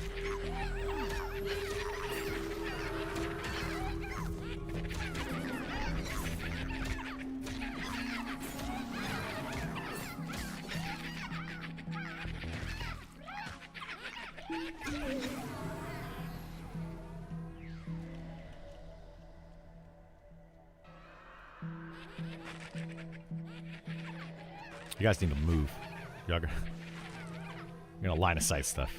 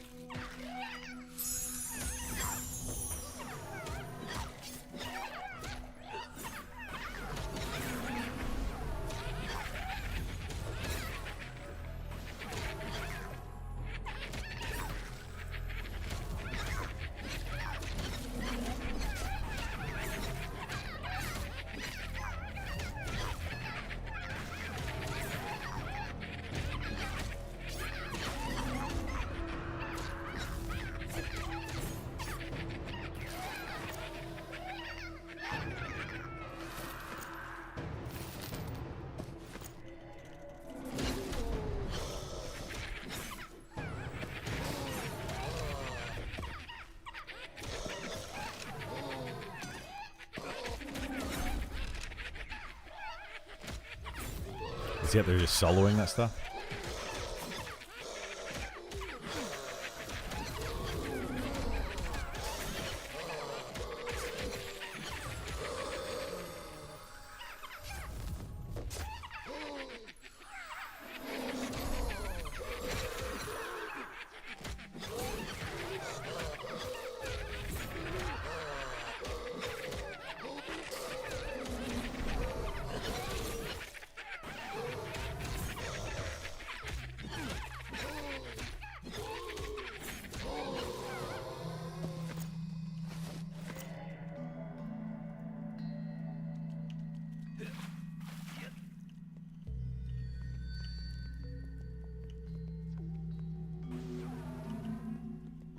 I'm gonna pull 3. Clear this other room. Then we'll have everything cleared and we can just kind of keep chain pulling.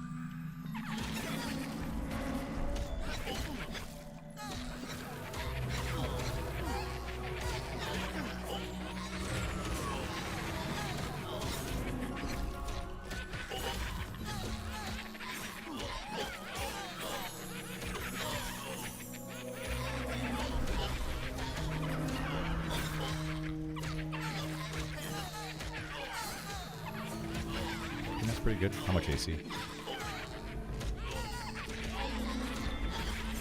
That's better than what I got, I think.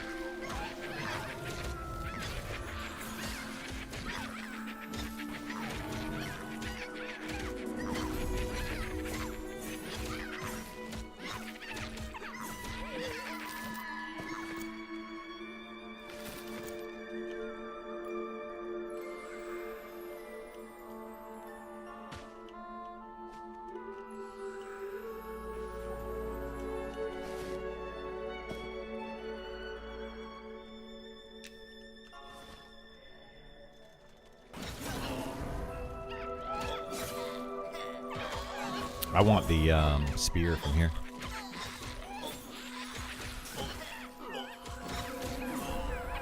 But that's like the ultra rare drop, so.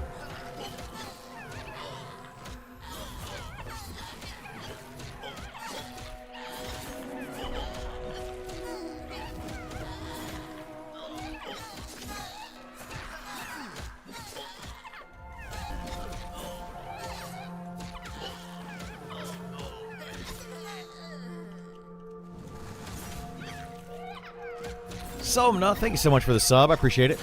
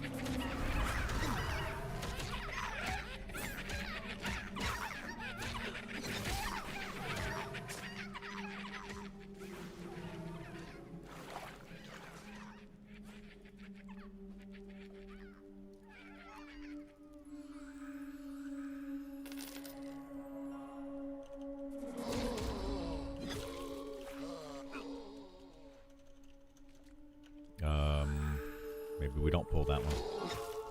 It's not coming through the thing.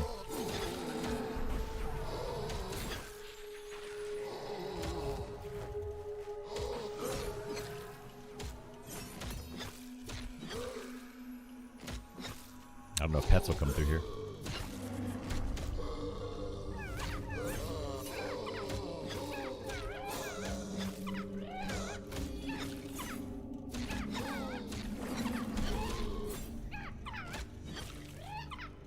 Did I drop group?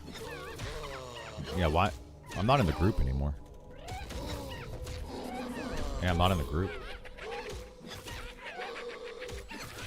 Yeah, I don't.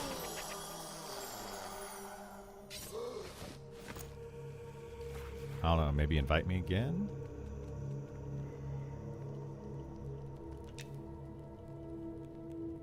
Yeah, not able to join.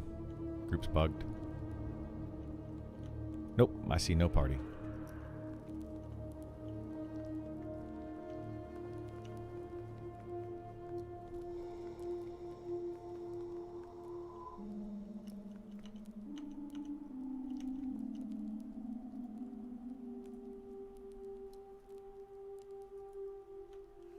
This is so weird. I'm still... Oh my god, I don't know what's going on.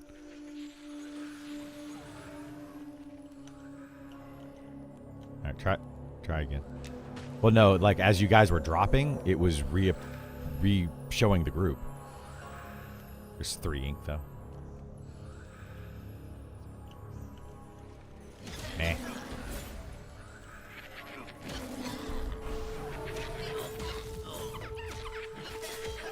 What, it was a UI bug? Yeah, I don't know what was going on with that. I mean, I was getting XP the whole time, so I don't know what's going on. It's weird.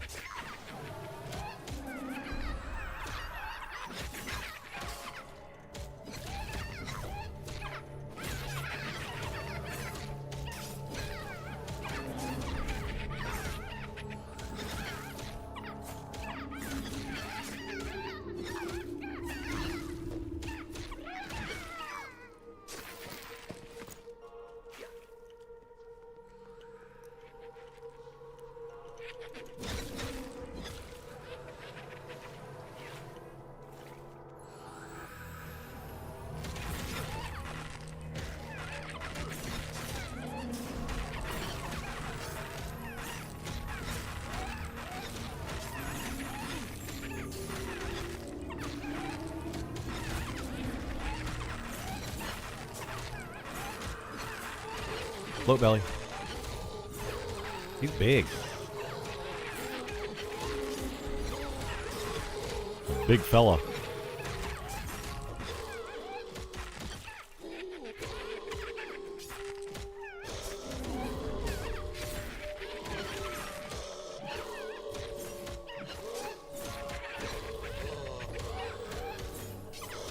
If he exploded after you killed him, it would be even better.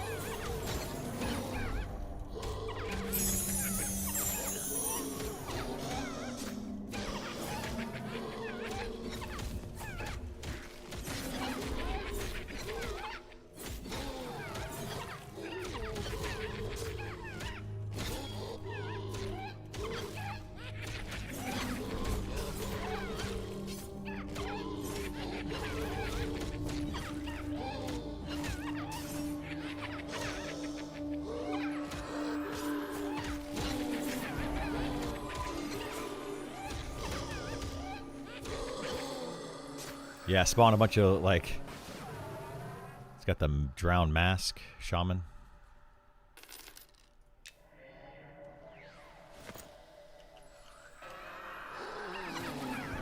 Got another ad back here.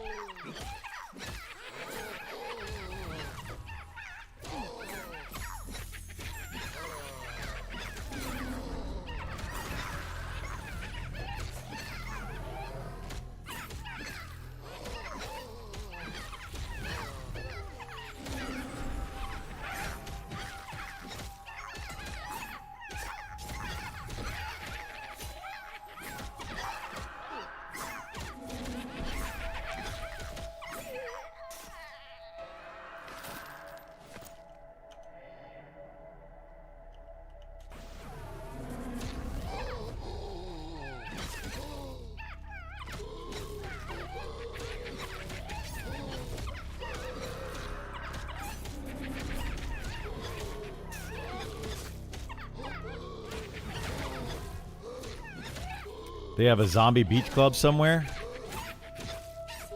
They should. These guys running around in their swimsuits.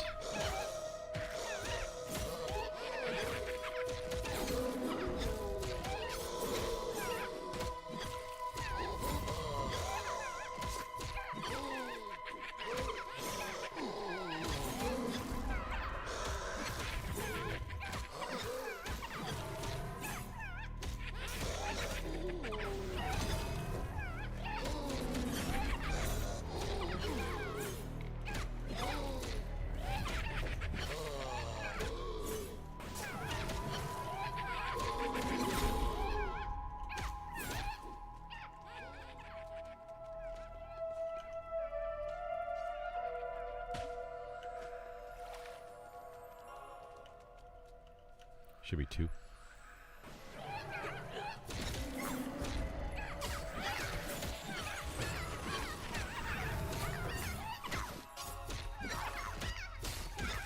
Other than Cleric, what are the lowest APM classes?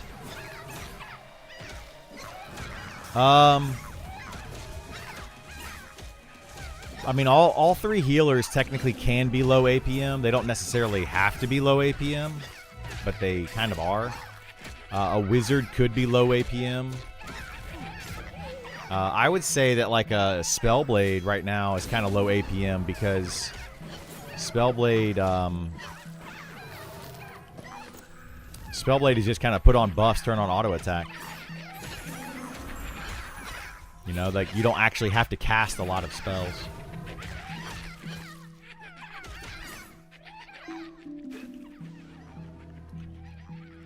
Another 2 plus a pet.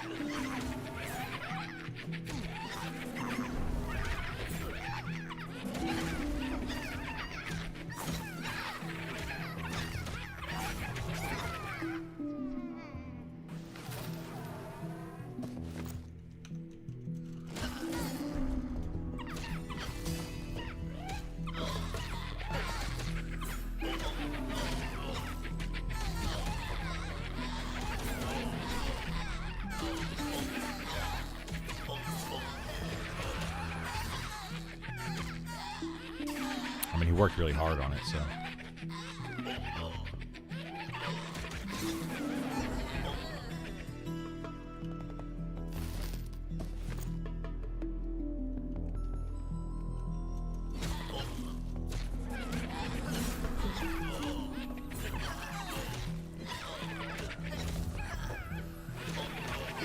Where is this? We are in Grimtide Sanctum.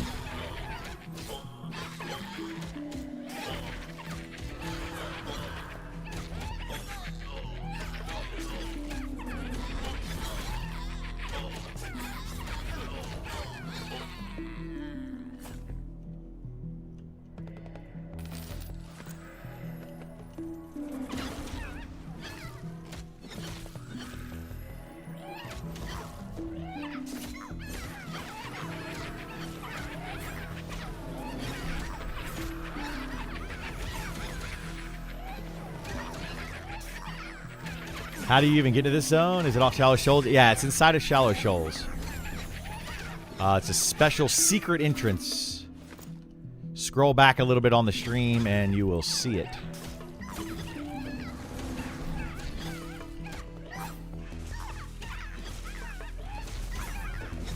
What level does steel scrap start dropping?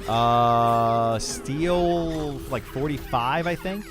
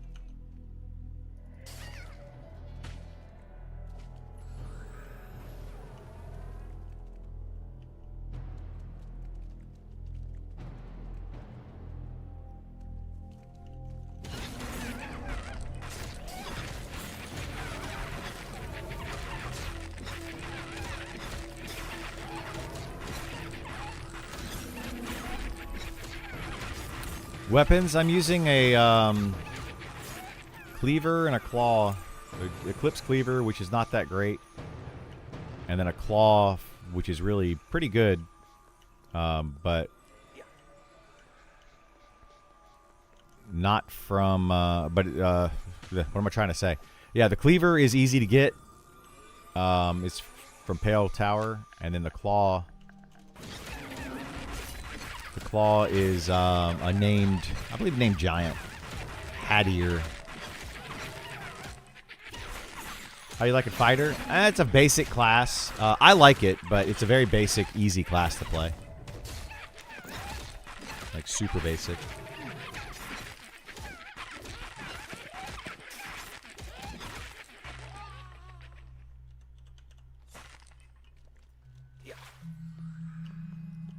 Alright, so no mobs there, no mobs there.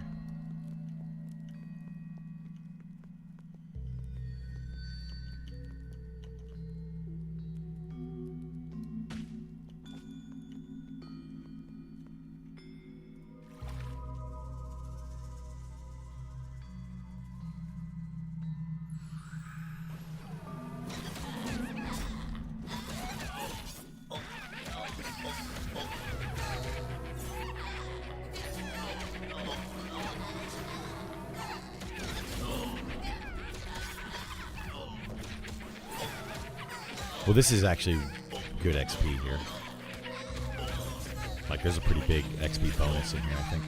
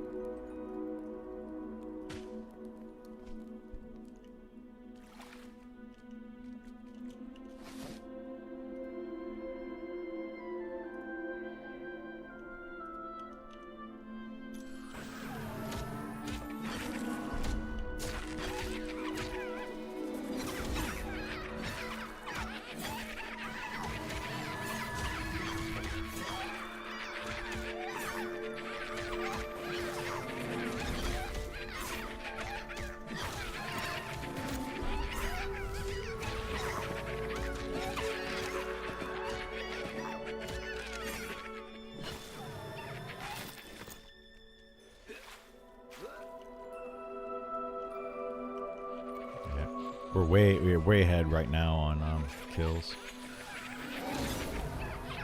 We've literally cleared everything. I'm between fighter and SK. Can't decide. I would say that the SK is probably a better all-around tank for leveling 1 to 50 or 1 to 60. But the fighter is going to be your better in-game tank.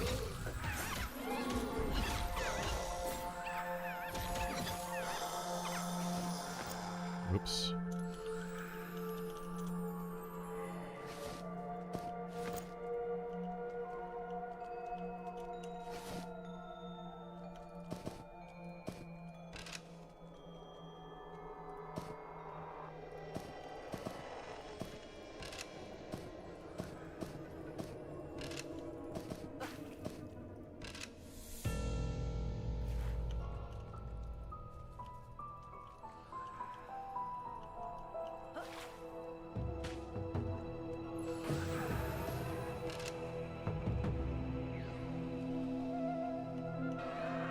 Oh my god.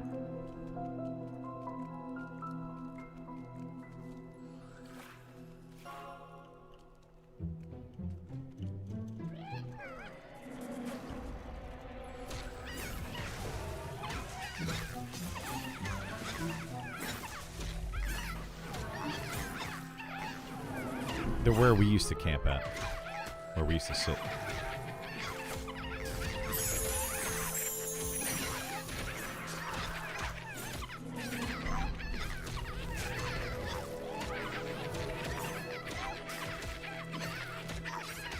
Hey, thank you so much for the sub. I appreciate it.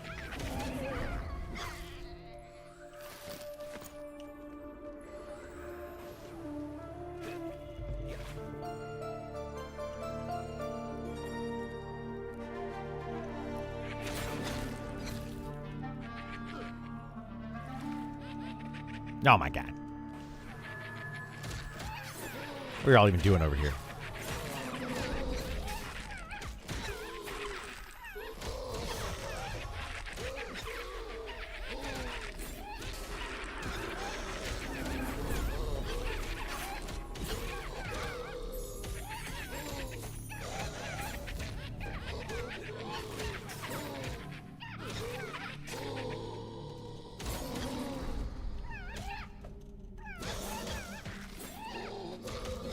Is this game live or closed beta? It's closed beta currently. It'll be live June 1st.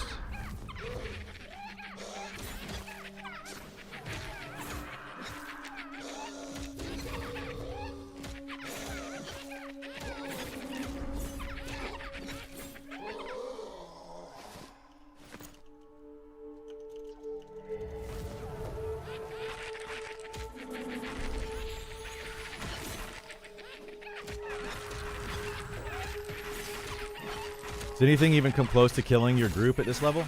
Oh, yeah. Yeah, this could get out of control very easily. These mobs are actually pretty low level, though. You could actually come in here around level 50.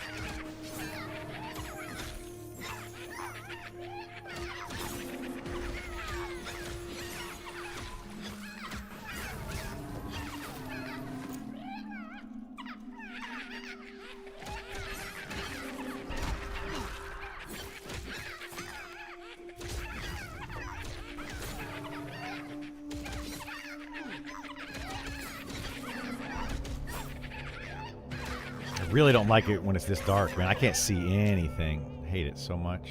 I gotta turn that up. I hate that it washes it out, but golly, I can't see a dang thing.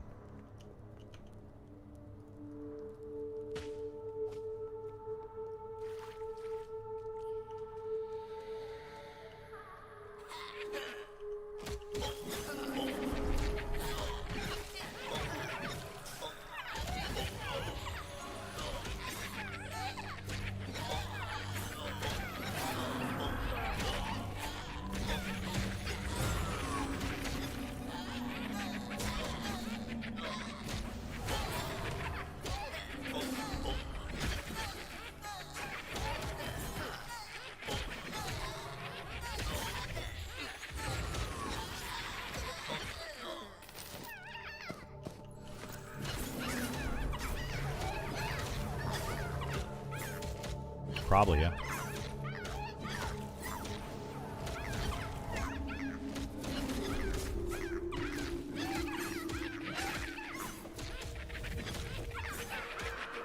It depends.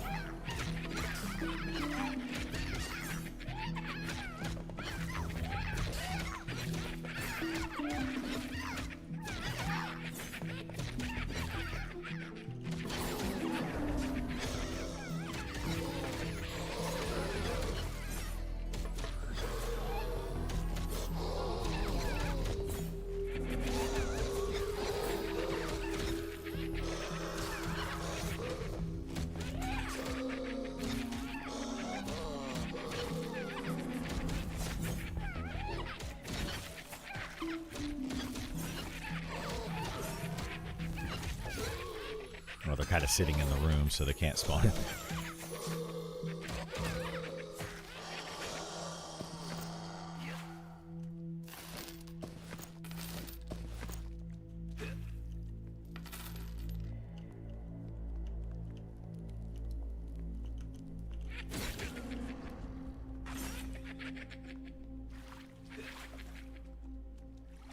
I feel bad killing this little guy.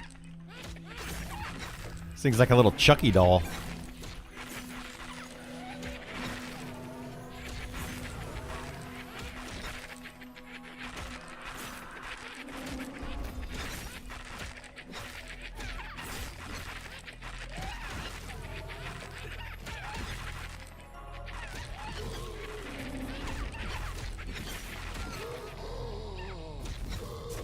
Where am I? I'm at home. Where are you?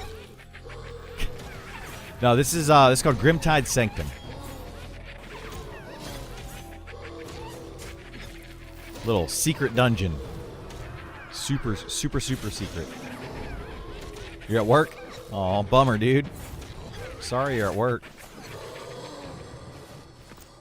I mean, technically, I guess you would say I'm at work, too.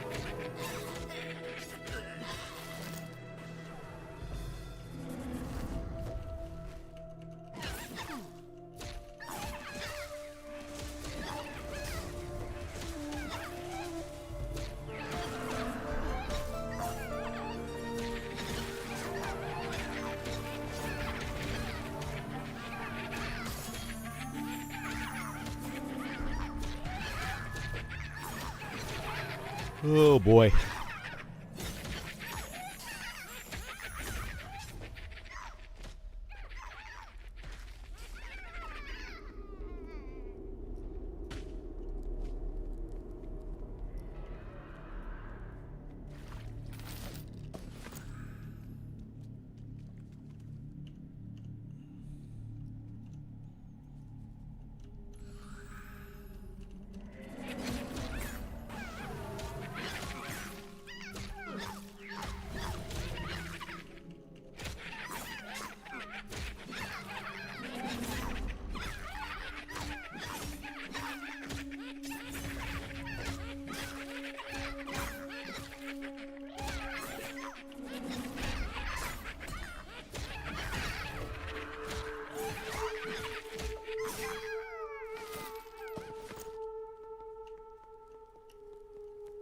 Yeah. Yeah.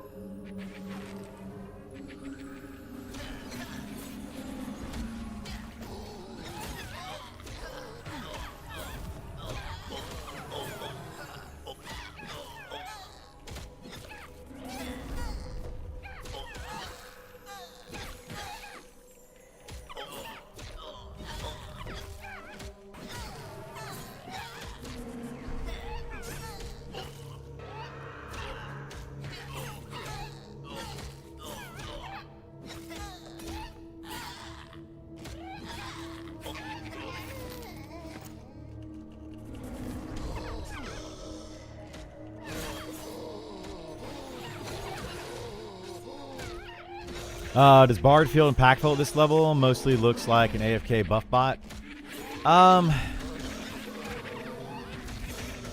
Yeah, Bard is in a weird place. Like, a charming Bard is really strong. Whoops. But a like a normal Bard in like a group setting is kind of bad. They need to buff their stuff a little bit, I think.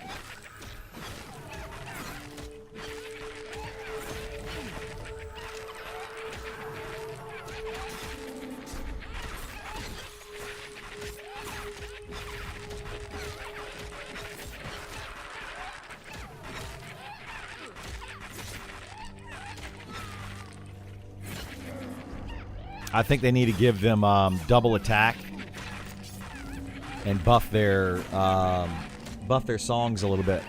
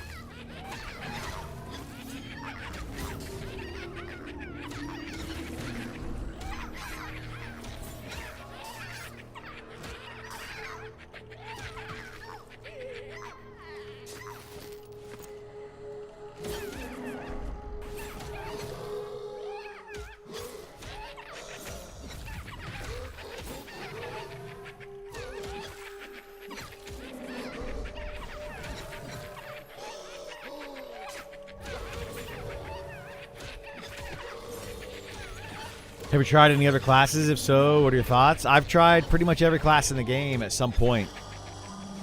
Some of the classes feel good, some of them not so much. Right now, there's a lot of changes going to be happening, so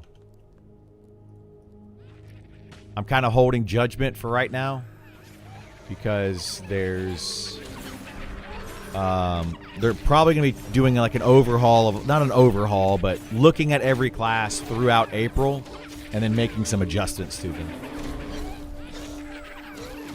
So a lot of changes to be coming soon.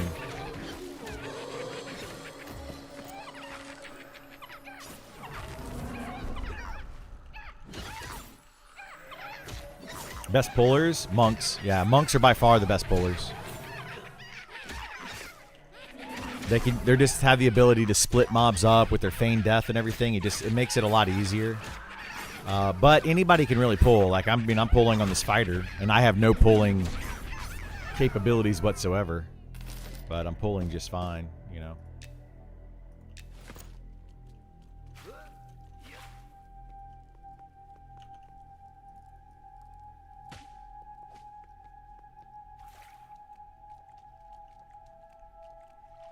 But yeah, you want to have a class that can split mobs up. There's certain places in the game that just kind of require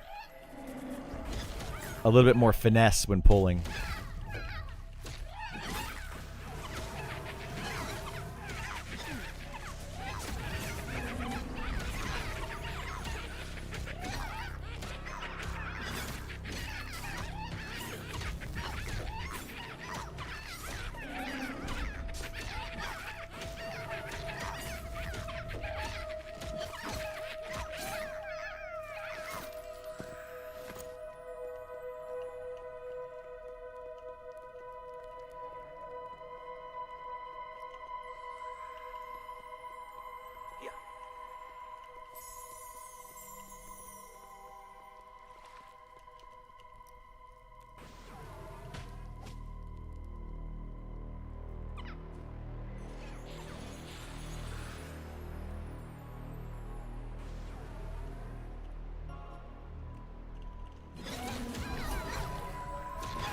They really need to fix the line of sight situation going on here.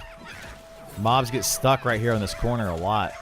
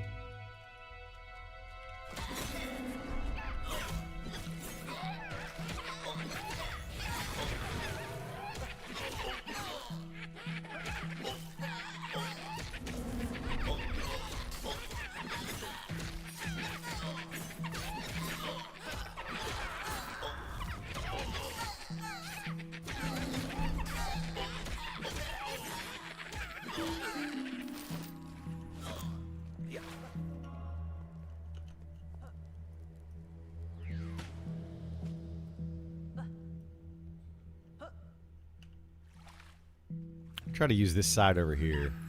Whoop.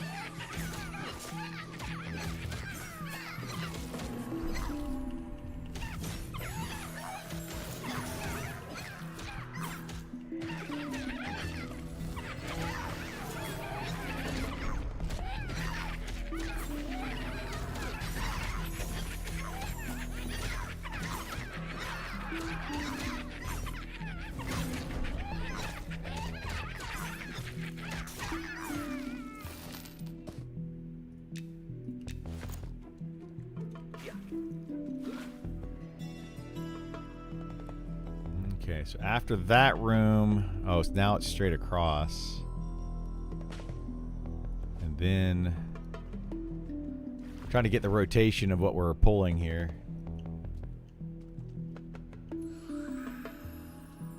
Try to stand over here. Yeah.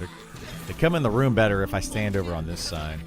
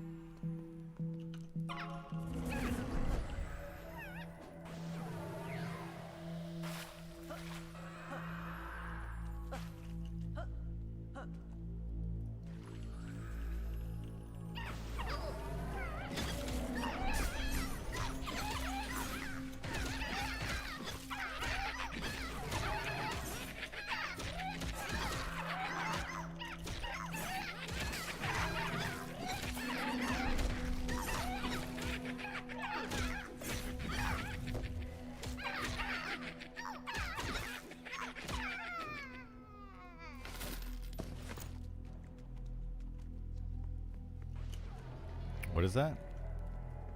I need some 12 damage, 29 delay. What the heck?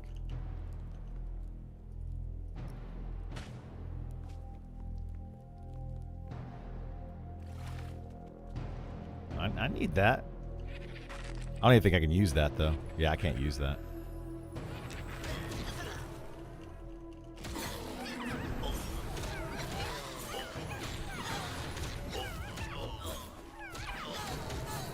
Yeah, I badly need to upgrade my main hand weapon.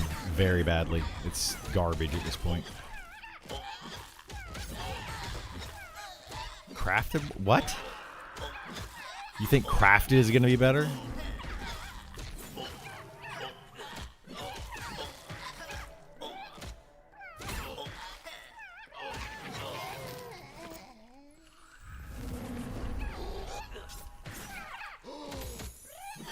No, we just got to camp something that's got better weapons.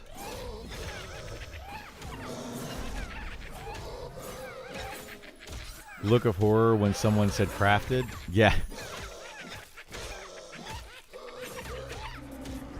How do we know it got nerfed, though? What's the damage delay?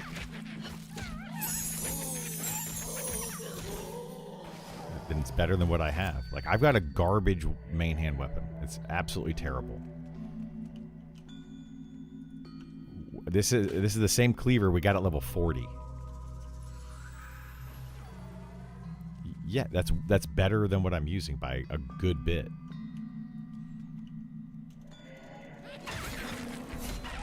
Which is still better than anything else you've seen.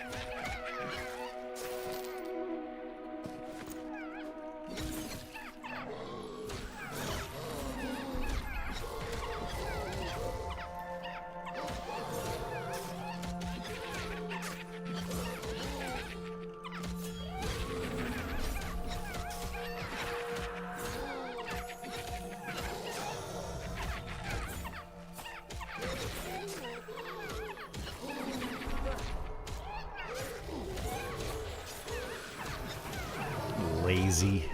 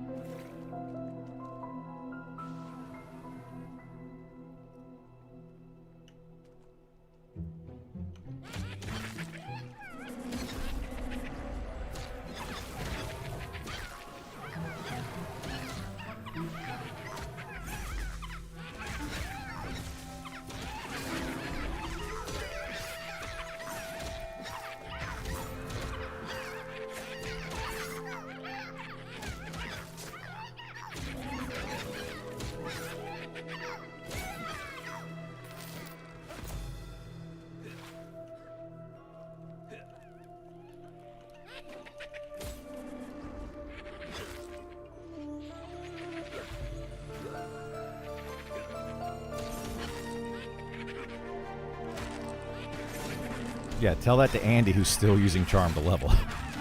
Like, come on. Easily. It's still the best way to level. It's ridiculous.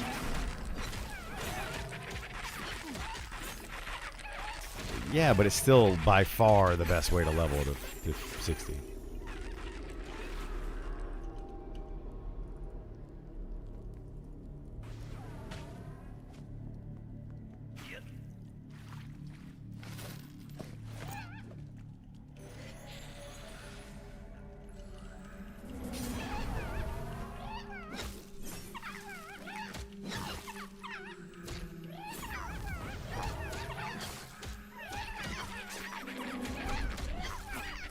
Yeah, but your charm pet's doing at least twice the damage of the other pet.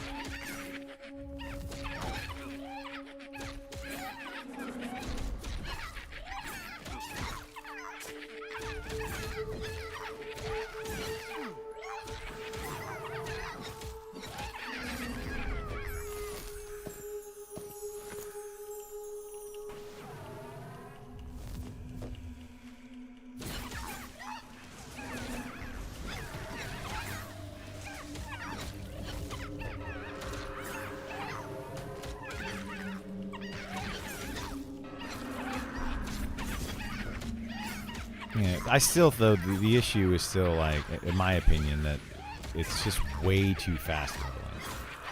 Like, if the game is meant to be a group game, why would you make it to where the best way to level is solo?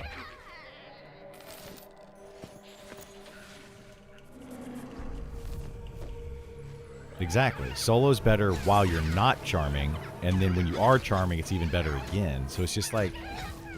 It's easily twice as good, if not 3 times better, to solo than it is to be in a group. Which is really dumb in a group-focused game. Like, it makes zero sense to me.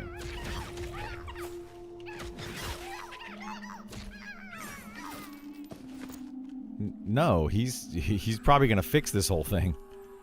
I don't think he realized what was going on for the longest time. Like, I think that's been part of the problem, is that it was done by somebody else.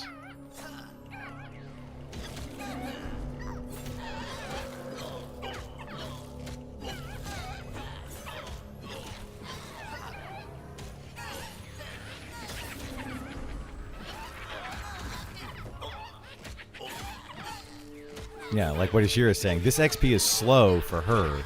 It's actually fast for me. But it's slow for her, which is sad.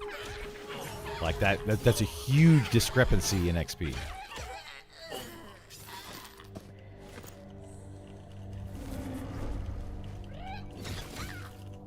Exactly. Like, this is not worth it, dude. Like, it's just dumb.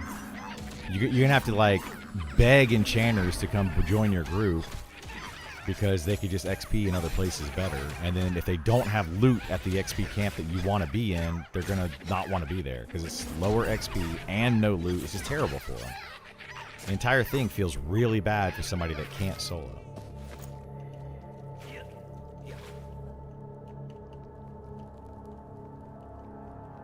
Exactly. That's what's going to end up happening, and it's just going to be slower for everybody because of it. Like, the whole thing is a problem, and it needs to be fixed.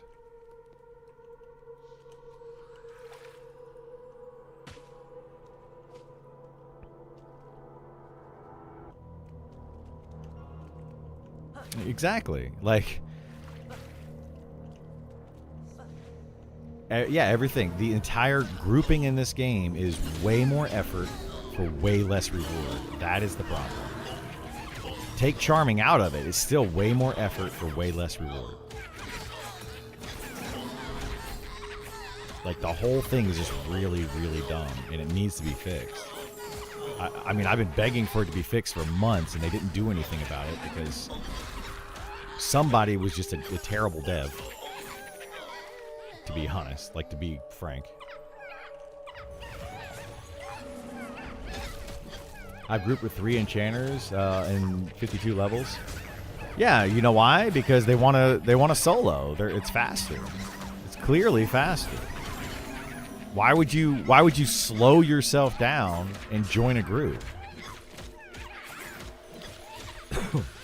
I mean, I'm fortunate that I have people that, you know, I'm friends with these people. Well, I don't know why I put air quotes on friends, because I'm friends with these people, so they're willing to, like, come and join. But if you don't have a friend, it's just going to feel bad for anybody that's trying to pug. It's going to feel really bad.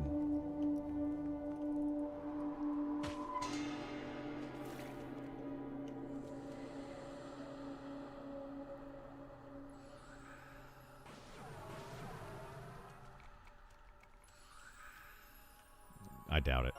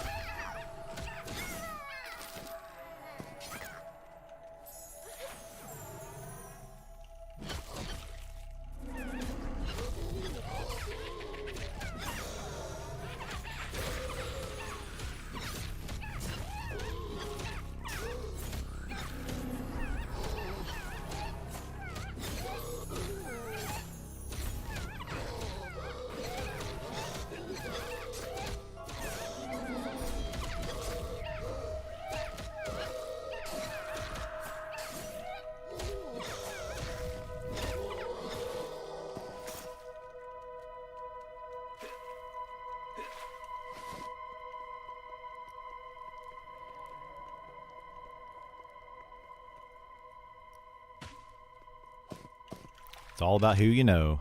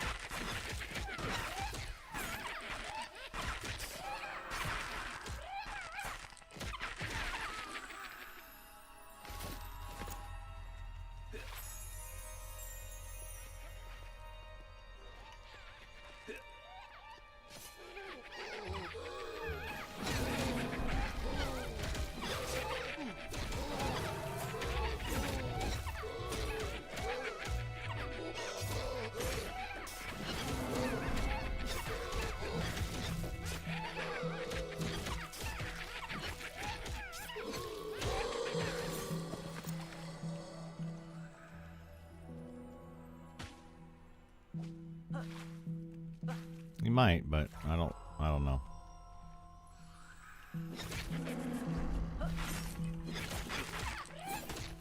No, he's not. I don't know who said that. Is he really?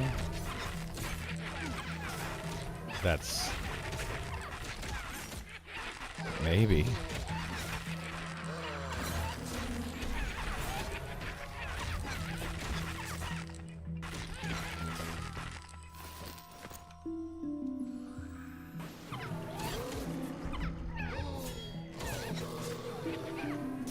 Money talks, my friend. Money talks.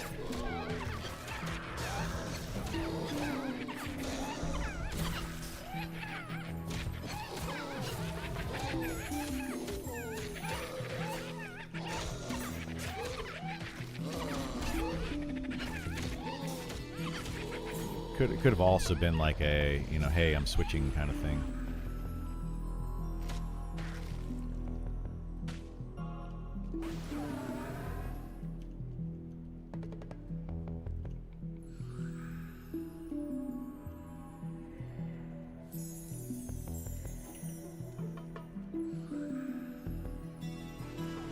Time is money, yeah.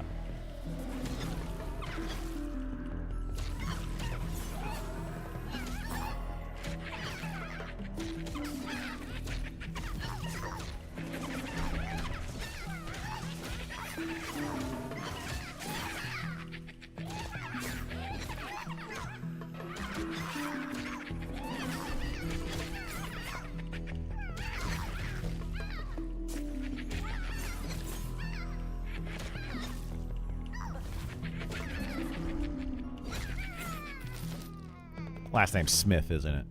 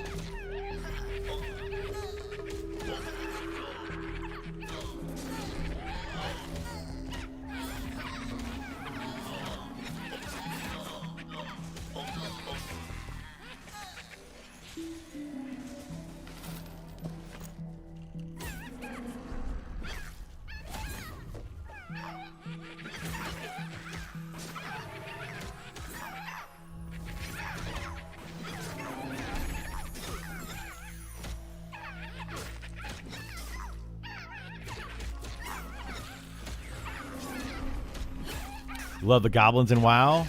Yeah. Goblins in this game are kind of annoying. Very annoying.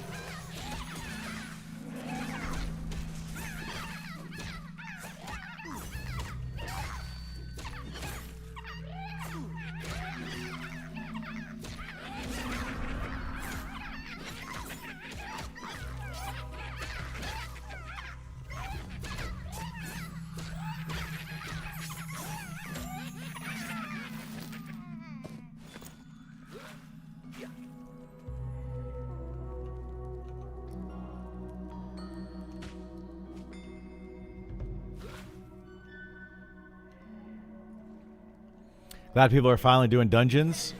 Yeah, there's just not many dungeons in the game. That's part of the problem. I don't know how much more desert biome I can take. Yeah. I agree.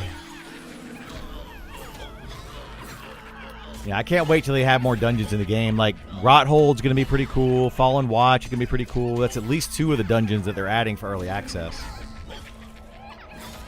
So we'll see a lot more of that going forward.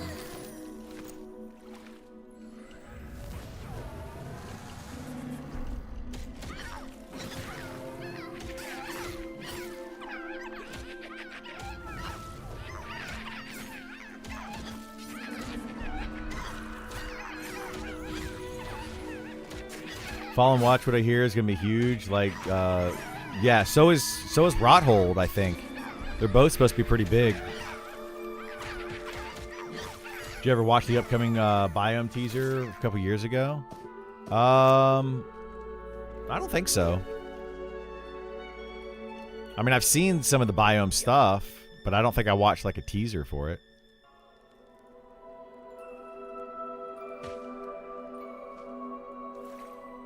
High Elves, when they're going to release, that's going to be like Module 3 at the earliest.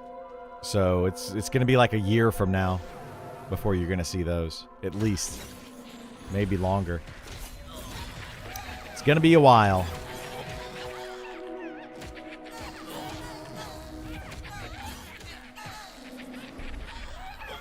How do you feel itemization is currently? Pretty terrible. Pretty terrible. Not in a good place.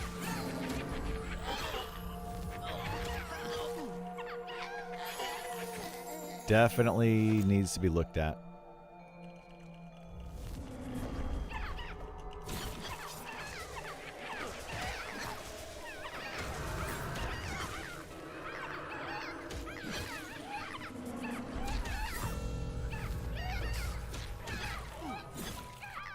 I mean, there's some cool items out there. But you got to go, like, to get cool items in this game, you have to camp things for hours and hours and hours and hours and hours, which, you know, makes it fun to get those items, you know, and I like that, but you can't really get decent gear unless you spend a ton of time camping it. That's why it's almost like right now just not worth camping gear. You know, if you happen to be at a camp and able to do a camp while you get XP, cool, that's neat, but it's not really worth doing at the moment.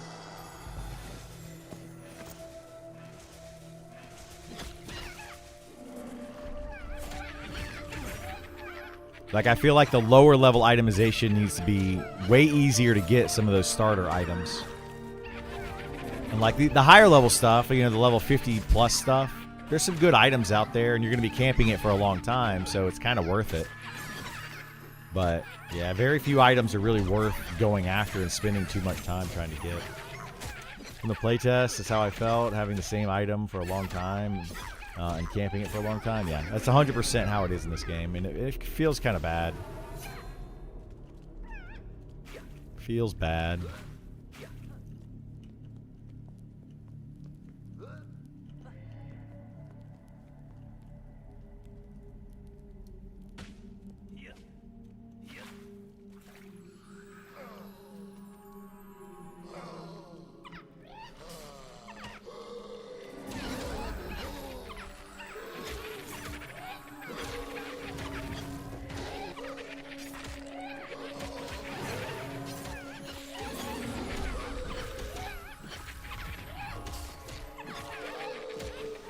Been checking on vendor prices. Charisma doesn't seem to do anything. Yeah? What's your faction with the mob, or with the NPCs that you're trying to buy from?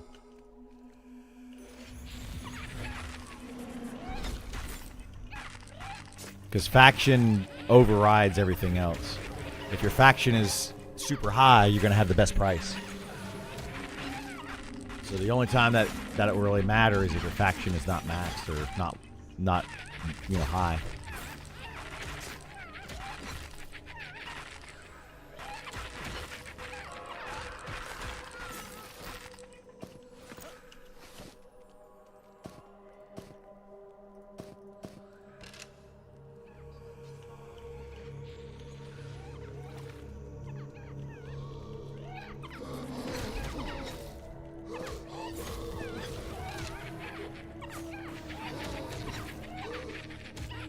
do not know.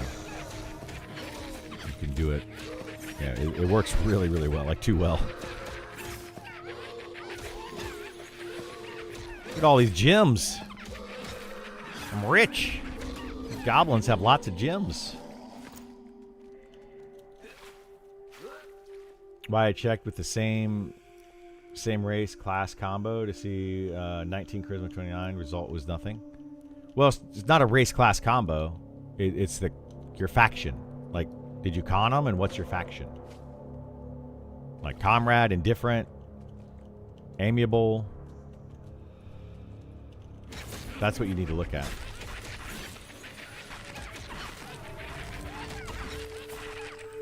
Mana drain spell drains 45 mana and gives me 45 with 100 in it.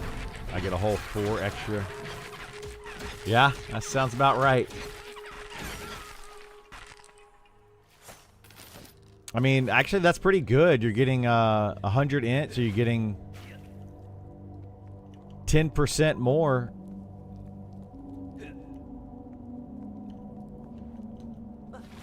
You know, 10% more for 100 100 in it.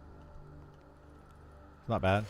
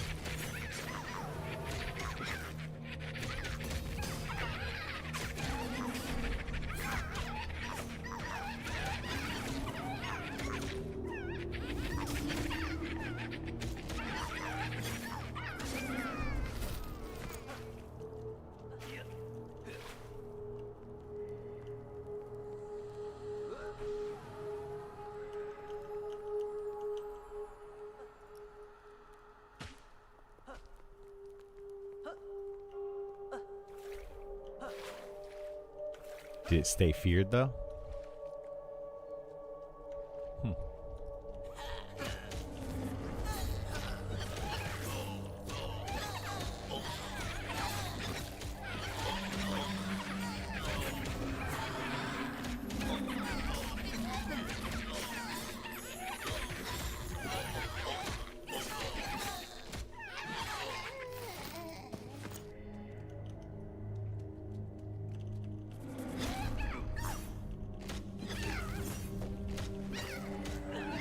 Do what with it? I mean, that's RNG, man. We've been here for what, a couple hours? Can't really base it on just a couple hours.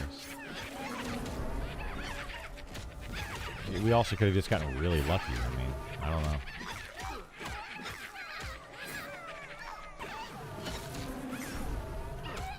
I don't know. I don't know what a good sample size is for this.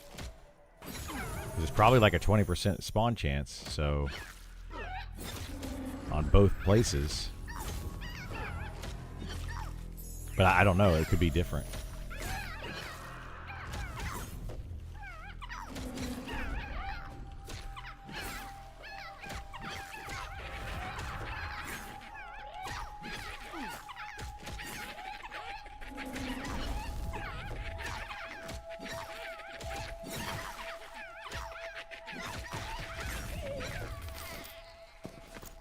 I don't know. I mean, I think that's part of the problem with this game is you have different people making different areas, and you have widely different everything. Spawn times, itemization, like a lot of that's been an issue.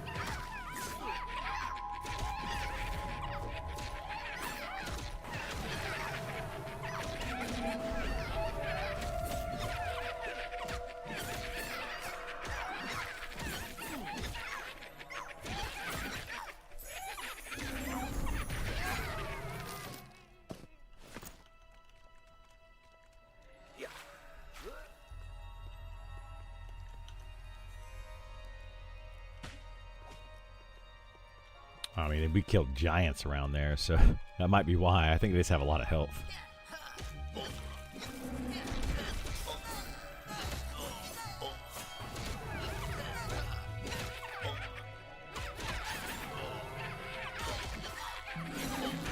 Yeah, that was really bad. During that transition time when they were like switching it from what it was to what it is.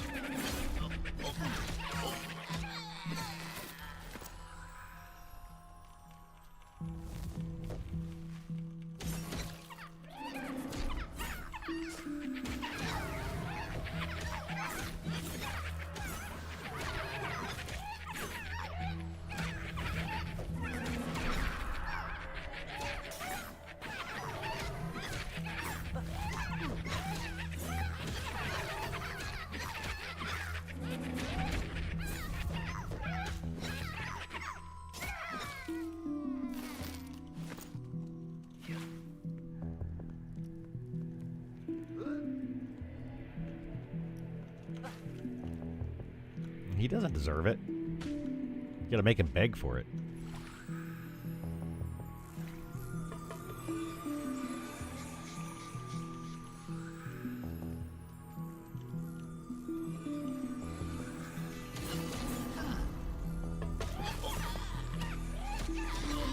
On who?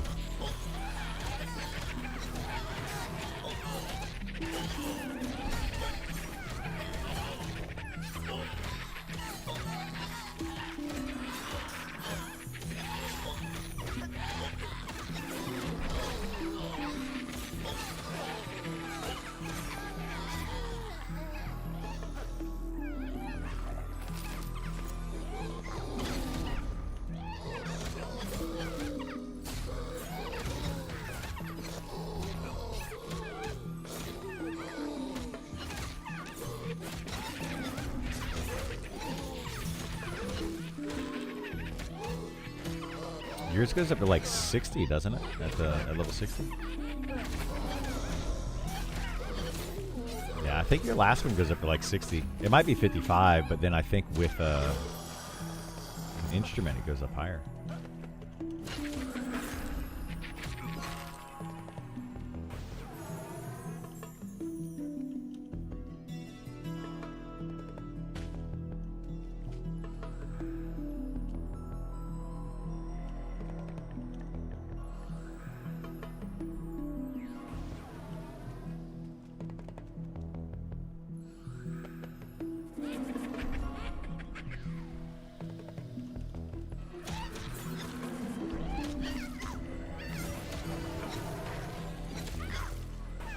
I thought your instrument, if it was like 20%, would be 20% of the 50%, right? So it would be like plus 10.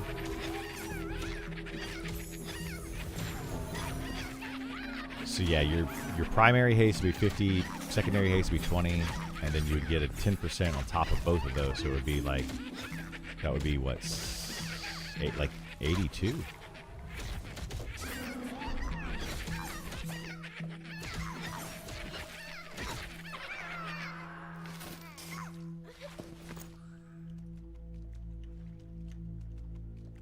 Oh, I thought you got a 20% secondary. Oh, okay. I'm coming.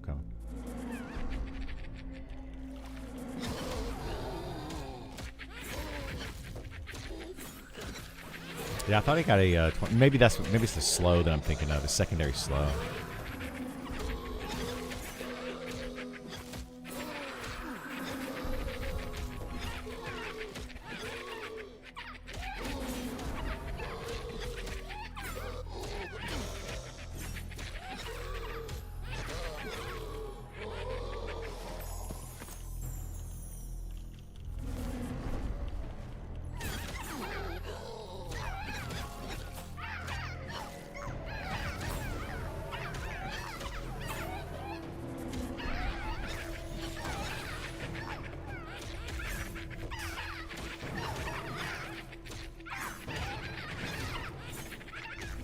Yeah, if it's 60% that he has base.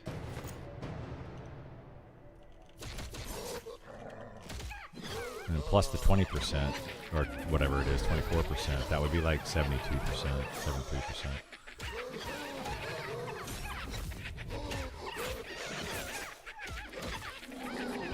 Well, it'd be 50 plus 10 base, right?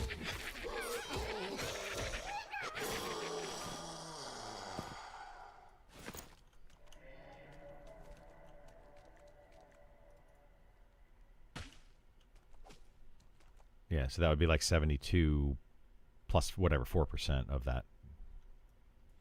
Whatever the 24 ends up being like. So 4% of 60 is...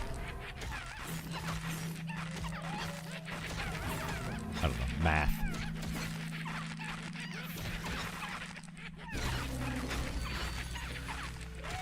Yeah.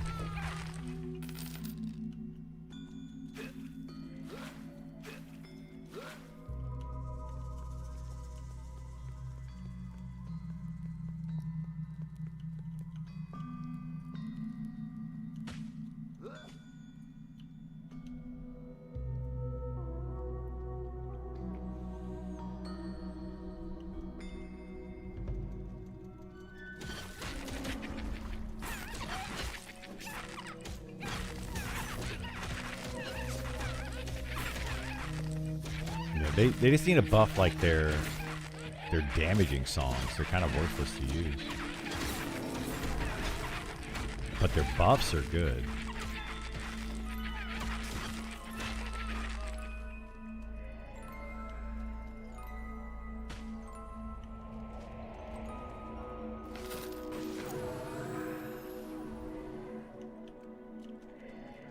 Yeah, that's partly why our XP isn't great. Well, I don't know, because we have 2 Charmers in here, so our XP should be pretty good.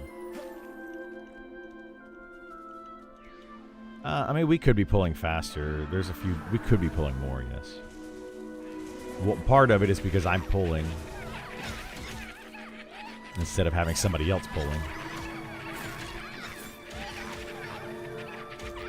But it wouldn't be like that much of a difference. Not to mention, this is about the rate that most groups would pull. Actually, I would say most groups would pull slower than this.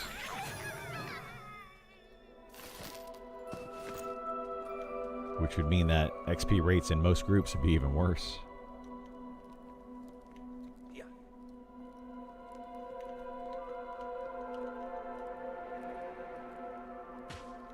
I don't know. I'm not going that far.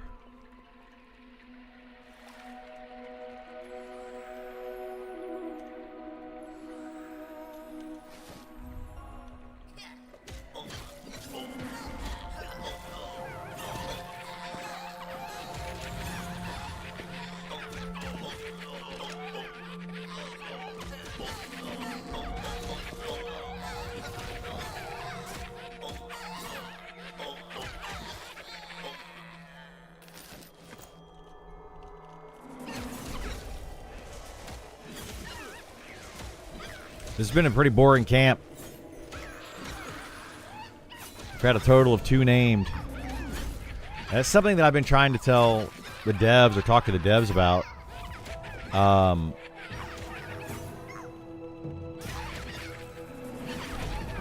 No, there's camp between them.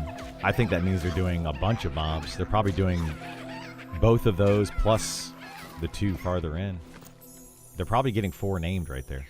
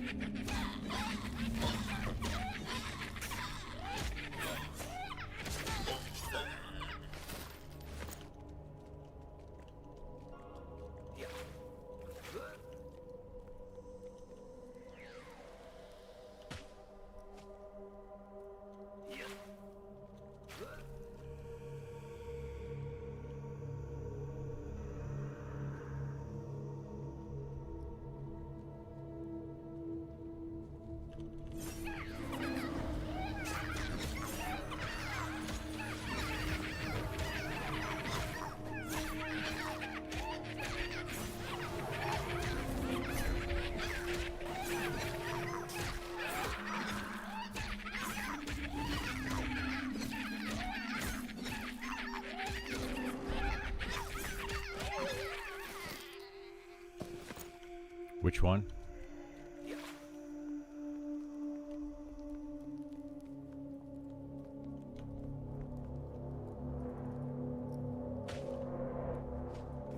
Oh, it's, yeah, that's the behind the locked door.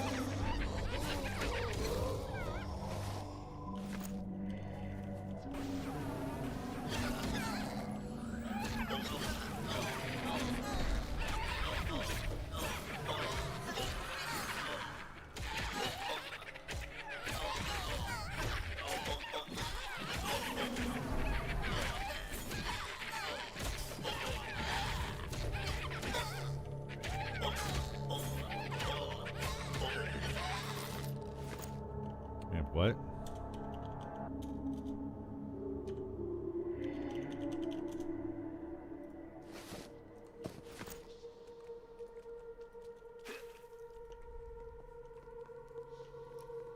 Yeah.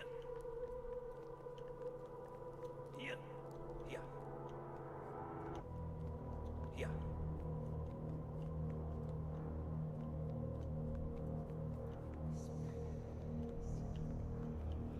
Yeah.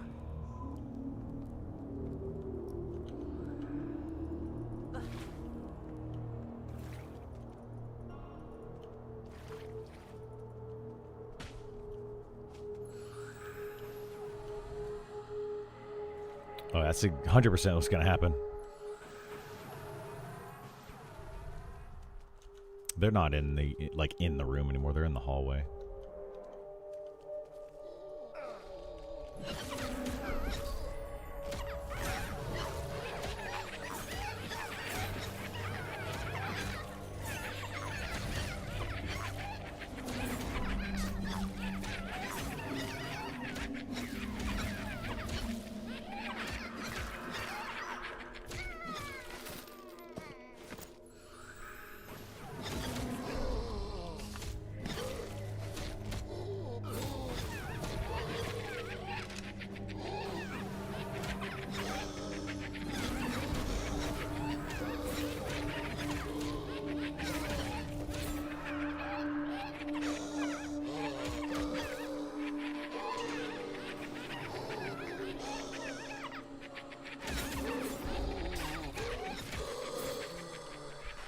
Yeah, there's a lot of stuff. We need to actually plan that out better. Like plan our loot route out better.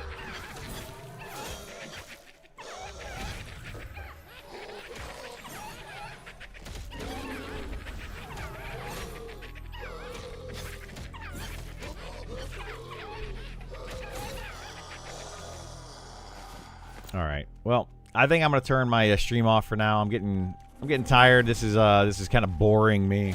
I don't have anything to really talk about. I've been kind of talking all day. So I think I'm going to go and watch some shows. We're probably going to keep camping this for a little bit. I don't know. But I'm just going to turn the stream off for now. Appreciate everybody being here. It's been fun. It's been awesome. Been a good day. But I'll be back on tomorrow. Take care, everybody. Bye.